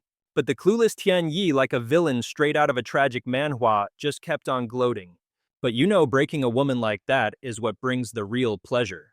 He started to recount his tale. This young master was at the Zixian pavilion, just trying to strike up a conversation with her. But as it turns out, she didn't know her place. So naturally, I had my men escort her back to my room. But her reaction was just pure rage. Can you believe she even dared to curse at me? But after I had my fun with her, she was just a sobbing mess begging me to stop. Ah, the sound of her voice, it was music to my ears. That little filly was a wild one, all right. But in my hands, she was eventually broken and tamed, letting me ride her whenever I pleased. Wuji couldn't listen to another word. Stop talking, just shut up. But the guy continued bragging about it like it was some great achievement. I tormented that little wench for 3 whole days and nights, until her cultivation was completely drained. Her mind was a delirious mess, and frankly, it got incredibly boring, so I just sent her on her way. Besides, the way I ended her life was a mercy, really. Wuji, you cared so much for your little sister, shouldn't you be thanking me? Wuji was on the absolute brink of demonic chi deviation. You animal. You're a monster who deserves to be sliced into 1,000 pieces. Why hasn't scum like you just dropped dead? How are you even allowed to exist in this world? I'm going to kill you. I'm going to end you. The family head, realizing things were about to spiral, roared, insolence. He then activated a formation. Outmatched Wuji was hit by a powerful palm strike. He was gravely injured. The family head, realizing things were about to spiral, roared, insolence. He then activated a formation, and the outmatched Wuji was hit by a palm strike, leaving him severely wounded. So badly injured that he coughed up a mouthful of blood. Seeing Wuji at a disadvantage, the old man sneered contemptuously. Let me tell you something. You're nothing but a demonic cultivator. For your sister to be used as a cultivation cauldron by Tianyi, consider it her penance for this lifetime. Besides that cheap commoner life of your sister's, you dared to kill our Zhang family's Qilin over her. For that alone, you Li Wuji deserve to die 1,000 times over. Get lost. Send this animal to go join his sister. Wuji refused to back down, spitting with resentful rage. You're not worthy. You're just another goddamn old beast, a son of a bitch. Tianyi just kept piling on the insults. Little sister to die at my hands. That was her greatest honor. As for you, a pathetic demonic cultivator who gets hunted down in every manhwa, you think you have the right to speak here. The other lackeys all chimed in, echoing his sentiments. Wukai, your sister, was graced by the young master's attention, so she was honored to die. You should be grateful, not acting like you got a raw deal. You only lost a sister, but I lost an arm. See that? It's crystal clear who the real victim is here. Their sheer shameless hypocrisy left Wu Jai absolutely speechless. You people, Junlin watched the whole pathetic scene unfold. Hell-bent on avenging his sister, this guy trained like a maniac, only to be branded a demonic cultivator like some character in a twisted manhwa. And to top it off, we have a young master from a supposedly prestigious family, who's secretly doing all sorts of filthy business on the side. Yet he still has the gall to parade around as a righteous cultivator. What a complete joke. Just then the system pinged with a message. Congratulations. Host, you've unlocked an optional mission. Option 1, step forward and protect Wu Jai, and take him on as your disciple. The catch, you have to make the Zhang family's own ancestor personally execute Tian Yi, and after the deed is done, the Zhang family ancestor must feel indebted to you for it, and reward you with a supreme technique, the sacred battle fist. Option 2, step forward and protect Wu Jai, but choose to stay silent about the injustice and get a reward of 10 measly low-grade spirit stones. Junlin mentally flipped the bird. 10 low-grade spirit stones. Oh wow, what a massive fortune. I don't think I could ever spend it all. Not in a million years. Seriously, system, are you trying to toss scraps to a beggar? With a setup this ridiculous, only a moron wouldn't pick the first option. Although, I wasn't even planning to get involved, but that condition is a little intense. Making the Zhang family ancestor willingly kill Tian Yi and then have him thank me for the favor. What kind of high-level manipulation is that? Tian Yi pointed his sword at Wu Jai. This is the end for you. Try to be smarter in your next life. He was gloating about to snuff out an innocent life when his sword strike was casually blocked by Junlin. Tian Yi stumbled backward in a panic. What do you think you're doing? What's happening? The onlookers were completely bewildered. Is the Zhuantian sect actually protecting Wu Jai, the demonic cultivator? Who cares about that demonic cultivator label? That's not the real issue. The problem is, this is the Zhang family's territory. This is a massive public slap right in their face. The head of the Zhang family stepped forward. Venerable Ye, what is the meaning of this? Why are you stopping my Tian Yi from executing this demonic filth? He replied coolly, I had a sudden impulse. I've decided to take this man as my disciple. Anyone here who dares to touch him will have to go through me first. A wave of shock rippled through the crowd.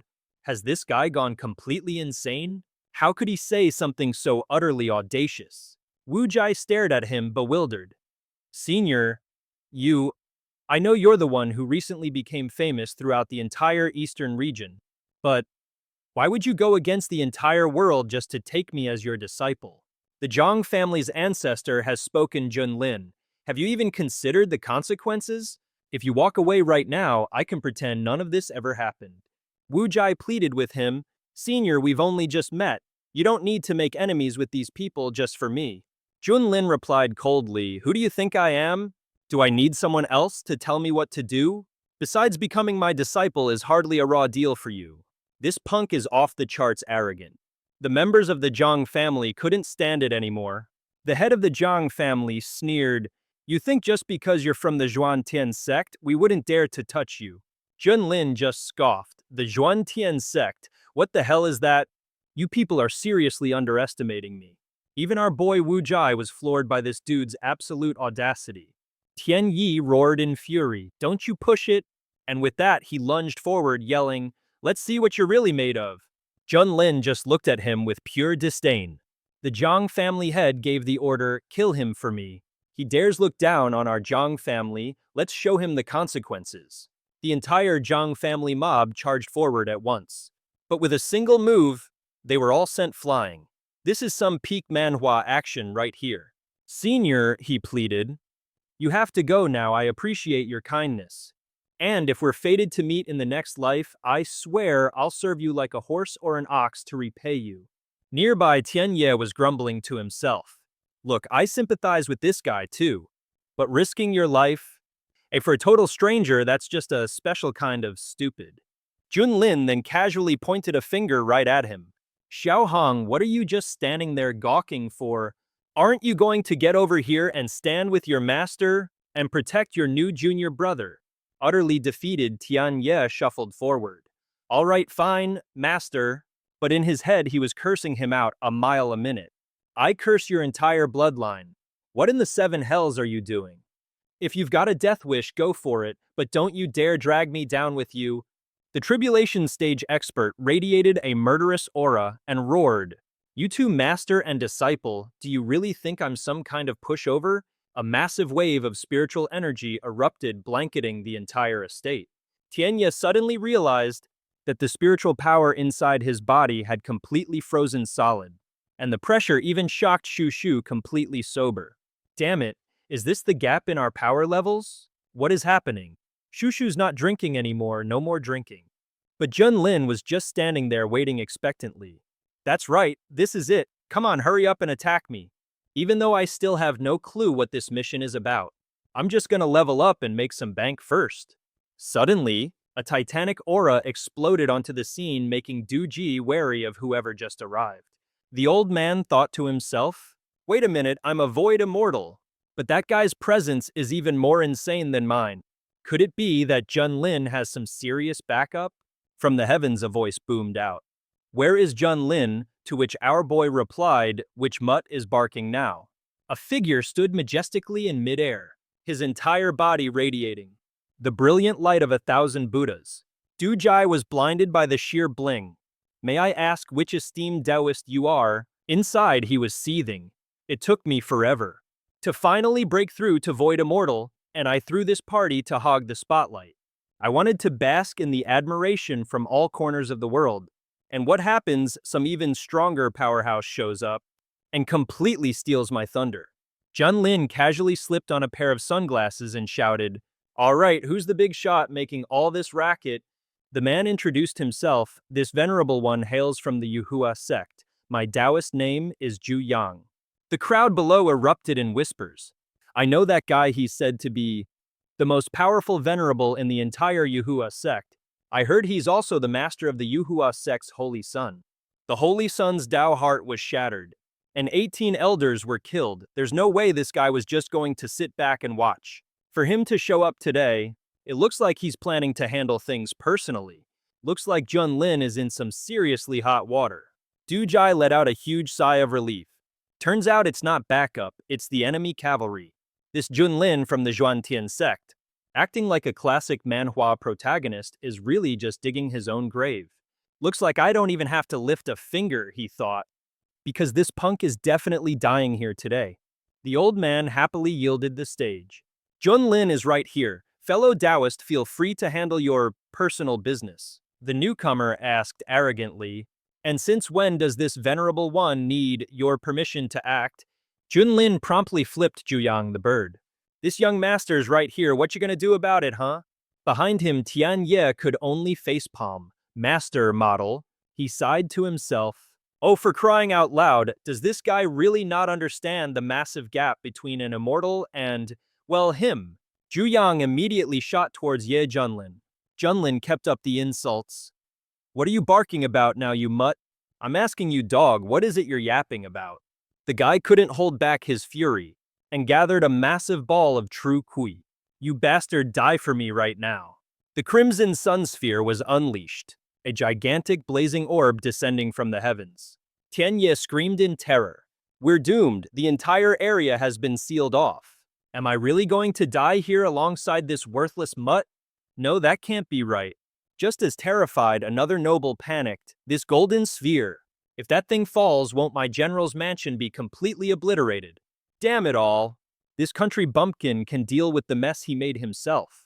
Why in the hell am I getting dragged into this with him? As the colossal sphere rained down, an idea sparked in Junlin's mind. I know exactly how to complete this mission now.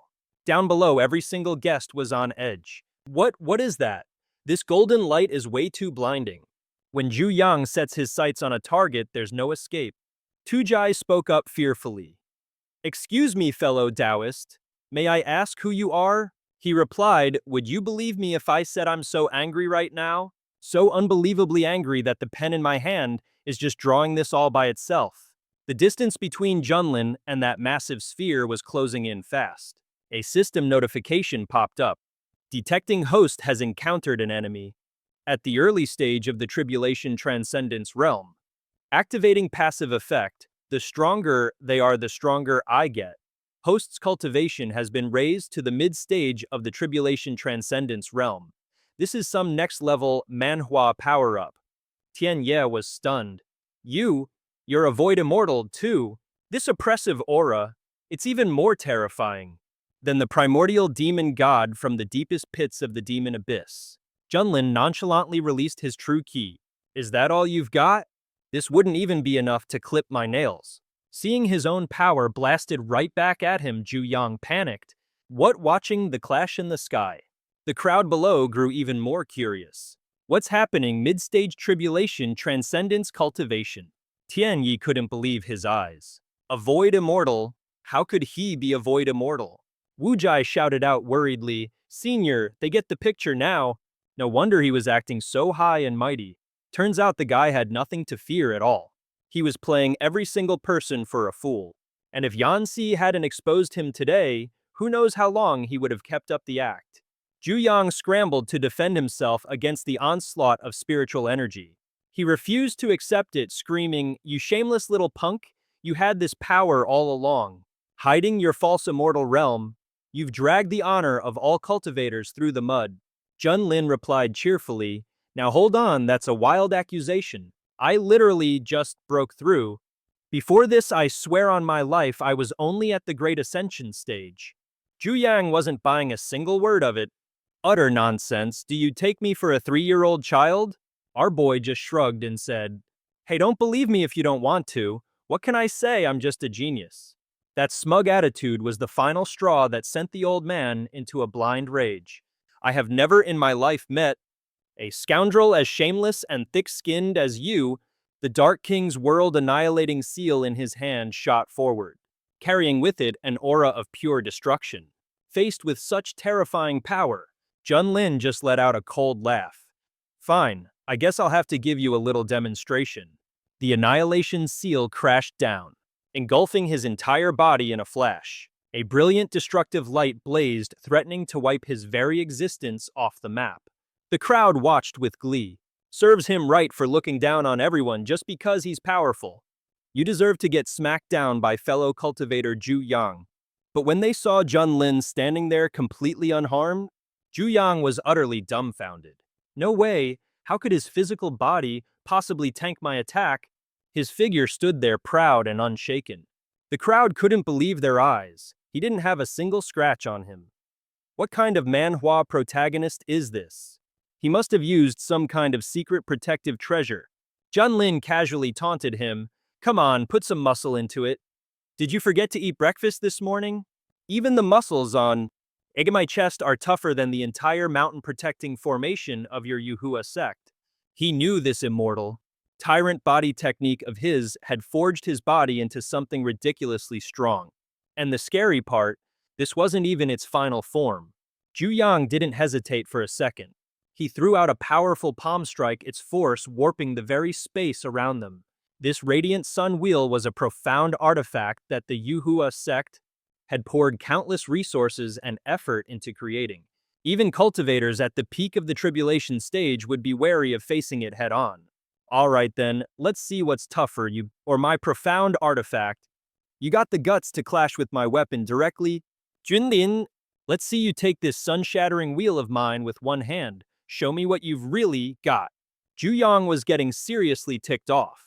Damn it. I refuse to believe you can keep this up forever.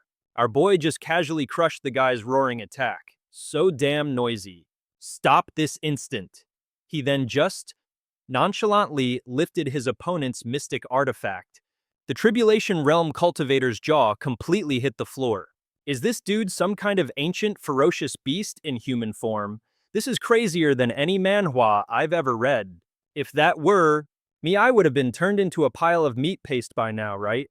Zhu Yang was thinking the exact same thing. This is impossible. The ultimate weapon of the Yuhua sect designed specifically to obliterate Tribulation Realm cultivators. Couldn't even put a scratch on this guy's body. Junlin mocked him. You can be jealous of my hardness, but you'll never achieve it. He then tossed the artifact right back at Zhu Yang. Here, take your busted-up wheel back. I'll even be generous enough to give you another shot. The guy screamed, You're taking this too far. Junlin, it's either you or me today. The power of the Yuhua Ascension art erupted from Zhu Yang and a fiery aura enveloped the entire area. But our hero just said calmly, Oh, I know this one. Isn't it called the chicken feather flies to heaven art? Or something equally ridiculous? Zhu Yang unleashed a devastating blow. Shut your mouth. How dare you insult the sacred arts of the Yuhua sect? He unleashed a barrage of attacks, screaming, Die! But the heavenly emperor Tiandi was summoned under Junlin's command and leaped into action. Human King's Seal. The colossal hand of TND blocked the entire onslaught. Zhu Yang pushed his true Kuai to the absolute limit, pouring everything he had into the attack. Break for me. I'll admit you guys are strong, he seethed. But let's see how you handle this, Zhu Yang sneered, eagerly awaiting the moment our hero would collapse in defeat. 9 suns scorched the heavens, and then massive spheres of molten lava shot into the sky. Junlin just said, I'll be taking these. 1,000 years of life essence sacrificed to summon the remnant suns of the immortal realm. Countless immortal suns hurtled straight towards their target. Zhu Yang roared, I'll make you kneel in the heart of the sun and repent for all eternity. The entire Zhang estate was immediately engulfed in a sea of fire. Tian Yi was absolutely freaking out. God, it's so hot, I feel like I'm melting even from this far away. Judging by Void Immortal Zhu Yang's attitude, he was clearly ready to go down swinging. Junlin just waved his hand, conjuring 5 streams of pure, unadulterated, destructive power. Open those dog eyes of yours and watch. Instantly, those 5 power streams blasted outwards, each shooting off in a different direction. The 5 extremities Samsara Annihilation Technique roared to life. Terrifying vortexes swirled into existence, just waiting for the remnant Sun Immortal domain to fly right into the trap. Zhu Yang's eyes were ablaze with pure hatred. Today it's either you or me, but all the power he poured into his attack was just getting sucked right back by our boy's 5 extremities technique. Junlin sneered, You think you're worthy? Every single one of his remnant Sun Immortal domains was blasted right back at him. Zhu Yang could only stare dumbfounded as Junlin's figure stood there completely unfazed. Zhu Yang clutched his head and screamed, It's an illusion! This is all an illusion! What invincible Void Immortal! I trained my butt off for 3,000 years and I still can't even beat you. Junlin, I'll be waiting for you in the underworld. One day the heavenly Tao will make you pay for this. Meanwhile, Tianya thought to herself, I can't believe the top Void Immortal from the strongest sect in the Eastern Domain just got beaten so badly he completely broke. This is some top-tier Manhwa drama. Just how much more power is this guy hiding? Junlin let out a cold laugh. With a cool swagger, he said, Well, that wasn't too flashy. Now it's time to go finish the mission. Dujai was the next person he planned to settle the score with. The old man cowered and said, Void Immortal, ye your divine powers, I am utterly in awe. Please tell me how may I be of service to you? Junlin cut right to the chase. Hey Xiaojia, a little while ago when I took on a disciple, you seemed to have an opinion on the matter, didn't you? The old man replied, Void Immortal. Ye, how could a lowly worm like me dare to question your will? Void Immortal, ye spare my life, I'm begging you. Void Immortal, yea. He laid out his demand. My disciple was bullied for no reason at all by your Zhang family. As his master, it's only right that I stand up for him. Don't you think that's perfectly reasonable? Trembling Dujai replied, Reasonable, yes, extremely reasonable. Then, what is it that you desire, Void Immortal, yea? Junlin's voice dropped to a menacing growl. I want you to personally slaughter every last member of the Zhang family here. Dujai froze. What? Junlin asked nonchalantly, Is that too much to ask? Dujai's face twisted in agony. He screamed internally, Too much to ask? That's not just unreasonable, that's the demand of a monster. There must be tens of millions of Zhang family members living on this floating island, and he wants me to personally wipe out my own clan. How could I possibly agree to that? With that grim thought, the old man bowed and began to grovel. Oh great, Yeshu Xian, is there any way at all, you could lower your demands? So many of my Zhang clan members are completely innocent. Junlin's fist clenched in absolute fury.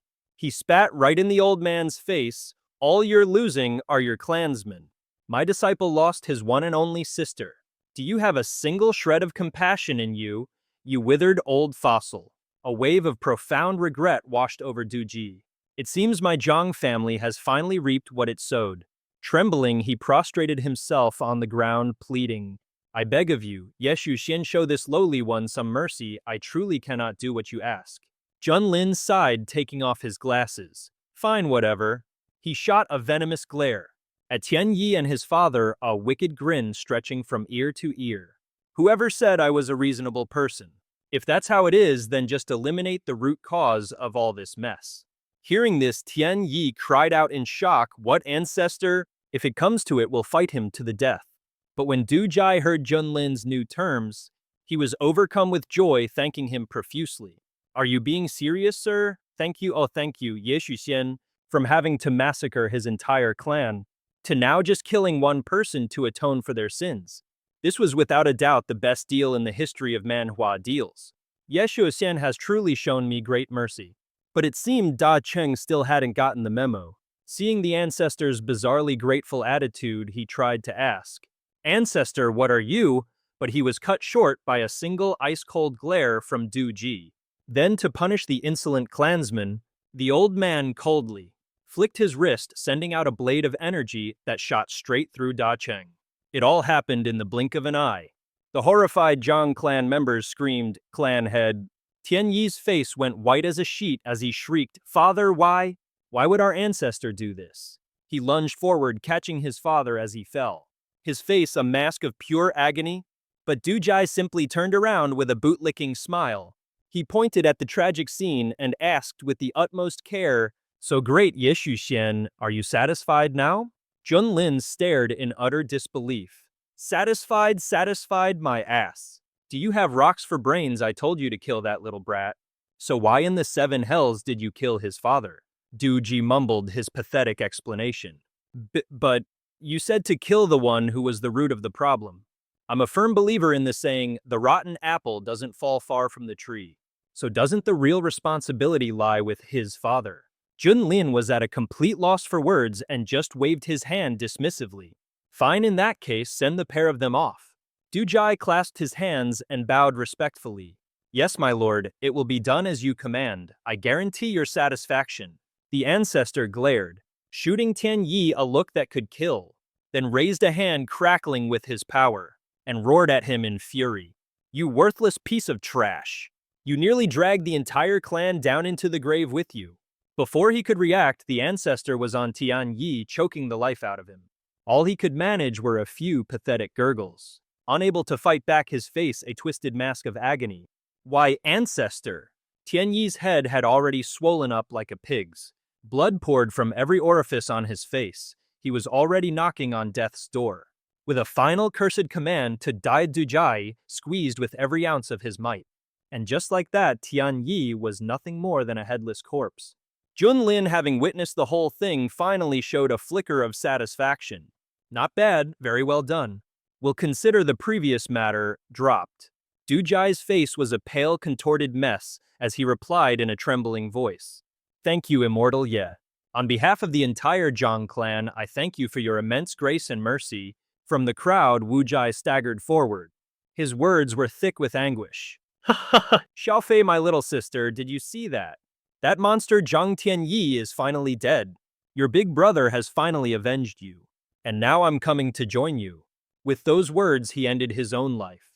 The Zhang family's ancestor, who had just emerged from seclusion, was completely floored by this whole Manhwa spectacle.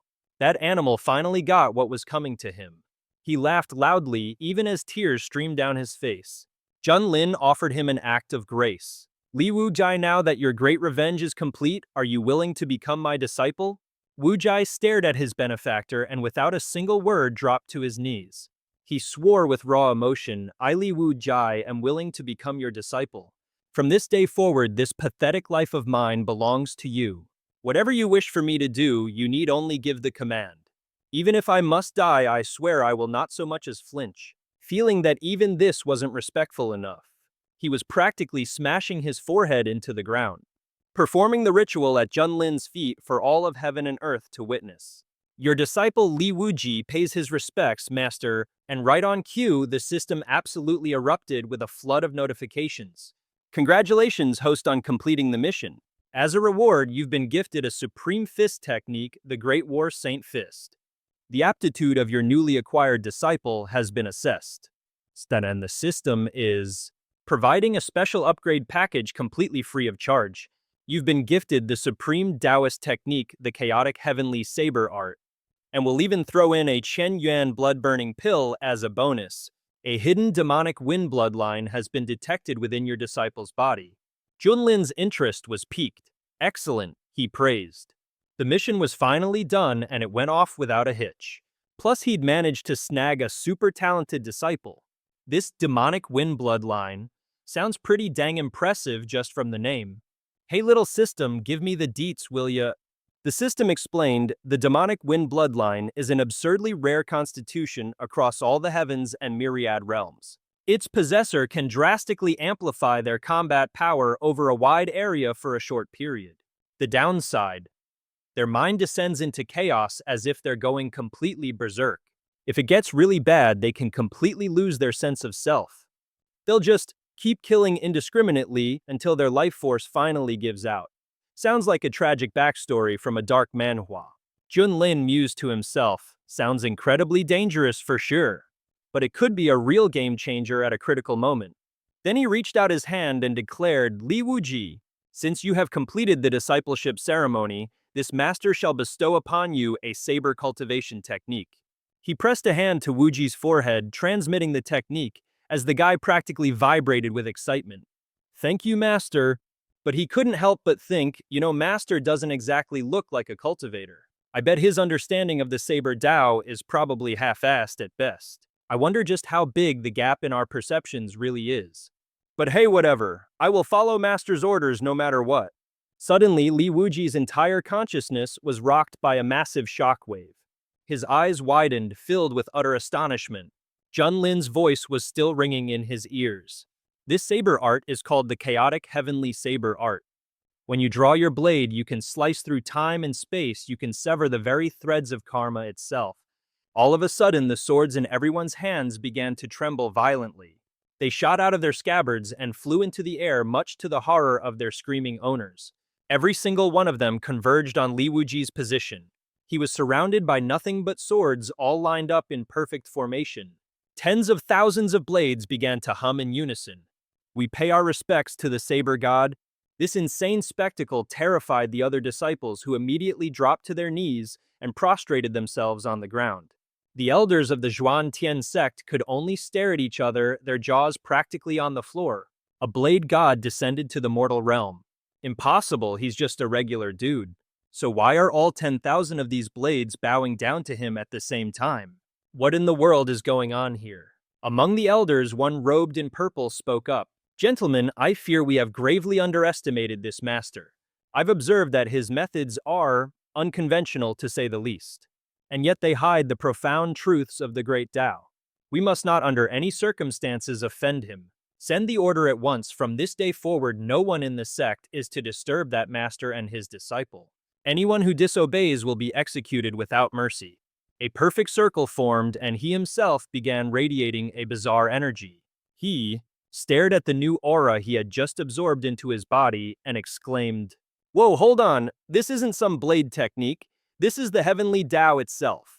Wu Jai thought to himself, every single move he makes is like something out of a legendary manhwa containing the will of the universe from the dawn of creation. That so-called venerable grade blade technique I've been practicing is absolute garbage compared to this. It's not even worthy of carrying this technique's shoes. Master, just who in the heavens are you? With that, he collapsed to the ground, but still managed to stammer out his gratitude. Your disciple Li Wu Jai thanks you, Master, for bestowing this divine technique upon me. How could I have ever dared to doubt my master? I deserve to die 1,000 deaths. Meanwhile, Duji and Tianye were watching from the sidelines, and seeing this scene made their hearts pound and their legs tremble, completely unable to stay calm. Just a moment ago, this kid was as pathetic as a kicked puppy, and now he's making me, this venerable one, tremble with a pounding heart.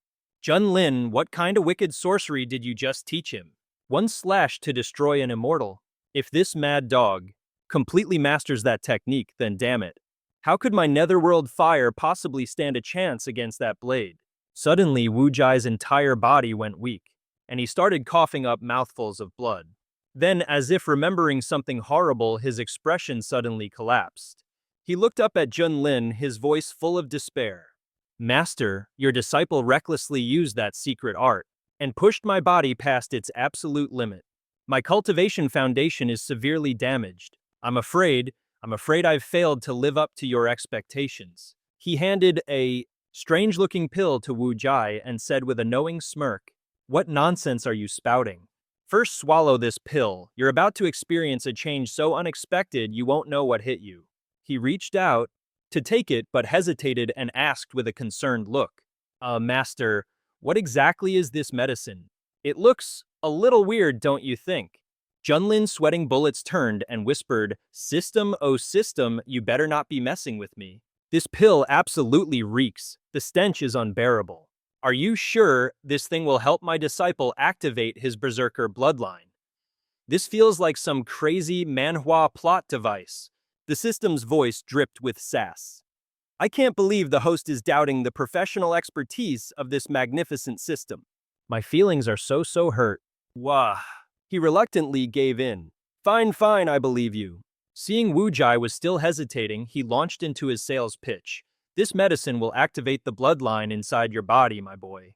It might not be pretty to look at, and yeah, it smells kinda rank, but just trust me and pop it in. At that, Wu Jai finally snatched the pill, his voice filled with determination. Yes, this disciple will swallow this piece of dog crap. Or I mean, this medicinal pill. He tossed it into his mouth and started chewing. The flavor was an intense, rich, and truly unforgettable experience. But moments after he choked it down, Wu Jai's body began to change dramatically. His eyes turned blood red as a violent aura erupted from him. He could barely stand it, stammering, "My master, I feel awful."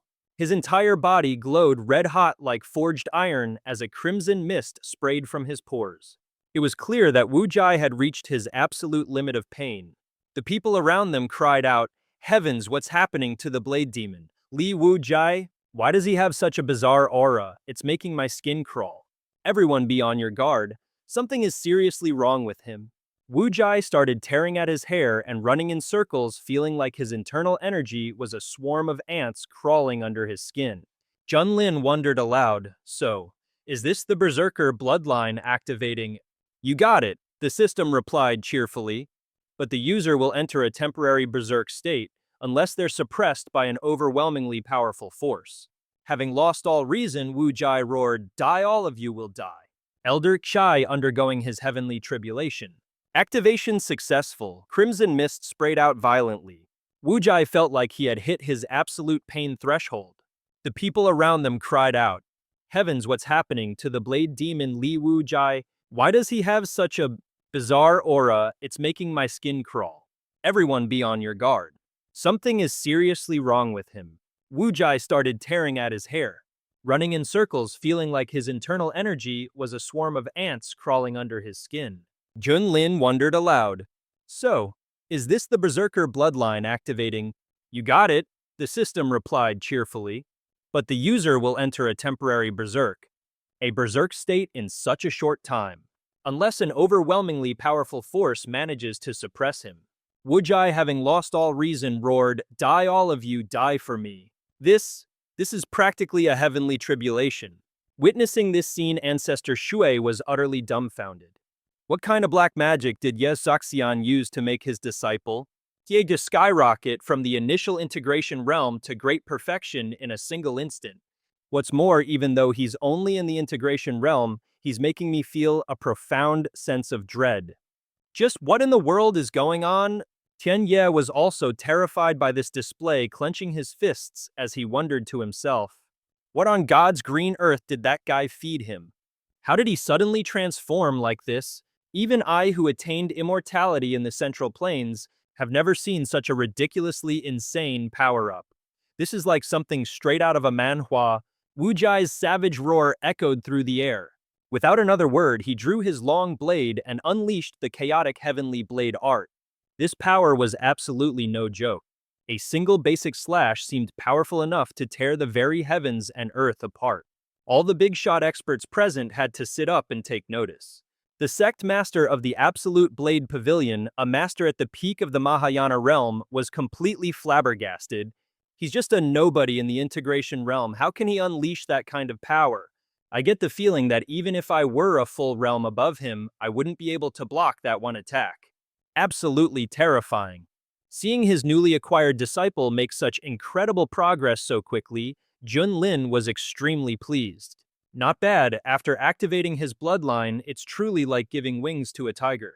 But Wu Jai in his current state couldn't distinguish friend from foe.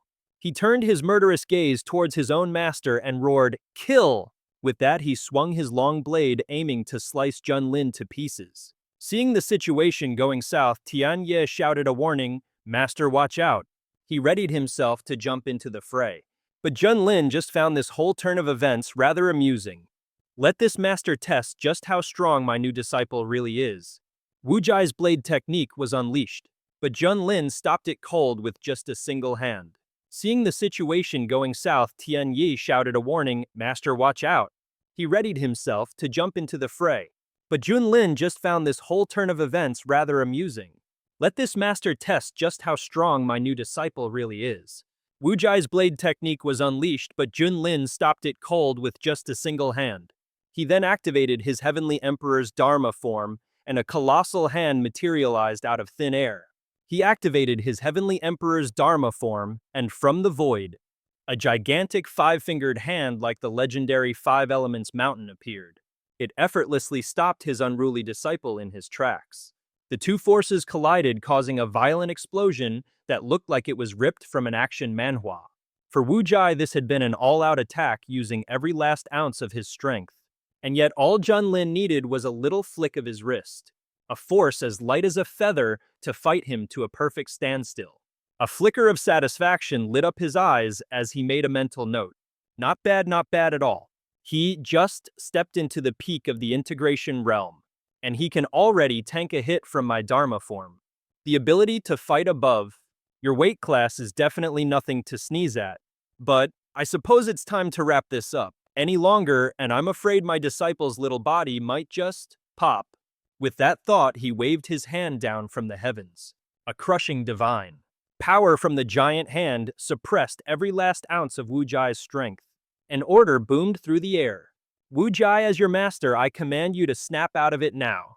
This immense pressure was so overwhelming that he buckled desperately, trying to resist. But any chance of turning the tables was completely gone. Slowly but surely, that lethal power was purged from Wu Jai's body. He was drenched in a cold sweat, his entire frame trembling with fear. The moment that corrupting power faded to a mere ember, he regained his senses and immediately dropped to his knees to atone. Master, what happened to me just now? It felt like I wasn't myself. My head was filled with nothing but bloodlust, and I even dared to act so disrespectfully toward you, Master. Please punish me. But Junlin didn't scold him at all. Instead, he simply placed a reassuring hand on his disciple's shoulder. It's all right. You are not to blame. I want you to check yourself over. See if you feel anything different from before. Wu Jai was confused, different, and then he felt it. A brand new power was surging through his body like a tidal wave. For a split second, Wu Jai was absolutely floored. He exclaimed with pure joy, "My cultivation realm, it broke through. I've reached the peak of the integration realm. More importantly, my shattered foundation has been fully restored. It's even more solid than it was before." This was nothing short of being given a new lease on life. He immediately fell to his knees once more, thanking the man who had given him this second chance. This disciple thanks you, Master. Junlin began to explain carefully. Li Wu Jai, a moment ago, I activated your sealed demon bloodline. Once this bloodline is awakened, it will grant you unimaginable power, a classic trope for any great manhwa hero, but you must not maintain it for too long, which is why you must learn some proper self-control. Wu Jai respectfully complied. Yes, Master, this disciple will remember your teachings. The old geezer Du Jai quickly chimed in to suck up. A huge congratulations to the great Ye Shen on finding such a fine disciple. This is truly a day for celebration. Why don't we all head inside for a drink, eh? Junlin shot back with a sarcastic smile, trying to steal the spotlight. Are we? After all, this entire banquet is supposed to be celebrating your ascension. But the old man just laid on the flattery even thicker. Not at all, not at all. It's just piling more joy on top of an already joyous day. My young friend Li, don't you agree? The people standing around couldn't help but whisper among themselves. Is that old ancestor of the Zhang family really the same guy who just personally executed two of his own relatives? So why is he suddenly fawning over Junlin like that? I can't believe things turned out this way. It seems that white-haired demon is going to keep causing chaos in the eastern region. This is turning into a crazy manhwa plot. Tianye crossed her arms and sighed to herself. In this world, might really does make right. That guy, he actually managed to make the old ancestor personally execute his own family members and then turn around and thank him for the privilege. I have to become stronger. Otherwise, I'll be trapped under his demonic thumb forever. Junlin announced their departure. All right, our business here is done. It's time we took our leave. My deepest thanks for your assistance, Senior Li. Now that everything's settled, you can go ahead with your celebration, Zhang family. Xiao Hong, take your junior sister, we're leaving. Yes, master. Annoyed and still quite drunk, Tian Ye stumbled along behind them. Seeing them go, the members of the Zhu clan clasped their hands in a respectful salute, bidding farewell to the great Ye Shuxian. With a thunderous roar, their mount carried Junlin and his disciples soaring into the sky. Du Jai's overly polite voice echoed from below. Ye Shuxian, please do visit again when you have the time. The gates of my Zhang family will forever be open for you. A massive weight was instantly lifted from the old man's heart. Phew, I finally managed to get that monster Junlin to leave. Once Junlin's group was gone, he finally dared to curse out loud, "What rotten luck! My perfectly good celebration ended up like this." Suddenly a voice called out from the distance. Patriarch, Wada finally found the young master's arm. A guard came running up gleefully, holding a severed arm, which still had a half-eaten fish clamped in its hand. He had clearly just fished it out of the lake, and he asked with baffling innocence, where did the young master go? Du Jai's face went purple with rage as he let out a furious roar. Take that scoundrel's arm, toss it in the backyard, and let the dogs have it. The guests in the back witnessed this and had to slap a hand over their mouths to keep from bursting into laughter. Du Jai, absolutely seething, pointed a trembling finger at the unruly crowd. That goes for the rest of you too. Get the hell out of my sight. Today's banquet ends here. Dejected, they all scattered, and just like that, the extravagant feast came to an unceremonious end. Meanwhile, high in the sky, a colossal beast carried Junlin and his new master's crew soaring through the air. Junlin felt an incredible wave of pure exhilaration wash over him. So this is what it feels like to ride a divine beast across the world. I feel like I'm dreaming right now. Not only did I get revenge for Xiao Fei, but I managed to get a Void Immortal as my master. He glanced over at Tianye, feeling a little hesitant. The red fairy is every bit as breathtakingly beautiful as the rumors say.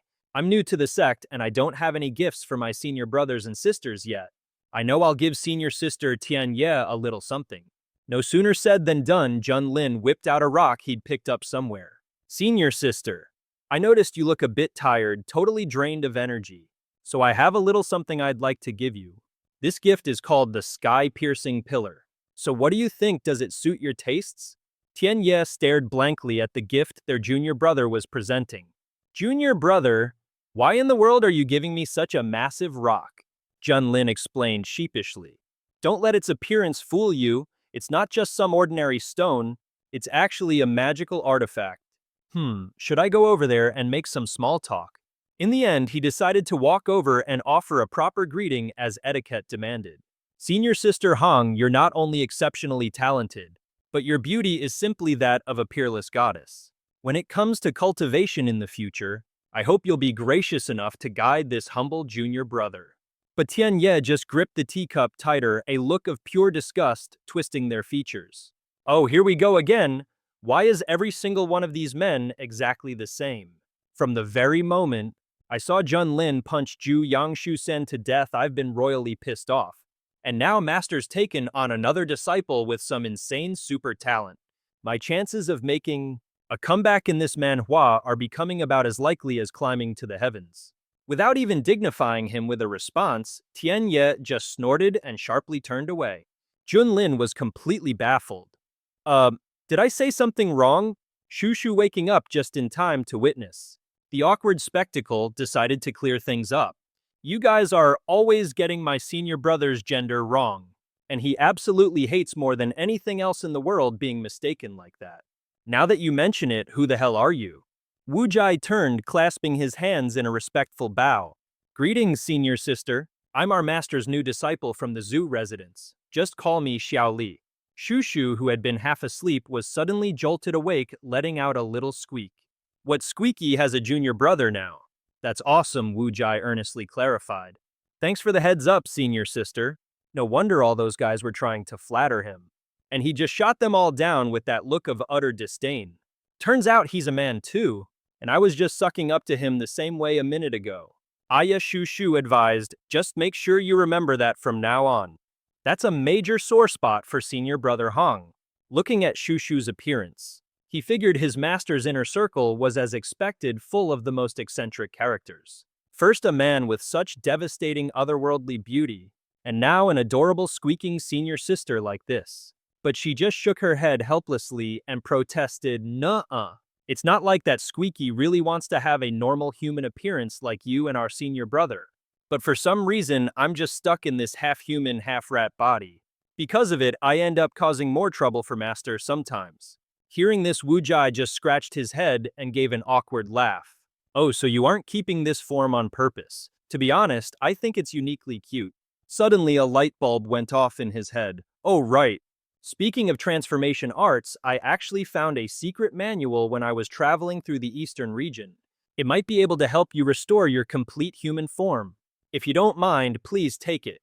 Seeing the manual, Shushu's eyes lit up like the stars as she took it, her heart soaring with hope. "Really? This is incredible. It's like a plot twist in a fantasy manhwa. If this works, Squeaky won't cause any more trouble for Master." She then scurried off excitedly to show it to Junlin. Master Squeaky might finally be able to become fully human. "I won't cause you any more trouble." He casually picked his nose as he offered some encouragement. "Oh, is that so? What great news. But you know Master's going to miss your fluffy, adorable, and extremely pettable little rat head." Shushu quickly replied, "Don't worry, Master. After this, Squeaky will be able to change forms whenever I want. Whatever you want to see, Squeaky will transform into that for you." "Oh, Master, are we heading back to the sect now?" Junlin pumped his fist, grinning from ear to ear. "Back to the sect, ha? Of course not. You think I got this ridiculously awesome god-tier mount just to make a beeline for home? I've got to take this baby for a spin and make the whole world jealous. A kun step on it." While the Kun Peng was off sightseeing for a few months, the stories about what went down at the Yanxi banquet sent absolute shockwaves through every cultivator in the eastern region who got the news. They just couldn't believe their own ears. To them, Junlin's cultivation level sent absolute shockwaves through every cultivator in the eastern region who got the news. They just couldn't believe their own ears. To them, Junlin's cultivation level had become a complete and utter mystery. 3 months later, over in the eastern region in Kangzhou of the Great Zhou Dynasty, a life-or-death showdown was raging in Panshi City, featuring the elite Hubao army of the Great Zhou Dynasty.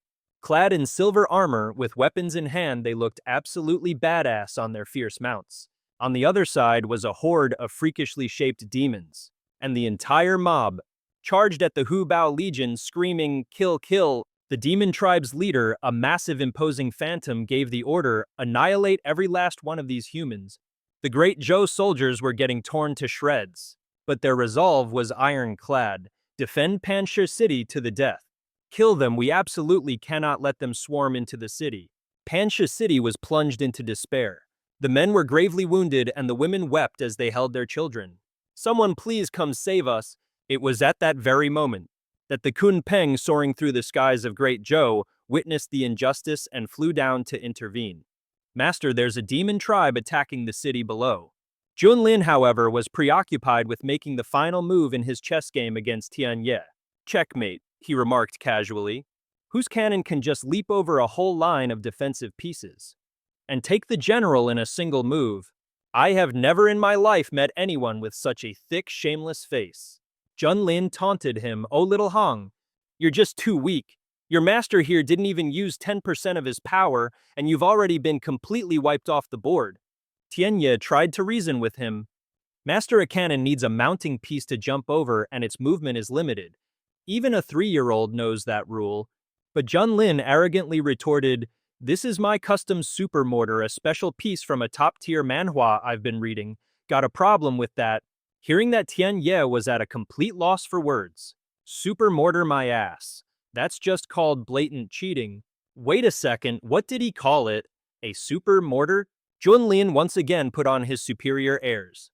You seem a little salty about this loss, don't you? Are you actually daring to question your master's godly chess skills? Even Tianye was speechless. Oh, you don't look too convinced, do you? Are you really questioning your master's skills on the board, Tianye? Tianye had no choice but to reluctantly back down. This disciple wouldn't dare, but still feeling thoroughly unconvinced. He turned and let out a hearty laugh, asking, Xiaoxi, my boy, what do you think of your master's Go skills? The little guy responded with enthusiastic squeaks, basically saying his master was the greatest of all time. Hearing this, Tianye was internally fuming. This damn rat is nothing but a shameless bootlicker. Just then he remembered Wu Jai's urgent news. He turned and asked, Xiao Li, what was it you were saying just now? The young man reported back. Your disciple said that a horde from the Ghost Clan has been spotted attacking the city below. The situation is extremely critical. He pondered, the Ghost Clan sounds like a plot straight out of a classic manhwa. Legend has it the Ghost Clan is one of the major dark races, hailing from an ancient forbidden land in the eastern region known as the Nether Abyss, which is also home to countless other shadowy species. As the old tales go, these creatures from the Nether Abyss once made a bold attempt to invade the outside world. At that critical moment, the human cultivators united as one, igniting a massive world-shaking war against them. In the end, the creatures of the Nether Abyss were soundly defeated and forced to retreat. Since then, both sides have kept to themselves, maintaining a fragile peace. But for the Ghost Clan to suddenly appear on the offensive, does this mean the 1,000-year-long stalemate has finally been shattered? Something tells me this is far from simple. Junlin's interest was suddenly piqued. Well, if that's the case, let's go take a look at this Ghost Clan. Time to see what all the fuss is about. Meanwhile, on the battlefield, the Ghost Clan had the complete upper hand, dominating the entire situation. The soldiers of Da Zhou watched as their leader lay in a pool of his own blood, whispering in terror. Just a single strike from that spear, and it tore our strongest warrior, General Zhang, clean in half. It's over. There's no way we can win this. The Ghost Clan's leader, mounted on his fearsome steed, and wreathed in eerie green flames, stood majestically atop a high peak. Below him, his demonic soldiers grinned grotesquely. Despite the fighting, they seemed completely unscathed. The Ghost Clan leader declared, Your pathetic struggles are useless. Taking this fortress is merely the first step. Every other stronghold will soon tremble beneath the iron hooves of our Ghost Clan. This entire dynasty is doomed to fall. Suddenly, a wave of blade energy sliced through the air out of nowhere. A whole line of demons instantly found themselves a head shorter. A woman named Wang Hua, a nascent soul cultivator, came charging in on the back of a tiger. She took a few more demon heads for good measure before roaring, Shut your mouths! You think you can achieve your goals in your dreams. She pointed her weapon directly at the demon leader and yelled, Now you die. With that spear in hand, she rode her tiger in a single fluid motion straight up the mountain. Her eyes were ablaze with pure hatred, focused with deadly intent on the enemy. The demon tribe's leader just let out a gleeful laugh. He pointed his own sharp spear towards Wang Hua, ready for a fight. But in the blink of an eye, she was knocked clean off her tiger, her body riddled with wounds. Seeing their last hope fall, the remaining soldiers screamed in terror, Commander Wang! As Wang Hua struggled to get back up, the demon leader aimed his spear at her threateningly. Pathetic little human, kneel before this general. But she refused to submit, her voice ringing out loud and clear instead. I am the commander of the Tiger and Leopard Cavalry. My life is sworn to the Emperor of the Great Zhou. I represent the honor of the Great Zhou. As if I would ever kneel at the feet of a filthy beast like you. If you're going to kill me, then just get it over with. Hearing this, the enemy just smirked, more than happy to grant her wish. Fine, then this general will do exactly as you ask. I will tear you into 100 pieces.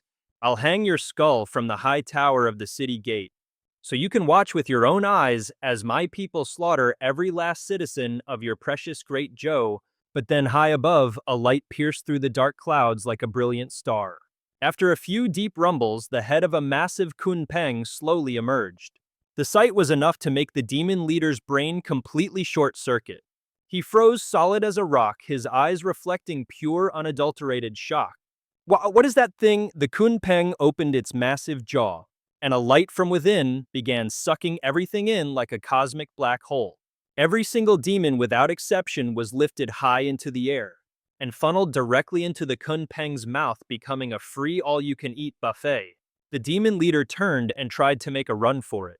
But alas, there was no escaping that bottomless abyss. He stretched out a desperate hand, managing only a pathetic no.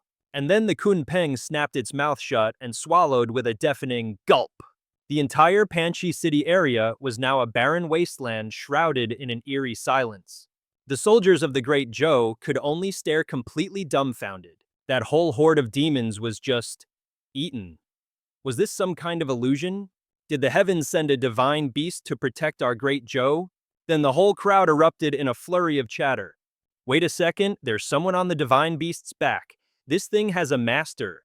Could it be that some legendary master from a manhwa has come to save us? So, what exactly should I call you, senior? Where are you people from? Junlin casually sipped his bubble tea as he replied. Xuan Tian sect, Junlin, which one of you is in charge here? Wang Hua and the soldiers of Da Zhou immediately fell to their knees. This lowly one is Wang Hua, commander of the Tiger Leopard Cavalry. It is an honor to meet you, esteemed seniors. He thought to himself, so this is the infamous Junlin I've been hearing about lately. The word is in a plot twist worthy of a manhwa. He utterly trampled the pride of the Eastern region's #1 immortal sect. I never dreamed the Da Zhou dynasty would have such a massive stroke of luck at a time like this. Junlin and his disciples stepped down from their colossal beast and asked, what dynasty's territory is this, and why is the demon clan's army attacking you? Wang Hua reported, Senior, this is the Da Zhou dynasty. We're at the borderlands of the Da Zhou dynasty, and this lowly one also has no earthly idea why they've chosen to attack Da Zhou.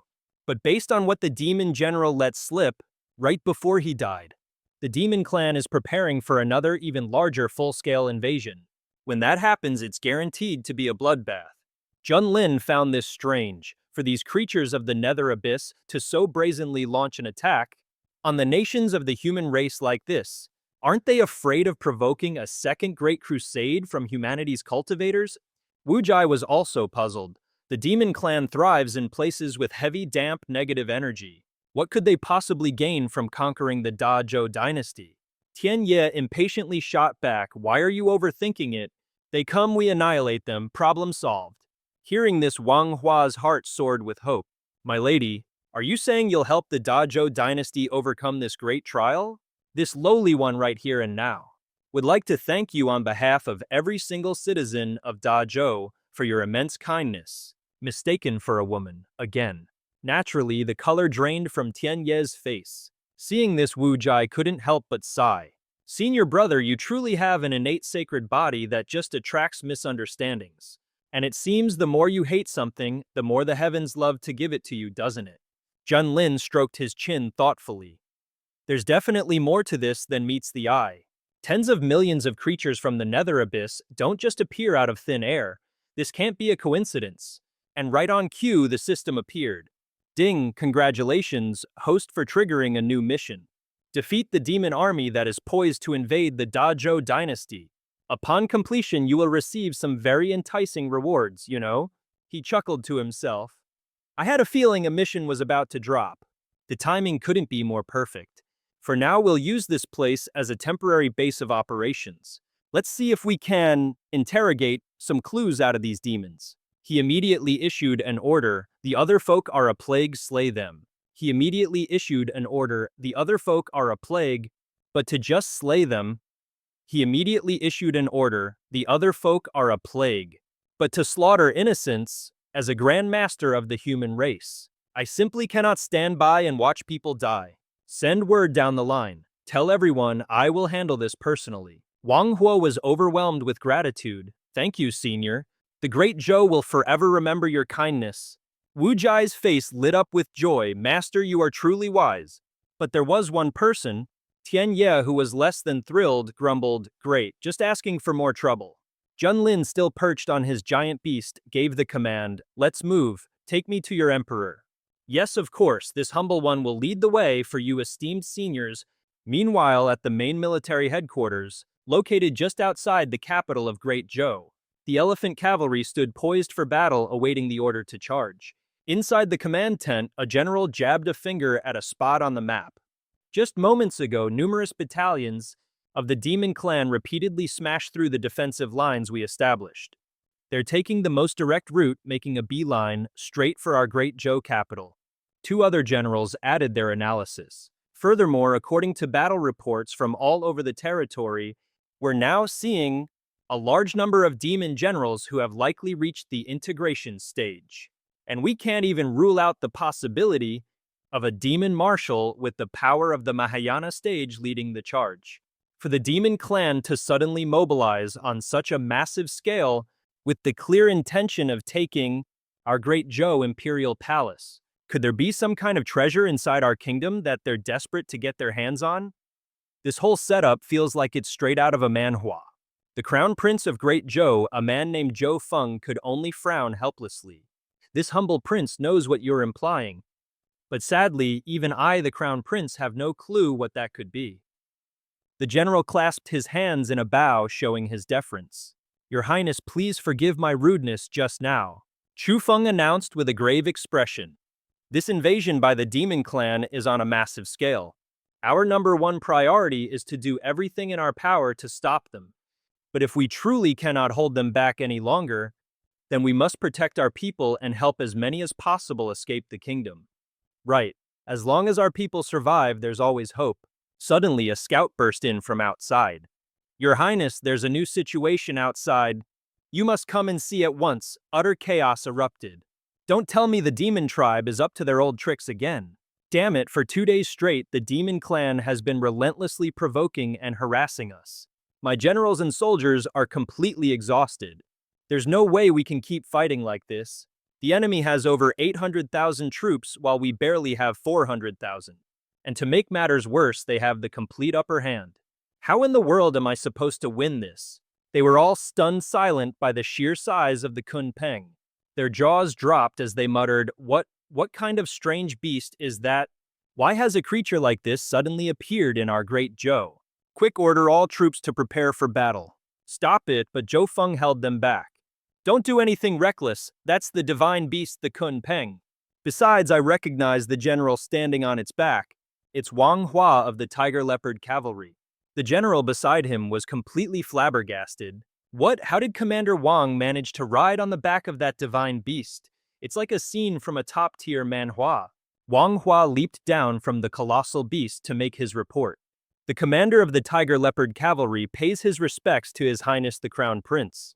This humble general has brought the master of the divine beast, Ye Junlin. He is here to help the Great Zhou fight back against the demon army. Zhou Feng just froze. Come again? Ye Junlin, you mean the white-haired god of death from the Xuantian sect. And he's the master of that divine beast. Are you kidding me? Wang Hua whispered a gentle reminder. Your Highness, please, choose your words carefully. Venerable Ye is actually a very gentle person. He's not at all like the bloodthirsty monster the rumors make him out to be. Hearing this, Zhou Feng's facial muscles finally started to relax. He cupped his hands in a respectful welcome. Right. This crown prince of the Great Zhou humbly greets the Venerable Ye. Hearing his title, Junlin thought to himself, Venerable Ye. It seems the people of Great Zhou have been so preoccupied with fighting the demon clan. Hearing this, Zhou Feng's facial muscles finally started to relax, and he cupped his hands in welcome. Right. This crown prince of the Great Zhou humbly greets the Venerable Ye. Hearing his title, Junlin thought to himself, Venerable Ye, looks like the people of Great Zhou in their frantic rush to fight the demons. He thought to himself, Venerable Ye, it seems the people of Great Zhou, in their frantic rush to fight the demon clan, have been stuck in a bit of a time warp. Ever since I wiped out those 18 elders from the Yuhua Gate. But what's that cackling sound coming from the demons? You, pathetic humans, are completely surrounded by our 400,000-strong demon army. If you know what's good for you, you'll surrender without a fight, and become a nice little offering for our demon tribe. Those words alone were enough to send a chill down the spines of the Great Zhou army. The Crown Prince was absolutely fuming. These arrogant demons were taking things way too far. He was just about to draw his sword and fight when Ye Junlin gave an order to his disciples. You two go and clean up that mess for me. After a quick yes master, Wu Jai and Tian Ye shot forward like a pair of arrows. The great Zhou soldiers stared their jaws on the floor.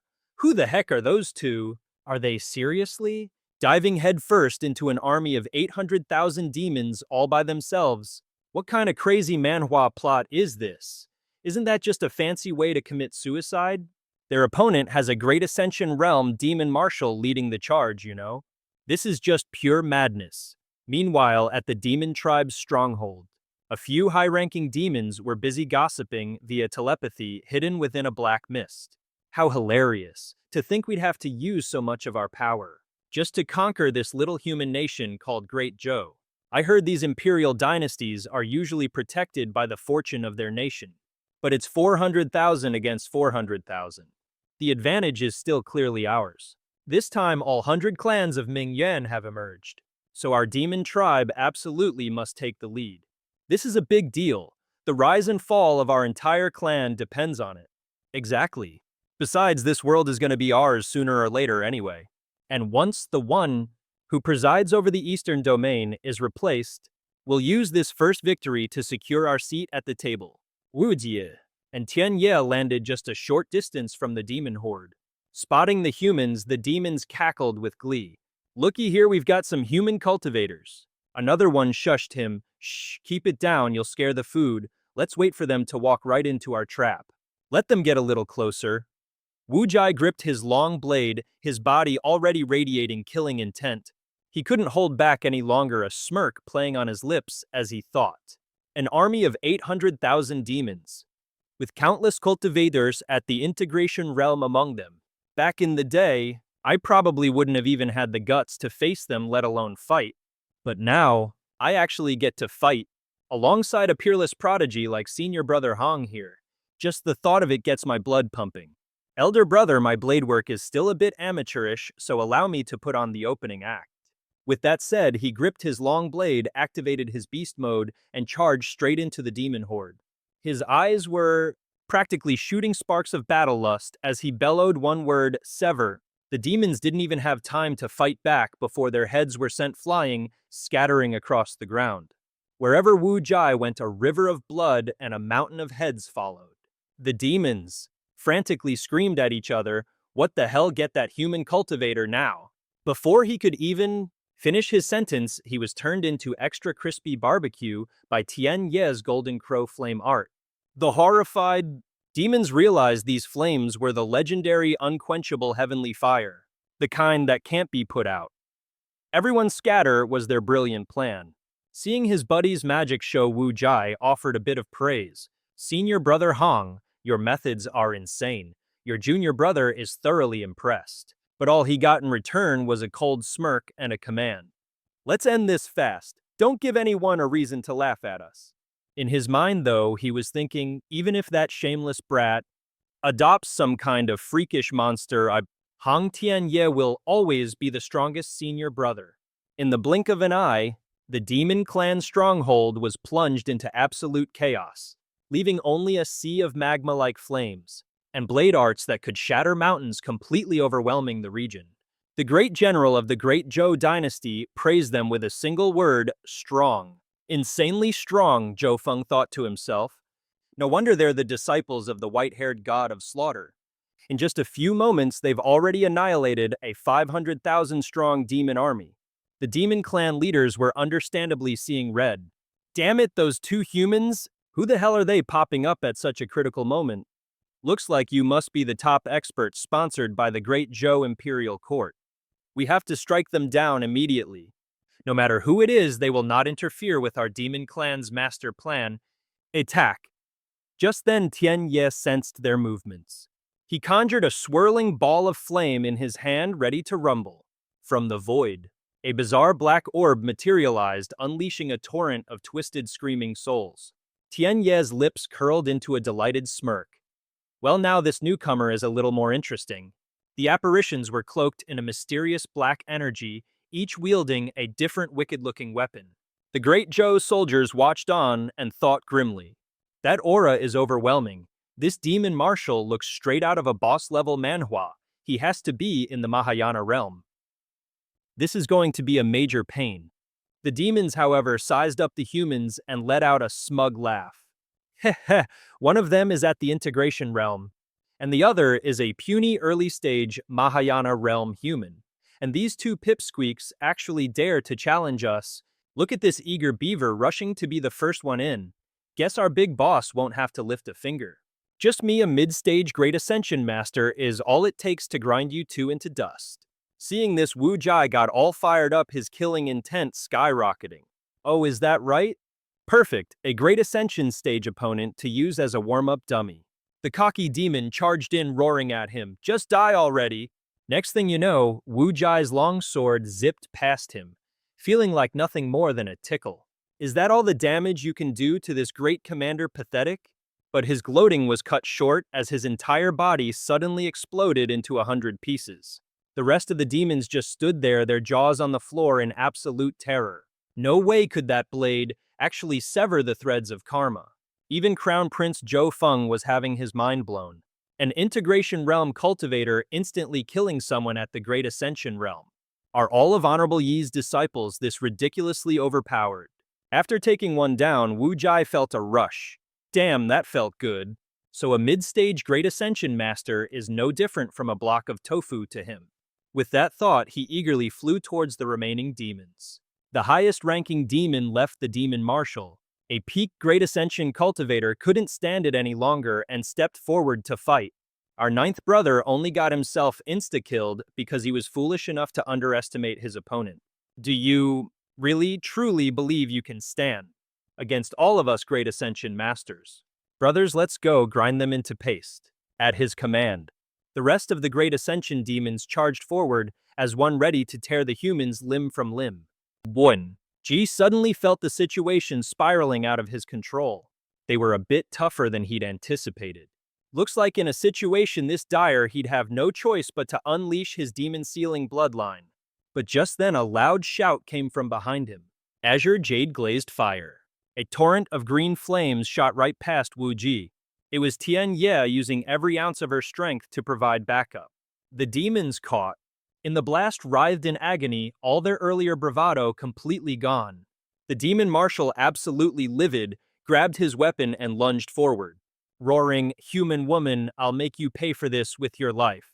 As he spoke, he unleashed a ferocious aura, its pressure dwarfing that of the other demons. Wu Jai couldn't help but whistle in appreciation. Now that's some serious power. No wonder he's at the peak of the Great Ascension realm. This is straight out of a Manhwa. Seeing their boss power up, the demon marshal's lackeys got their confidence back and started cheering him on.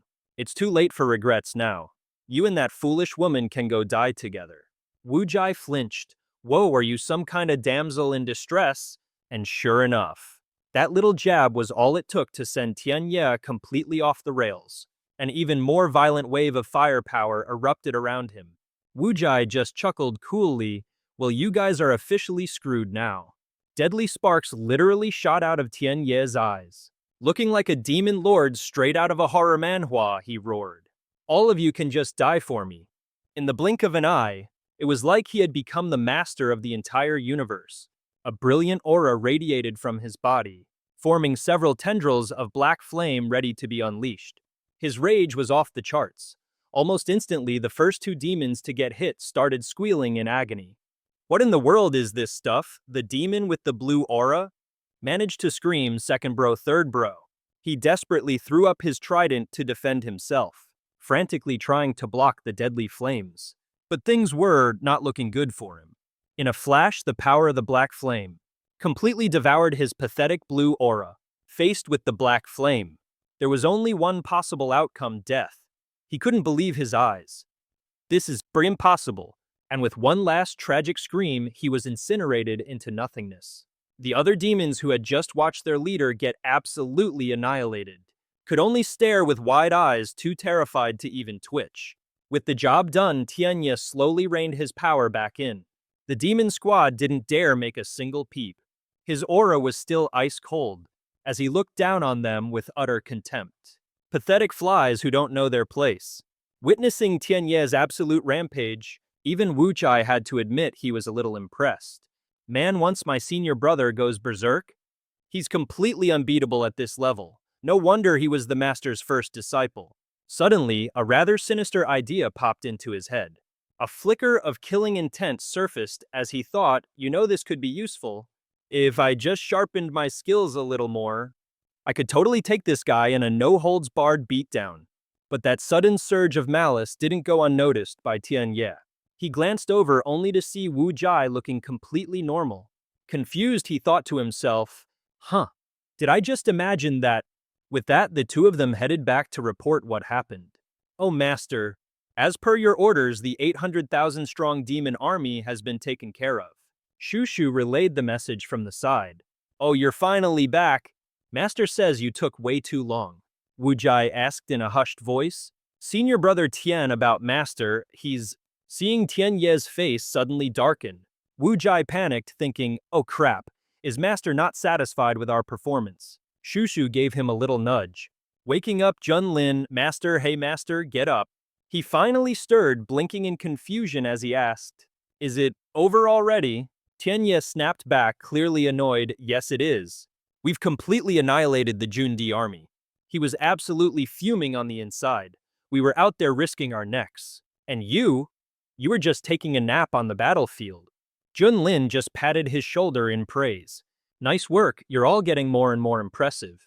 The Crown Prince and his top generals personally came forward. Clasping their hands in gratitude, they bowed. Greetings, Venerable Ye. Thank you on behalf of all of Dazhou for resolving this crisis. Junlin replied with a casual air. It was nothing really, but man, we're beat. So Dazhou, you guys got anything good to treat us to? Zhou Feng was quick to agree, but of course, you are our most esteemed guest. We will escort you back to the capital for a grand feast right away. At the Dazhou Imperial Palace inside the Tianyi Hall, the emperor sat majestically upon his golden throne. Junlin and his disciples strode in as the court officials, both civil and military, bowed in greeting. We respectfully welcome Venerable Ya. Zhou Feng spoke up, Venerable Ye. Before the feast begins, my royal father wishes to meet with you. He is waiting for you right here. Junlin's eyes narrowed, sizing up the man on the throne. This old geezer's got some nerve, huh? Just sitting there waiting for me to come to him. But then the emperor of Dazhou spoke first, offering an apology. Venerable Yi, please forgive this humble one for not being able to greet you from afar. It is truly because my health is not in the best condition. Tsk. He immediately sensed something was off. This terrifying aura. Don't tell me this is the so-called national fate you always read about in a manhwa. The man on the throne was Emperor Zhou, the emperor of Dazhou, a cultivator at the peak of the Mahayana realm.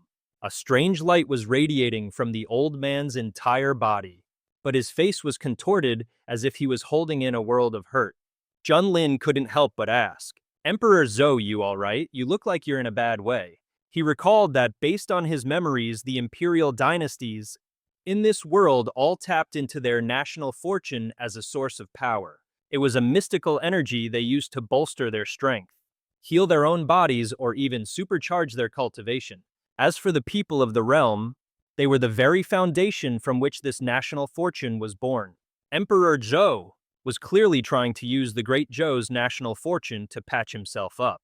But judging by his pained expression, it wasn't going so well.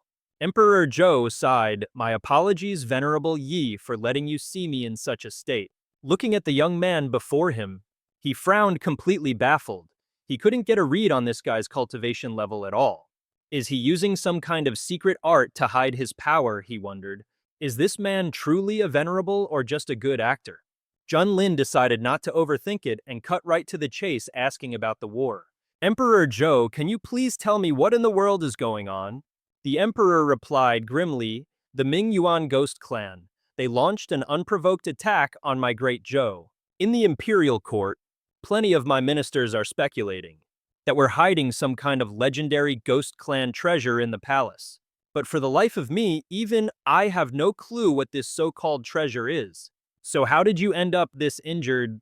Emperor Zhou stroked his beard, his mind drifting back. Before the Ghost Clan's main army invaded, my ancestral tomb was breached by a mysterious intruder. The power of this individual was off the charts. like something straight out of a manhwa.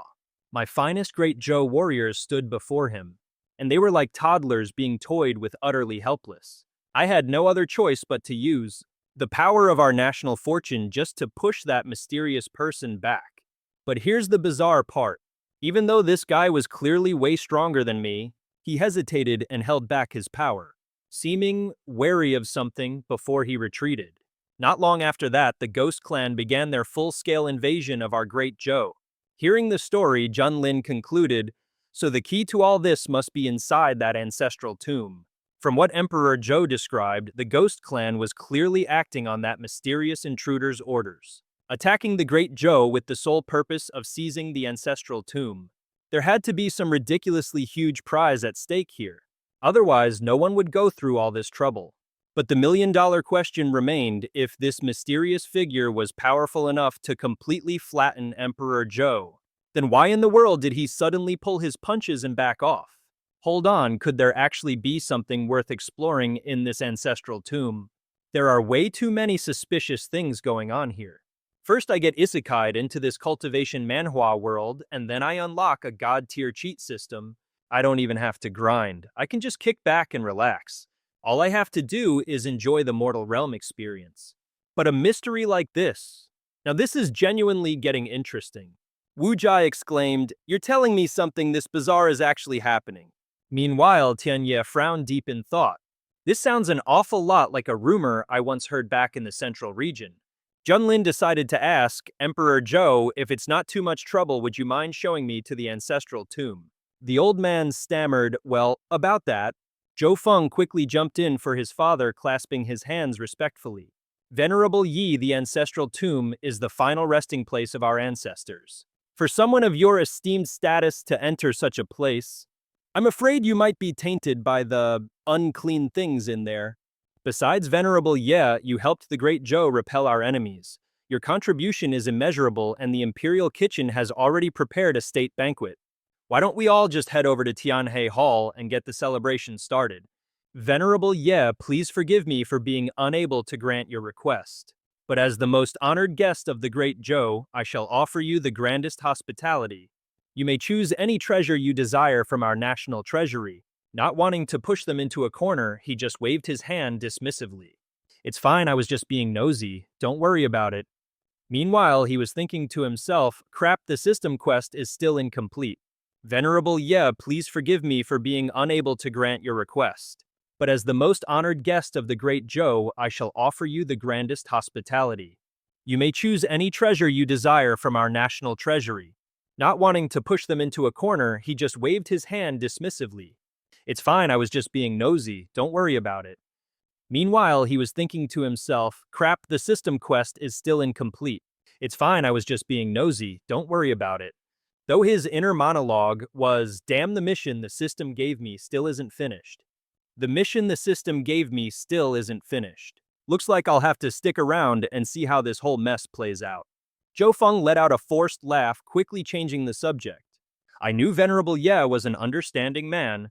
Please, right this way." The scene then dramatically shifts to Kang Prefecture in the eastern domain, the palace of the Ghost King. The entire place is dark and gloomy, drenched in the sickening color of fresh blood.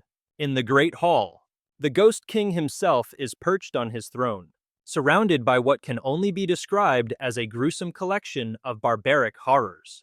After chugging down a bowl of still warm blood, he hurls the skull it was served in to the ground and bellows with delight. "Ah, the blood of a 1-month-old infant. Simply exquisite. Ha ha ha ha." Meet the one-horned demon king, folks. With his cultivation at the initial stage of the transcendent tribulation realm, he casually wiped a smear of blood from his mouth. The young woman beside him saw this and froze in terror, not daring to utter a single peep. He mused, "After all these years, this glorious opportunity is finally mine. If I can successfully conquer the great Zhou imperial dynasty, then my prestige among the Ghost Clan will soar to new heights.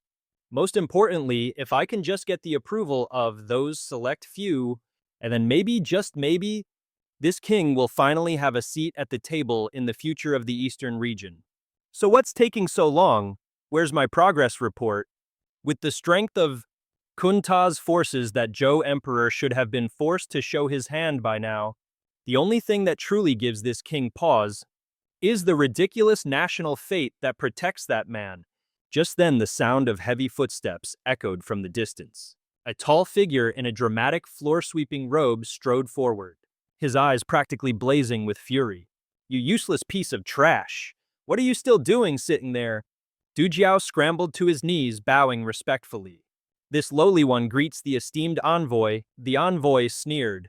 "Right now the 100 clans of the Abyss are waging a holy war, and yet you, a ghost king, are hiding back here living a life of luxury. Am I to understand that the ghost clan has officially given up? Is that what you're telling me?" Du Jiao hurriedly tried to explain himself. "You're mistaken. This humble one has already dispatched a massive army to attack the great Zhou. I'm sure the Zhou Emperor will be forced to act any minute now. When he does, his true power will be exposed, giving me the perfect leverage to deal with him." Hearing this, the envoy looked like he was about to burst a blood vessel. "You absolute moron! The 800,000 troops you sent, yeah, they were just completely annihilated outside the capital city a little while ago. They didn't even cause the Zhou Emperor to so much as bat an eyelash." Du Jiao couldn't believe his ears and stubbornly argued back. "That's impossible. In the fusion realm alone, that army had dozens of demon generals. We even had 10 more generals at the Mahayana realm. Even if the Zhou Emperor himself made a move, there's no way he could have just wiped them all out like that." The envoy announced, "The one who annihilated your 800,000-strong army was not the great Zhou imperial dynasty. It was some random cultivator who just happened to be passing through. They're respectfully calling him Venerable Ye. What kind of manhwa plot twist is that?" It finally clicked for Du Jiao. "A venerable one. Some punk at the Mahayana realm dares to ruin my grand plans. I don't know what cheap trick he used to eliminate one of my great demon marshals, but beneath my transcendent tribulation realm, he is nothing more than a pathetic little ant." An envoy hands our one-horned friend a pill that's glowing with some seriously mystical energy. And a word of warning, he adds, "Don't get so blindly overconfident. This luminous origin pill is for you. You are to take control of Dazhou for me, and I will not permit you to fail me again." He immediately accepts the mission.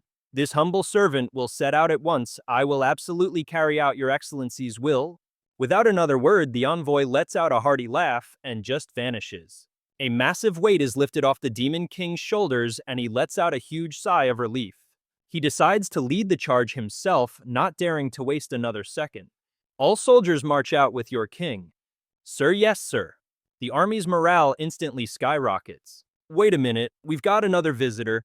An intruder appears, someone clad in a black cloak. "Who are you?" the Demon King demands. "Take off that cloak now." The demon clan's morale somehow soars even higher as they roar in unison. Meanwhile, as night begins to fall, inside the imperial palace of Dazhou, a banquet is still in full swing at Tianhe Hall. Everyone's stuffed and a little tipsy, singing praises. "Man, this wine is amazing, and this meat is to die for." But our boy Tianye is the only one just sitting there not touching a single thing. Chu Fun decides to make conversation. "Crimson Fairy is the food at this banquet, not to your taste." Oh, he really just poked the hornet's nest. Tianye just shoots him a look of pure contempt, not even bothering with a reply.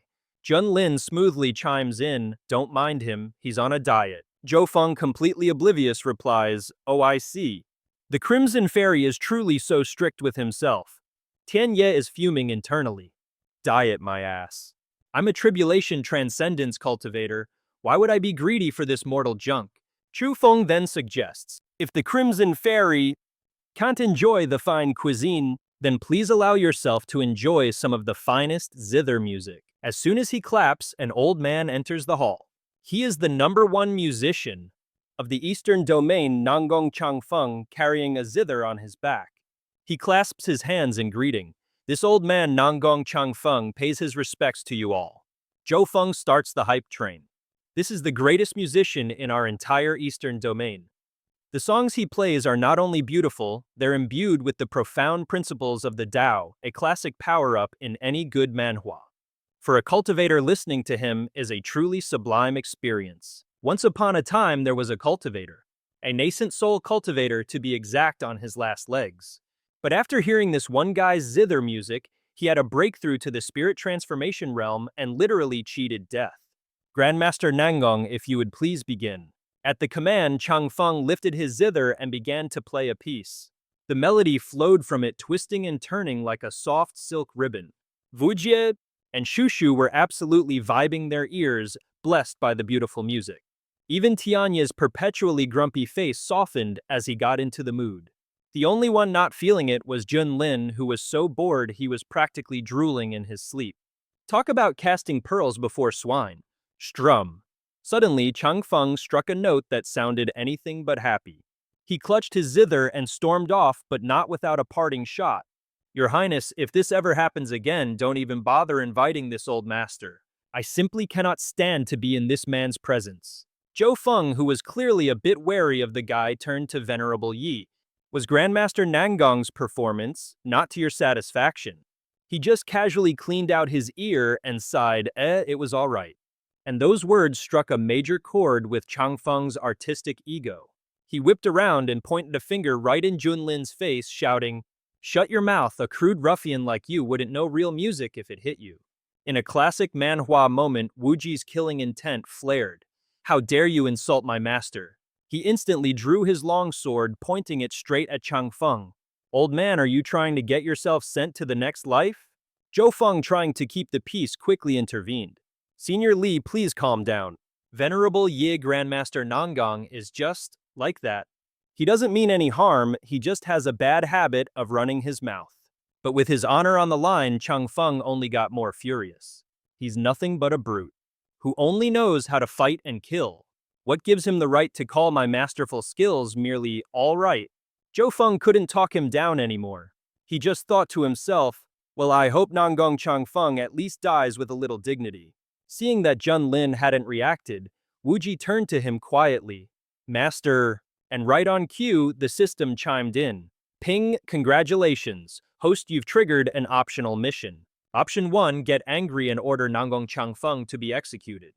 Mission completion will award you with 10 top-grade spirit stones. Option 2, personally perform a piece of music. So breathtaking it makes Nangong Chang Feng curl up and die of embarrassment. The reward is 10 bags of food. Supreme milky scented. Pet food to be exact, it's for your pets. Top-grade stuff. The more they eat, the faster they'll grow. Junlin was torn. At a time like this, I get a choice quest, seriously. Choosing option 1, absolutely not. The reward is way too measly, and that would seriously damage my reputation. Now, option 2 might not be some legendary divine technique, but it could give Akun a nice little power-up. If he manages to break through to the next level, talk about a major glow-up, yeah, not bad at all. He then casually turns to Zhang Feng. It's just playing a little music, isn't it? All you need is a pair of hands, right? And oh boy, the old man just exploded. All you need are hands. For a martial artist to spout such arrogant nonsense. I've been studying under a grandmaster for 1,000 years since I was a child. You have absolutely no idea what the art of music is even about. Even Zhu Feng was skeptical. I mean, every art has its own specialists. And it's the same for cultivators. If all you really needed were hands then, in this whole world, what would be the point of having grandmasters anymore? But Wu Jai, on the other hand, had total faith in Junlin. Master is absolutely right. All you need are hands. Zhang Feng just couldn't take it anymore. He straight up yeets the zither at Junlin as a challenge. Go on then, I'll even lend you my precious Fu Jiao zither to play. Let's see you play some earth-shattering, heaven-defying masterpiece. Let's see what you've got. If you can actually play something decent, I'll believe that pigs can fly. A brute cultivator like you who only knows how to fight and kill. What the hell do you know about the profound art of the zither? Zhu Feng just about had a heart attack. Dude, can you maybe tone it down a notch? He was genuinely terrified that Venerable Ye was about to go on a rampage. Right here, right now. But Junlin didn't even flinch and just grabbed the instrument. He was absolutely brimming with confidence. He ran a hand over the strings, thinking to himself, in my past life, I was a pretty artsy dude, you know. Playing this thing should be a piece of cake. Especially since I'm a pro-level player in this manhwa. Playing this is easy. Besides, I also have a grandmaster-level skill that levels up automatically. A friendly little reminder popped up from the system. Skill tiers are ranked as getting started, entering the hall divine transformation, and finally reaching the pinnacle. The host's current mastery of the zither has reached its absolute peak. So you want to know what level this guy is at. Beep. The little system reports that this gentleman's zither skills have just barely scraped into the virtuoso level. Seeing our guy just standing there, Zhang Feng got impatient. Hurry up! Stop dragging your feet! Noticing the guest of honor still hadn't made a move, Zhou Feng decided to chime in. Well, looks like Venerable Yi can't back up his talk after all. Should I step in and save him from this embarrassment? I might even be able to save Nangong's skin in the process. But inwardly, Junlin was scoffing. Just a virtuoso, please. You should be kneeling and listening to a true master like me. This is the perfect chance to let your pathetic little world hear what true world-conquering power sounds like. And with that, his hands flew across the strings. An aura as gentle and serene as an autumn lake began to flow from the zither. The very first note sent Tian Ye's jaw straight to the floor. How in the world is he playing something so ridiculously divine?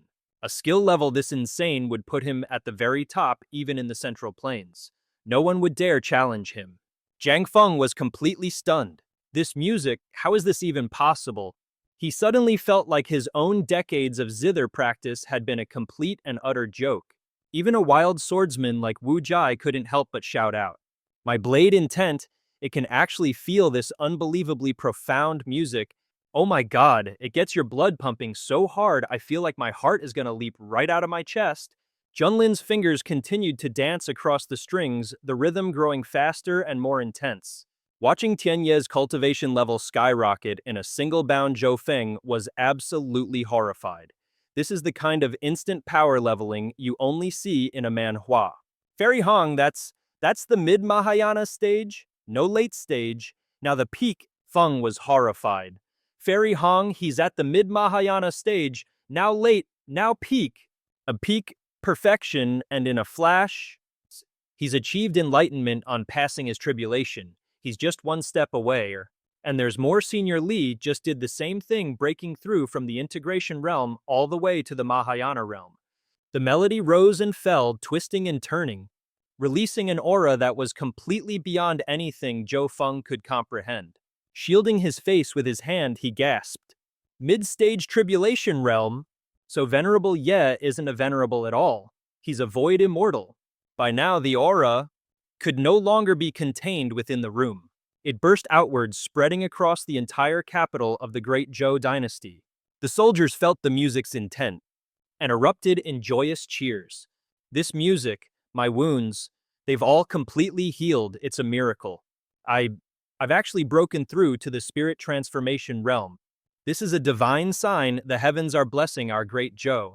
Meanwhile, in the eastern region's Kang province, just outside the great Zhou capital, a massive army of the demon clan had assembled. Seeing the coast was clear. This pack of ugly-faced demons declared that tonight the demon clan would bathe the great Zhou imperial dynasty in blood. Charge!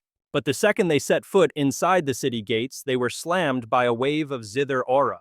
The little grunt demons started panicking. Great King, what in the world is that? A few of the demons leading the charge were instantly vaporized by the aura exploding into a fine red mist. They flailed helplessly, screaming, "What is this stuff? Great King, save us, please save us." One horn was sweating bullets but had to put on a brave face. Who dares to make a move? Get out here and face this king. Hiding like a coward isn't a sign of strength. By now his demon army was almost completely annihilated, their bodies blown to smithereens. They begged, "Great King, we have to retreat. The human race has a supreme master protecting this place." One horn, absolutely refusing to accept defeat, roared in fury. "No, who is it? Who the hell is it?" With no other option, One Horn pulled out the pill that a messenger had given him. Muttering to himself, "It's come to this. I have no choice but to eat the Yuan Ming pill. This king will pay any price. To find the expert who's pulling the strings."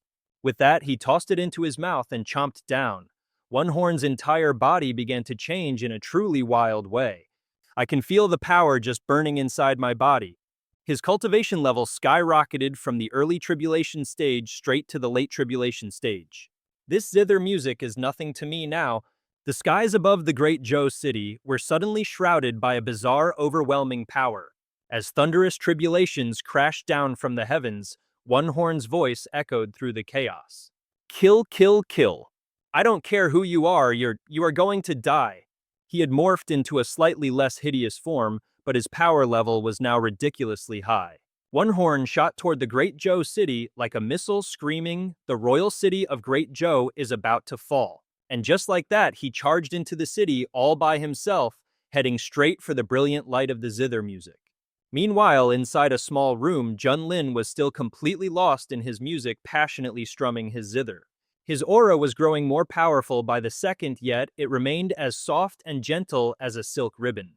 The soaring melody captivated both heaven and earth, literally changing night into day.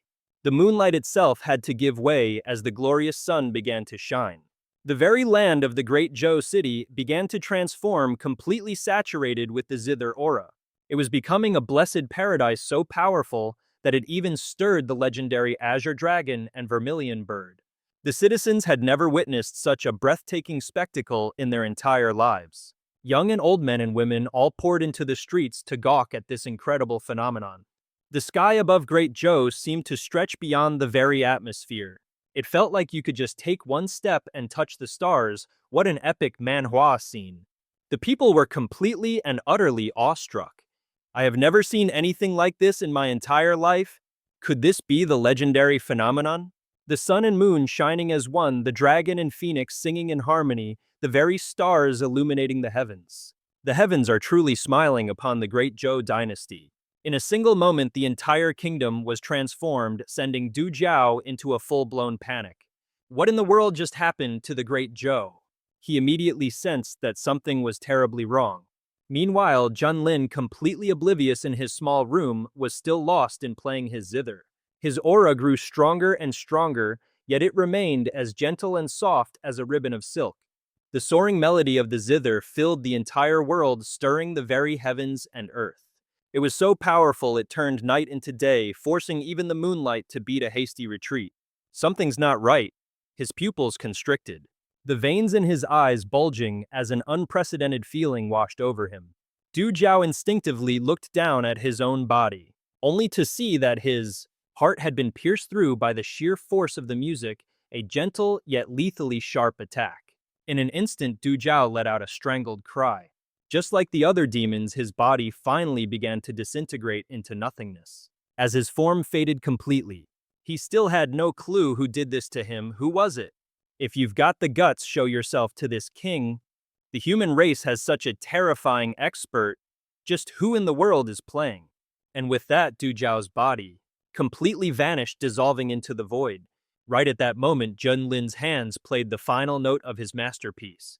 He gently turned to his audience and asked, "So what did you think of my sovereign's reign over the world?" The system chimed in, "Congratulations, host, you have successfully defeated the entire demon army. Your reward is the immortal grade 5 elements, spiritual root, metal, wood, water, fire, and earth." Junlin was utterly baffled. The what now? System, my dude, are you bugging out? You're talking like this is some OP Manhwa plot. Since when did I defeat a demon army? Our little system replied. The demon army that just stormed the Great Zhou? Yeah, it was completely annihilated by the music you were just playing, host. This system is a professional. Please do not doubt the integrity of this system. He stroked his chin deep in thought. So that's how it is. Not bad. This immortal grade 5 elements spiritual root will come in handy. It's the perfect match for my 5 ultimate samsara great annihilation technique. Shushu, who had been completely mesmerized by the music, finally snapped out of her trance. That was incredible, Master. You're a genius. Junlin's ego swelled to the size of a planet. See, I told you, all you need is a pair of hands. Am I right or am I right? Master Nanggong Changfeng, a powerful figure in his own right, just huddled in the corner, too scared to utter a single word. The old man watched as his 1,000 years of cultivation were utterly humbled by this young dude, and he just couldn't stop the tears from flowing. Senior, you were absolutely right. That was a truly divine, magnificent masterpiece. And I was so arrogant I didn't even know my own limits. I actually had the nerve to insult you, Senior. calling you a scoundrel who knows nothing about music. I deserve to die. I really truly deserve to die. Zhou Feng stepped forward, wanting to help the old man up. But just as he got out, Master Nangong, Zhang Feng stopped him cold. No, I am not worthy of the title Master. The senior over there, he is the only one worthy of being called a master. I'm just a clown, a complete and utter clown. And right on cue, the system chimed in, congratulations, host, on completing the selection mission. You have received 10 bags of premium grade pet food. With no other option, Zhou Feng had to bow and report to the real boss. Yasuxian, sir, how do you wish to handle him? Junlin figured, hey, the mission's done, so this sob story has nothing to do with him anymore. So he just casually waved him off. Hey, let him go, tell him to hit the books and study harder. Wuji, practically bouncing with excitement, blurted out, Master, a moment ago, thanks to that incredible music of yours, your humble disciple broke through to the great ascension stage. But Junlin couldn't have cared less, just giving a flat, His eyes had already flicked over to something far more interesting, Tianye. He thought to himself, amazed. Already at the peak of great ascension. This immortal fruit thing really is on another level. Breaking through to the tribulation stage this fast is insane. Zhou Feng cheered ecstatically, Imperial Father, you broke through. He thought privately, this is perfect with Father ascending to avoid immortal. It combined with the blessing of our nation's destiny, the status of our Kangzhou prefecture within the Great Zhou. It will be more solid than ever. What a classic power-up moment in this manhwa. Emperor Zhou had remained silent this whole time. After a long moment, he bowed his head in thanks. On behalf of every citizen of the Great Zhou, I thank you, Ye Junlin, for performing your divine music and bringing blessings upon all living things. Zhou Feng was internally freaking out. My father, the dignified ruler of an entire nation, a mighty expert at the tribulation stage, is acting this humble husk. Just how ridiculously overpowered is this guy from the profound sky sect? Junlin simply gestured to the emperor. Get up, will you? The fact that you could break through to the tribulation stage is a credit to your own ability. But Emperor Zhou remained deeply respectful. So arrogant, I didn't know my own limits, calling a senior like you a scoundrel who knows nothing about music. I deserve to die. I really truly deserve to die. Zhu Feng moved forward, trying to help the man to his feet. But just as he said, Master Nangong, Zhang Feng blocked him. No, I am not worthy of being called a master. He is the only true master. I'm just a clown, a complete and utter clown. The system. Congratulations, host, on completing the optional mission. You've won 10 bags of premium grade pet food. The emperor replied with a self-deprecating laugh. You jest, Excellency Ye Junlin. It was thanks to the divine music you performed that our great Zhou's national fortune has reached an unprecedented peak. It was only by riding on those coattails that I was lucky enough to achieve a breakthrough. He replied, so it seems your gratitude is genuine then. The emperor made a solemn vow. Absolutely, as long as Excellency Ye Junlin says the word, no matter the effort required, my great Zhou will cooperate with all its might. Our hero seized the opportunity and made a proposal. All right then, take me to see the ancestral tomb. The emperor immediately led the way. Of course. This way, Your Excellency, I will personally guide you. As they walked, he explained, truth be told, besides the burial goods that might attract some greedy tomb raiders, there's nothing else of note in the ancestral tomb. This here is the very end of the mausoleum. Indeed, there doesn't seem to be anything out of the ordinary. But then Tianye blasted the wall with his chi. A gateway sealed by crimson malevolent chains appeared, leaving Emperor Zhou utterly stunned. Why is something like this inside the Zhou clan's ancestral tomb? I had absolutely no idea. Shushu gasped in amazement. This door is so beautiful, it's like something out of a fantasy manhwa, but it feels like an illusion. Shushu couldn't even touch it. He guessed that this stargate was real. But for now, it hadn't fully manifested in the physical world. To activate it completely would surely require a steep price. Just then, Junlin spoke up, asking, Emperor Zhou, how long has this dynasty of yours existed? The emperor reported back. Reporting to Your Excellency, Ye Junlin. My great Zhou has existed for 1.2 million years. We are one of the few immortal heritages in Kangzhou to have lasted for over 1 million years. He asked a second question. Before the Great Zhou, were there other nations or factions? Emperor Zhou pondered for a moment and said, according to the historical records we have, there were at least dozens, and some of them vanished without a single trace. He stated, if that's the case, then this Stargate could be traced back to a much, much older era. There were probably records of it way back when, but after countless upheavals, they were all lost to the sands of time. And by some cosmic coincidence, this ancestral tomb was built smack dab on top of it. Even the subsequent rulers of the Great Zhou had no clue about this. They just thought, hey, the feng shui in this spot is absolutely killer. Junlin turned to his disciple. Xiaohong, since you're the one who managed to open this thing, you must know something about it, right? The young man replied. Master, regarding the Stargate's origins, I've only heard whispers and legends, nothing concrete. I just happened to stumble upon the method by pure chance. Spill it, his master ordered. Tell me every last rumor you've heard. Tian Ye began to reveal a massive secret. Legend has it that in the distant ancient past, there were countless teleportation points all over the Kunlun Realm that could lead you directly to the Great Thousand World. Countless cultivators, like something straight out of a wild Manhwa, could use them to travel freely across the entire universe. But then, something happened. And those teleportation points were sealed by the ancient sages, never to be opened again. Wu Jai's jaw practically hit the floor. You're telling me this gate can do that? Zhou Feng was equally stunned. Wait, are you saying the legends I heard as a kid are actually real? I heard the Kunlun Realm is just one massive cultivation planet, and that countless planets like this are scattered all across the endless universe. Emperor Zhou Huang chimed in with some ancient lore. Back in the day, cultivators could travel wherever they pleased. Anyone who reached the spirit transformation stage could simply fly out of the Kunlun Realm and go stargazing across the cosmos.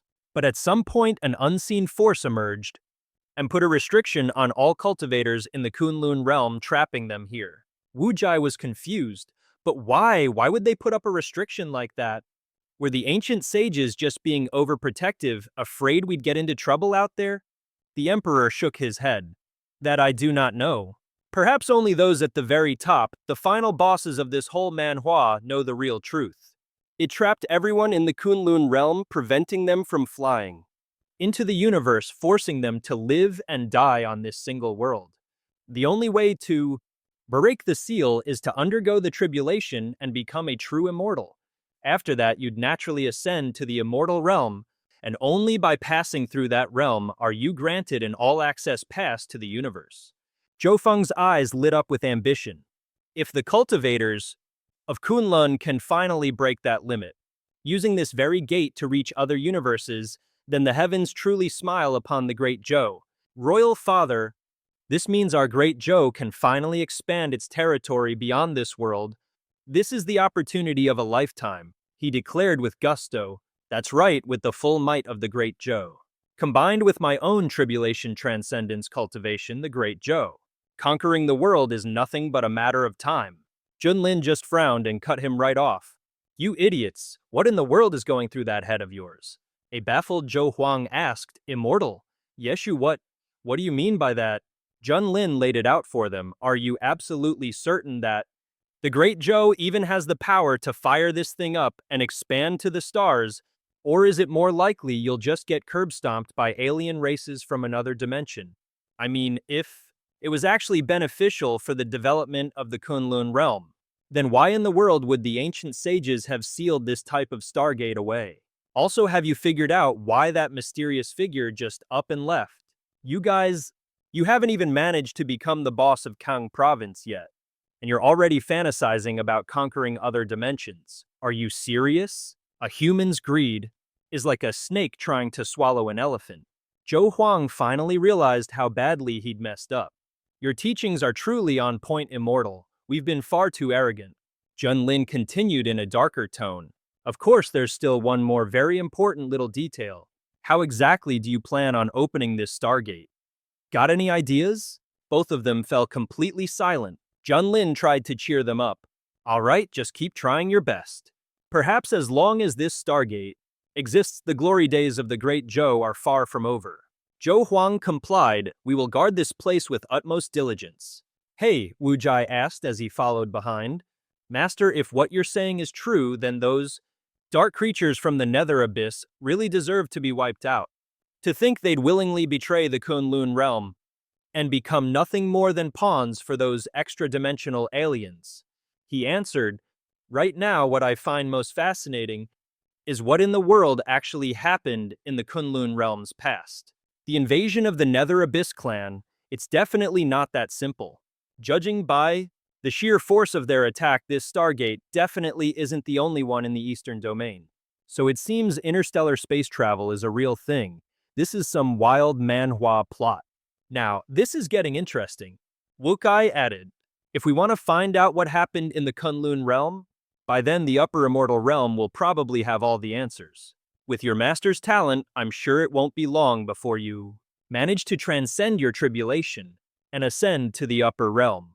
Shushu is looking forward to it too. I hope that by then I can keep up with you, master, and reach that place countless cultivators only dream about. Senior brother Hong once told me, the Immortal Realm is also a place where the strong prey on the weak. It's just a whole lot more brutal than the mortal world. Hearing this, Tianya thought to himself, after I transcend and become an immortal, I'm not going to ascend to the Immortal Realm. Right away, I'll stay in the Central Plains, where I can keep training and help the fire worship cult clean up its mess. The main reason is that I've heard the Immortal Realm has a ridiculously strict hierarchical system.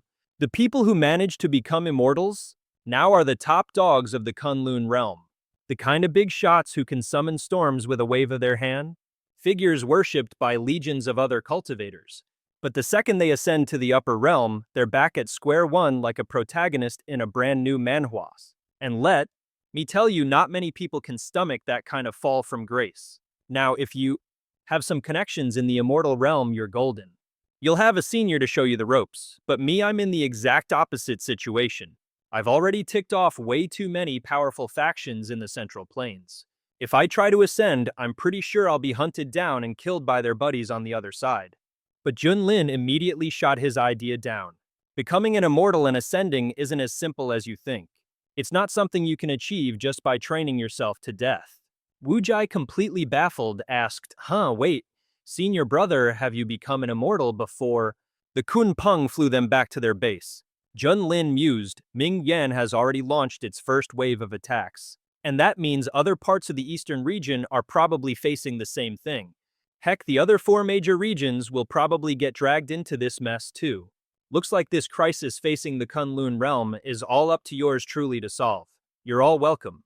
Suddenly, he remembered something. Oh right, I almost forgot about this.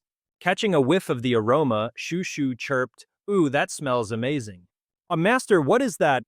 Can I have a little taste? He shot her down. This is food for a spirit beast. Undeterred, Shushu transformed into her adorable beast form and started begging. But Shushu is a beast too, I'm your spirit beast master. Junlin sighed and caved. Well, I guess a little couldn't hurt. All right, you can have this bag of snacks. Shushu chirped with glee, yes thank you master. Tianye, stewing on the sidelines, silently cursed him. That stupid mouse does nothing but laze around all day. All it knows is how to eat. It's no different from that glutton Junlin. What an absolute waste of a golden immortal physique. It's a crime against the heavens. Shushu took a single bite and an instant later a massive surge of spiritual energy erupted from its body. It leveled up on the spot. Tianye's jaw dropped. Mid-stage spirit transformation, late-stage, peak, perfection. Then it broke through to the body integration realm. Early-stage Mahayana. Shushu looked up at Junlin with pure innocence. Master, your snacks are really tasty. How did Shushu just level up like that? Even he himself was caught off guard. He never expected a simple bag of pet food to be so ridiculously effective. He pulled out one of the pellets to get a closer look. What in the world is this stuff? How can it be so potent? He decided to pop one in his mouth and see for himself. The second he ate it, he instantly broke through. Early stage Mahayana, mid-stage, late stage, peak, perfection. He shot straight up to the tribulation realm. Is this seriously pet food? Quick, give me some more, I want to eat it too. He shot her down flat. If you want some, go make it yourself. That top-grade pet food just made a critter jump from early-stage spirit transformation all the way to early-stage Mahayana. What would happen if it ate a few more bags? This is getting wilder than any manhwa plot. Would it just straight up become an immortal? Nearby, Wujai couldn't stop himself from yelling. Senior sister, bye. How did your cultivation level suddenly catch up to mine in the blink of an eye? Tianye was convinced. There was something demonic about that bag of snacks. Now I'm really curious. This guy Junlin, what kind of cosmic treasury is he hiding? That he can just casually pull out? Treasures that would make the entire world drool with envy. Junlin just patted the little mouse's head and asked, "Hey little guy, you want some more?" It squeaked, "Yes, Shushu wants to eat more." Junlin handed over the rest. "Here, take it all." The little mouse's eyes lit up like stars. "Thank you, master, there's still so much left. This is awesome." And he didn't forget to grab some more food for the Kunpeng either. "Hey Kun, you've been working so hard lately. Here, have some snacks." Down below, Xiaoshu was happily enjoying the delicious treats. "Nom nom, this is seriously good." Kunpeng devoured all the food Junlin gave him in one fell swoop, and in an instant, his entire body leveled up. Wujai screamed in absolute shock. "Are you kidding me? Even a Kun jumped from the early Great Ascension stage straight to its peak. Master is truly on another level, like some kind of final boss in a manhwa." Tian Ye swore to himself, "This kind of method for boosting your cultivation. How is that fair to those of us who have to grind the hard way? I condemn this kind of unfair practice. Most importantly, there are definitely side effects, so even if you offered it to me, I wouldn't eat it." "Nope, definitely not." Junlin observed Xiaoshu for a moment and, noticing no major changes, thought to himself. He ate 3 bags, but the effect isn't even as good as the first one. His cultivation only reached the late stage. Seems like the law of diminishing returns is hitting him hard. Tian Ye signaled for him to come over. Hiding behind a tree, he called out, "Hey kid, get over here." Shoshu toddled over, clutching his bag of snacks. "Is senior brother Hong calling for Shu Shu? Does senior brother Hong need something from Shu Shu? Senior brother Hong, what can Shu Shu do for you?" He warned him, "I need to tell you, that stuff master gave you is poison." The naive little Xiaoshu was terrified. With tears welling up in his eyes, he still denied it. "No way, master would never hurt Shu Shu. Besides, ever since I started eating it, my cultivation has been leveling up like crazy." Tian Ye explained, "Look, everything in life is a double-edged sword. The elixirs that cultivators take often have all sorts of different properties. While they boost your cultivation, they also poison your meridians at the same time. So these snacks might look like they're helping you break through to the next realm. But in reality, you're just cutting corners and burning yourself out. Who knows how much poison is building up inside your body? If you keep eating it, you're basically committing slow-motion suicide." Xiaoshu refused to believe it. "And master gave this to Shu Shu, which proves there's nothing wrong with these snacks. Besides, my body feels totally fine." Tian Ye replied, "If you don't believe me, then let your senior brother take a look for you." The moment he finished his inspection, he was utterly astonished. Impossible. All his meridians are completely unharmed. His foundation is incredibly solid. He even has this unbelievably pure innate essence. It's just flowing continuously throughout his body. "This stuff is more potent than any elixir," Shushu said cheerfully. "Senior brother Hong is Shushu, okay? If there's nothing else, I'll be on my way." Tianye's face suddenly darkened as he gave an order. "Leave the snacks. Your senior brother's only doing this for your own good. You always listen to me, don't you?" Shushu answered, trembling. "But master gave these to me." The shameless jerk snatched the snacks right from the kid. "Yoink, these are mine now." Seeing Shushu start to cry, Tianya snapped at him. "What are you crying for? You do what I say, right?" Scared, Shushu repeated, "But master gave them to me." "But this shameless dude just went and stole from a child. Give him here." When Shushu started bawling, Tianya barked, "Cry. What's there to cry about? Get lost, go back, and take care of your master. And another thing, you are not to breathe a word of this to him." "Got it." Shushu obediently replied, "Yes, sir." Tianya thought to himself, "That little rat. I'll deal with you later. Right now, it's time for me to break through my tribulation." He tore open the bag of snacks and dumped them straight into his mouth. As Tian Ye chewed, he thought, these actually smell pretty good. But why does my stomach suddenly feel like an overinflated balloon? He realized with dawning horror, oh crap, there's a chaotic surge of energy rampaging inside me. At this rate, it's going to completely destroy my body. How come that stinky little rat was perfectly fine when he ate these? But the second I eat them, this happens. This is bad. I think I'm about to... He let out an incredibly powerful blast of gas. So powerful in a scene worthy of any comedy manhwa that it launched Tian Ye straight into the sky. Down below, a curious Junlin wondered, what in the world? Why is Xiao Hong suddenly taking flight? Wukai added. And more importantly, what is that smell in the air? He turned and asked, Kid, what did you do? She mumbled sulkily, Shushu's fine. But from her pouty attitude, Junlin instantly knew something was up. Shushu just sat there in the corner, radiating pure gloom. Junlin thought with a sigh, oh great, is this what it's all about? Tian Ye. Tian Ye crashed to the ground with a thud, clutching his stomach and writhing as he pleaded, Master. Junlin's voice was dangerously low. Tell your master, what exactly did you do? Tian Ye was too mortified to confess the truth. Junlin barked, are you deaf? Your master's asking you a question. Tian Ye bowed his head, admitting defeat. This disciple was wrong. Please, master, calm your anger. He roared right in his face, spill it. Why did you steal the little one's snacks? Shushu tried to defend him from the side. I gave them to him. Senior brother Hong said he wanted to try them too, but Junlin continued to tear into him. I know you'll stop at nothing to advance your cultivation, but that little one, Tick, is your junior sister. Tian Ye squeezed his eyes shut, accepting his fate. This disciple knows he was wrong, master. Suddenly, he froze mid-sentence. A second, emission of gas escaped, launching him straight into the sky like a fleshy rocket. Junlin fanned away the pungent air, shouting after him. We are not done. You get your butt back down here later and take your punishment. Soaring through the clouds, Tian Ye thought bitterly. I can't believe my plan to get a little snack backfired so spectacularly. I really need to be more careful next time. Thank goodness none of my old enemies saw that. If they had, I could never show my face in this world again. Down in the peaceful Geba village, the townspeople were all pointing excitedly at the sky. Hey look, it's a beautiful goddess, and she's making the weirdest sound.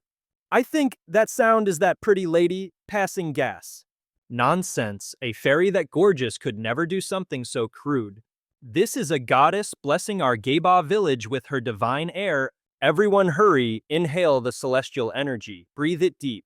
The entire village collectively decided to believe their own hype. So this is divine air. No wonder it has such a pleasant aroma. Come on, everyone take a good sniff. This is a once-in-a-lifetime chance in our little Manhwa village. After a rather turbulent flight, Tian Yi finally returned to report in. Master, this disciple has purged the volatile energy from his system. I am ready for my punishment. Junlin immediately laid down the sentence. I know you have an ego the size of a mountain. So for the next 3 months, you will be the little one's personal attendant. What's that? You have something to say? You will do this as your penance. Do you hear me clearly? In his head, Tian Ye was screaming. I can't believe it. The great me, reduced to being a servant for a hamster. This is just degrading. But out loud, he just said, crystal clear. Thank you, master, for your generous mercy. 3 months later, outside the Eastern Kingdom's Wu province, a shout rang out near the Zhu Longmen outpost. Yao Wanggu is about to open. I am not missing this once-in-a-lifetime opportunity. The tavern immediately erupted with chatter. Get real.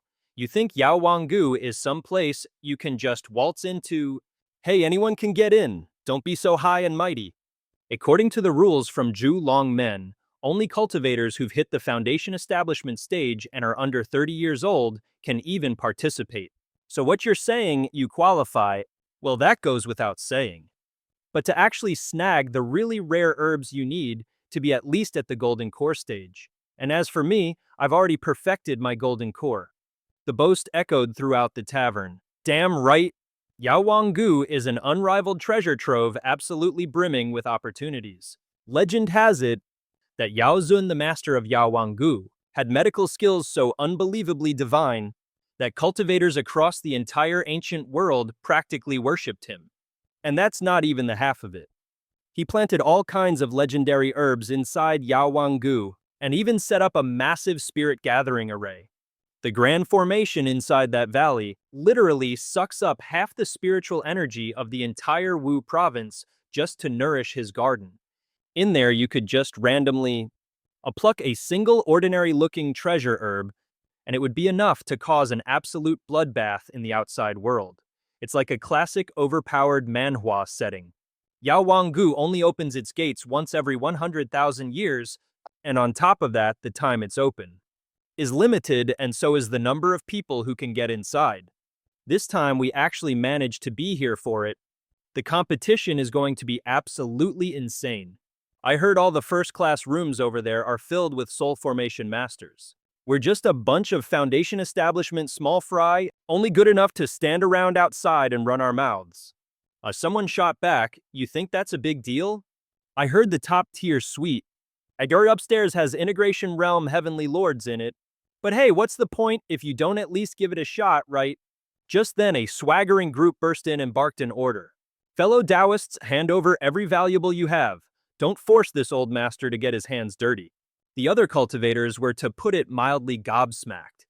What the hell are you trying to rob us? Do you have a death wish? There's a heavenly lord on this vessel? Yes, seriously, who's got the nerve?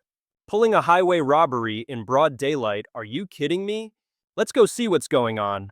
The owner rushed forward and asked, "May I be so bold as to ask for your honorable name, sir?" Stroking his beard with an air of immense self-importance, the old geezer announces, "I am Ye Junlin of the Zhuan Tianzong sect." And right beside him are his lackeys, all conveniently dressed up as Ye Junlin's disciples. The crowd of cultivators just stares their jaws, practically hitting the floor. It's him, the white-haired god of slaughter. Ye Junlin, is that really him? I don't know, I just get the feeling the real deal would never pull a cheap stunt like this. You think he's a fake? Are you blind or something? Didn't you see the guys standing right next to him? It's exactly like the rumors say. Yeah, but the rumors also say his personal ride is a Kunpeng, one of the ancient divine beasts. Seriously, you actually fell for that? That kind of divine beast went extinct in the Kunlun Realm ages ago. There's no way it's his personal taxi. Exactly, someone's definitely been spicing up the stories. No matter how much of a badass Ye Junlin is, even he couldn't just tame a Kunpeng. Alright, enough chit-chat. Right now, we just need to hand over our valuables if we want to keep our heads. The old man thinks smugly to himself. Heh, it seems these worthless fools have taken the bait. Time to make my move. He then gives the order, "Wuji go and accept the goodwill of our fellow Taoists here." The goon snaps to attention, "Yes, sir. Master the blade is ready. All right, play nice and hand over all your valuables, now. Don't make me get my hands dirty." The terrified crowd stumbles backward. "We'll hand it over, we'll do it. Please just don't hurt us." Xiaoyi, the guy pretending to be Wuji, points his sword toward the upper floor. "Hey, upstairs, all of you get your butts down here and hand over your storage rings to me. Otherwise, don't blame me for what happens next." But the door upstairs remains stubbornly shut, silent as the grave. Deciding he's had enough, Xiaoyi marches up to settle the score himself. "Are the big shots in the top room playing dead or something? You want me to personally come up there and collect from you?" The innkeeper scrambles after him, pleading, "Master Li, please don't." There are two guests from Guangzhou inside. They're very important people, you see. Hearing this only fuels the imposter's ego as he bellows, "Important, my ass. It doesn't matter who they are, they have to show my master some respect. If you know what's good for you, get down here right now. Because if you wait for my master to make a move, you're dead meat for sure." This is a classic Manhwa shakedown. The innkeeper hesitates, completely at a loss. Well, the thing is, suddenly a cold voice echoes from inside the room. "Piss off." "Hey, master, someone just told us to piss off." Well, it seems we have someone here with a death wish. "Master, let me go check it out."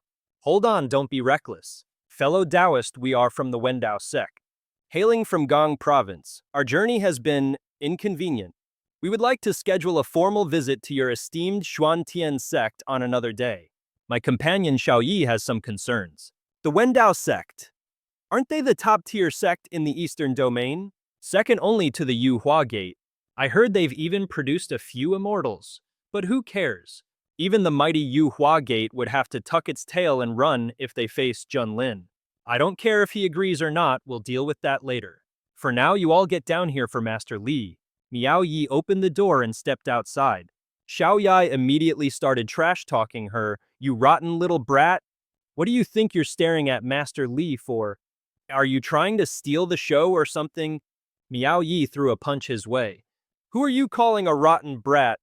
Di Zheng stopped her. Young miss, don't be so impulsive. Please let me handle this.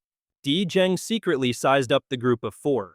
They really did look like the legendary Junlin and his crew straight out of a manhwa. Although he couldn't see any sign of a Void Immortal's cultivation, he'd heard the man was a master at concealing his true power. It was definitely better to play it safe. So the old man handed over a storage bag. Inside are 5 million supreme-grade spirit stones, along with a few decent spiritual artifacts. I hope you'll accept this and relay a message to the Void Immortal Yi. Just a small token of our Wendao sect's sincerity. The guy snatched it right up. Now that's more like it. I'll go back and report this to my master. Miao Yi stomped her foot in pure frustration. Uncle Fan, how could you do that? Xiao Yi chuckled to himself. All right, scams over, time to bounce. Man, what a rush. Facing off against a Mahayana Realm cultivator was seriously nerve-wracking, no lie. Good thing this old master's acting skills are absolutely flawless. Di Zheng waved him goodbye. Your kind intentions have been received, my friends. Until we meet again. Miao Yi, on the other hand, was still fuming. Uncle Fan, you've disappointed me more than I can say. He tried to explain, young miss. I was only doing it to protect you. But Miao Yi was still seething. Uncle Fan, I am so incredibly disappointed in you. My lady, the old man explained, I'm just trying to keep you safe here. I'm only concerned with your well-being. Look, if we didn't show him some respect, that bloodthirsty maniac Junlin would have undoubtedly wiped us all out. That guy doesn't give a rat's behind about the entire Yuhua sect. If by some crazy chance something had actually happened to you, I'd be the most wanted man in the entire Wendao sect. She fumed, glaring in the direction Junlin had vanished. Like master, like servant, a bunch of scoundrels. This Junlin guy has gone way too far. What gives him the right to be so lawless? Does he think he can just do whatever he wants in the Eastern Domain? Dason chimed in. Well, it helps that his cultivation level is terrifyingly, unfathomably deep. In the middle of a battle, he even managed to kill a Void Immortal from the Yuhua sect, and that was the master of their saint no less. It's a real shame that guy traveled 1,000 miles, thinking he could take on Junlin all by his lonesome. But who would have guessed that Psycho was hiding his true power level? In the end, Zhu Yang got tragically counter-killed. What a beatdown. Miao Yi blurted out, completely indignant. Damn it, how can such an evil person even exist in this world? I swear, I'm going to get strong enough to personally eliminate that degenerate myself. The old man continued. That's the spirit with your natural talent. It's only a matter of time before you break through your tribulation and maybe even achieve true immortality. And don't forget, you possess the spirit immortal body, or a constitution that's just as formidable as the sun immortal body of the Yuhua sect saint. A surge of fighting spirit welled up inside her. Don't worry, Uncle Fan, I'll dedicate myself to training. Junlin, you just wait for me. Meanwhile, the four con artists returned to their hideout. The fake leader, Shower, spoke up. Man, using that Junlin dude's name really works wonders. These last few days, all our heists have been a total success without a single hiccup. Xiao Yai recounted, holy crap, I was scared to death back there. But thankfully, that venerable from the Wendao sect caved under the pressure of Junna Lin's reputation and surrendered without a fight. He even treated me with respect. What a wild manhwa plot twist. Hong Di sneered at him. Look who's talking. You almost wet your pants yourself. Take a good look in the mirror. You think they respect you? No, they respect the endless demon blade. And you're just a nobody. Xiao Yi screamed, who are you calling a nobody? You're nothing but a cheap floozy who's been passed around by 1,000 men. Have you already forgotten all your time at the Feng Chun Pavilion? And you actually have the nerve to think you're some kind of Hongxian fairy. I spit on you. A furious Hong Di lunged forward. I'm going to rip that filthy mouth of yours apart. The fake Junlin roared, both of you shut it. Can you try to act your age for once? Do you two have any idea what your own place is? Let me make one thing clear, neither of you is irreplaceable. I can find someone to replace you lot at a moment's notice. So if you know what's good for you, you'll start using your brains. Lately, the number of people passing through here has been increasing. We need to seize this opportunity, pull off one last job, and then we all go our separate ways. But before that, we're gonna have to go even bigger. Just then, a Kun Peng soared right over their heads. Jabba was stunned. What in the world is that thing? The divine beast Kun Peng, looking like something straight out of a fantasy manhwa, powerfully swept its tail as it flew by. The sheer force of it sent the whole group cowering to the ground. Xiao Yi cried out in terror, "Ah, that's horrifying. What kind of demonic beast was that anyway?" Xiao Er let out a sigh of relief as it flew away. Good thing it didn't stop. Otherwise, we wouldn't even be enough to get stuck in its teeth. Meanwhile, relaxing comfortably on its back, Shu Shu was enjoying being waited on by Tian Ye. Ah, this is the life. Thank you, senior brother Hong. Junlin reminded Xiao Hong, your punishment period is almost over. As your master, I shall bestow upon you a grand gift. Little brat, go get the strawberry ice cream I went to great lengths to prepare. Shu Shu pulled out an ice cream cone. I found it in Master's storage ring. Wait a minute, why does that look so familiar? Isn't that the same thing that Pervert had? Could it be that he's Shu Shu's master? Well, this just escalated into a whole complicated manhwa plot. The sect guarding divine beast was drugged and kidnapped by that creep. What you're telling me, this stinky little weasel, is the sect guarding divine beast? Hand over Shu Shu right now. If you don't blame me for what happens next. And there you have it, the Cyclone Cool Whip, he announced. Xiao Hong, my dear disciple, behold the most delicious drink in the entire world. I know you've had a rough go of it these past 3 months, so your dear master prepared this just for you. Now don't you dare disappoint my kind gesture. Tian Ye took it, hesitating for a moment. Thank you, master. But inside he was fuming. Is this Ye bastard trying to pull some cheap manhwa villain move, humiliating me even after all this? How am I supposed to stomach this? Seeing his disciple just staring at the cup, Junlin chimed in, What's wrong, Xiao Hong? Not satisfied with your master's little reward? Tian Ye reluctantly took a sip, and his eyes immediately lit up, as a refreshingly sweet flavor exploded in his mouth. It was a wave of pure icy bliss, melting the second it touched his tongue. Okay, this is actually amazing. Looks like that Ye bastard wasn't trying to mess with me this time after all. Just then Wu Jai stepped forward to report. Master, we've officially entered Wu Province. I've heard that the Medicine King Valley is set to open in a few days. He glanced over at Tian Ye and thought with a mix of pity and admiration. Wow, look at senior brother Hong really savoring that. Is that supposed to be his final punishment from the master? And yet senior brother Hong is putting on such a brave face, acting like he enjoys it. What a trooper, he's really going through it. Junlin's interest was piqued. Medicine King Valley, what's that? Wu Jai explained everything in detail. The Medicine King Valley is basically a holy land of cultivation brimming with opportunities. It's packed with all sorts of heavenly treasures and rare spiritual herbs. It's an absolute goldmine we can't afford to miss. Right on cue, a system notification popped up. Ding host has entered Wu Province. Check-in location has been updated. Please complete the check-in at Medicine King Valley. Legendary rewards are waiting. A grin spread across Junlin's face. Doesn't sound half bad. We've been wandering aimlessly for months anyway. This time, let's head over to the Medicine King Valley and see what all the fuss is about. Later in the eastern region of Wu Province, the group stood before the towering Longmen Inn. Wu Jai piped up, Master. Hey, this is the biggest inn for 100 miles around. We can crash here for a few days and wait for the Medicine King Valley to open its doors. Junlin mumbled to himself, why does that name sound so familiar? Whatever, this place will do. The moment they walked in, a waiter scurried over to greet them. Welcome, honored guests, right this way. Wu Jai took the lead. Hey waiter, we'll take 2 of your best rooms. The waiter replied, Of course, esteemed guests, right this way to the 2nd floor. Tian Ye, completely covered up, asked suspiciously, Master, why do we have to be so secretive? Junlin explained, you see, I'm practically a main character in a famous manhwa now. So naturally, I'm bound to have a massive following of crazed fans. If my identity gets out, we'll be mobbed by people begging for autographs. It would be an absolute nightmare. Tian Ye immediately regretted asking, Seriously, I should have known better.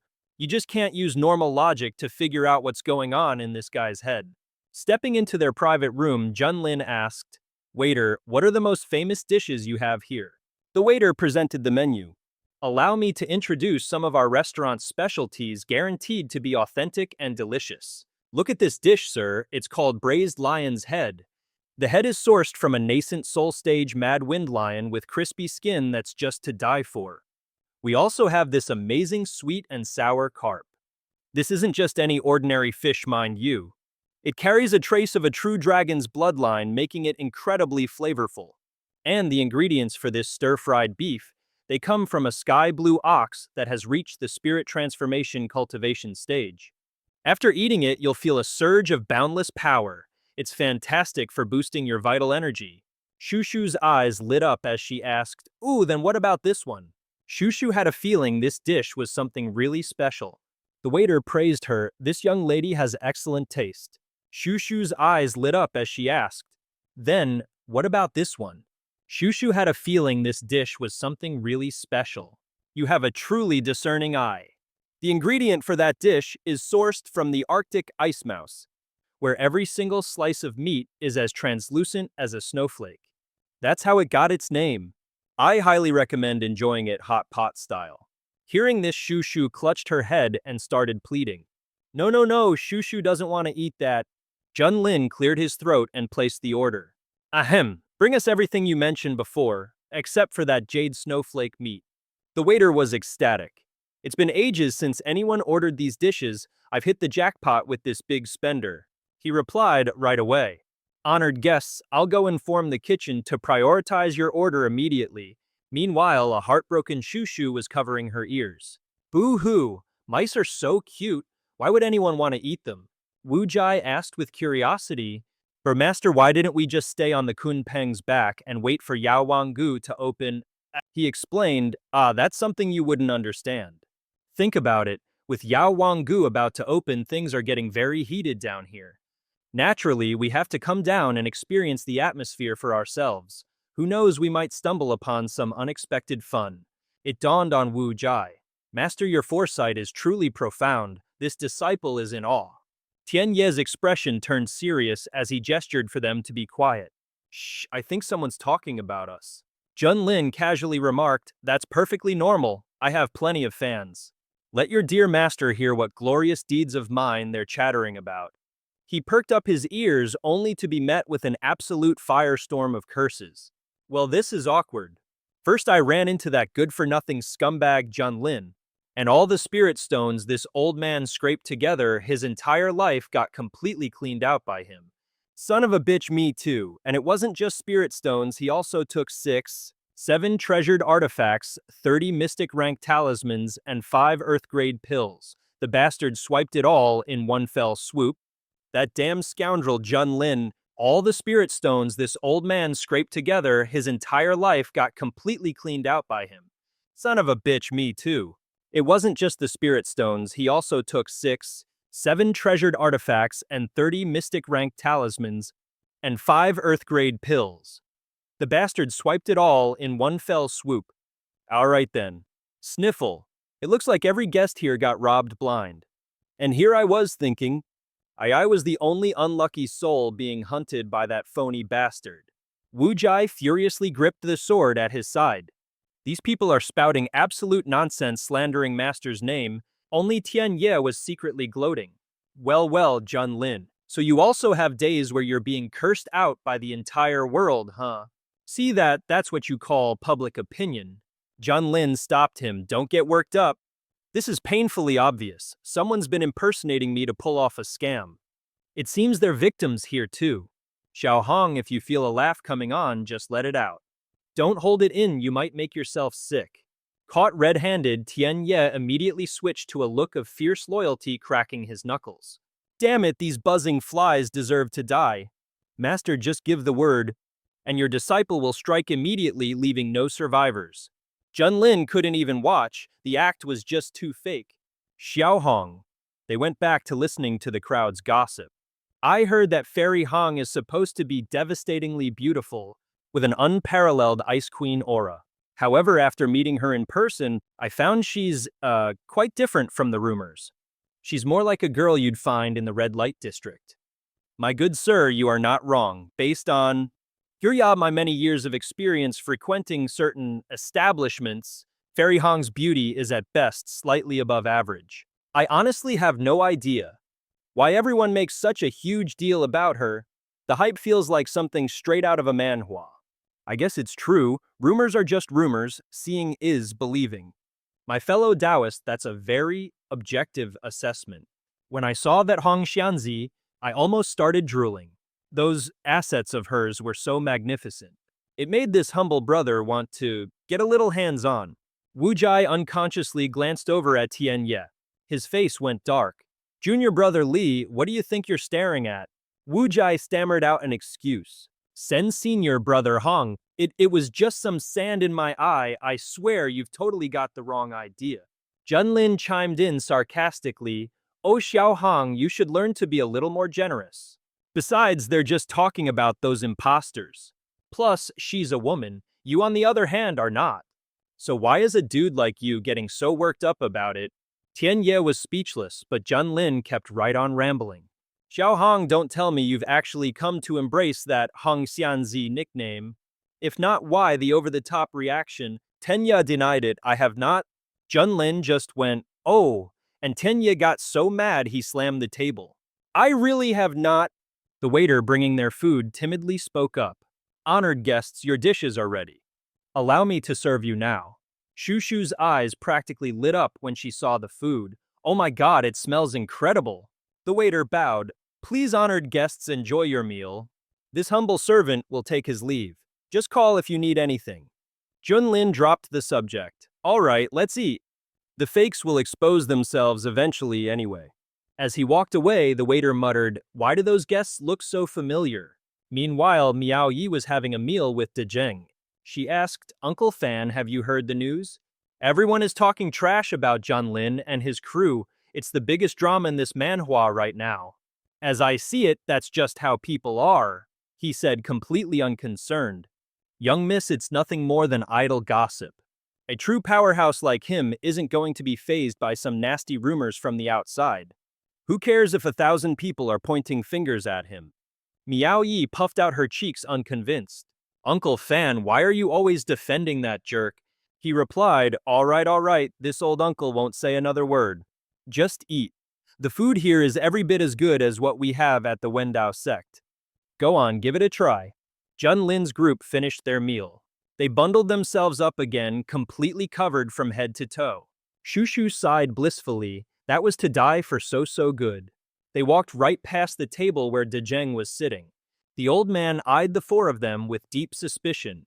Miao Yi naturally was curious. Old man De Zheng, what are you staring at? De Zheng explained in a low voice. I can sense that their power is unfathomably deep, like something out of a top-tier manhwa. Especially that guy in the lead.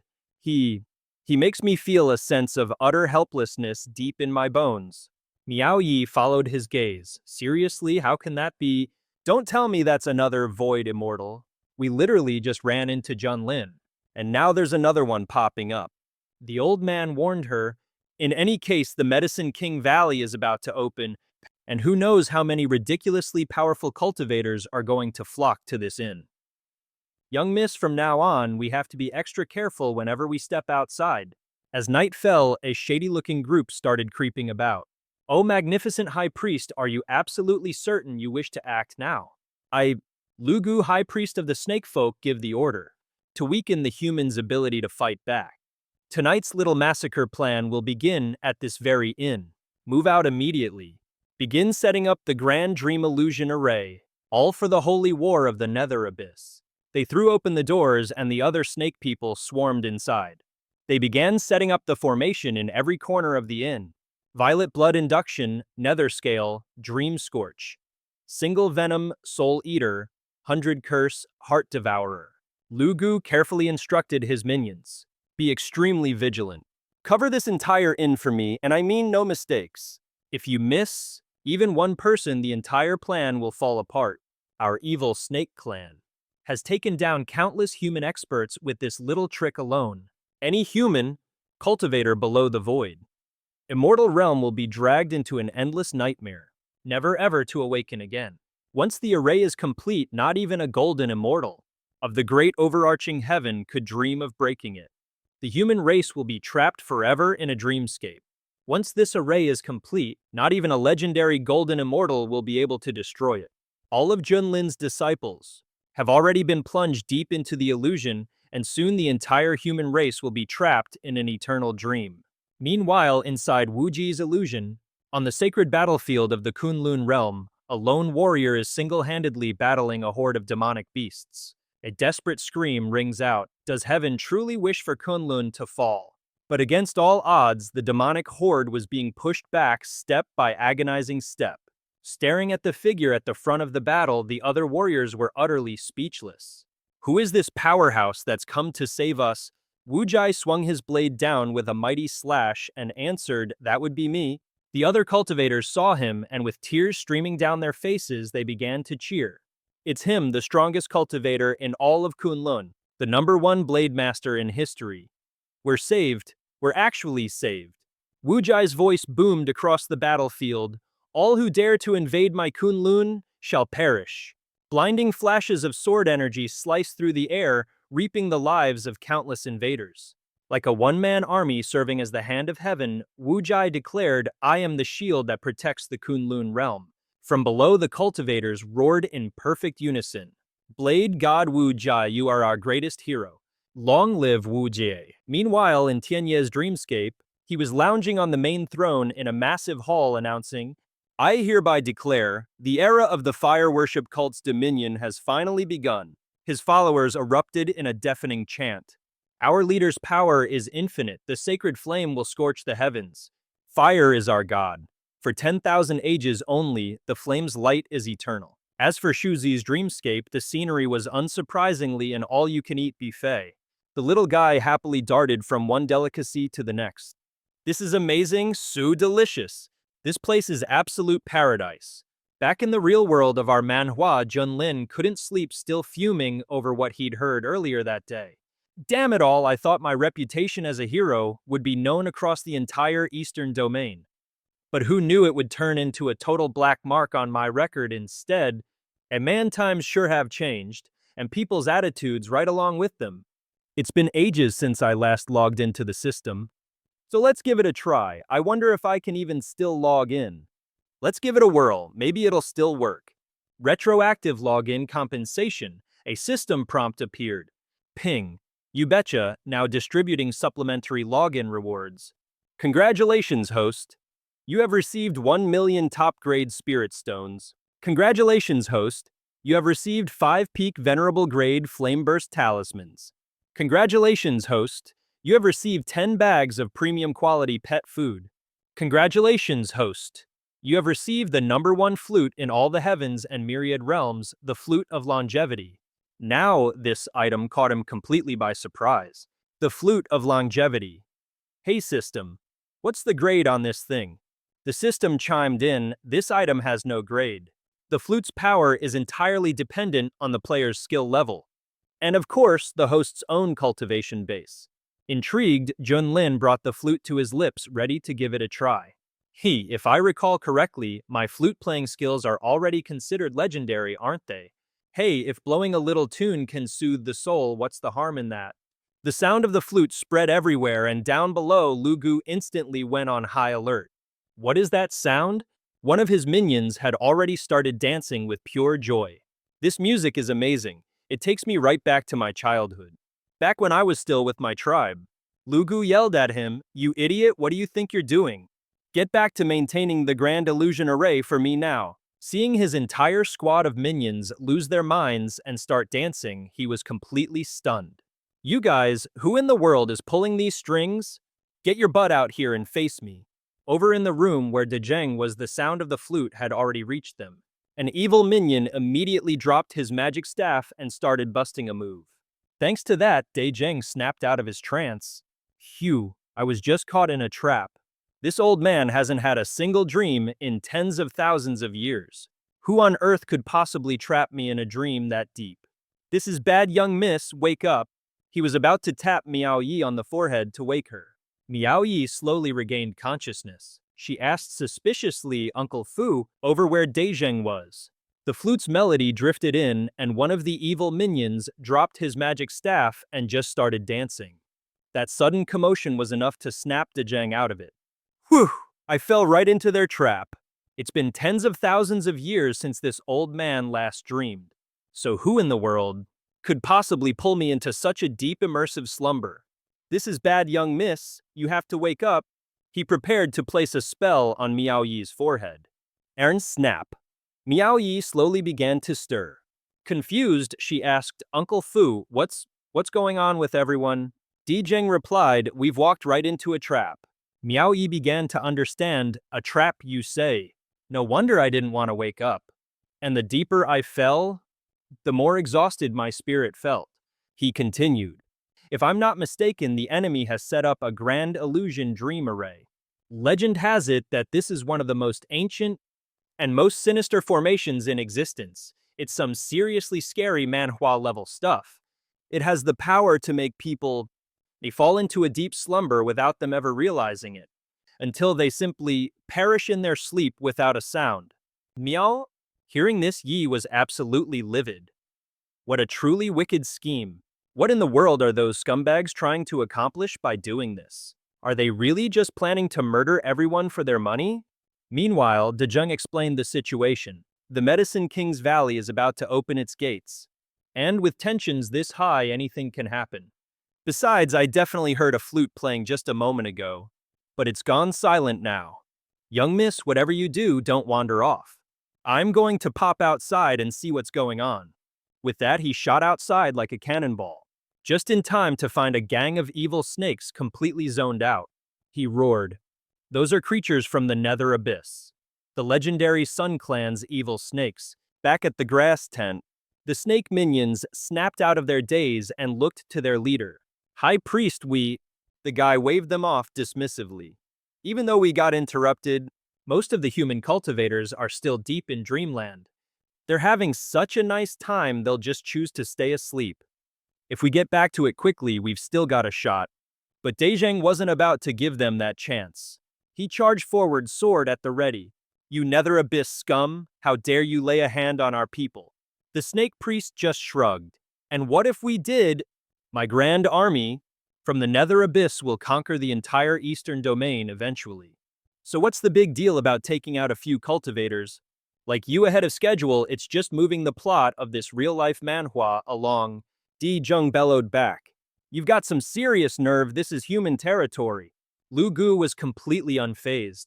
Big talk. You and I are both Mahayana Realm cultivators. Plus I have over a dozen elite warriors at the integration realm right behind me. What exactly do you think you can do to stop us? He could barely finish his villain monologue when, to his utter shock, Wu Jai stormed onto the scene. And here I was wondering who it was. Turns out it's just you animals from the Nether Abyss. I slaughtered tens of thousands of you last time, and frankly, my hands are still itching for another round. At the same moment, Tian Ye swooped in. So it was you? The filthy, pathetic creatures who were trying to ambush me, was it? This sudden pincer movement had Lu Gu breaking out in a cold sweat. Wait, two more Mahayana cultivators. Dejeng could feel it. Felt an absolutely terrifying oppressive aura. This was completely beyond the power of any Mahayana realm master. But the most important question was, why did this nameless dude feel so damn familiar? One of the evil snake minions spoke up asking, High Priest, what do we do now? The other side has 3 Mahayana masters now. Lu Gu barked an order. Don't you dare panic. Funnel all of your power into me, now move it. A chorus of, yes sir, rang out. The evil snakes poured every last drop of their strength, using the Netherworld Bone Staff to vanish without a trace. The trio of heroes immediately charged forward. Damn it, they're trying to escape, don't even think about it.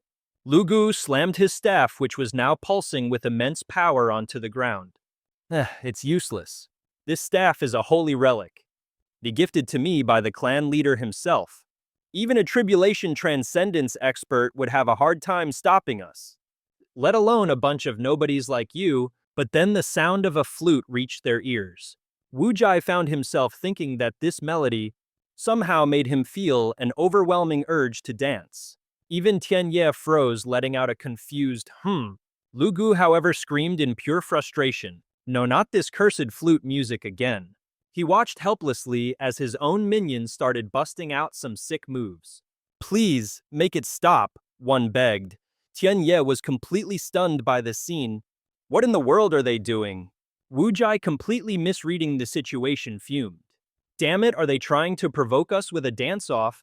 De Zheng looked toward the source of the melody. It's that sound. The sound of that flute. That's the same music that woke me up earlier. Just as I thought. This inn is hiding some real masters, just like in a proper cultivation manhwa. Upstairs, Miao Yi heard the music and her curiosity was piqued. Who's playing the flute? It's actually really beautiful. She followed the sound to a room with a slightly ajar door. Stepping inside, she saw Junlin completely absorbed in playing his flute. Miao Yi's eyes went wide as saucers staring at him. A deep blush spread across her face. She stammered, "Senior, I am so sorry for disturbing you. I really wanted to," without a single moment of hesitation. He quickly reached out and grabbed her hand, yanking her towards him before asking cheerfully, "Well, since my cover's blown, I guess I'll stop hiding it. Come on. Let me grace you with my priceless autograph." Hearing those utterly bizarre words, Miao Yi only grew more terrified. Her vision swam as she stammered, completely unable to form words. Junlin, however, continued his over-the-top manhwa-style fan service, asking, "So tell me, where do you want me to sign?" Her face was a whirlwind of confusion and panic, her cheeks flushing bright red as she thought to herself, "Why did this guy just drag me into his room without saying a single word? And on top of that, he's randomly demanding to give me his autograph. What am I supposed to do now?" With that thought, Miao Yi shoved Junlin hard to the side, scrambling backward and yelling, "Sir, please let me go. I just went to the wrong room. I don't want your autograph." He blinked in bewilderment, pointing at himself. What do you mean you don't want my autograph? Then what in the world were you doing just loitering outside my door?" That question hit Miao Yi right where it hurt, leaving her completely tongue-tied. Unable to think of a comeback, her whole body started to tremble. After a moment of frantic thinking, she finally cooked up an excuse. "My name is Miao Yi, and I was simply captivated by the sound of your flute. That's why I paused outside your room. I never intended to disturb your performance." She quickly added, "So you see, I don't actually know you, sir, and I most certainly do not want your autograph. May I ask your esteemed name? Could it be that you're not particularly famous in the eastern region? Is that why a humble girl like me has never heard of you?" Junlin replied, "Oh, so that's what this is all about.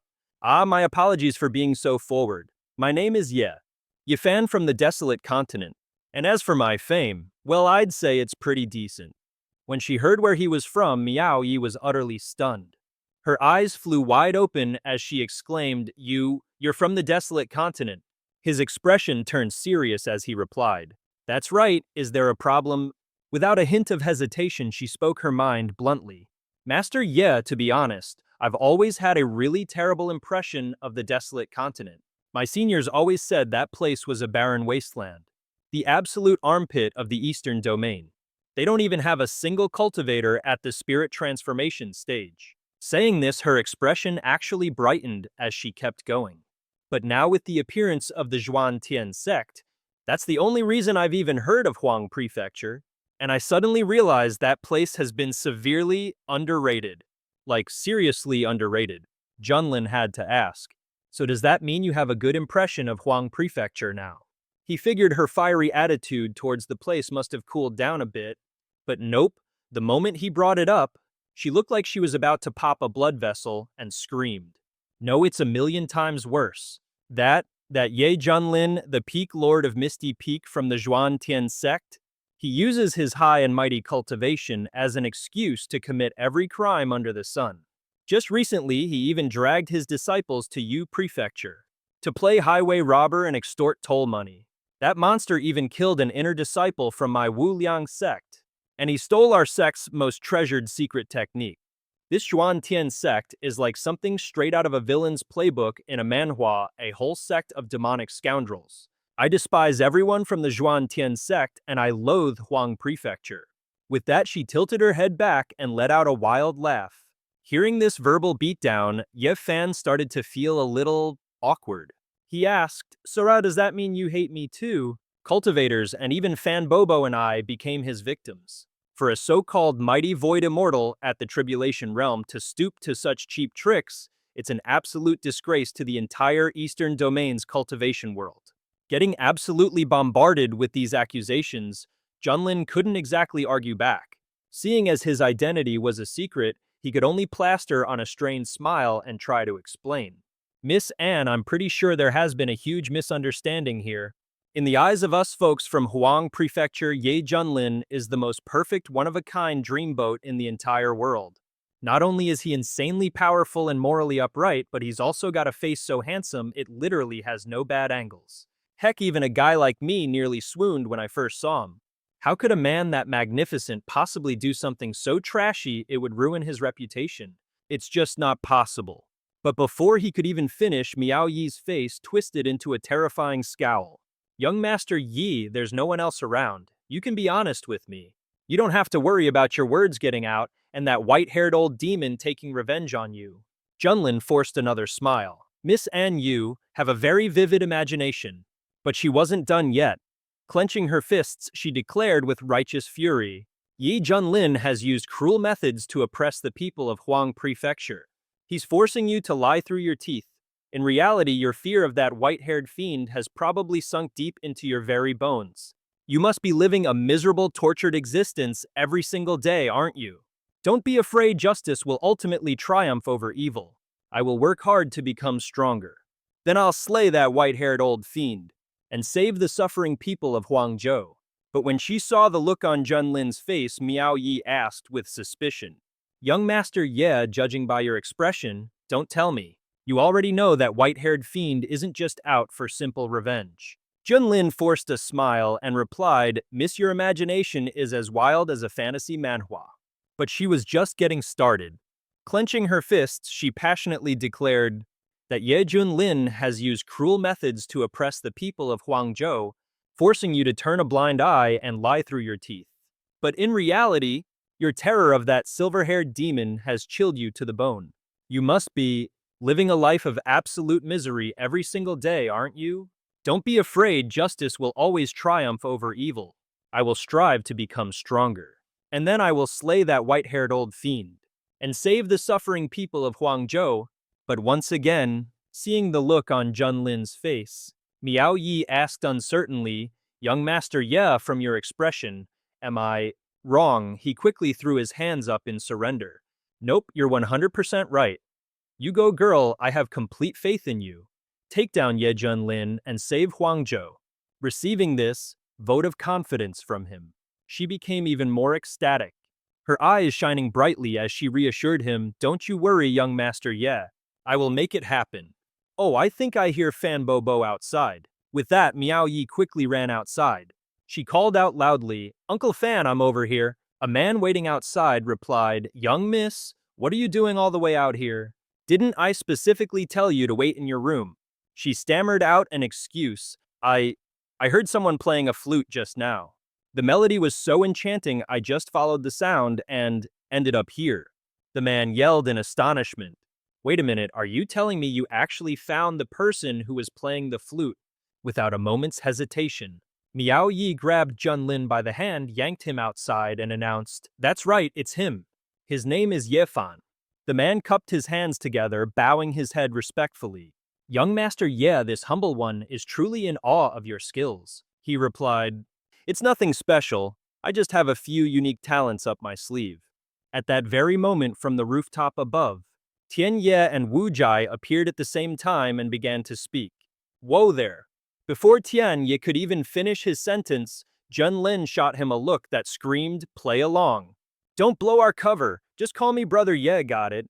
He had no choice but to go along with it. Brother Yi, everything outside has been handled. The moment those two appeared, Miao Yi's eyes lit up like stars. She sized up Tian Ye from head to toe, thinking to herself, wow, he's gorgeous, like a celestial being straight out of a fantasy manhwa. And who might these two be? Junlin wasted no time with the introductions. This one in red is the lovely Wang Kuihua, and this fella with the saber is Li Tiedan. And this fella with the saber is Li Tiedan. This fella with the saber is Li Tiedan. Wu Jai played his part perfectly, nodding in agreement. That's right, the name's Li Tiedan. Only Tian Ye was absolutely fuming on the inside. What kind of ridiculous scheme is this guy pulling now? And why on earth did he stick me with such a god-awful name? Hearing the names, she bowed respectfully and chimed in. A pleasure to meet you both. Well, we won't disturb you any further. We'll see you again, Master Ye. But in her head, she was thinking, he's so incredibly handsome. But his name is Wang Kuihua. What a tragic waste of a perfect face. Watching Miao Yi and her companion leave, Wu Ji finally asked, Master. Tian Ye replied, here's what I'm thinking. That imposter is definitely going to make another move. So for the next few days, we need to lie low and not make a peep, otherwise we'll spook the snake. Hearing this, Wu Jai gave him a big thumbs up in total agreement. Master, you're brilliant. Standing behind him, Tian Ye thought with disgust, oh please! This guy is trying to suck up just like that other little lab rat. Besides, on what grounds do I, of all people, have to go by the name Wang Kuihua? Meanwhile, over on Miao Yi's side, old Uncle Fan issued a warning, this Master Ye is no simple character. He didn't even show his face tonight, but he managed to defeat our enemies and resolve the crisis with nothing but the sound of his flute. He played those creatures from the abyss like they were puppets on a string. Truly impressive, very impressive, she asked in surprise. Uncle Fan, don't you think you're exaggerating a little? He turned back and replied. His two companions are clearly powerful, and yet they defer to him completely. And I don't know why, but when they're all together, they give me this incredibly familiar feeling. Long story short, something's very odd about this group, so we should proceed with caution. My lady, you should get some rest now. The Medicine King Valley is about to open after all. She answered, In the blink of an eye, time flew by, and the moment they had all been waiting for had finally arrived. She answered, time flew by in a flash. Finally, the moment they'd all been waiting for was here. From behind the mountain, a terrifying explosion erupted, sending a pillar of fire shooting straight into the sky, tearing through the gloomy night like a scene from an epic manhwa. Everyone immediately scrambled outside, their eyes glued to the spectacle as they exclaimed in awe. The Medicine King Valley is open. That's odd. This doesn't match the predicted time at all. I can't believe it opened so suddenly this time. We can't afford to waste any more time standing around here. Fan Bobo and Miao Yi quickly made their move. My lady, it's time for us to depart. Meanwhile, cutting over to Junlin's side of the story. He had just finished his afternoon snack and was casually strolling outside. Stroking Shushu's head, he said, Xiaoxi, thanks for the tiramisu. It was actually pretty darn good. She replied cheerfully, I'm glad you liked it, master. Shushu can make it for you every single day. He then urged, I didn't expect the Medicine King Valley to open this quickly. Let's get a move on. Over in the eastern region of Wuzhou, outside the Medicine King Valley, a massive crowd had already gathered in anticipation. A buzz of excited chatter filled the air. I can feel it. There are countless heavenly treasures inside just waiting for me. If I can just get my hands on one supreme-grade treasured herb, I'll be guaranteed to break through from the integration stage to the Mahayana stage. I'll become a venerated master with a lifespan of 50,000 years, free to roam the world as I please. A supreme-grade treasured herb, is that all you're aiming for? Just getting a Medicine King is more than enough. If you manage to snag a Medicine King, breaking through to the tribulation stage would be an absolute breeze. A Medicine King, you say? Ha, even the old monsters at the tribulation stage would probably beat each other senseless for one of those. What chance does a small fry like us possibly have? Hearing their conversation, Miao Yi asked in confusion, Fan Bobo, what exactly is a Medicine King? He replied, medicinal ingredients are divided into many different grades. They are generally categorized as spirit herbs, treasured herbs, saintly herbs, and divine herbs. Among them, the medicine king is a whole different beast. What is a medicine king, you ask? He replied. Well, medicinal ingredients are sorted into various classes like spirit herbs and treasured herbs. Then there are saintly herbs, medicine kings, grand medicine kings, and even immortal herbs. And within each of those categories, they're further divided into subgrades from low grade all the way to supreme grade. In the world of cultivation spirit, herbs reign supreme. You see, whenever a so-called treasured herb reaches a certain grade, things get wild. A massive auction is thrown, basically sending out a bat signal for every big shot faction to come and duke it out. Seriously, if you just tossed one of these plants into a crowd, people's minds would literally explode from sheer greed. But the medicine king herb, oh, that's a whole different level of legendary. In the Eastern Domain, a sighting of the medicine king has been practically unheard of for tens of thousands of years. For a prize like this, even Tribulation Transcendence masters would throw down in a no-holds-barred brawl to get their hands on it. After hearing the whole rundown, Miao Yi had to ask her eyes wide, wait, the competition is really that savage? So with this many people showing up, can the Medicine King Valley even handle the crowd? Is there enough room for everyone? Fa Baba gazed into the distance and replied sagely. The Medicine King Valley has its limits on both the number of people and the time they can spend inside. Plus, if any cultivator is about to, kick the bucket, the valley's own magic formation just yeets them right out. Safety first, I guess. All in all, the layout the Medicine Sovereign designed back in the day was ridiculously well thought out. Us youngsters owe him big time. We're seriously grateful for his genius. Whoa, hold up. Is that great Master Tian Dung from the Zhuan Kong Temple? Dude's a Tribulation Transcendence expert too. Looks like this treasure hunt is going to be an absolute bloodbath. Now listen up, once we're inside, you stick to me like glue. No going off on your own, you got that. A few people sitting behind them started buzzing with excitement. Amitabha, with the great master from Xuan Kong leading the way, were guaranteed to bag all the best herbs. Oh, you know it. Tens of thousands of years ago, Master Dung went into the Medicine King Valley all by himself and came out with a massive power-up. The guy basically leveled up. Praise be with Master Dung making a move. The Medicine King Valley is as good as ours. And speak of the devil, the Zhuan Kong Temple crew has arrived. The guy sitting right at the front is Great Master Ran Dung, a beast at the peak of the tribulation stage. Ran Dung thought to himself, these fools think the Medicine King Valley is some walk in the park. The secrets hidden inside this place would blow your tiny, insignificant minds. Heck, even I couldn't handle it on my first try. My Tao heart nearly shattered into a million pieces. His expression hardened with grim determination. But this time is different. This old monk has trained like a demon. It's a bit embarrassing to admit I failed, but it's made me bolder. After all these years, I've patched up my weaknesses and my power has skyrocketed. So this time when I face those little critters lurking in the Medicine King Valley, I'm pretty sure I can handle them with ease. In fact, I might just wipe every last one of them off the map. At that very moment, perched high up on a treetop, Ye Junlin and his group had also arrived. So Master, this is the famous Medicine King Valley, huh? I heard this immortal paradise is stuffed with a ridiculous amount of heavenly treasures. They say an herb that's a once-in-a-lifetime find out there is so common in here they practically grow like weeds. Interesting, Junlin said with a smirk.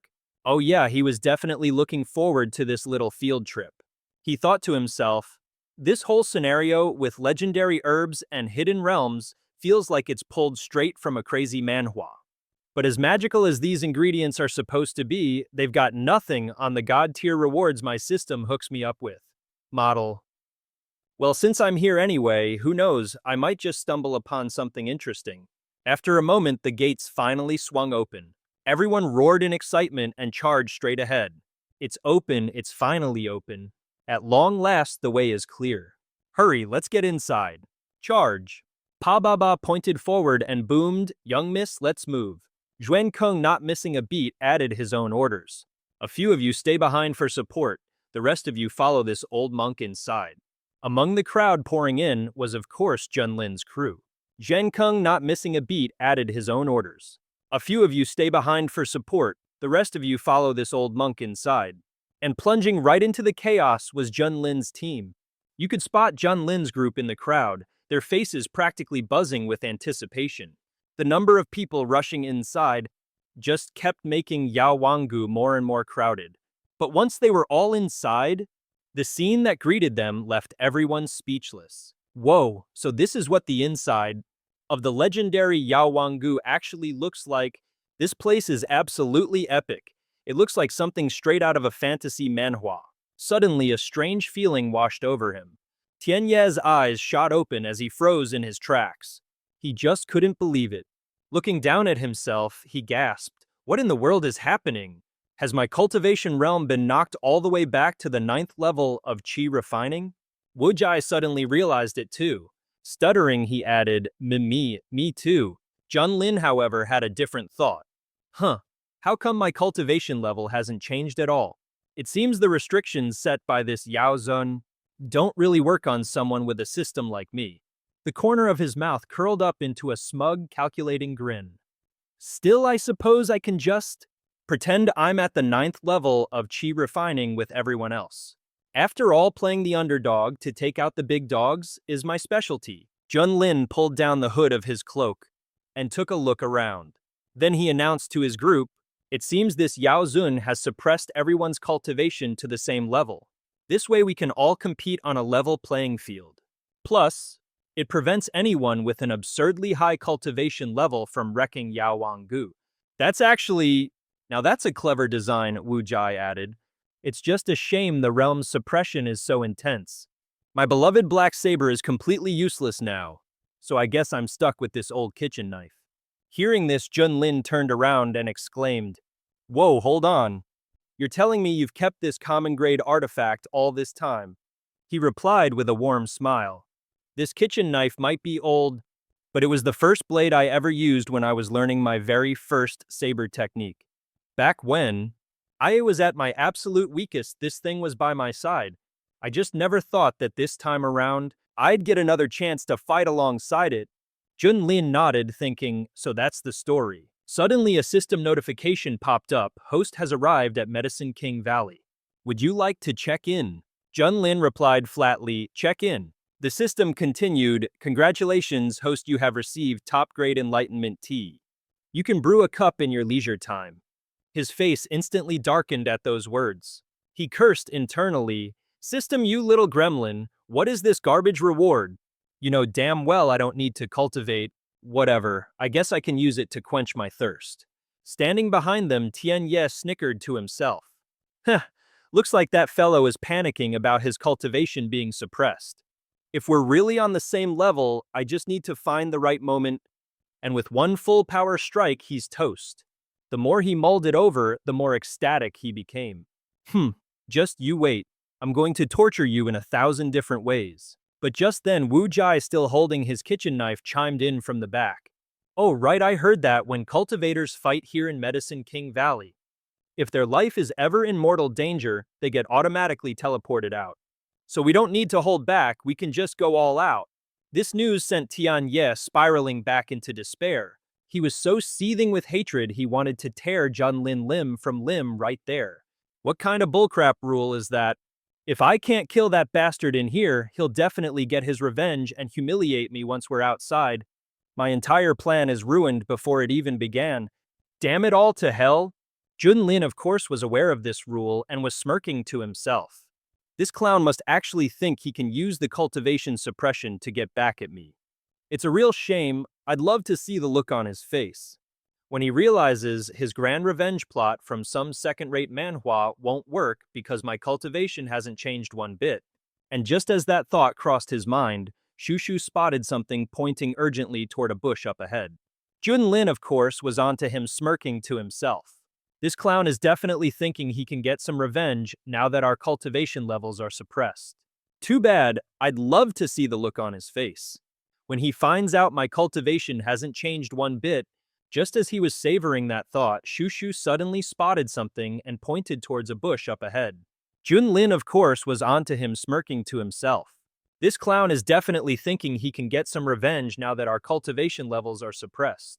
Too bad. I'd love to see the look on his face when he finds out my cultivation hasn't changed one bit. He yelled out, "Master, you gotta see this!" These medicinal herbs, they have spirits and they're moving. Without a moment's hesitation, both Wuji and Tianya charged forward. They laughed heartily, "Haha, the heavens are smiling upon us." To think that so many spiritual herbs would just deliver themselves to our doorstep. Don't get careless. Any herb with a spirit is at the 9th level of chi refinement just like us. And as it turned out, he was absolutely right. This bunch of herbs had a seriously nasty side. Guys, they can talk. This manhwa is getting weirder by the minute. Looks like old master Yao Zun has sent us some new playthings. Now we can capture these humans and torture them mercilessly just like old times. 3-leaf clover, a precious grade medicinal herb. The foxtail grass sneered, "I'm gonna strip 'em naked and make 'em crawl around the valley like dogs." Hearing what these trash-talking plants had to say, Wuji and his companion went ballistic, both unleashing their techniques at once. Since when did a bunch of weeds dare to run their mouths like this? They clearly have a death wish. But faced with their barrage of attacks, the herbs actually launched a counteroffensive, knocking their techniques right back at them. Tianya's jaw dropped frozen in complete and utter shock. She thought to herself, what the? I used 40% of my power and still couldn't burn that thing to a crisp. Outside of Medicine King Valley, that one move would have been enough to take down a cultivator at the same level. The foxtail grass bellowed, "You filthy wench, how dare you lay a hand on me? Just you watch, I'll strip you bare, hang you from a tree, and beat you within an inch of your life." Its words instantly shocked her, followed by a volcanic eruption of rage. Without another word, she launched another attack straight at it, screaming, "You're asking to die." Crimson Soul Demon Flame. The foxtail grass wasn't about to back down and started launching its own attacks. Its words instantly shocked her, followed by a volcanic eruption of rage. Without another word, she launched another attack straight at it. She screamed, "You're asking to die." Crimson Soul Demon Flame. The foxtail grass wasn't about to back down and started launching its own attacks, aiming its own technique right at the fiery blast. "Haha, the filthy woman is back for more, is she? I'm not gonna go easy on you this time." This time, however, its attacks were completely useless. Tianye's blast of fire was absolutely terrifying, just about to char its target.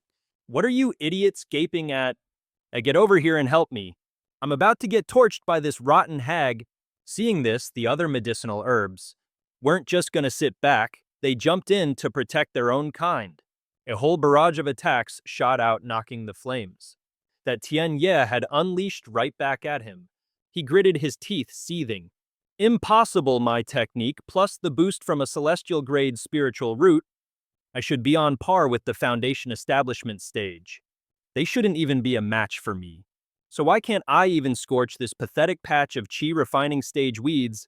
Just in the nick of time, Wu Jai finally showed up, moving like a bolt of lightning. "Senior brother Hong, I'm here to help." The two of them teamed up seamlessly, unleashing a relentless assault on the army of sassy spiritual herbs. From the sidelines, Shu Shu cheered them on, huffing and puffing. "Go senior brother Hong, you can do it. Junior brother Li." So this is the Medicine King Valley, where medicine is literally the king. How amusing. Junlin still hadn't made a move. He just stood there with his eyes closed, sensing everything. With the kind of talent Hong Tianye and Li Wu Jai have, they should be able to take down cultivators at their own level, or maybe even a stage higher. And yet they're stuck in a stalemate with these herbs. This entire setup is wilder than any manhwa I've ever read. There's definitely something weird about these plants. Suddenly it clicked. His eyes snapped open as he muttered, "I see now. These herbs are only this powerful because they're being juiced up by a formation array. And this whole thing is Yao Zun's handiwork. But what's he trying to accomplish by doing this? What's the point? If Hong Tianye's crew wasn't so ridiculously strong, they would have been turned into plant food by now." As he mulled this over, Junlin's gaze drifted up towards the sky. "I originally thought that suppressing everyone's cultivation level was about fairness. But it's actually a deliberate handicap designed to hold back human cultivators. It's obvious Yao Zun is just protecting his own.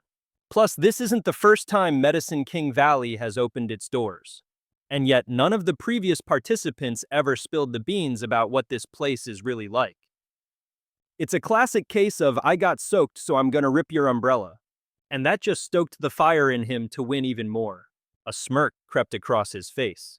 So you're trying to protect them, are you? In that case, I can't afford to be gentle. Wasting no time.